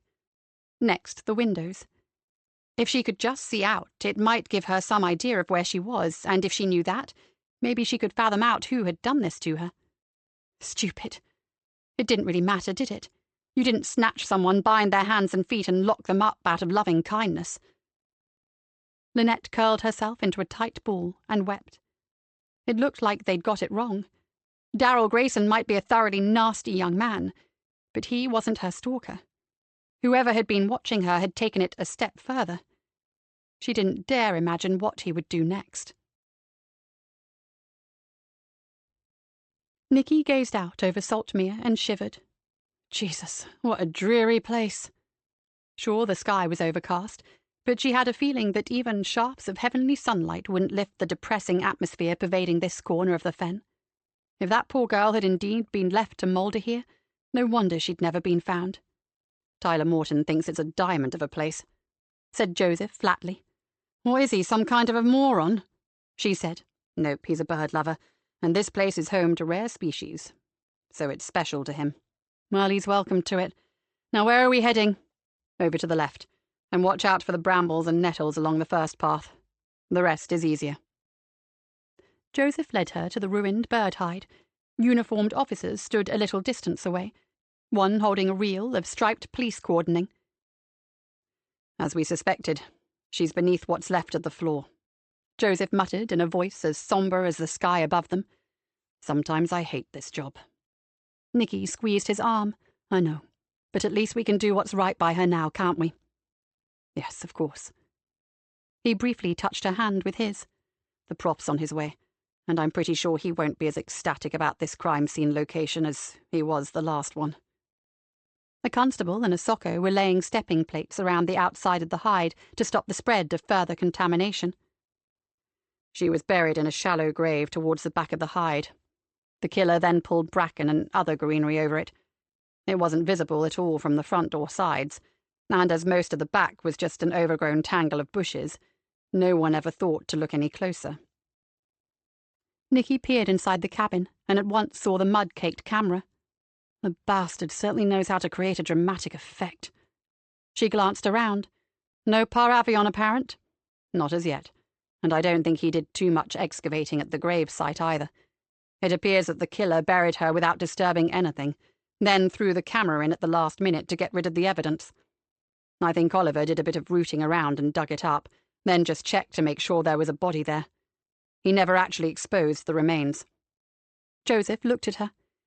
We've certainly got in well before his deadline, so maybe he'll back off a bit now he knows we are in fact on the ball. I doubt it. He's more likely to increase the pressure. And who killed this poor kid? He hasn't started waving that in front of us yet, has he? She exhaled. I can hardly wait. Mom? Nicky looked round to see a uniformed officer standing by the newly positioned cordon. We thought you should know that the press are already trying to get into the reserve, and there's hordes of them. He looked anxious. My sergeant says to tell you that Oliver is already lashing out big style at police incompetence. It was no more than they'd expected, but it was irritating all the same. It hampered their movements, and it was bad for morale. More than anything, it put increasing demands on Cam Walker, who had to keep them at bay and try to swing public opinion away from this psycho and back behind the police. Nicky thanked him. Just keep them out, Constable, and they mustn't be told a thing, okay? She turned back to Joseph. I'm going to ring Cam, though he's probably already aware of what's happening. Then as soon as Rory arrives, I'm getting back to base. If Oliver is operating at full throttle, I'm expecting to find a paravion letter on my desk. Or if we are really lucky, a case file. Delivered by some devious and untraceable method, no doubt, added Joseph grimly. It will be another major operation to extract the body. Rory will be well pleased with us. Nicky gave Joseph a wry smile. Oh, he'll probably dine out on it for months. I can hear him now, regaling his audience with the way we make him work his delicate fingers to the bone, and in the most difficult of situations. Glad you can, dear heart, even though your description of my precious and incredibly talented digits was sadly lacking in creative imagination. It was obvious that Rory was grinning broadly beneath his mask. Don't creep up on people, Professor. If this case gets any worse, it's likely you'll hear much worse than that. Oh, I know, but it's such fun. By the way, the press and the media really need to be made aware that their presence in busloads is obstructive in the extreme. When time is of the essence, they are a blasted pain in the nether regions. He glowered over his shoulder. Turning back to Nicky, he said, You've certainly chosen an inaccessible location to find your latest corpse in, haven't you? Well, I'm here now. Just please don't tell me this stinking hovel is my next excavation site. It is, isn't it? Well, yes. Deeply sorry, as we are to admit it, this is it, said Joseph. She's in a shallow grave beneath the floorboards. They regarded the ruined hide in silence. I'll need some willing assistance, preferably with plenty of muscle. This thing will have to be dismantled. I can't afford for it to collapse into the burial site and destroy what remains there are. Can you sort that for me? I'll get a couple more sockos down here, too. Already done, Prof, said Nicky. We guess that's what you'd want. We have a unit all prepared to get this thing down, under your supervision, of course. But Rory was deep in thought. We'll leave you to it, then. Any nasty surprises, ring me. Of course, dear lady. Now to work. Spike, Cardiff. Centre stage, if you please. Chapter 26. While the others were busy at Saltmere, Matt Ballard received a rather important call. Hi, Bernie. Have you got something more for me? Unlike a lot of Matt's contacts, Bernie Weatherby had a foot in both worlds. The respected owner of a gourmet restaurant, he was just as much at home in the criminal underworld, where he engaged in various shady dealings. He was also a damned good friend. Probably the best bit of info you'll get, Matty, my boy. And it's hot off the press, so pin back those ears. Matt gripped the phone tighter. Bernie's information was always reliable. One of my customers happened to mention, in passing, so to speak, the situation you were inquiring about. You know, involving a certain DI. Go on, Bernie. He doesn't know the full story, but he said your DI would do better to look at women she'd once crossed swords with, rather than any men. A woman? For a moment, Matt was lost for words. But, Bernie, Oliver can't be a woman. It wouldn't fit at all. All the people Oliver contacted during his unofficial investigation said they'd spoken to a man. Bernie gave a little chuckle. You misunderstand my meaning, Matty. What my customer said was that your DI should look for another female, possibly a copper, that she'd either gone up against for some reason or been involved with somehow, and this woman would lead her to Oliver. I get it. This woman, whoever she is, as a champion. Exactly. I'll get no more than that from my man, Matty, so it ends here as far as I'm concerned. But good hunting. Hope it helps. He thanked his friend, saying he really owed him one this time, and ended the call. For a while he sat in silence. It did make sense. All that intensity, all the vitriol and the bitterness, was all for a woman, and probably someone he had loved and lost for some reason. And Oliver blamed Nicky Galena for it. On the other side of the big room, Matt saw Cameron talking to Jim Summers. He stood up and made his way over to them. This was something they really needed to know. His colleagues stared at each other amazed. Well, I've just heard from Nicky, said Cam. They've found a body out at Saltmere. The place where Bethany Lyons' car was dumped. Oliver had definitely been at the site. He left Bethany's camera on display at the spot where she was buried. She's on her way back here now, and we can ask her. His face brightened. If she can come up with the name of this woman, it might finally lead us to that son of a bitch Oliver. Well done, Matt. It was a bloody good idea of yours to throw it at our contacts. Matt smiled. Well, I needed to justify being allowed to participate in a proper police investigation again. He sighed. I have to say, I do miss it. Cam, having just spent months away from his own job, said sympathetically, We don't stop being coppers when we retire, any more than we do when we go on holiday or take sick leave. Once a copper, always a copper, I'm afraid. He clapped him on the shoulder. Well, I'm glad you're here. And once again, well done. Cam went off to wait for Nicky, while Matt and Jim had a coffee. It's not going to be easy for our Nicky, is it? Said Jim as he rifled through his pockets for some change. She's got a reputation that takes a bit of beating when it comes to ruffling feathers and telling it like it is. So I've heard, said Matt, holding out a couple of pound coins. But I wonder if it isn't a bit of an urban myth. You know, vastly over-exaggerated. If anything, it got played down. She was a proper virago, believe me. Jim said. At one really low point in her life, a time when her only daughter was hanging on to life by a thread, she almost got thrown out. Even she says if Joseph Easter hadn't turned up when he did, she'd have been history. Then it's lucky he did, said Matt. Imagine if we'd lost her. Her arrest rate is bloody awesome. They strolled back to their desks, both wondering who the woman could be that Nicky had hacked off so badly. Matt hoped she'd rattled fewer women than men, but knowing Nicky Galena, she wouldn't have given a shit about their gender, in which case he sincerely hoped she had a really good memory. Nicky was standing in her office staring at the all-too-familiar envelope on her desk when Cameron called to her from the doorway. We've got some info for you, Nicky. Come upstairs as soon as you can. Saying she would, she picked up the envelope and opened it, for once not waiting for Joseph to join her. Detective Inspector Galena. There is no part 2. If you want to know more, you'll have to do some work unaided, if you can cope with that. Suffice it to say, if you ever do trace the man that caused her death, you'll never put him on trial. He's dead. Oh, and it wasn't down to me. It was natural causes this time. End of story as far as I'm concerned, and if you have any sense, you'll make it the same for you. You, Detective Inspector, are about to find yourself with one last chance to go down in a blaze of glory. At this point, I wish I was talking to you face to face, because I'd like to look into your eyes when I tell you what comes next. Maybe we should talk. I'll have to think about that. Meanwhile, you are now expecting to move on to case 0150 Leanne Delaney. Don't bother, unless you feel like it, trawling the streets of Glasgow looking in shelters and shop doorways. If you do, her street name is Red, and she has a cute little mongrel dog with her. It helps to get the passers-by to act more generously. Now, forget all that. You have much bigger fish to fry. Now, shall I correspond in my usual manner, although I fear it's getting boring? Or shall we speak? I'll get back to you on that. Oliver.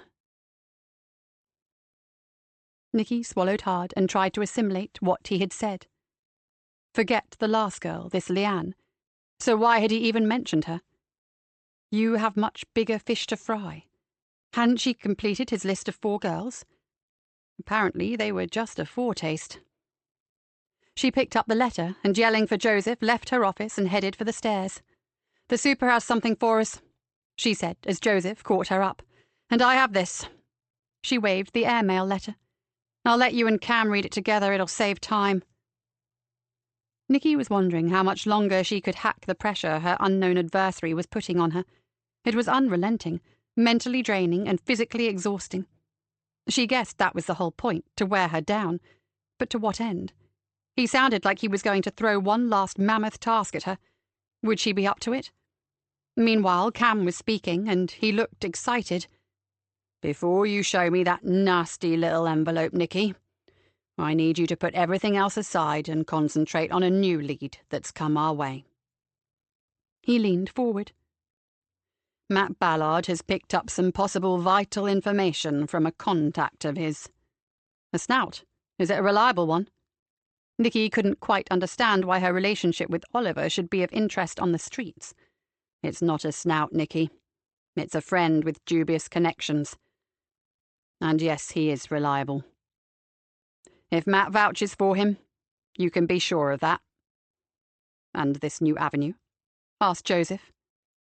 Cam repeated, word for word, what Bernie had told Matt. "A woman!" Nicky looked as amazed as they had been. "It appears you had a major falling out, a disagreement or something with a woman, and someone who cares for her has taken umbrage, to the extent of putting together this God Almighty great production in order to pay you back for whatever happened to her." Nicky swore. So all these hours of going over possible candidates for a rogue male officer were wasted. Shit! A woman! "It must shorten the list of candidates, surely," said Joseph hopefully. Nicky closed her eyes, suddenly struck by a terrible thought. So it is all my fault.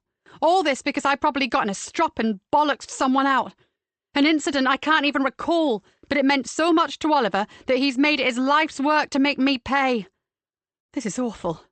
I can't get my head around it." "Not quite correct, Nicky," said Cam gravely. "One, it's no good assuming anything at this point, while we actually know nothing. And 2, even if you did give someone hell, they probably deserved it.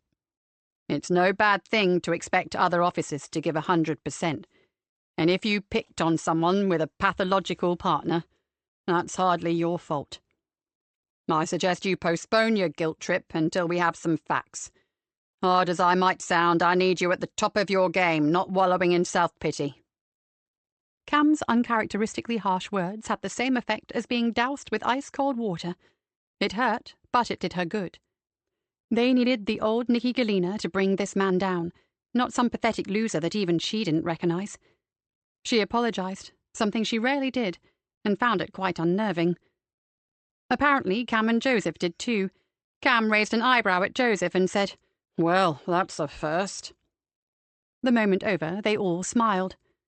"Just remember, both of you, this is no star-crossed lover. This is a psychopath we're hunting, and we have only one clue to work on. You have to identify a woman, probably another detective, or even a uniformed officer, who Oliver believes you, or a situation that involved you, caused a great deal of distress to. It might not even be a direct confrontation between you and this woman. It could have been something like a promotion where she got overlooked in your favor. We have no idea. It's all up to you now, Nicky. Search your memory for anything that might fit the bill." "Understood," she said. All her previous resolve, along with her intense loathing of Oliver, had returned. "Now it's your turn to find out what Matey Boy is planning next, because I have no idea. I can't make head nor tail of this one, I really can't." She handed Cam the airmail envelope. Cam read it carefully and handed it to Joseph.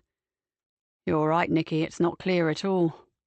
One thing's for sure, we have to take his next move very seriously indeed, whatever it is. I don't like what he says about going out in a blaze of glory. That indicates something on a grand scale." Nicky grunted. "In the last 10 minutes I've interpreted that in several and all very scary ways, and not one of them leaves me unscathed." "All the more reason to do the one thing that Oliver won't expect, and that is identify him." Cam tapped his fingers on the desk impatiently. "We have to find him before he can launch his next twisted scheme." He sat back. "Now, while you were at Saltmere, I had a visit from Julia Tennant, the psychologist you spoke to about Ruby Grayson, Nicky. I agree that she's very easy to talk to, and she seems like a very clever woman indeed. I've given her all we have on Oliver, and left it with her to mull over. I have to say that I didn't like the expression on her face at all. It was pretty dark. Anyway, she's ringing me later today, and I'll pass on anything useful she says to you both. Now off you go to delve into your memory, Nicky Galena, and find the woman behind it all." Rory was feeling unaccountably low. He surveyed the marshy land, the pools of dark, brackish water, and the grey sky, and decided that it was the location that was bringing him down. That and the fact that he had to wait for the old hide to be dismantled before he could exhume the poor girl. Finally, he and Spike were unwinding the remains of her clothing. Rory noted a padded anorak, a wool jumper in a faded yellow colour, and black stretch jeans. All matched the description given by Bethany Lyons's neighbour, who had seen her drive away from her home. The camera found in the hut was most definitely hers, having been identified by a man named Tyler Morton, another birdwatcher who knew Bethany slightly. Apparently Morton had spoken to her on several occasions and had led Nicky and Joseph to this miserable place. Rory had been curious about this man, and asked one of the uniformed officers if Morton was still on site. A few moments later the officer returned with a sombre-faced man in tow. "Mr. Morton?" Tyler Morton nodded and moved closer to the tape. "Yes, can I help?" Rory introduced himself and found his usual enthusiasm returning. "So, did the young lady who disappeared come here a lot? I mean, it's quite a dismal spot, isn't it? There are far more beautiful places in this area to watch birds in." The man, clearly happy to find any excuse for talking about his great passion, started to explain in great detail what drew true wildlife lovers to Saltmere. After a while, Rory began to regret having asked, so he quickly threw in another question. "How many people would you say came here regularly at the time of her disappearance?" Tyler Morton screwed up his face. "Not very many. Maybe half a dozen regulars and the odd visitor who found Saltmere by accident. Most people don't stop. They want more these days. Good, usable hides. Sometimes even a visitor's centre." "Was Bethany friendly with anyone in particular?" asked Rory. "Sorry, but I didn't know her well. I didn't even know her name, and I only saw her a few times, so I really couldn't say. All I can tell you is that when I did see her, she was always alone." Rory considered this. He didn't like the idea of a young woman coming alone to a place like this, and sometimes at night. "Mr. Morton, you mentioned some regulars. Did any of them come here after dark, like night naturalists?" Again, Morton stopped to think. "Only one that I knew of. Bit of a loner. A much older man. I think his name was Ron something. Yes, Ron Chivers. That's it. A really committed birdman, and quite zealous about keeping this place from becoming known to too many visitors. He said it was best for the birds, that their nesting grounds ought not to be disturbed, so we should leave the place as it is. Does he still come here? Especially at night?" Morton gave a little grunt. "Not unless he haunts the place. He died of a heart attack about 2 years back. Now I come to think of it, I never actually saw him here after the girl disappeared. Funny, really, he was a real regular, knew all the birds and their haunts and the best spots to view them from. It was only after he stopped coming that I dared to patch up the hidey hole so we could use it without the fear of it collapsing on top of us." Rory thanked him and returned to where Spike and Cardiff was silently removing soil from around the woman's corpse. He moved away and rang Nicky Galena. "A little bit of advice, dear friend, to check out a dead man.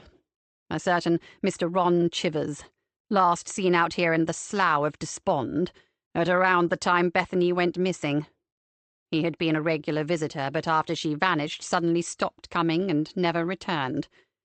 I know it's not the most important thing on your mind at present, but it's my belief that the killer was a local who knew exactly the best spot to bury our body where it wouldn't be discovered. He also believed they should keep other birdwatchers away. And here's the good bit, Nicky. He didn't want anyone to renovate the hides. Now I'd say he needs a little posthumous investigation, wouldn't you?" Nicky thanked him.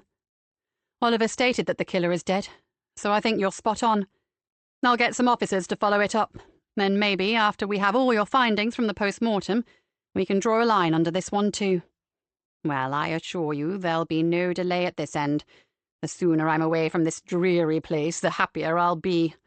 So, au revoir. Rory has to crack on." He rolled up his sleeves and crouched down beside his assistants. 3 pairs of hands would be better than 2. When any of the team wanted to escape the hubbub of the police station, they sometimes went down to the basement. Years ago, they'd been forced to vacate the CID room due to some urgent repair work, and had allocated themselves an old storeroom to work from. Kat had turned scavenger and kitted it out with a few home comforts, including a sofa and a potted plant, and they grew rather fond of the place, which became known as Galena's Grotto. Nicky and Joseph sat opposite each other across a desk, a packet of biscuits between them, and went through all the old cases she had worked on, the old disputes she'd been involved in, people she'd competed with for promotion. It went on for over an hour, with Joseph making the occasional note of anything that needed following up. Taking her 3rd biscuit from the packet, Nicky said, "It's rather depressing to think of the number of times I went head-to-head with people back then, and not so far back either, if the truth be told. I must have been a total nightmare to work with." Joseph grimaced. No comment. Nicky laughed softly. "I gave you a hard time too, didn't I? Well, I can't deny you were less than warm and fluffy, but that doesn't take away from the fact that you were a good copper. It was always the desire to make things right that drove you, and still does. You just no longer go for the jugular when you run up against a wrongdoer." He paused. "Unless it's needed. And I guess Oliver is going to encounter that side of you when we get him."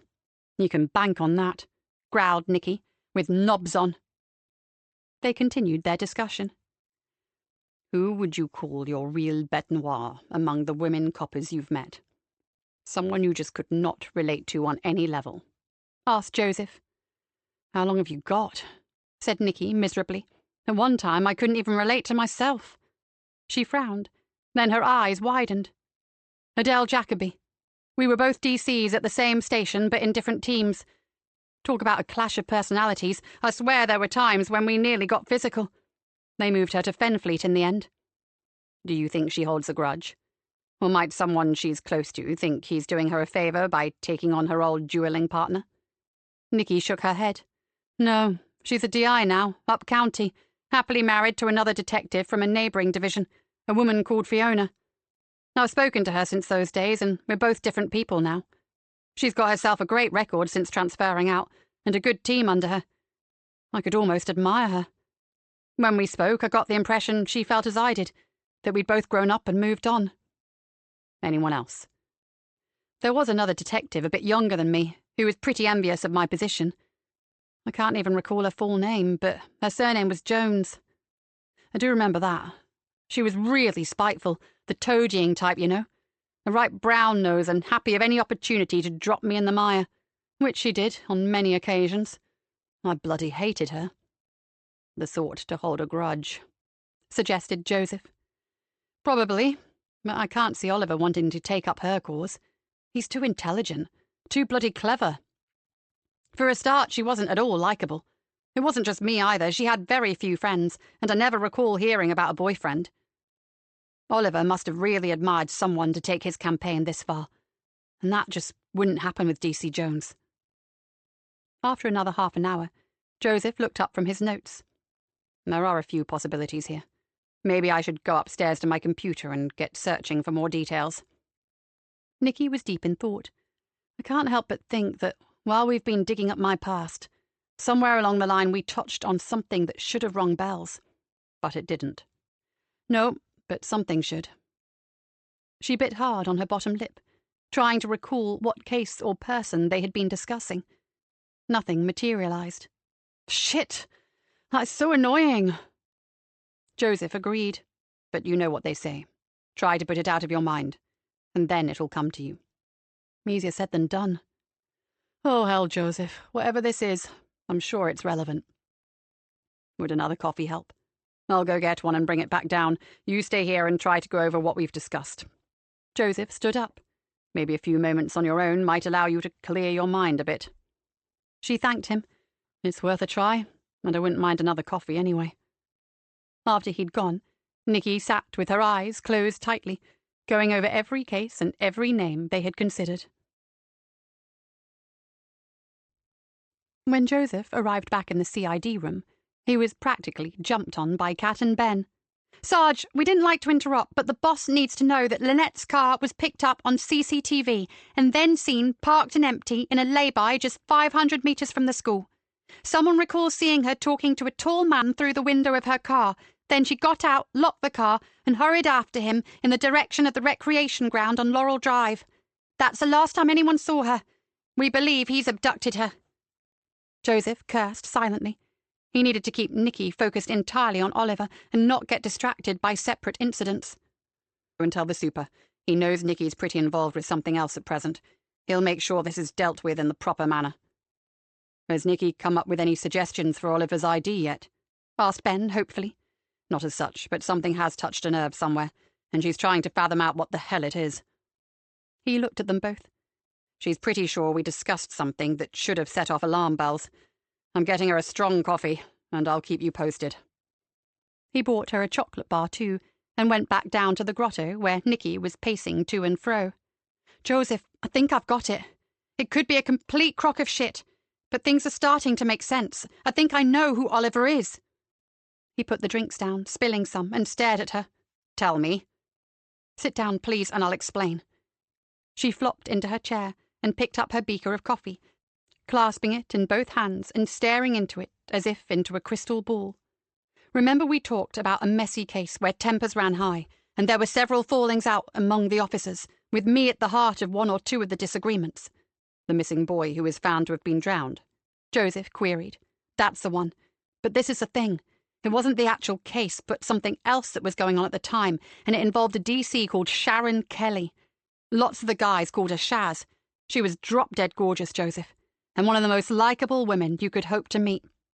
"Even by you?" "Yeah, even me. In fact, we were practically best friends. We talked a lot, and unlike most, Shaz actually valued my opinions.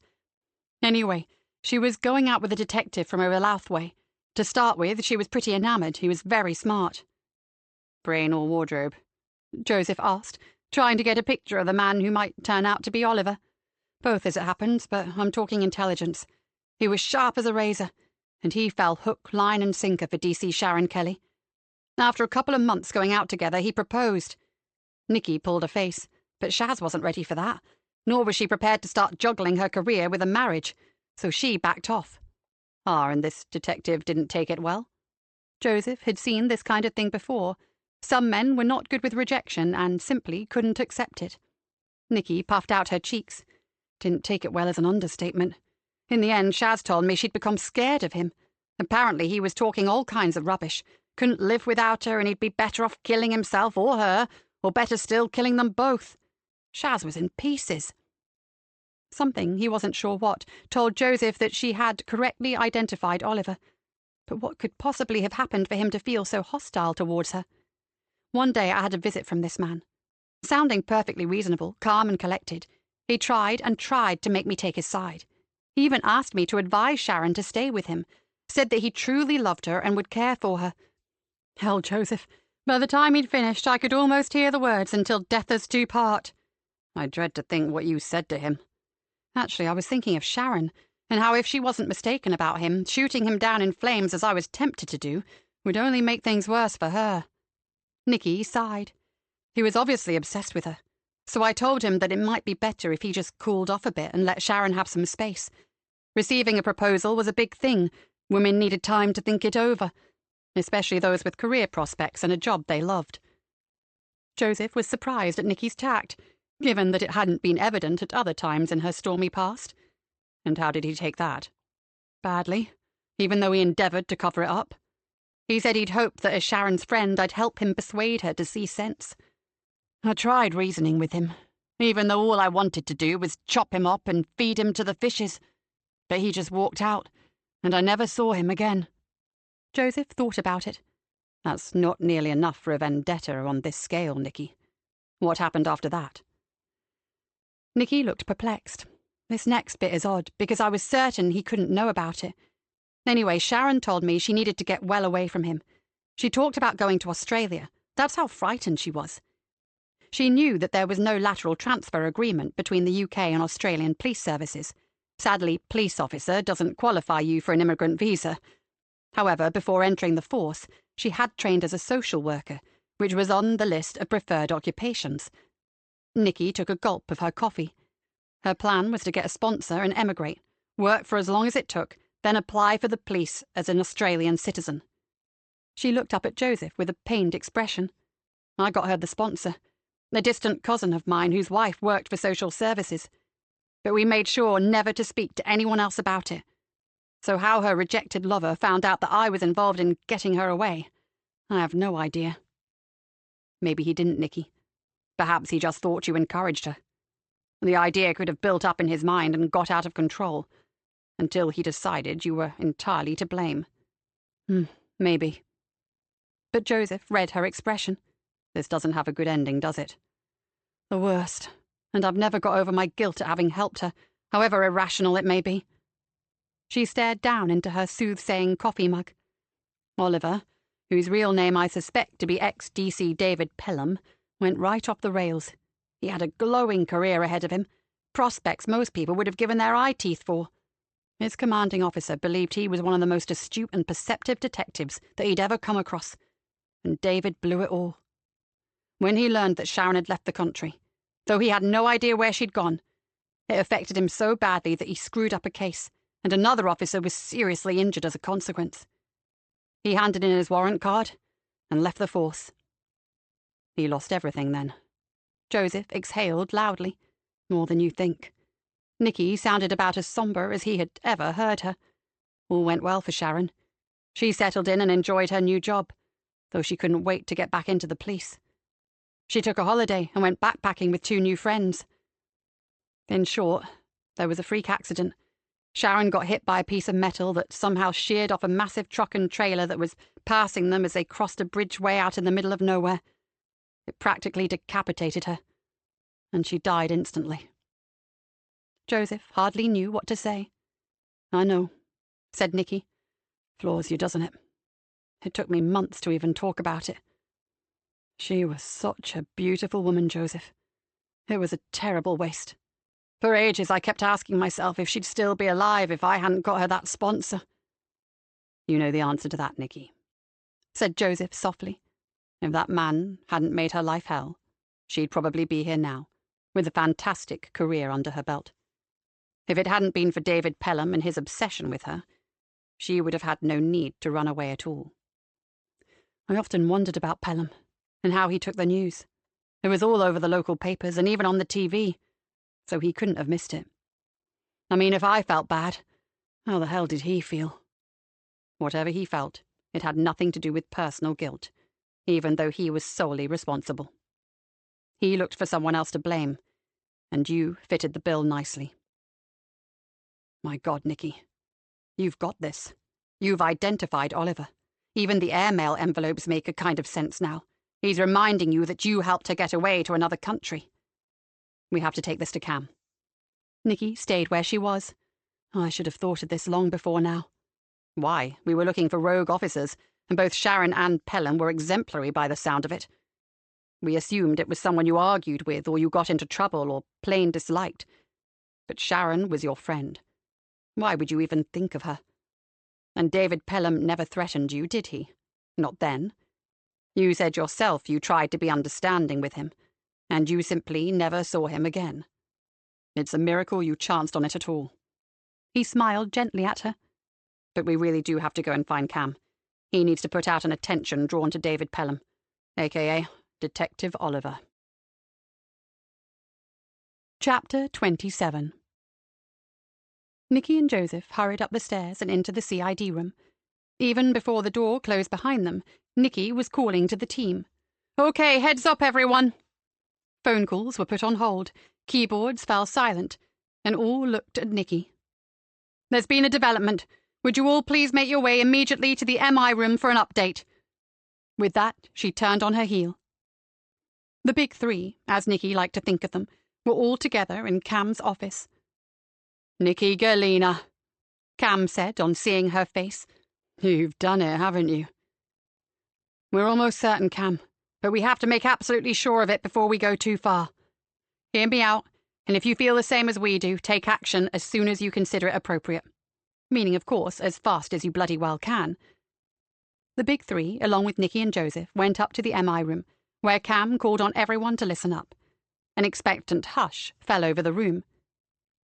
Nicky, with Joseph's help, gave them a shortened version of the story of Sharon and David. Relating it like this served to confirm her belief that she'd drawn the right conclusion. Oliver was David Pelham. He just had to be. As she drew to a close, she noticed a lone figure standing at the very back of the room, listening intently. It was the new force psychologist. The smile Julia Tennant gave her was grave and full of sympathy. Nicky determined to talk to her at the earliest opportunity. Cam took her place in front of the whiteboards. "Okay, everyone, we're going to run with this. In a moment, I'll be allocating the tasks. But first, there's something you need to be aware of." He looked around the room. "As you all know, we have a missing young woman, who happens to be a teacher at the school attended by the two Grayson girls. We cannot rule out some sort of involvement on the part of that family, but open minds are required for this one. Now, I know it doesn't solve all our problems, but we now know for sure that Darrell Grayson was the stalker, and that he did follow our teacher, Lynette Sims. But as he was dead when she was abducted, it certainly couldn't have been him. Forensics have confirmed his guilt from prints left at several of the sites he was known to have visited, including Lynette's, all a match for the boots he was wearing when he was murdered.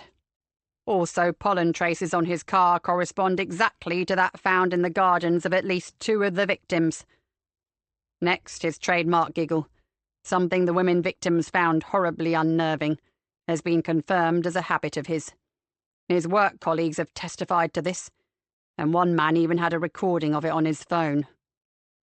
Finally, and this is of some importance, it has been suggested that Darrell might have possessed a mutant gene, a hereditary condition that affected his behaviour.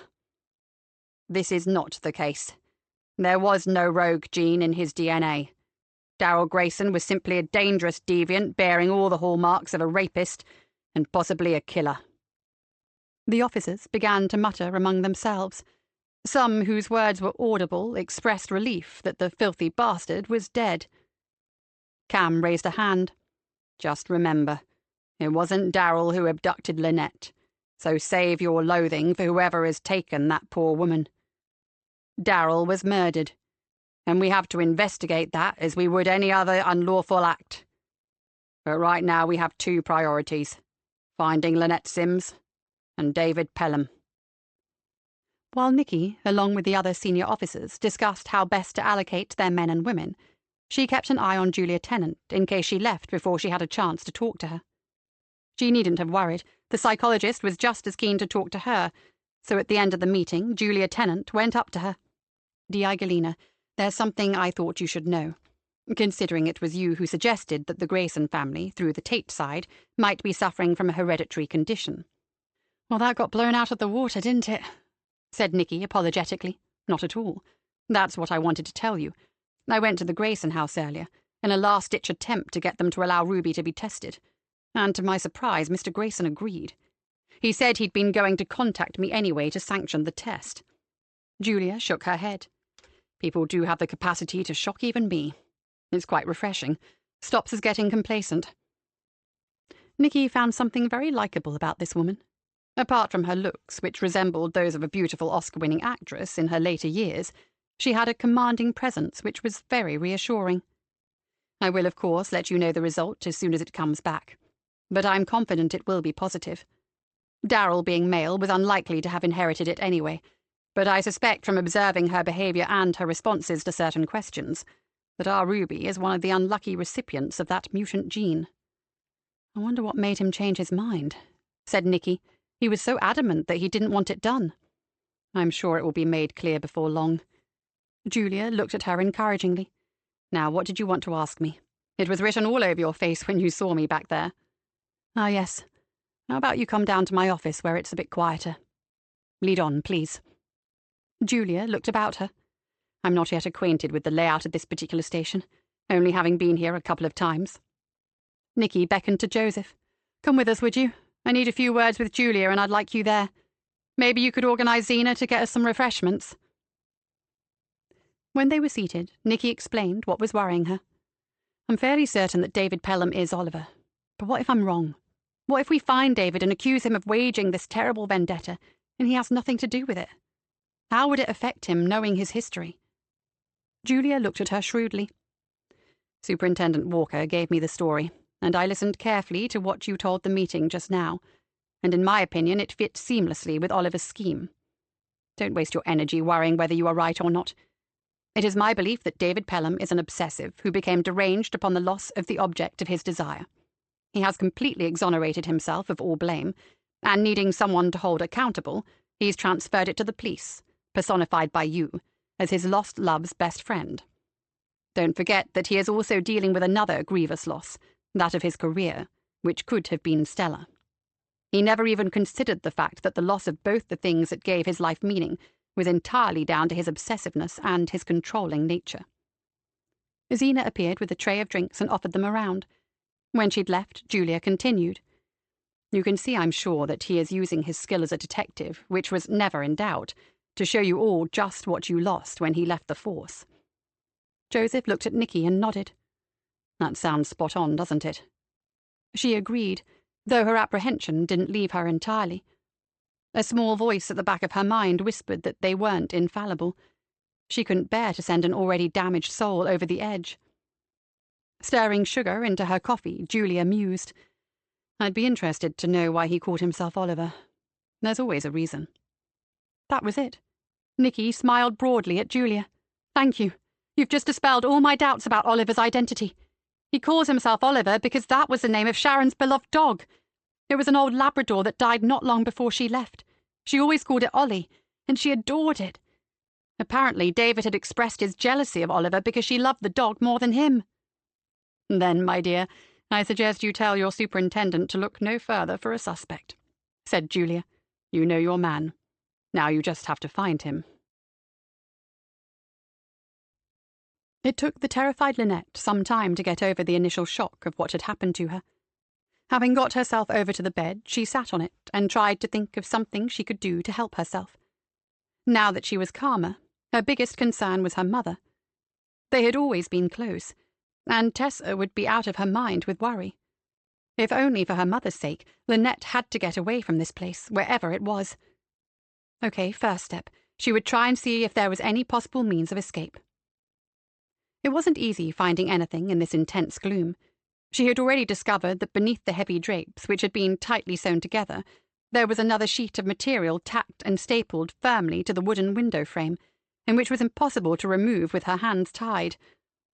She had even tried tugging at the drapes to bring them down, but the fittings were strong and defied all her attempts. At least, even though there was no natural daylight, the window's faint grey light meant she could make out what was around her. Still on her buttocks, Lynette shuffled around the room, checking everything she came across. The chest of drawers had 2 low, flat baskets on top of it, which, on closer inspection, turned out to be 2 packed lunches. The first consisted of 3 little packets of biscuits like the ones left for guests in hotels, a single pack of sandwiches, a packet of crisps, a banana, some red grapes, and a bar of chocolate. The second basket contained an identical meal. Along the back and close to the wall, she found a row of bottles of still water and 2 small bottles of orange juice. "Look on the bright side, Lynette," she whispered to herself. "At least I'm not going to starve." Although if this was 2 days' rations, she'd have to eke it out very carefully. She continued her investigation, making one further discovery, tucked into a corner with a dust sheet thrown over it. She stared at the portable camping toilet with some relief. Lynette shuffled back to the bed and sat down again. From what she had found, she guessed her captor wouldn't be back for at least 48 hours. Or why leave the food? She stared at her tied wrists, suddenly very angry. She refused to sit here and wallow in self-pity. She was going to get her hands free, rip off that window covering, put something heavy through the glass, and get out. Hearing the doorbell ring, Eve glanced out of an upstairs window and saw Chris Tate's big 4x4 parked outside. She called down to Wendy that Chris was here. At the bottom of the stairs, her friend met her with a look of mock horror. Eve was concerned that her decision to tell Nicky about the Tate family secret had been a big mistake. The thought that she and Wendy might have set their next-door neighbour against them filled her with dismay. Nicky had promised that it wouldn't come back on her, but you could never be really sure. When she opened the door to him, Chris looked kind of strange. He simply said, "May I come in?" "Of course." Eve held the door open for him. "Come into the kitchen." She led the way through with a sinking heart and offered him a seat at the table. She and Wendy sat down facing him.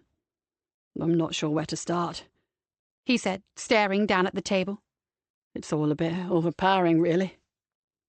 Eve sneaked a look at Wendy, who was managing to keep a neutral expression. She was tempted to prompt him and get it over with, but for once in her life she held back. "Well, ladies, the crux of the matter is this. I need to give you both a big thank you."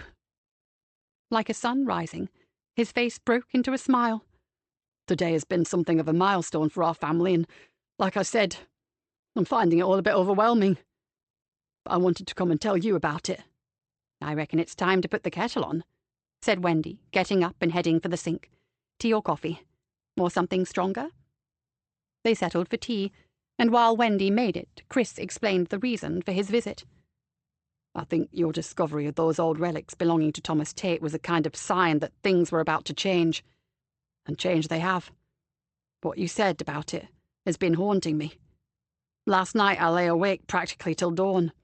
Like a modern-day Scrooge, I was visited by the ghosts of my ancestors, and was shown the past, the present, and the future."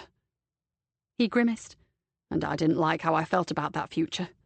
I realised that I'd been locked in the mindset of people from a past era, that it was time for the Tates to put aside our ridiculous belief that we have to cover up past sins.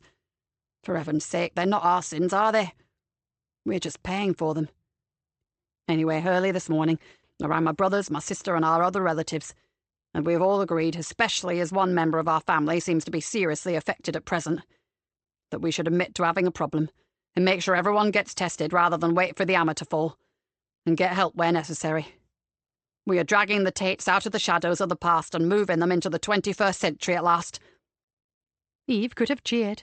"That is so good to hear, Chris. I can't tell you how worried we've been for you and your family." The farmer gave a merry laugh. "I feel like a massive weight has been lifted from my shoulders. It's as if we were a family of outcasts, and now we are free. People will understand, won't they?" "Oh, yes," Wendy assured him, "and those that don't want to aren't important anyway. Oh, I'm so delighted you've had the courage to put a stop to all that secrecy. Now the Tate women who are unfortunate enough to have inherited that gene will have a chance of obtaining good treatment and hopefully a better life." Chris said he should get back to the farm. He thanked them again. "And your friend, what's his name, Jacob? Well, you can tell him that if he wants to add to his website, he's welcome, so long as he does it sympathetically." Eve thought about that. "Do you know, I think he'll probably leave it as it is. It's up to you to decide how and when you want the world to know. There are plenty of other mysteries out there for young Jacob Rush to investigate. I think it's time for him to move on to them, and leave Tommy Tate and all his nasty secrets right where he is, buried in our garden." As evening approached, a strong wind began to blow in from the North Sea.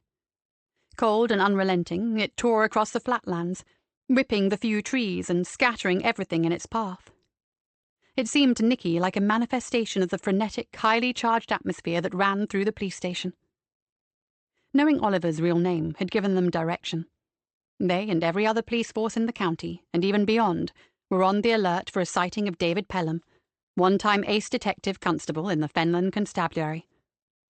At the same time, uniformed officers poured out to the streets carrying photographs of Lynette Sims and started knocking on doors in and around the area where she had last been seen.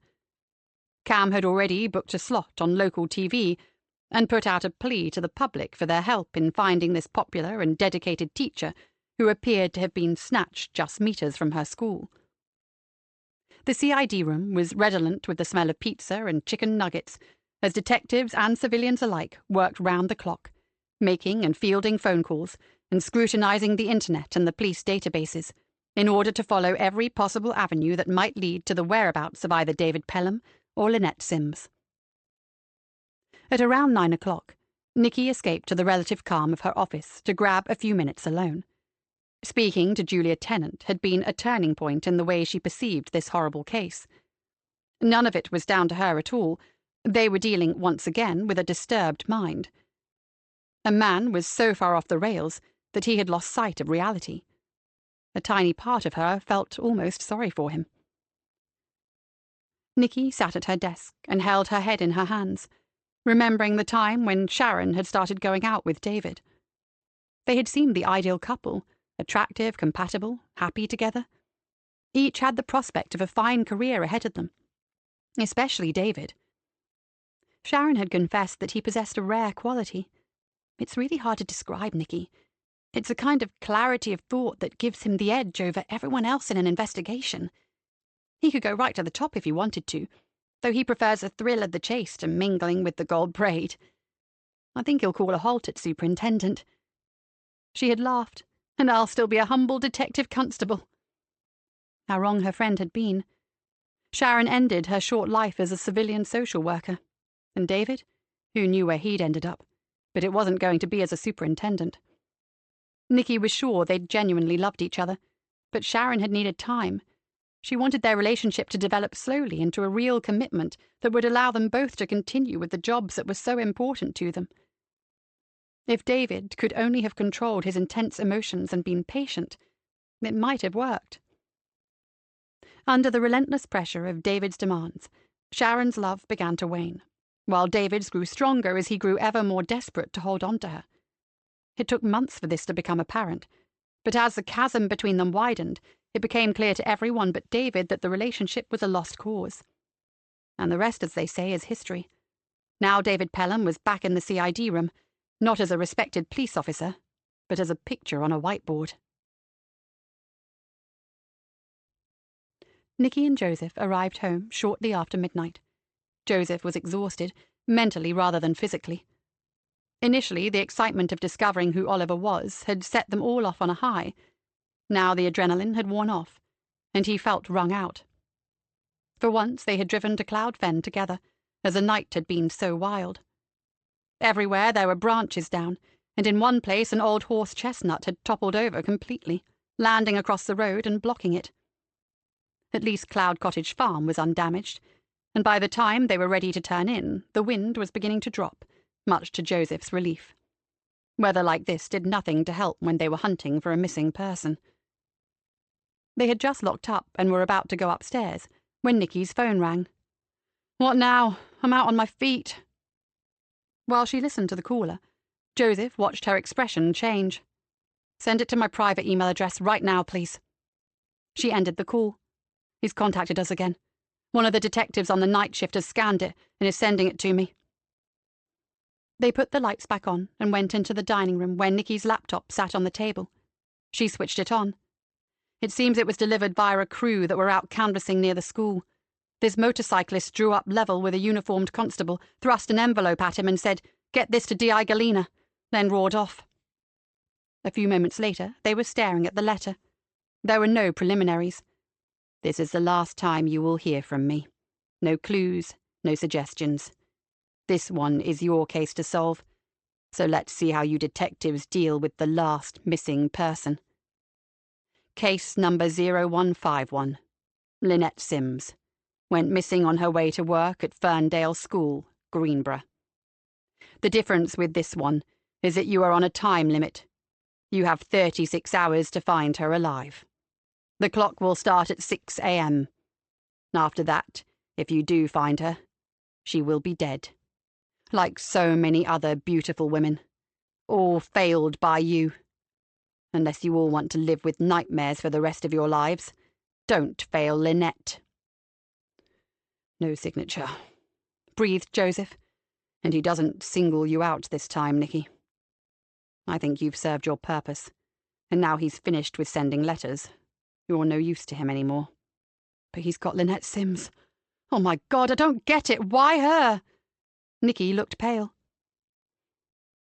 Joseph had no idea, but he did think he now understood why Darrell Grayson had been murdered. Consider this, Nicky. We don't yet know why Oliver picked Lynette. But if she was special to his plan and he saw that little pervert Darrell watching her. Catch my drift? Yes, perfectly. Darrell had to go in case he messed up whatever Oliver had in mind. Nicky nodded slowly. And we're no longer looking at two separate searches. Find one, we should find the other. Lynette is now our only priority. And as we know he has her, we concentrate on finding Oliver in his lair. She picked up her phone. Cam needs to know. And then we grab a few hours rest before the clock starts. 36 hours isn't long, but it'll be a damned sight longer if we get no sleep beforehand. To his surprise, Nicky didn't argue. She passed the message on to Cam, closed her phone, and put the light out again. We get up at 5, we go into work, and are fully functioning by 6, agreed? Joseph followed her up the stairs. I'll set the alarm. Chapter 28. Like the rest of Nicky's team, Yvonne Collins had received the alert about the 36-hour deadline issued by Oliver. She now knew his name was David Pelham, but they had lived with Oliver for so long it had stuck in her head. Even when they charged him and locked him up, as she firmly believed they would, he would still be Oliver to her, and those who had hunted for him. The text had simply asked her to present herself as early as she was able, so at 5:30, with a large mug of builder's tea and 2 slices of toast under her belt, she sent a message to her next-door neighbour, Ray, asking him to please look after her precious dog for as long as it took. Both pet and neighbour were used to this convenient arrangement, and enjoyed it to the full. Ray delighted to have the company, and her rescue boy, Hobo, relishing the extra treats his temporary dad always provided. At precisely 6 o'clock, Yvonne marched into the CID room. Nicky gave her a quick smile of appreciation, which she extended to Kat and Ben, who must have followed her up the stairs. Yvonne, too, smiled warmly at them. How privileged she was to be a part of this team. It had certainly been a culture shock. She had been a foot soldier for decades, part of the army of uniforms that often harboured a poor opinion of detectives, considering them a bunch of desk jockeys and pen pushers, although she never heard Di Galena's team referred to in those terms. And look at her now. Die-hard street bobby WPC Yvonne Collins had joined their ranks. Vonnie, a minute, please. Joseph was beckoning to her from Nicky's office, and she hurried over. She noticed at once that Nicky seemed different somehow. She had a more commanding air about her. Gone was the recent, rather haunted expression, the hesitancy of the past few weeks. Vonnie, you know the basics. 36 hours to find Lynette Sims in, or... Actually, let's ignore that last word. We have 36 hours, and we need to make every minute count. Now, if I'm not mistaken, you have a friend who knows Lynette well, the deputy head teacher at Lynette's school. Dina Barrett, ma'am. An old and trusted friend. Right, well, do you think she'd help us? Like a shot, ma'am, said Yvonne. Then I'm going to ask you to pick her up and go with her to see Tessa Sims, Lynette's mother. The woman is understandably stunned and desperately worried about her daughter, and I think that in this particular case, you two women, who are more or less contemporaries, may be of even more help than a Flo. No one knows more about Lynette than her mother, and she might be able to tell you something important that she considered a trivial detail. Nicky paused, looking at Yvonne. Yvonne, I swear Oliver has a particular reason for choosing Lynette Sims as his last missing woman, as he puts it. Do your damnedest to find out what that is, because it could lead us to him, thereby saving Lynette's life. I'll ring her now." Nicky glanced at the clock. "It's only just after 6, you know." "No matter. If I know Dee, she'll be up and dressed and probably filling her water cannon as we speak." "I'm curious to know what a schoolteacher is doing with a water cannon, but I'll have to wait, unfortunately." Nicky shook her head. "Right, off you go." Yvonne left the office feeling the weight of what was being asked of her, but determined to do her best. Nicky's big three were also in early, busy going through the overnight reports in the hope of finding some small clue as to what had happened to Lynette. Cam was frustrated that nothing of the vaguest importance had shown up. "We have one big advantage, the fact that we have identified David Pelham as Oliver. But other than that, it's a total mystery how that young teacher could have just disappeared. She was there 1 minute and gone the next." He looked to his 2 colleagues. "Suppose we focus our attention on tracking Pelham from the moment he left the force to the present day. What do you think?" They nodded, and Jim added, "Uniform will continue looking for anyone who might have seen Lynette, so CID should definitely do as you suggest. Is Nicky okay with that?" Cam said that he'd already agreed it with her. "She's also got a friend of Lynette's helping out with the teacher's mother, just in case she can give us anything useful. All bases are covered, so let's get down to chasing up Pelham's movements after he left us."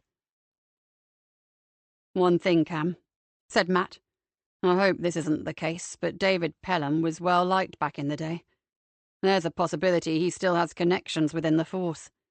It's unlikely, since he left under a cloud and very bitter. But maybe a close friend. Someone who really cared about him." Cam considered the point. "That could be either a godsend or a disaster, couldn't it?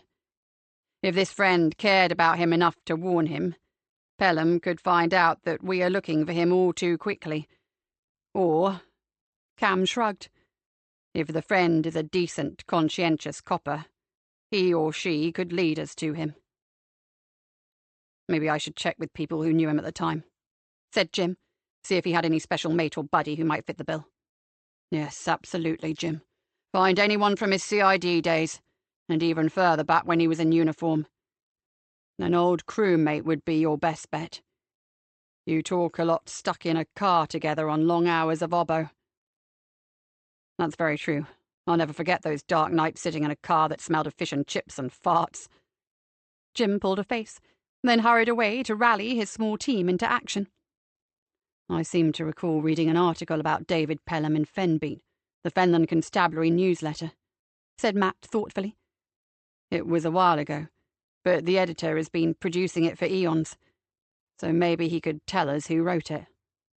It was pretty in-depth, as I recall. You know, one of those where are they now things. What I'm wondering is, did anyone ever respond?" Cam nodded slowly. "As in, oh yes, he lives next door to my auntie in Skeg kind of thing?" "Exactly. Worth a try, I guess. I'll give him a bell." Matt went back to his desk, and Cam was left wondering where to begin. Something bothered him, and he was sure it was to do with what Nicky had mentioned about the last case David had dealt with, the one that saw him leave the force. "I'm not sure if that look is reflective or distracted," said Julia Tennant softly. Cam had been so deep in thought he hadn't noticed her approach. He gave her a rather rueful smile. "It's just the expression of a man who is wondering if he's been in this game too long, and is mildly concerned that his thought processes are no longer quite as clear as they used to be." She smiled. Anyone juggling a case of this magnitude should be allowed more than a few moments of fuzzy thinking. But you know that, Superintendent.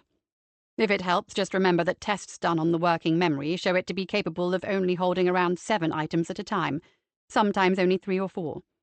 So I suggest you accept that your mind is overloaded, and frankly, you are dealing with it better than most people would. I've been watching you, and believe me, you are quite exceptional." Cam was both touched and encouraged by Julia's words, but before he could respond, she said, "Is there anything I can help with?" "Actually, there is, Julia. And by the way, you can call me Cam. We tend to save the titles for the gold braid." He pointed to a chair. "Please sit for a moment. I could do with your opinion on something."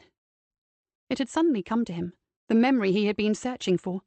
"It's about David Pelham's final case. Nicky told me he messed up, resulting in another officer being badly hurt, which led Pelham to resign. At least that is the common belief, but I seem to recall some talk among his commanding officers that suggested otherwise. I need to look it up, but I'm pretty sure the SIO didn't believe Pelham brought about the injury to his colleague." Julia narrowed her eyes. "So you're wondering why Pelham acted in the way he did, as in taking the blame when he knew it would cost him his beloved career? I think we should have another look at his record. It may have nothing to do with anything, but knowing more about his behaviour at the time might shed some light on how his mind works, don't you think?" "Absolutely," said Julia. "I'd be very interested to take a closer look at his career history. I also wonder if he'd always been prone to obsessive behaviour, or it started with his relationship with Sharon Kelly. Can you get hold of his file for me? I'll get to work straight away." Cam reached into his desk drawer and removed a folder. "This was going to be my next task when I had a few minutes to myself." He handed it to her. "Use my office if you'd like a bit of peace and quiet." He looked around the big room that was alive with the sound of telephones, printers, voices. "Actually, I'm fine here," replied Julia. "I spend a lot of my time in relative seclusion, conducting one-to-one consultations, and I'm finding all this quite invigorating." She stood up. "For now, at any rate. If something really interesting comes up, I might take myself off for a little quiet contemplation." She made her way to an empty desk, while Cam took out a duplicate of the same folder. The more he thought about it, the more he was sure that Pelham had left the force under a cloud of his own making. Had he engineered his own departure? Why? Cam opened the file and began to read. Yvonne and Dina were full of admiration for Lynette's mother. Consumed as she was by anxiety about her daughter, Tessa Sims spoke sensibly, and her answers were considered. She told them she refused to give way to emotion because she'd be no use to her daughter as a pitiful wreck. They asked Tessa if Lynette had mentioned anything that might explain why she had been abducted. Initially hesitant, in case she alarmed Lynette's mother, Yvonne decided to ask Tessa if she knew a David Pelham. "I can't say I do," Tessa said. "Why, is he the person who took Lynette? Do you know who has my daughter?" "There is a chance this Pelham has her, but we have no idea where he lives or what his reasons are for taking her. Can you try and recall whether she ever mentioned him?" Tessa sat for a while in silence. Suddenly she burst out. "Surely, given all the technology available to you nowadays, you'd be able to trace him. They do on the television, why can't you?" This was the first time Tessa had allowed her emotions to show. "We are using every possible means, believe me. But he disappeared years ago, and tracing someone who doesn't want to be found is difficult." "But who is he?" asked Tessa, and a tear rolled down her cheek. "We know who he is, all right. We just have no idea where to find him," thought Yvonne. "Think hard, Tessa. We are certain this man hasn't chosen Lynette at random. Are you sure she hasn't mentioned a David?" But Tessa was adamant. Lynette hadn't, or she'd have remembered. Trying a different tack, Dina said, "She hasn't had a particularly easy life, has she?" Tessa sighed. "No, poor lamb. Losing her father in her teens was devastating for her, and then she lost her closest school friend to a bone tumour. And if that wasn't enough to cope with, her godmother, who she adored, was killed in an accident." She shook her head. "No, my girl has had more than her fair share of heartbreak in her life." Something, she had no idea what, made Yvonne ask about the godmother and what happened to her. "Even after all these years, it still makes me shudder. It was a freak accident. She was killed on a backpacking holiday in Australia." Yvonne thought her heart had stopped. "Was her name Sharon, by any chance?" Tessa stared at her. "Yes, Sharon Kelly. Kelly's my maiden name. She was my eldest brother's only girl. How on earth— Oh, my God! David, of course! It was because of him that Sharon left the country!" Yvonne stood up. "Excuse me a minute. Tessa, I need to make a call to my DI. Then I'll explain." Yvonne hurried outside and rang Nicky. "Boss, Lynette does have a connection to David Pelham, although I still don't know why he should have taken her. I just thought you should know immediately. Sharon Kelly was Lynette's godmother, and her cousin, I think. Tessa Sims tells me Lynette adored Sharon." Nicky gave a low whistle. "Okay, Yvonne. Get back in there and try to find a possible reason for David abducting Lynette." She began congratulating her on making the connection, but she'd already ended the call. Back in the house, Dina Barrett was in animated conversation with Tessa. So, after Sharon died, the whole family took up arms against David. They blamed him for driving her out of the country. We all did. Lynette was devastated, and that made it worse. She hung her head. To be honest, it wasn't fair on him. I see that now. He did love her, and being rejected must have just pushed him over the edge. But the family needed to hold someone accountable for our beautiful girl dying like that. Was Lynette particularly vindictive towards him? Asked Yvonne. Oh no, she was too young and too kind. She was just bereft at losing the one person she really looked up to. The vindictive one was Sharon's mother, Ellen. She would have torn him to pieces if she'd laid hands on him. My brother was little better. He actually confronted David and accused him of as good as murdering her. It was a very bad time for us all. So David Pelham had cause to hate the Kelly family. But why take Lynette? Before Yvonne could think further, Tessa asked if it really was David who had her daughter. Yvonne couldn't lie about it. It looks that way, Tessa. Although I can't think why he should take Lynette and not someone from your brother's side of the family. Sharon and Lynette were the only girls. All the rest were boys. Maybe he felt... She swallowed hard. Maybe he still hates us. Maybe he's taking this opportunity to pay us back for accusing him of murdering the woman he loved. Sadly, that was all too likely. We don't fully understand his motive, but we have people from 3 different areas all hunting for David Pelham and for your daughter. We'll get him. I know we will. What she didn't know, and certainly wouldn't be saying out loud, was whether it would be in time to save Lynette. 36 hours didn't give them nearly long enough to catch a killer. Chapter 29. Nicky reminded Joseph of a tigress on the prowl, stalking from desk to desk in the big MI room, checking what had come in, and then checking again. Joseph glanced around, and his gaze came to rest on Jim Summers, who was just setting down his receiver. Jim's expression told him he was on to something. Joseph hurried over. "Have you got a lead?" "Maybe. It's certainly a possibility." Jim beamed at him. "I've just spoken to a retired detective who was a rookie DC with David Pelham. He's given me the name and address of someone he referred to as a real good mate of David's. According to him, if anyone is still in touch with David, it'll be this guy, Adam Ross. They went through training together and remained friends even after Ross moved to Cambridgeshire Constabulary. He had to retire on health grounds, and he now lives in Peterborough." "Good, that's not far away." Joseph beckoned to Nicky. "Are you going to see him?" "Damn right I am. And at once. I'll take my chances on catching him in.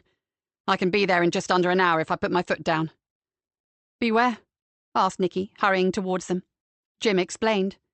"You go straight away, Jim. I'll square it with Cam. He's bound to say the same as me. And we don't have much time."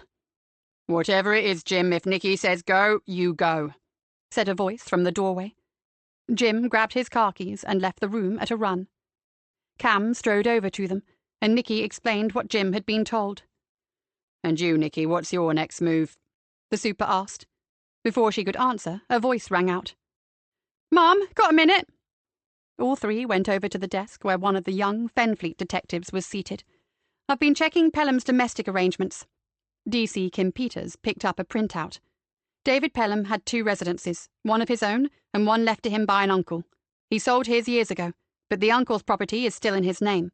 It's out in the sticks somewhere between Cloud Fen and Fenny Marsh Village. "I know that part well," Nicky said, "and it is remote. What's it called?" "Mallards, but there's no road name given. I'm checking for a postcode now." Kim looked at her screen and read out the location. "I'll drive, you navigate," Joseph said. Cam nodded. "But take some uniforms with you. It could be where he's holding her, though probably not. He's too clever to use a place that's so easily found. Still, you never know." Joseph agreed.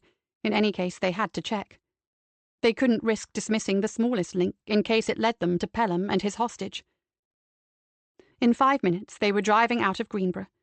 Joseph knew the area pretty well by now, but not nearly as well as Nicky, who had lived there all her life. "Do you know Mallards?" he asked. "I'm pretty sure it's one of 2 properties on a winding lane that leads nowhere, other than to a series of ditches and fields. The sat-nav won't find the place. It has trouble with Cloud Cottage Farm, let alone somewhere in the middle of nowhere. It took them less than 20 minutes to find Nicky's winding lane. About a quarter of a mile away, Joseph could see a farmhouse, partly surrounded by a windbreak of trees and fencing. "That one?" he asked, indicating the lone property. "No, that one." Nicky pointed to what appeared to be a ramshackle barn, again partially surrounded by trees, as were all the buildings out here. They needed the protection from the Fenland winds.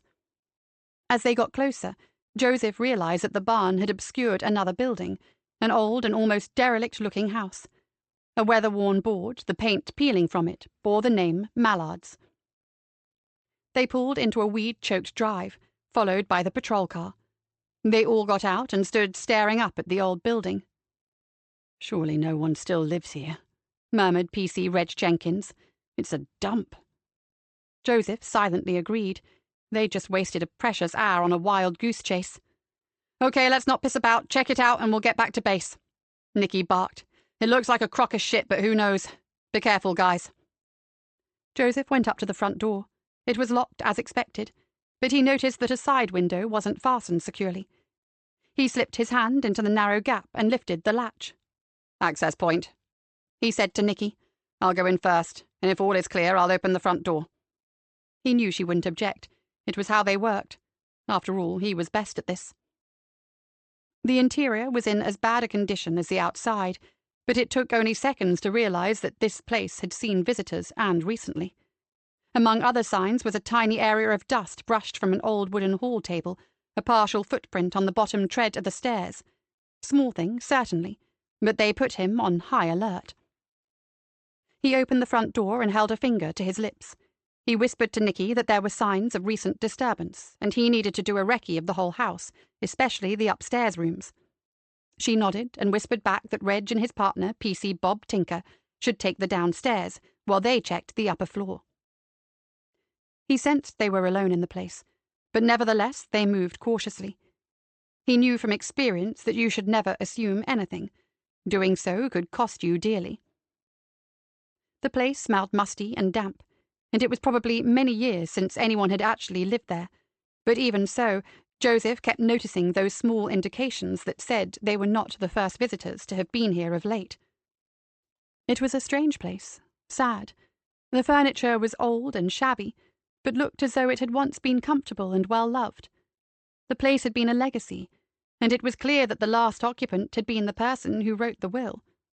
No one had moved in or tried to renovate it after the owner's death, and the house looked as though it hadn't been touched since the funeral director's black van had driven away. They went from one grimy room to another, Joseph wondering what reason someone would have for coming here, leaving footprints and disturbing the dust. "There's nothing here, Joseph. We should abort and get back." As Nicky grasped the brass handle of the last door along the landing, Joseph noticed another footprint, pointing towards the door she was about to open. "Stop," he hissed. "Let me go first." He pointed to the floor, and Nicky stepped back. "Someone's been in here," she whispered. With a nod, Joseph gently turned the handle and flung the door open. No one lurked there, nor was there anywhere to hide. It was a child's room, still containing a single bed with a cover on it depicting the faded but still recognizable figures of the Wombles. The room was empty. There was no doubt about that. But Joseph knew it had been the focus of the previous intruder. "Look." He pointed to a shelf that held some tattered boys' adventure books and a model Spitfire. Nicky moved closer. There have been other things on this shelf that have been removed. Circular imprints of... what? "I'd say toiletries, wouldn't you? Given the shape, they were most likely something like cans of deodorant, shaving foam canisters, or maybe toothpaste." He leaned close to the shelf and sniffed. "There's a hint of some pleasant fragrance. Can you smell it?" "Vaguely," said Nicky thoughtfully. "And that means someone has actually stayed here." "There's even an indentation on that bed. Sure, they threw the cover over it, but..." He pulled it back. "Look, that pillow is new, and it's slightly flattened in the center." He looked around again, this time noticing a number of slight disturbances. "Why this room?" he mused. "Out of the whole house, why pick a child's room?" He heard a noise and saw Reg and Bob standing in the doorway. "Someone has been in the kitchen, Mom," There's no mess or anything, but the sink has been cleaned and a small table and chair have also been dusted and wiped over." Reg gave a short laugh. "People rarely break in to do a spot of cleaning. It's usually to trash the place and piss up the walls. Oliver, or should I say David Pelham, has been here," Nicky said thoughtfully. "But why?" "A place to crash for a short time, where no one would recognize him or even see he was there. Maybe he didn't dare use a hotel, but needed to be in the area for some reason." Joseph, too, was nonplussed. It was odd. "I suggest we do a second sweep. There's not enough evidence here to bring in forensics, and little point either. If he was here, fine, but he's gone now. Even so, we need to check that he's left nothing behind that could give us a clue as to where he went when he left." "I agree, but we have to do it quickly. We can't afford to spend too long here." Nicky turned to Bob and Reg. "When we're through, go down the lane to the only other house in the area. I think it's called Ransom House Farm. And ask if anyone saw lights out here, or maybe a car heading towards this place. If they did, I want to know when, okay?" The two constables nodded. Then Reg said, "Shall we check out that old barn in the outbuildings before we do that? One thing's for certain, he needed transport to get here, and the barn would be a great place to hide a car." "I'll do that now," Nicky said. "You two get down to Ransom House.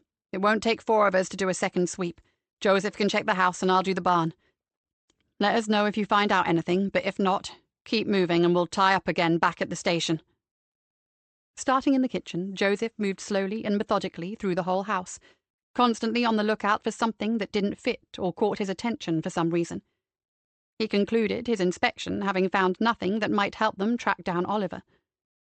He finished up back in the boys' room.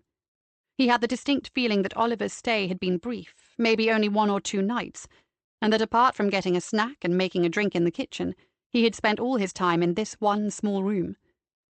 Joseph sat on the edge of the bed and tried to put himself in David Pelham's head. Okay, so the house belonged to him, bequeathed by his late uncle. He had every right to be here. So why not use the master bedroom? It was a bit austere and outdated, but a nice big room nevertheless. Yet Pelham had chosen the child's room. As he waited for Nicky, he wondered why he was so convinced that it was David Pelham who had camped out here. It could have been anyone, couldn't it? No, not really.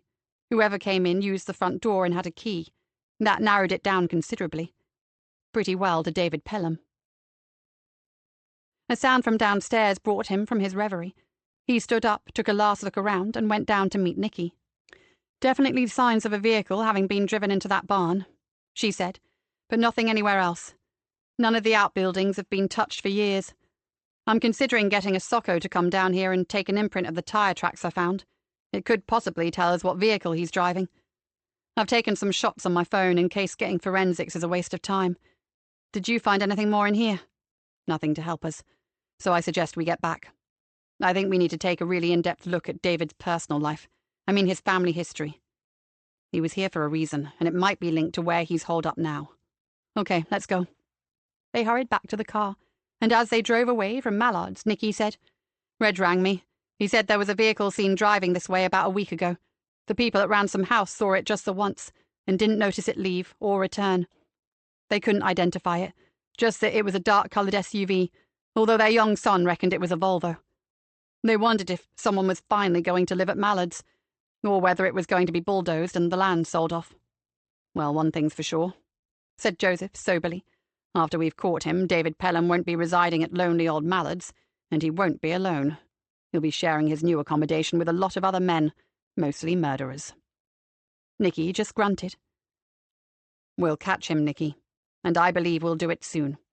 Joseph felt strongly that they were getting very close to bringing this case to a conclusion. He just wasn't certain how it was going to end. Chapter 30. At 12:55 precisely, 3 different people experienced a moment of epiphany. Julia, having read everything available to her on Pelham's last case, was convinced that David Pelham had not been to blame for his fellow detective's unfortunate injuries. Reading deeper into his history, she came to the conclusion that it had suited him to leave when he did. His obsession with Sharon had become all-consuming, occupying all his waking hours. She was certain that, until she rejected him, Pelham had been an energetic and astute member of his CID team, and dedicated to his career. Sharon Kelly's refusal to marry him, followed by her departure for the other side of the world, which culminated in her unfortunate death, sent him completely off the rails. He left the force in order to spend all his time waging a deadly campaign against those he considered had been to blame. Julia considered the picture that was forming. It was troubling, to say the least. It showed that the man they were hunting was dangerous in the extreme, someone there would be no reasoning with, which put his hostage at serious risk. She stood up and hastened over to Cam Walker's desk. At the same time, Jim Summers was seated in a rather shabby lounge. Across from him, and looking everywhere but in his direction, sat retired police officer Adam Ross. Jim was pleased he'd thought to arrive unannounced. He was almost certain that if he'd phoned ahead, Adam Ross would have either done a runner before he got there, or refused to answer the door. As it was, after a rocky start, Ross appeared to be slowly coming round to the idea that his friend was no longer the man he'd once known. It was hard going, and Jim might have commended his loyalty if it wasn't so imperative that they find the man. "Come on, Adam. You were a copper long enough, and a good one too, going by your record. David is not the man you once knew. Just think what he's done. He's already killed 2 men, and now he has abducted a young schoolteacher. He's given us 36 hours in which to find her, Adam. A young, innocent woman. If we don't, she dies." He glared at Ross. "And if you withhold any information you have on where your friend might be, that makes you as guilty as him." "I don't know where he is, I swear, except that he's somewhere in Greenborough." For the first time, Ross looked Jim in the eye.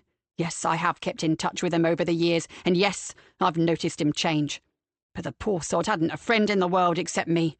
I was all he had left. Sharon leaving, and then her dying like that, well, it just destroyed him." Adam listened to me. Jim gazed at him. "Your poor sod set himself up as judge, jury, and executioner and hanged a man. He didn't make a good job of it either. He then went on to strangle someone else. I know David's history, and it's heartbreaking what happened. But surely you can see that he hounded Sharon Kelly so that she had to run to the other side of the world to get free of him. You say he loved her, but the truth is that his obsession with her sent her to her death. Now he's making others pay for what he did. He's screwed up so badly he probably believes the world is flat and UFOs cause crop circles, and we, Adam Ross, need to catch him before he kills an innocent woman." Adam groaned. "Okay, I'll tell you everything I know, although it really isn't as much as you might imagine. He talked a lot, and I listened. But it was nearly always about how much he loved Sharon and how if it wasn't for others, she'd have realised her mistake and come back to him. He repeated the same old story again and again, and nothing I ever said was the slightest help. Okay, well, let me ask you a few questions, and let's see if you can fill in some blanks for us." Jim was beginning to feel rather sorry for this unhappy man. "You're doing the right thing by David too, you know. We have to stop him before he makes things even worse for himself." "Yeah, I see that now," Ross said. "What do you want me to tell you?" Jim had been thinking of little else but what to ask him, but he pulled out his notebook anyway. He didn't want to forget a thing. "Places, Adam. Anywhere that was special to him. Where does he live, for a start? The woman he's got with him will be hidden somewhere. Where would he take her?" Ross looked pained. "I honestly don't know where he's living now. He's been cagey about it for months. When we were mates, he lived in his father's house in Lane End, Greenborough, the big drum called Cairngorm. His parents were divorced, and David stayed with the father until the old man decided to move to some fancy retirement complex in Spain, giving the house to David." "But David sold it?" "Yeah, and he sold it for peanuts," Ross said. "How long ago was that?" asked Jim. 3 years, something like that." Jim frowned. "Why did he let it go so cheaply?" "He said he couldn't wait for a good offer. He had important things to do and wanted a quick sale, by which he meant his campaign against the force, I suppose." Ross shook his head. "Most likely," Jim said. "So where did he go after that?" "Here and there. He even dossed down here for a week or so. He said his stuff was in storage. He then told me he was in digs in one of the Greenborough villages. See, the thing is, he always came to me. I never visited him." Ross looked thoughtful. "He did say one thing that was a bit odd. I asked him what he meant, but he wouldn't tell me. He said he couldn't have found a better buyer for his home. So I said, did he mean the new owner would look after it? And he laughed and said, oh yes, he'll look after it all right, just as carefully as I did." Jim wrote that down. He'd have a word with these conscientious new owners, and also check out the local storage facilities. Did he ever mention an old place that an uncle left him? Yes, Mallard's out Cloud Fen way. I said it was crazy to keep that old dump and sell Cairngorm, which got him a bit shirty. He said Mallard's was special to him and he couldn't possibly sell it. Maybe he lived there for a while. Jim asked. No, I don't think so. Ross said. Though the last time I saw him, he did mention needing to visit the place again. He said it had been his happy place in his childhood days. His father was working and he pushed David hard with his schoolwork, but the uncle just let him be a little boy and have fun. Anyway, David said he had a few very important things to do, after which he'd be moving away permanently. When did you see him last, Adam? About a month ago, and for the first time he scared me. He'd lost weight and looked kind of weird, sort of distracted yet calculating. It was like he was working things out in his head all the time, counting through them. He didn't stay long, and frankly I was glad to see him go. I was even more worried about him after he left.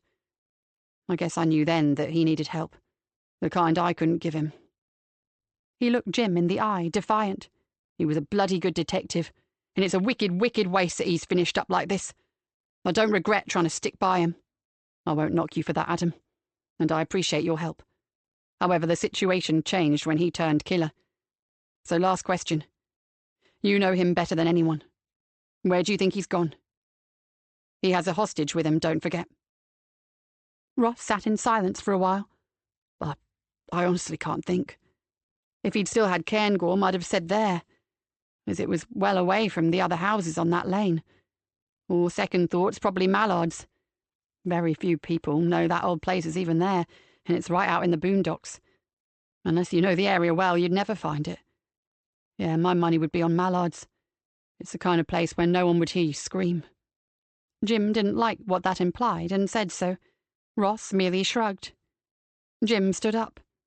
He knew that Mallard's had been checked, and if anything of interest had been discovered, he would have been notified, so, frankly, Ross was wrong. Still, it was worth inquiring about the new owner of Cairngorm. He didn't know why, but he was getting those odd little messages in his head that always heralded an important breakthrough. As soon as he was out of Adam's house, he called his team. Find out all you can about a house called Cairngorm in Lane End. It belonged to David Pelham, who subsequently sold it. Then speak to the super and get him to send some men round there to talk to the new owner. Tell him to make sure they're very careful. I'm wondering if Pelham has an accomplice. Matt Ballard set down the receiver and stared into space, wondering if what he had just heard was a red herring or a bloody good lead. Either way, it needed following up. He went over to Cameron Walker's desk. Okay to pop out and have a swift talk with a local, Cam? Certainly. Something helpful, is it? I won't know till I get there, but I've a feeling it might be. Matt hurried out into Greenborough almost at a run. He had a good feeling about this. He found the offices of the local newspaper in a cobbled lane just off the main high street. The receptionist smiled at him. "Matt Ballard, Mr. Cook is expecting you." She pointed across the room to a door marked editor. "Go straight in. Can I get you a coffee or a chocolate? We've run out of tea, I'm afraid." Matt said he was fine, thanks.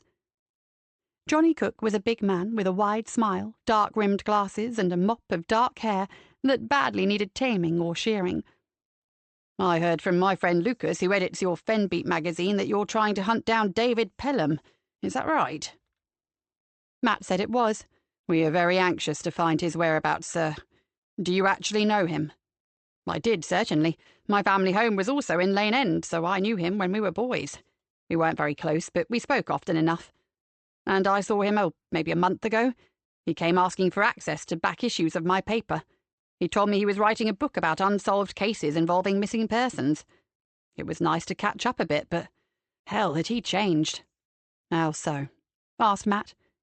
Johnny Cook puffed out his cheeks. "Phew, he was intense. Kind of driven, if you get my drift. He'd always been laid back, calm, in control, and very shrewd. But when I saw him this time, well, I wondered if he was on something. I thought maybe the writing bug had well and truly bitten him, and this new book had become a bit of an addiction." Matt smiled inwardly at that. Something certainly had, but it wasn't a book. "Did he tell you where he was living, Johnny? We know he sold the house in Lane End." "Damned shame that was. When I saw that board go up, I was quite sad. The Pelhams had lived there for 3 generations, as had my family, but mine still do. But in answer to your question, he didn't say where, just that he was still local. And the new owners of his old house, what are they like? He asked. No idea, I'm afraid. I married 6 years ago and now just live outside Beach Lacey. I visit Mum and Dad regularly, but I've never seen the new people and my parents have never mentioned them. What about a car? What does he drive? Matt asked hopefully. A Volvo, Johnny said. A black SUV XC40, a nice motor. He's always had Volvos since way back. He told me his first car was a beat-up old Volvo 200 series and he's never wanted to drive anything else. Well, that was something. Matt scribbled it down, but before he could say anything, Johnny's face lit up. I do know one thing. Talking about that car made me think of it. He can't live far from his old home because my dad told me he'd seen his Volvo in Cedar Avenue, which is round the back of Lane End.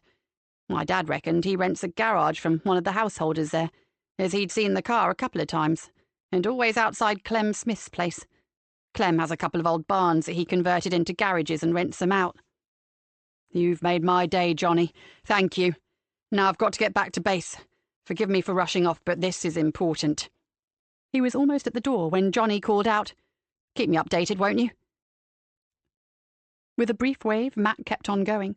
Without pausing for breath, he called Cam and told him about the car. Get yourself back here, Matt. A whole lot has happened and we're having an emergency meeting. We'll hang on for you. Matt speeded up. Really, he was far too old for this. Nicky looked around at the assembled team. Only Jim was missing, being still on his way from Peterborough. Cam gave them a brief rundown of recent activities, the visit to Mallard's, Jim's interview with Adam Ross, and what Johnny Cook from the local rag had said about Pelham's car. He finished with Julia's warning. David Pelham was in a very dangerous state of mind, and it would be futile to try reasoning with him. Anything to add, anyone? Asked Cam. Any new intel? The young Fenfleet detective called Izzy raised her hand. I've found the estate agent that handled the sale of Cairngorm, sir. It's a Bruce Penny, who says the purchaser was a man named Ian Barton. He was the first person to view the property, and David Pelham himself showed him around. The sale was agreed immediately, and the house was taken off the market. He said that Pelham basically gave it away for well under the price they'd valued it at. All he seemed to want was a quick sale to take it off his hands. He knew him, didn't he? Whispered Joseph, from just behind Nicky. Oh, yes, I'd say so, murmured Nicky. I think we'd better pay Mr. Barton a visit. I've also found that Barton was friendly with David Pelham when he was in uniform, continued Izzy. Barton was a security guard at the shopping precinct in Fenchester. Apparently they shared an interest in cricket. They were both Yorkshire fans and went to matches together. The detective looked up from her phone. That's all I have so far. Bingo, hissed Nicky. He did know him. Cam thanked Izzy. So, to summarise, we have the make and colour of his car, and possibly where he keeps it. We have a person living in his old house who is definitely known to him, and who may be an accomplice of some sort. We also know from his friend Adam Ross that he has a list of things he needs to accomplish in a very short space of time because he is going away permanently. I wonder, added Julia Tennant somberly, just what that means. Going away permanently probably signifies death. I think you should consider that when David Pelham's agenda is completed. His campaign will close with his own demise. So he has nothing to lose, said Nicky. Nothing at all, which makes him doubly dangerous. As I said, there is no reasoning with him, so don't even try. Then we need to act swiftly, stated Cam. I suggest we hit both places simultaneously. Do you agree, Nicky? Absolutely. Joseph and I will go to the house and confront Barton, while Kat and Ben get around to this Clem Smith's place, and hopefully seize the car or at least make sure that's where he keeps it. Can I add that we send a crew to keep an eye on Mallard's? Added Joseph. It seems that it's a part of this list of his. And I'm not sure if he's already done what he needed to by visiting it recently, or if it's a work in progress. Cam nodded. And we'll press on with dredging up all the intel we can on Pelham, past and present. Okay, Nicky, off you go. And keep us posted. Nicky and Joseph didn't need telling twice, nor did Cat and Ben. In minutes, their 2 cars were speeding out of the station car park in the direction of Lane End. Chapter 31. Wow, this is some place, breathed Joseph, regarding the elegant Victorian frontage with some admiration. And well kept. The Pelham family must have been enormously wealthy for Daddy to hand this over to David, then bugger off for a life in the sun, Nicky said. And David sells it for well under the market value. Joseph frowned. So that had to be part of his plan. They got out of the car and approached the front door. Let's see what light Ian Barton can shine on it all. Joseph rang the doorbell, but to no avail. The house was silent. Damn it, Nicky said. Maybe he works. Wait a minute, I can hear a lawnmower. Joseph started off around the side of the house. Yes, someone's cutting grass in the back garden. Through a side gate, they came upon a long, sweeping lawn, surrounded by trees, a shrubbery, and flower beds. On a ride-on mower sat a slender man in canvas trousers and a green sweatshirt with a silver logo on the back. They walked quickly across the lawn, Joseph muttering, "How does an ex-security guard afford the upkeep on this place?" "Good point," said Nicky. She held up her warrant card, and the man on the mower cut the engine and stepped off. "Mr. Barton?" "Oh, no, I'm just the gardener. Alan Kennett's the name. Can I help you at all?" "We need to talk to Mr. Barton as a matter of some urgency. Could you tell us where we might find him?"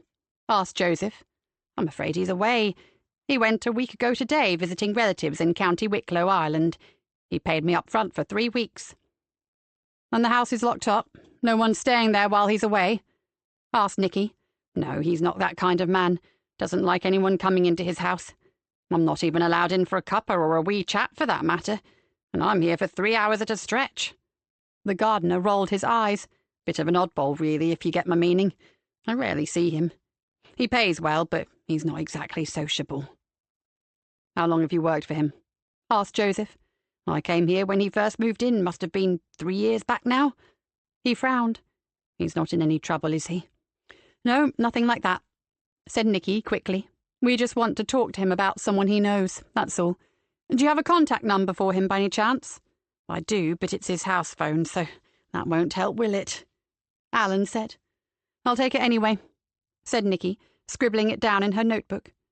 They both added Alan Kennett's mobile number to their contacts, in case they needed more information at some point. "How did he go to Ireland, Mr. Kennett? Did he say if he was getting the ferry or flying?" "Flying, definitely. He mentioned getting a car to East Midlands Airport and had a moan about the cost." They thanked the gardener, Joseph complimenting him on how well looked after the grounds were, while Nicky tapped her foot. Joseph smiled. "Keep 'em on side, Nicky. Good relations can pay dividends." They hurried back to the car, Nicky in a state of intense frustration. "I'll drive. You ring base and get Yvonne to check if anyone by the name of Ian Barton flew to Dublin a week ago today." The moment Joseph finished the call, another came in. It was Cat. "We have his garage, boss, and his licence number. This bloke Clem Smith is a right canny businessman. He keeps a record of all his clients' car numbers. I'm not sure it's a totally legal setup, but I'll save that for another day. The thing is, Pelham took the Volvo out 2 mornings ago and hasn't returned. We've got a contact mobile number from Smith, but as you'd guess, it's unobtainable. Ben's just requested an attention drawn for that licence number, but I reckon the bastard has probably either dumped it or hidden it somewhere. We're now on our way back to the station." Joseph thanked them, ended the call, and glanced at Nicky. "He's tying up loose ends in preparation for the final performance, isn't he? Whatever that might be. And as my mind doesn't work like a sodding psycho's, I'm not even trying to guess." She sped up, and they drove on in silence. By the time they were back in the CID room, Nicky had regained her composure. Before the door had even closed behind them, Yvonne was waving to them. "I've confirmed that Ian Barton did fly into Dublin with Ryanair a week ago, and he has a return ticket booked for 2 weeks' time, Mum." "Sod it. That means he's no use to us right now." Nicky grunted. "Thanks, Bonnie." She turned back to Joseph. "I'll bet you anything you like our clever ex-detective treated him to a trip to see the Rellies so as to get him out of the country and away from our reach." "We can always call in the help of the Gardaí," suggested Joseph. "I'll ring them now if you like." "I'm not sure it'll help." If he is in cahoots with Pelham, he'll have been well and truly briefed, and sure as little apples, he'll give us some cock and bull story intended to send us on the wrong trail. It'll be a waste of time. Cross Cairngorm off the list of priorities." As she said this, she noticed Joseph's expression. "Okay, you, what's the problem with that?" "I'm not sure," said Joseph slowly. "Probably nothing. It's just a feeling I have about the whole setup there. And it doesn't ring true to me. Can you give me a few minutes to try and unscramble my thoughts?" "If you can do the unscrambling while operating the coffee machine, sure. It's as good a place as any." Frowning, Joseph turned and made his way along the corridor. Nicky returned to her office. So they had Pelham's vehicle, make and number, but very little else. She had hoped for more, much more. For the umpteenth time, she looked at the clock. 26 hours to go. 26 hours in which to save a life. They needed someone, anyone, to give them a lead. Fast. Lynette Sims had always been a glass-half-full kind of person, but now she couldn't summon a single positive thought. Her earlier determination to get out of her prison at all costs had failed. She was just too incapacitated. Whoever had put her here had prepared well. The room was escape-proof. She was plagued by thoughts of her mother, how desperate she would be not knowing if her daughter was dead or alive. It would be tearing her apart. Lynette's other fear concerned her kidnapper. Why had he taken her? And what was he planning to do? He couldn't have done it for ransom. She had very little money, and her mother was far from well off. That left some very scary scenarios which Lynette tried not to dwell on. She ate sparingly, partly because the thought of food made her feel sick, and partly to spread out the rations in case he didn't give her any more. And what if something happened to him? An accident? Or he might even get himself arrested and refuse to say where she was. A sob rode into her throat, and she swallowed it. This was doing her no good at all. She had to think of her mum, and all her precious students, and find a way out. "I can do this," she muttered to herself, and repeated those words until she could think of nothing else. Oliver felt calm, very much in control. He now thought of himself as Oliver. It was better that way. David Pelham belonged to another life. The good Detective Pelham had dealt with his last case. Let him rest in peace. It was Oliver's turn now, and it was as Oliver that he'd bring the long, painful episode to its conclusion. Oliver glanced at his watch. Not long to go. Joseph arrived back in Nicky's office with their 2 coffees, just as Cam hurried in. Nicky glanced up hopefully, but Cam's expression conveyed nothing but concern. "Neither traffic nor the CCTV camera operators have seen a single sign of Pelham's car over the last 2 days." He flopped down onto a chair. "I'm coming to the conclusion that he's stashed it away somewhere. Or else he'd have been seen leaving town. He wasn't seen because he never did leave town." Joseph stared from Cam to Nicky. "This is only a hypothesis, but my gut tells me I'm right.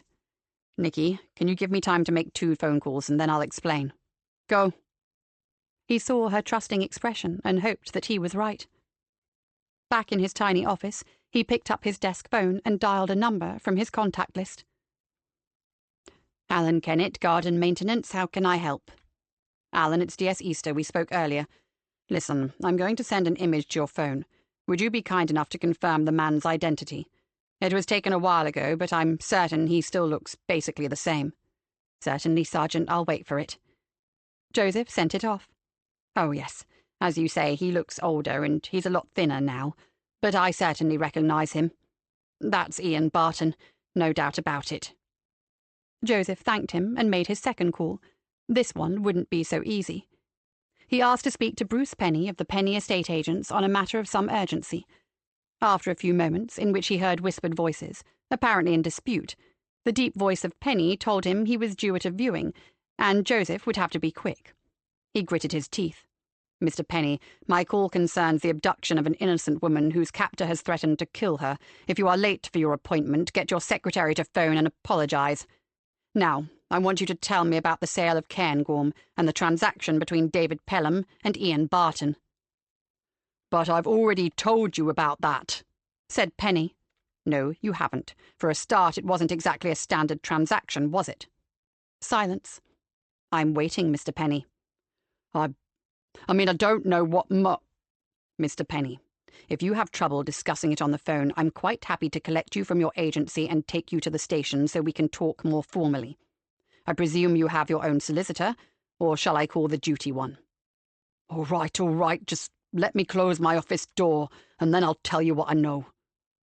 Joseph smiled grimly to himself. It didn't suit him to be a hard guy, but time was short. Bruce Penny picked up the receiver and began to speak, keeping his voice low. Yes, you're right. It wasn't exactly standard procedure, but, well, at the time, things weren't too good for me. And his proposition was, how can I put it? Mr. Penny, let me make one thing clear. I'm not interested in whether you went by the book or not. All I want is to find this missing woman. And I have very little time before something terrible happens to her. Just give me the facts, and there's a good chance that if we catch David Pelham before he acts on his threat to kill her, your involvement will be neither here nor there. Just tell me one thing. Did you actually sell Cairngorm to Ian Barton?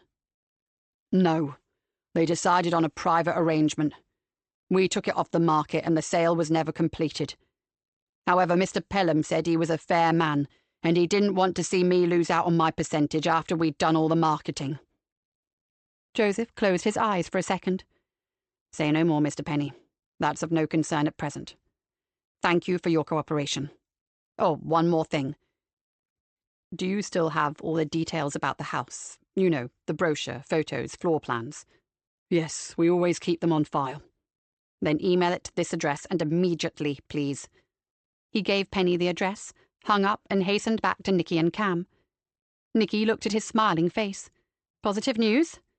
Yes, absolutely. I know where he is. Most likely Lynette, too. Cam, you need to organise a unit that can deal with the hostage situation. Not only did David Pelham never leave Greenborough, he never left his home. The sale was a hoax. I've just confirmed with the estate agent that the sale never went through. He showed them the image he had forwarded to Alan the gardener.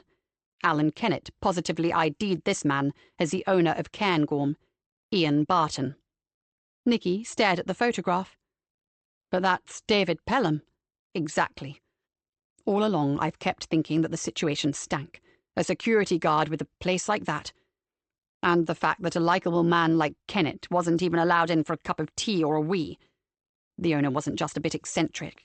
He didn't want anyone seeing what was going on inside Cairngorm. Surely the neighbours would have seen him come and go, said Cam. You haven't seen the place, Cam, Nicky said. It's set well back, maybe 300 metres off the lane, and it's surrounded by trees and shrubs. If my memory serves me well, there's a little track that runs along the edge of the field behind it, so he could come and go without a soul seeing him. Plus, he made sure that people like the gardener, who had never met him before, believed him to be the reclusive Mr. Barton, the eccentric new owner.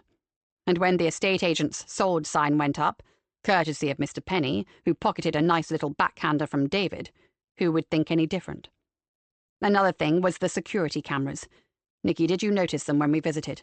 They were all over the place. Every corner of the garden, and the main entrances and exits. Far more than you'd expect in a normal upmarket home. He kept a very close eye on anyone coming to his door. But that would mean he knew we'd been there and talked to the gardener, wouldn't it? Nicky said. I wouldn't get too uptight over that. He was a detective, don't forget. It would be standard procedure to check out his old home, and we picked a day when his gardener, who believed him to be Ian Barton, was there, which was perfect for Pelham. As they spoke, Nicky received a message in her inbox. That will be the sales brochure and floor plans of Cairngorm, Nicky. We'll need those if we are to go in and get Lynette out safely. I think it's time we took this up to the MI room and brought the others up to speed. Then I need to alert uniform, said Cam. At the moment, we have the element of surprise on our side, and we still have hours to go before his deadline runs out. But we daren't waste a minute, in case there's a hitch. There's a hell of a lot to organise for a dangerous operation like this. Joseph didn't move. He had other ideas, but wasn't sure what the super would think of them. Sir. Cam frowned. Sir, that sounds ominous. It's usually Cam when it's just us. Look, this isn't the sort of operation we're used to undertaking. In fact, it's more like something I'd have dealt with when I was with Special Forces. Yes, we need backup on hand, fully prepared to go in at a moment's notice. But I'm going to suggest that you let me, and maybe one other officer, 2 at the most, go in first and suss out exactly what's going on, and especially where Lynette is being held. I've done this many times before, Cam, and I know what to do and how to handle whatever I come across. Joseph held his breath and waited. Cam seemed to take an eternity to consider. Then he turned to Nicky. What do you think? If Lynette is in there, Nicky said at once, which I now believe she is. Her best chance is Joseph. No question. Then choose whichever officer you think best to accompany you, Joseph, and we'll go upstairs with these. He picked up the materials on Cairngorm that Nicky had just printed off. While you work out the quickest and safest way to get that woman out of there. Chapter 32. Cam hurried off, but Nicky held Joseph back for a moment and closed her office door. 2 things. 1, the security cameras all around the property. How the Joseph smiled. Don't worry, I've thought about those. You know I mentioned maybe 3 of us going in first. Nicky raised an eyebrow. Yes? Well, suppose I asked Vinnie Silver. Unless he's lost his touch since he got married, which I very much doubt. He'll be able to freeze those cameras just long enough for me to get inside. It would be a matter of minutes. Pelham would know nothing about it. Remember that Dutch case we investigated? On that occasion it was the bad guys used that trick. They had us fooled for weeks. Nicky did remember. Then get hold of him right now. I'll authorize it and tell Cam later. Vinnie was an old army comrade of Joseph's, a good friend and also a very clever hacker. He was probably the only person in the world whom Nicky would trust with her Joseph's life. And the second thing? Joseph said, his hand on the receiver. I want to be the one coming in with you. We have no idea how Lynette Sims has been treated. She might need a woman to be there with her. Joseph opened his mouth to refuse, but instead sighed heavily. Okay, but for once in your life you do absolutely everything I tell you, understood? She nodded. She wasn't used to deferring to anyone, but her life was at stake. He called Vinnie, who agreed as she'd guessed he would. So this was it then. She'd have one of the best guys in the world beside her, but the prospect was still terrifying. He's gathering up what he needs and he'll be here soon. I just hope you can square it with Cam. Cam knows Vinnie well, Joseph, and he'll be aware that he's the only person who can get us past those cameras. He'll okay it. Now let's go and join the others and get to grips with those floor plans. All was silent in the major incident room as Cam delivered the situation report. He concluded by organizing a small group to act as liaison should they require any assistance from the station. Another team would be a field party, on the ground and at hand to back up Joseph and Nicky should they need it. There would also be a contingent of uniforms, and a tactical armed unit had been put on standby in case the situation turned nasty. Nicky listened carefully. If she didn't know they were dealing with a psychotic who could not be reasoned with, who had already murdered 2 men and was now holding a vulnerable woman and threatening to kill her, these preparations could have seemed excessive. As it was, she knew that these measures were the only way they'd have a chance of saving Lynette Sims's life. At one point she had wondered if David might simply give up once he realized they had found him, and within the deadline he'd set. It was a pretty remote hope, but could there possibly be a little of the old honourable policeman still lurking somewhere inside the deranged maniac he had become? She thought of him saying, "Ah, well, fair cop, you can have her, Di Galena," and laughed at herself. Yeah, sure. The best outcome would be if she and Joseph found Lynette and got her to safety, without David realizing. It was a slim chance, but worth taking. They could always storm the house, but that could cost Lynette her life. Okay, Nicky, Joseph, and the backup team over here, please. Cam was standing by the whiteboards with an open laptop on the table in front of him, next to the estate agent's floor plans. They gathered round. I'll hand this over to Joseph, Cam said. He's going to head up this operation, so please listen very carefully to everything he tells you. I don't have to remind any of you what's at stake. To their low murmur of assent, Joseph accessed a satellite map of Lane End on the laptop. I'm thinking we access the garden from the rear, coming in from that farm track you mentioned, Nicky. She nodded. That's the least visible from the road and the house. Joseph zoomed in.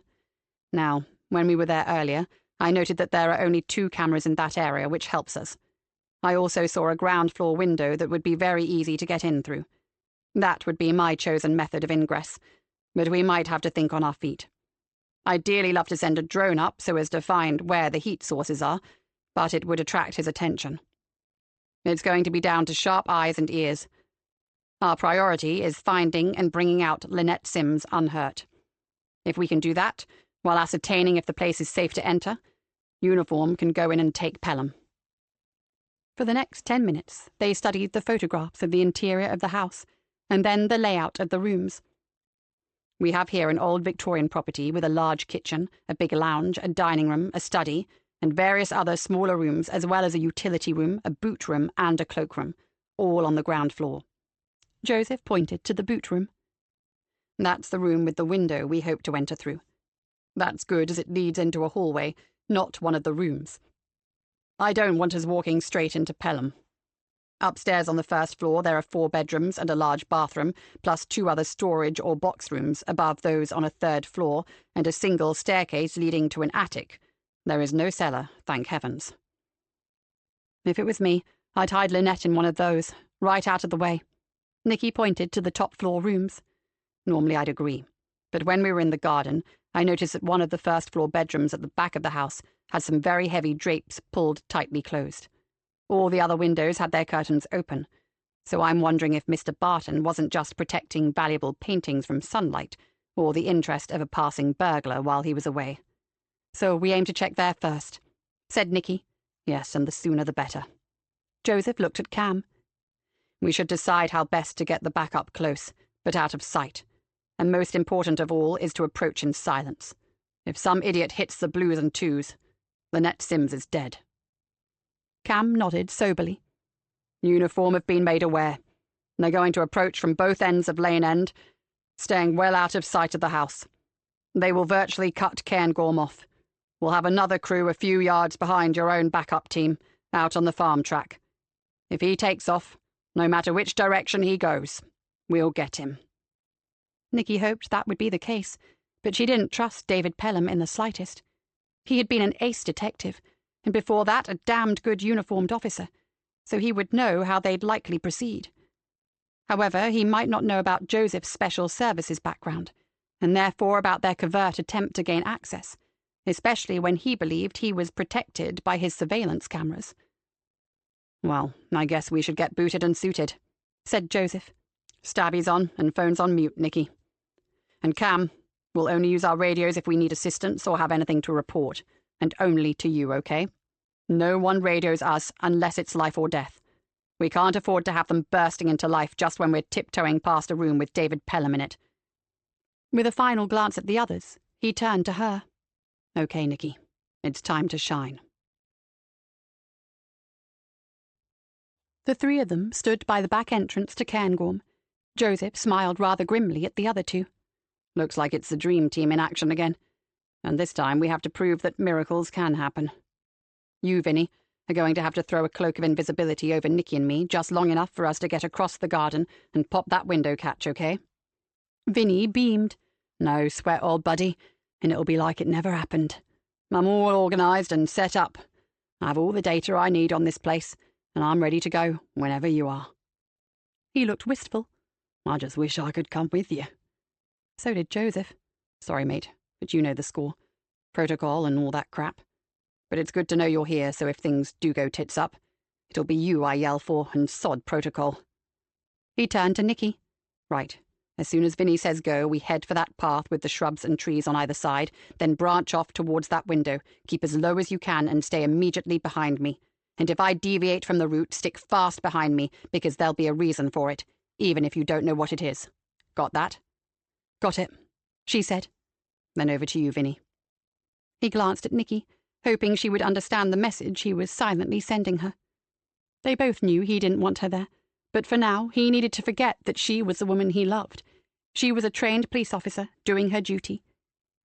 He saw her slight nod and understood the look she gave him.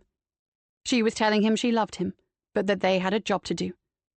At this moment, they were nothing more than two professionals, out to save a woman's life. "Go!"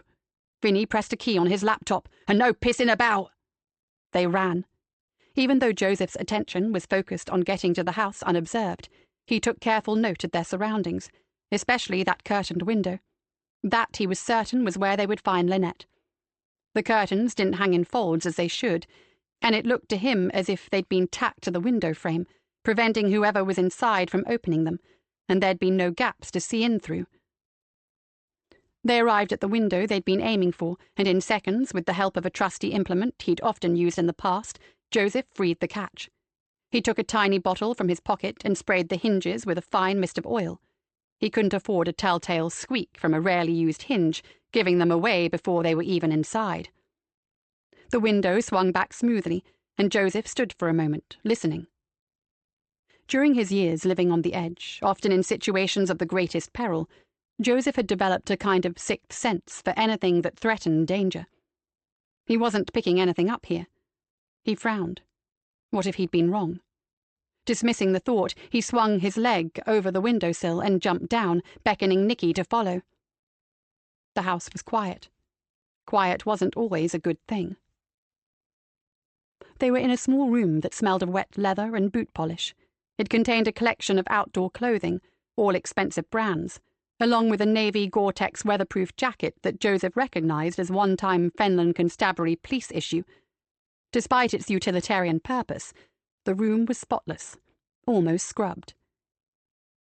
He stood listening for several minutes, then peered out through the partially open door. A long hall stretched away in front of him, a kitchen at one end, and next to it a room that the floor plans had given as a utility. 3 other doors would lead to the dining room, the lounge, and the study, but all were closed. Indicating for Nicky to hold back, he inched out into the hall, and moving stealthily, checked each room in turn. All were unoccupied, each as clean and as perfectly arranged as a showroom house. So they hadn't been tidied up for the estate agent's brochure. This must be how David Pelham liked to live. Even so, there were small indications that the house was lived in. In the kitchen, the electric kettle was still vaguely warm, and there was fresh milk in the fridge. In the lounge, a recent local newspaper, carefully folded, rested on a coffee table. The hall table smelled of furniture polish. But no sight nor sound of David Pelham. How could they proceed if they didn't know where Pelham was? Joseph had envisaged locating him at some point, then having to find a way to sneak past whichever room he was in and get up the stairs. As it was, it felt like the Marie Celeste. He turned back towards the boot room and beckoned Nicky over to the bottom of the stairs, where he waited for her. In seconds she was by his side, looking up towards the landing. "Wait here," he mouthed silently, and one step at a time he made his way up the staircase. He went slowly, placing his feet at the side of each stair, knowing that the boards would creak most at the middle. At the top, a large open landing with a rather lovely pair of lattice casement windows. To the right, a closed door, and then a hallway to the left with several doors off it. His memory of the estate agent's brochure told him that the room to the right was the master bedroom with a large ensuite attached. All the other rooms were off the hall. The one with the covered window would be the first on the right, and he would look there first. In case it was a trap, he looked back down the stairs to Nicky and held up 2 fingers, then pointed to his watch. She nodded. She would give him 2 minutes before joining him. He almost smiled. For once in her life, Nicky Galena was actually doing as she was told. Joseph inched his way across the landing. The door had a key protruding from the old metal lock, and a new modern bolt had been fitted to the outside, confirming his suspicions. His heart beat faster. Was Lynette inside that room? And if so, was she alone? He glanced at his watch. 1 more minute and Nicky would join him. As quietly as he could, he slid back the bolt and unlocked the door. His heart in his mouth, he opened the door and went in. "Please, if you are in here, Lynette, say nothing," he whispered urgently. "We've come to get you out of here. Just stay silent." He hadn't been wrong. Light from the hall spilled into the room, and he saw the lone figure of Lynette Sims, bound hand and foot, crouching beside a narrow bed. Taking out his pocket knife, he ran over to her and freed her hands and legs. "Don't try to walk immediately, you'll be stiff. Flex your hands and feet, and then follow me, quietly as you can." Tears running down her face, she did as she was told. Joseph peered out onto the landing. All was quiet. Nicky hadn't come up yet. He couldn't believe how quickly they'd located Lynette. Maybe he was right not to believe it. It had all been just too easy. "Do you know where he is, your captor?" he asked. "I don't even know who he is," Lynette breathed. "I've never seen him." "Can you walk okay?" She said she could. "Then keep immediately behind me. We need to get down to my colleague, and then we'll get you to safety. Just keep calm and follow me." They edged towards the stairs. Every moment he expected to see Nicky coming up. But when they reached the landing and looked down, the hall was empty. Joseph's throat went dry. Where was she? "As the saying goes, exchange is no robbery."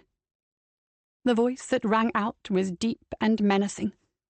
"Detective Sergeant Easter, you will do exactly as I say. First, you and Lynette will come down the stairs, slowly, a step at a time, and stand at the far end of the hall." Eyeing the police service pistol, a Glock 19, that Pelham was aiming at Lynette, Joseph complied. From his reading of Pelham's service history, Joseph recalled that Pelham was considered one of the best shots in his team. "Where is D.I. Galena?" David Pelham gave a little chuckle. "That's for me to know and you to find out. For now, shut up and listen. This is what you were going to do. You were going to take this young woman outside, hand her over to your colleagues, who are no doubt waiting with bated breath.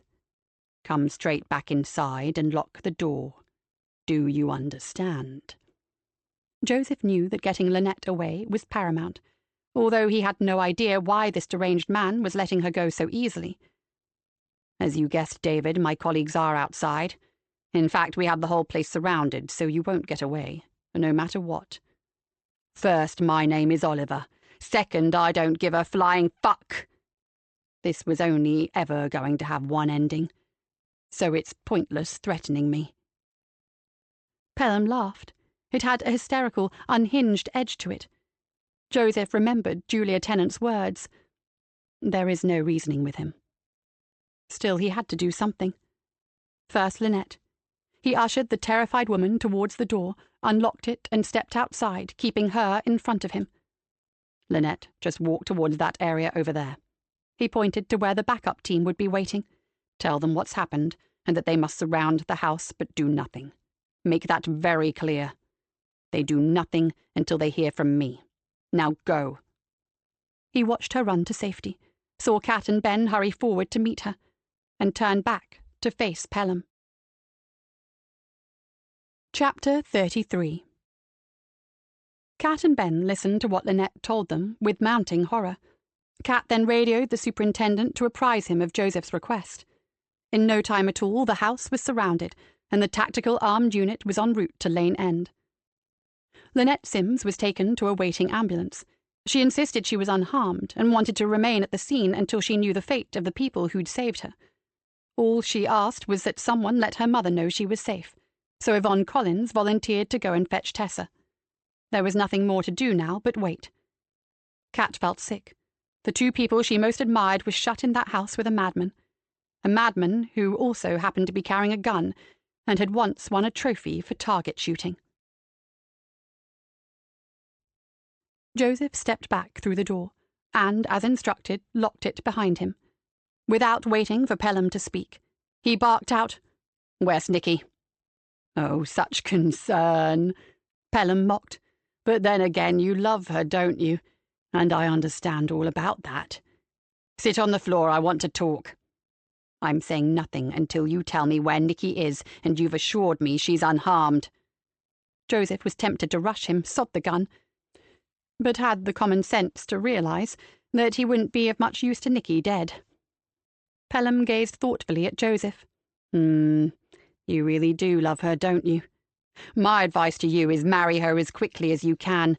Forget your job and your career and put love first, or you might lose her and never get her back again. It would be a pity if she ended up as dead to you as Sharon was to me." Joseph sank down onto the floor. The last thing he'd expected from a murderer was to be treated to a lecture on love. Galena is fine, or she will be shortly. Pelham looked at his wristwatch. I'd give her 5 or 10 minutes more for it to start to wear off. You drugged her. It was the simplest way of dealing with the situation, Pelham said. And the kindest. David, what did you give her? I've told you, Sergeant. My name is Oliver. That's not too difficult to remember, surely. David was a fool. What he did lost me my Sharon. True, he redeemed himself with the investigation, but now he's gone. So call me by my real name, will you? This seemed to be a different man to the one who had ordered him to take Lynette out and free her. Oh, yes, of course, Oliver. But you were going to tell me what drug you used. Oh, that. Propofol. Joseph felt as if he'd been doused with ice-cold water. Propofol, used to keep you asleep during anesthesia, was extremely dangerous in the wrong hands. Calm down, I know what I'm doing. Oliver smiled gently. My father was an anaesthetist, you know, and I learned quite a bit from him. I like propofol because of its rapid onset and because it's quick acting. Of course, you need to be careful with the dosage. He grinned. After all, it's what killed Michael Jackson. It's a little like Rohypnol, inasmuch as she won't remember what happened. Some say it's like waking from a really refreshing nap. Sounds quite pleasant, actually. Joseph was starting to feel slightly unhinged himself. Oliver was now sitting on the floor opposite him, his back to the wall, the gun still trained steadily at his head, while they discussed love and the merits of various anesthetic drugs. Wanting to buy some time, at least long enough for Nicky to be clear in her head if they needed to act fast, Joseph kept on talking. "Why did you let Lynette go?" he asked, because he genuinely did wonder about that. Oliver had killed young Darrell Grayson, so he wouldn't get in the way when he took her, and then he just let her walk out. What was that all about? "Because I like her," Oliver said simply. "She's a really sweet kid. And I admire the way she stood up to that shitty family of hers when they tried to turn her against me because of what happened to Sharon. But you abducted her, Oliver. You held her prisoner, tied up. She must have been terrified." Oliver shrugged. "She had a bed. She had food. Facilities, if you get my meaning. She's tough, that one. What doesn't kill you makes you stronger, or so they say." He sighed. "I did it, as if you hadn't realised by now, to get at the family for putting all the blame on me. I decided to give them a little taste of what it feels like to be on the receiving end of an act of revenge." He smiled almost angelically. "And it was also a means to an end, since it brought you and your revered Detective Inspector Nicky Galena here to my door." A trail of icy fear slithered through his body. "So, all along you wanted to take revenge on us as, what, representatives of the police? Give me strength. I thought you two were supposed to be bright." He gave an exasperated hiss. "No, Joseph, you were here to perform 2 specific tasks. One is to hear my confession, the other is to act as my witnesses. That's all, and then it will be over." There were several ways of interpreting that last statement, and Joseph didn't for a moment believe that Pelham meant handcuffs and the custody suite. Unless a miracle happened, it would be over when 2 out of the 3 of them came out of that house alive.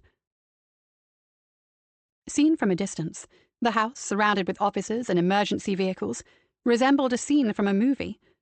Most unnerving to Kat was the silence. It felt as if every member of the waiting teams was holding their breath. It was not knowing what was going on behind those blank windows that was killing her. Kat had plenty of experiencing in witnessing what evil men could do, all of which added to the scenes her imagination conjured up. Somewhere in the midst of the waiting personnel, the super and other commanding officers would be calculating their next move. One option was to send in an elite team to overpower Oliver. Another would be to hand over to a negotiator and endeavour to talk him out. She prayed that they'd use neither of those options and do what Joseph had asked of them. Nothing. And wasn't that the most difficult of all? Just to sit back and do nothing while people you cared about and, yes, loved, were in mortal danger. To Kat, Nicky and Joseph were family. Apart from Ben, no one meant more to her than them, yet she could do nothing but stand in front of a big old house and wait for the door to open. She wasn't a religious person, but Kat found herself praying. She glanced at Ben and saw that his lips were moving. She edged a little closer and caught the whispered words, "And deliver us from evil." The tears rose to her eyes. Well, what harm could it do? For the first time since her childhood, she joined Ben and whispered the only prayer she knew. "You might have made one slight miscalculation, Oliver," Joseph said evenly. "Oh?" Oliver sounded amused. "Nicky." Joseph shrugged. "You might have miscalculated Nicky's reaction to having been drugged." Oliver's face broke into a happy smile. "So it's true. I wondered if her legendary temper hadn't been exaggerated. You know, become one of those myths that gets passed around. Oh, it's true, all right. In fact, from personal experience, I say it's worse in reality." Just then, a muffled roar could be heard coming from a nearby room. This was followed by a series of dull thumps that he took to be violent kicks against a locked door. It appeared that Nicky had not experienced a refreshing nap at all. He gave Oliver a wry smile.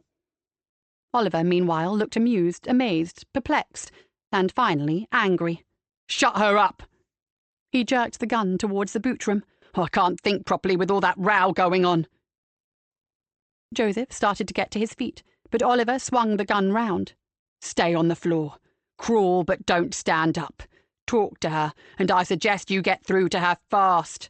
That's a small room, and a few well-placed bullets through the door will shut her up if you can't."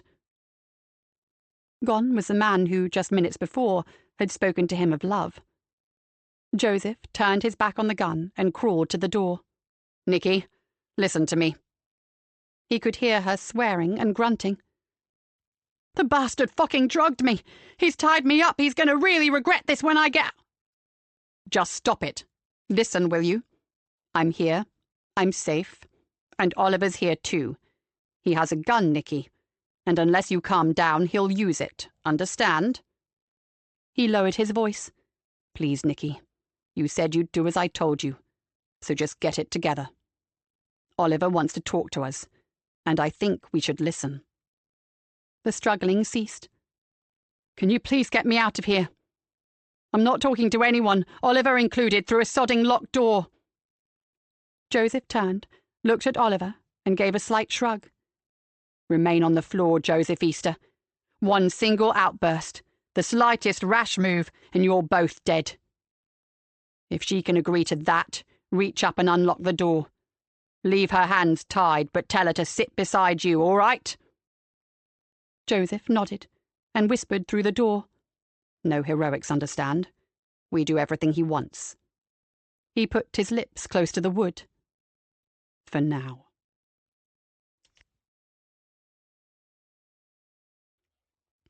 At first, she didn't dare raise her eyes to look at Oliver in case her rage overcame her. She slid across the floor on her buttocks and sat next to Joseph. At least he wasn't tied up.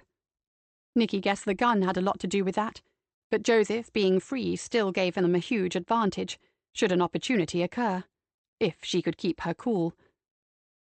It wasn't like her to lose it in a situation like this. Maybe it was because her own darling daughter had had her drink spiked with drugs, which ultimately caused her death. It made her see red, which was frightening for those around her, but it scared her too. She sometimes wondered what she was really capable of.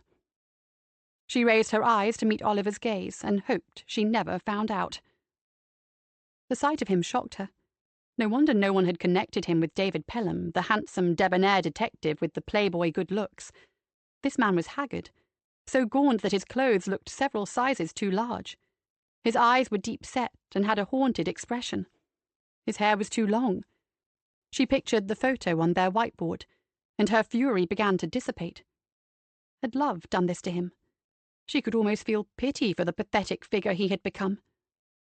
"So here we are," said Oliver. "at last."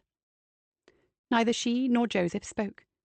Nicky looked at him with interest, intrigued by the gamut of emotions that followed each other across his pale face. It was a bit like watching the ever-changing images in a photo montage. She was no psychologist, but she had an idea that these two persona, David Pelham and Oliver, had become inextricably intertwined, and each was vying for supremacy. Julia Tennant had said he was beyond reasoning with, and it appeared she'd been right. "Where's Lynette?" she asked for the sake of saying something. "I seem to have missed that part of the action." "Safe," said Joseph, sounding detached. "Oliver let her go."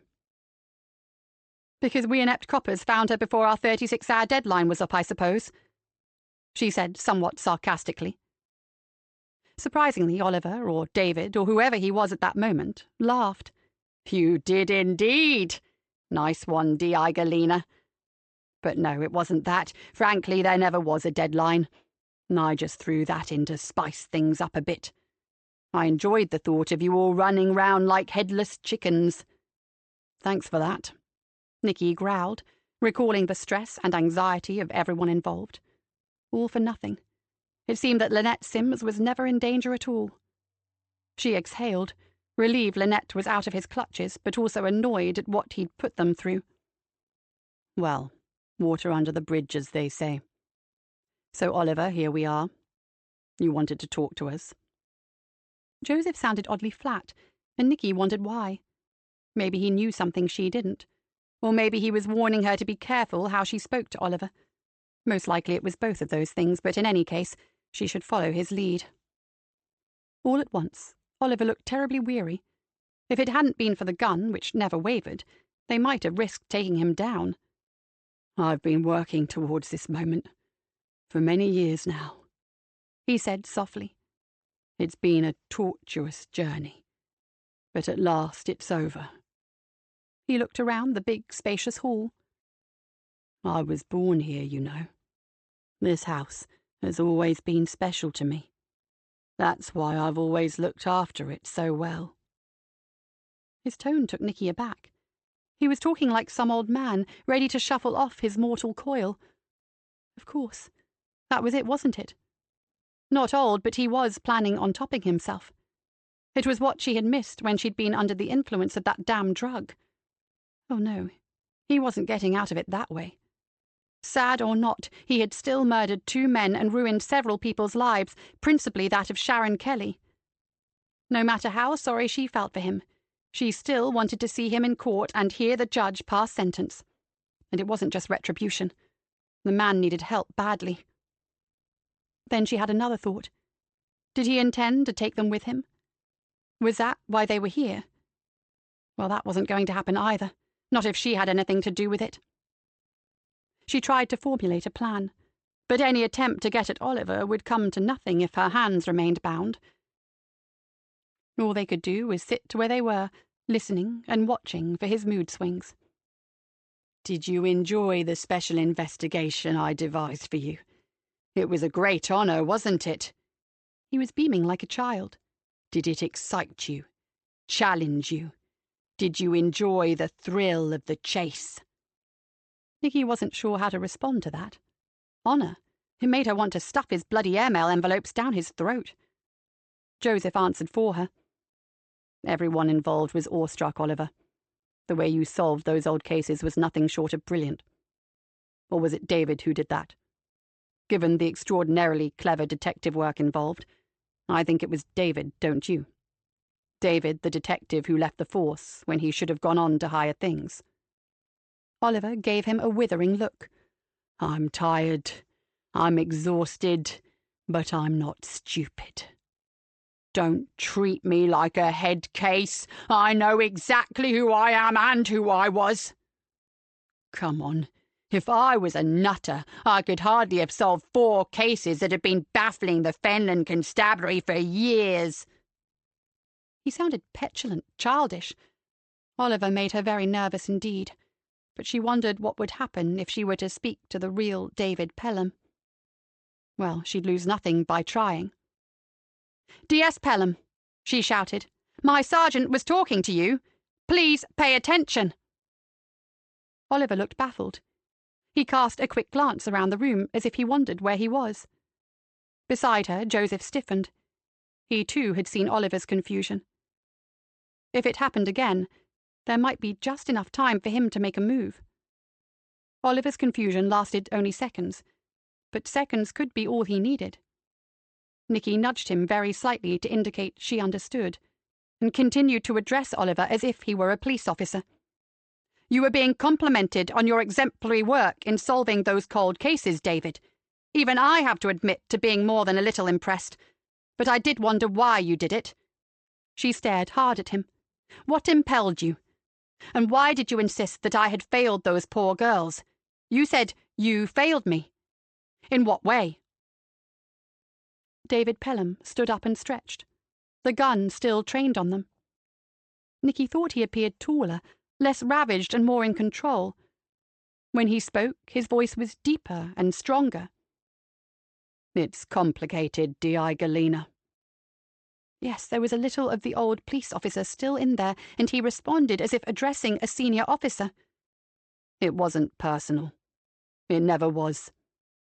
The truth is, I knew that you and D.S. Easter, along with your team, were the only detectives capable of rising to the challenge. He looked at her thoughtfully. You knew Sharon too, didn't you, Mom? You even helped her. Nicky nodded. Yes, I did. When I knew her mind was made up and nothing could stop her going, I found her a sponsor. He was a distant cousin of mine. Then thank you. At least that would have made things easier for her. He shook his head. I couldn't have said that a while ago. I was angry then. Jealous too, I guess, of the fact that you still held a warrant card. But it's different now. So he never did bear her any deep ill will for her part in Sharon's departure for Australia. Nicky was both surprised and relieved. Despite herself, it had profoundly upset her that someone could hate her so much. David Pelham was slowly pacing the floor at the far end of the hall. I loved her so much that when she left it stole my reason, and when she died, I almost lost the little I had left. I needed something to stop the remaining tatters of my life from shredding altogether, and it had to be an undertaking of some magnitude. It was out of the question for me to remain in the force. I'd have been retired out as psychologically unfit to serve. He uttered a hollow laugh. So, I preempted that, and resigned. I can't recall exactly when I had the idea of finding all those missing girls, but I do remember thinking that it was most likely an impossible task. He stopped pacing and leaned back against the wall. The more I considered those cases, the more they began to call to me. I heard the voices of those young women that we had failed to find justice for. I kept seeing them as people who'd been loved like my Sharon was. People who deserved better than a cursory review every 6 months or so. One night, when I couldn't sleep, I actually heard the voice of Alexandra Cornfield begging me to find her. I still hear her sometimes. David shook himself. But that was the pivotal moment. From then on, it defined my life and gave it meaning. I would find those girls and show an inadequate police force what good detective work really was. I, David Pelham, would shake up the entire agency, right from the wooden tops to the chief constable. You did that all right, Nicky said, smiling grimly. And some. David gave a slight bow. You realise, don't you, that I had to have a single person to focus on, especially for the mail. Par avion, she said. Did you use airmail as a clue, indicating that if I really put my detective's hat on, I'd make the connection with Sharon's flight to Australia? Well, if it wasn't conscious, though Sharon never left my thoughts. Oh, and one of the other things I wanted to achieve with my project was to get back at the Kelly family for the blame they threw my way after my darling Sharon died. They deserved some form of punishment for what they put me through. And a perfect way to achieve it was to take Lynette, the only girl in the family. David exhaled, long and slow. The thing is, I undertook this journey as a form of catharsis, but that's not how it worked out. Something went wrong. Terribly wrong. His face set, and he looked suddenly grim. Nicky was afraid he'd slip away from them before he could say more. Neil Weldon. Was that what went wrong, D.C. Pelham? David nodded, his gaze on the floor. He was a pervert, Mom. He showed no remorse for what he did to Alexandra. When I found him... He passed his free hand across his face. Someone else seemed to take over.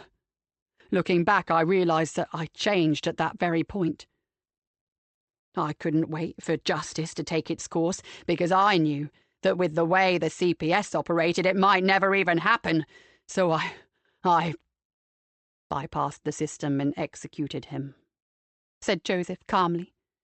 And bypassed the point of no return. David added, I continued my inquiry, but it wasn't the same as before. It was as if someone else was now doing the work. I started having odd ideas, crazy thoughts that felt like revelations. That's when I took the name. Sharon loved Oliver. Sharon loved Oliver. He turned his gaze on Nicky, and she saw bewilderment steal across his face, heralding the departure of DS Pelham. She acted fast, knowing that Joseph would understand that this was his chance. Oh, God, I'm going to be sick, those drugs. Oh! She lurched away from Joseph, making retching noises. No, not here, not in my precious home. Oh, my clean floor, please, no, you can't. David's excessive reaction played straight into their hands. Nicky upped the dramatics, loudly pretending to vomit, while Joseph took immediate advantage of David's horror and his momentary lack of attention to his gun. It was all over in a moment, but not before the gun had discharged. Outside, a cry went up to move in, and the gathered officers leaped forward. There was no need for stealth this time. It was all speed and noise. Doors were sent crashing in, while shouts rang out of both command and response. Kat and Ben weren't far behind the initial wave of black-garbed men and women. With her heart in her mouth, Kat pounded across the garden towards the window where they'd last seen Nicky and Joseph. They tumbled inside and almost fell into the hall. She would never forget the scene that confronted her. It continued to haunt her for months afterwards, and never failed to arouse a feeling of intense emotion. Nicky, Joseph, and David Pelham were sitting on the hall floor together. Nicky, from whose wrists still dangled the cords that had been cut but not removed, was clasping a sobbing David to her, whispering soothing noises as if to a frightened child. I know. Beside them, Joseph still held a pocket knife in his hand, while a gun, emptied of ammunition, lay next to him. All three were apparently oblivious to the furor of the siege. Around them, armed police officers stood in silence, their semi-automatics lowered. Kat took a step forward, but Nicky gently shook her head. It's okay. Just leave us for a minute or two. Everyone in the room appeared to be frozen in time. Apart from David's pitiful sobs and the quiet murmur of Nicky's reassurances, the room was extraordinarily peaceful. Kat wondered how that could be, crowded as it was with sweaty policemen, bulletproof vests, and cocked firearms. For Kat, it was one of those sublime moments that, once experienced, never leaves you. For once, all their efforts had come together for the greater good. There had been no shootout. It hadn't all gone out with a bang. Instead, there was a strange kind of stillness that, to her, signified closure. She would have considered it peaceful, if it had not been the final scene of a drama that had seen people murdered and a young woman abducted. Later, when it was all over, and they were driving back to the station, Kat began to wonder about that prayer she and Ben had offered up. She had no idea if it had anything to do with the outcome, but just in case, she found herself issuing a quiet thank you. Ben glanced at her and smiled. Epilogue, 3 weeks later. Yvonne sat opposite her friend Dina at the kitchen table. She had sneaked out for an hour to escape the heaving pile of reports on her desk that seemed to grow taller no matter how hard she worked on them. "I was wondering how Lynette is," she asked, helping herself to another chocolate biscuit. "Remarkably good," replied Dina. "She went through all the stages in a very short time. Upset, angry, you know the score. It helped to be able to explain a little of the man's story. Lynette is a very understanding woman, and now she's back in the classroom and doing just fine." "I thought she seemed a pretty resilient person," said Yvonne. "But getting drugged and kidnapped, well, something like that could have had awful consequences." She told me that David, who she certainly didn't recognize from her childhood, had approached her saying a kid had fallen and hurt herself, and could she help him get her into the school. After that, she remembers nothing, until she woke up in a dark room with her hands and feet bound. She admitted to being terrified at first. Then she became frustrated at not being able to free herself. "She said that in her statement," added Yvonne. "I'm not sure I'd have been quite so brave. I take my hat off to her, I must say." Young Amber is back in class too, and is a different girl altogether now her cousin is no longer there. She's got good grades and is thriving again. Ruby is being moved to another school, a sensible move now that she's having therapeutic treatment. I think new surroundings and a new start could be the making of her. She is very intelligent, so hopefully they can get her onto a course of medication that will allow her a decent future. Dina shook her head. What a shock that was. I'm so glad it's over and we're getting back to normal. She drank a mouthful of tea and glanced at her friend. It's been a right baptism of fire for you, Vonnie, moving into CID and straight into the heart of a storm. Yvonne gave a dry laugh. You can say that again. Though I have to admit I'm enjoying myself, and my old skills are proving useful to the team, so what more could I want? Well, good luck to you. Dina lifted her mug, and they made a toast. To new beginnings, after retirement. All at once, Dina slammed her mug on the table, leaped up and rushed to the back door, grabbing her water cannon as she went. Bloody squirrel! Yvonne burst out laughing. Things really were back to normal. 2 months later. Joseph rose early, pulled on some joggers, and, leaving Nicky still sleeping, wandered down to Knott Cottage. The morning was strangely still. For once, there wasn't the slightest breath of wind off the wash. Even the birds were quiet, and as Joseph strolled along, he felt unusually contemplative. It seemed that no matter what was happening, the David Pelham case lay in wait for him, ready to hijack his thoughts. It was hardly surprising. It had taken David years of painstaking work to discover the whereabouts of 4 missing women. Now it looked as if it would take them even longer to clear up the aftermath and get it to court. A couple of months had passed by now, but it was still the main topic of conversation around the station. Opinions were divided. Some were incensed that a police officer should stoop to murder, while others were in awe of his investigatory prowess in solving 4 old cases, as well as taking matters into his own hands and killing a murderer and a predator. To these latter people, he was something of a dark hero.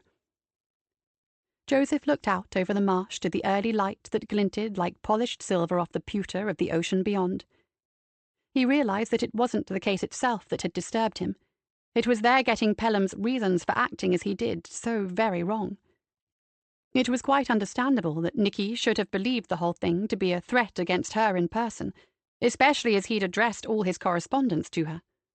Even so, Joseph berated himself for falling in with the rest and assuming Pelham's campaign to be a vendetta, motivated solely by revenge against a copper. Why hadn't he considered less obvious scenarios? He prided himself on taking a broad view of the cases he handled, but not this time. He wondered why. Was he getting stale, losing his edge? Or was he just tired of constantly seeing the things they were faced with, daily occurrences that would send most people reaching for the bottle? Watching the light change in the early morning sky, he realized that this case had affected him on an unbelievable number of levels. The forensic evidence, sacks of it, especially Rory's precious pollen and spores, had correctly placed everyone in given locations. It added up to all bar one of the suspects in the old and new murders, including their murdered stalker, being proven guilty beyond reasonable doubt. He regretted the fact that they'd been unable to prove that Martine Knight was involved in the death of Ruth Baker. He still believed that she was as guilty as hell, but no matter how hard they tried, there was just not enough actual evidence. Still, apart from her, and considering David's own confession, it was pretty well case closed. And that was the problem. It wasn't any of that. Joseph had been affected by the more intangible elements, not the hard facts or the good old hard graft of police work. He walked on down the lane, a weak sun doing its best to break through the multitude of shifting clouds. A particular image kept playing out in his head. He saw Nicky, her face enraged and her voice full of venom, saying, "I will get the bastard!" That was replaced by the sight of her sitting on the floor in the hall at Cairngorm, cradling the bastard in her arms, while he sobbed piteously, a broken man. Joseph would never forget that scene as long as he lived. It served to remind him that they weren't always right, and that he should endeavour to look further than the obvious. Still deep in thought, he let himself into the cottage and went about the few jobs he had come here for, collecting and sorting his mail, and putting out the waste bin for collection. It was mainly for show, but it was important to keep up the charade that he still lived there. He loved the old place, but it had become nothing but a repository for some of his old things, and a part of him felt it deserved more than an occasional visit. He locked up again, wheeled the bin to the road edge, and started out for Cloud Cottage Farm. The sun was now breaking through the clouds, and streaks of pink, orange, and pale blue heralded a bright morning. A new day, he thought, and sighed. One particular moment came back to him. He heard David Pelham say, "My advice to you is marry her as quickly as you can. Forget your job and all your career plans, and put love first, above everything." He stared at the sky and squinted into the brightness. The birds were singing, vying for the sweetest, or maybe the loudest song. Should he heed the words of a murderer? A man who had lost all reason because of love? Deep in thought, Joseph walked slowly back towards Cloud Cottage Farm and Nicky. This concludes Graves on the Fens by Joy Ellis, narrated by Henrietta Mear. Copyright 2022 by Joy Ellis. This unabridged audiobook is published by arrangement with Joffe Books, care of Lorella Belli Literary Agency, and was produced in the year 2023 by Tantor Media Incorporated, a division of Recorded Books, which holds the copyright thereto. Please visit tantor.com for more information on our growing library of unabridged audiobooks.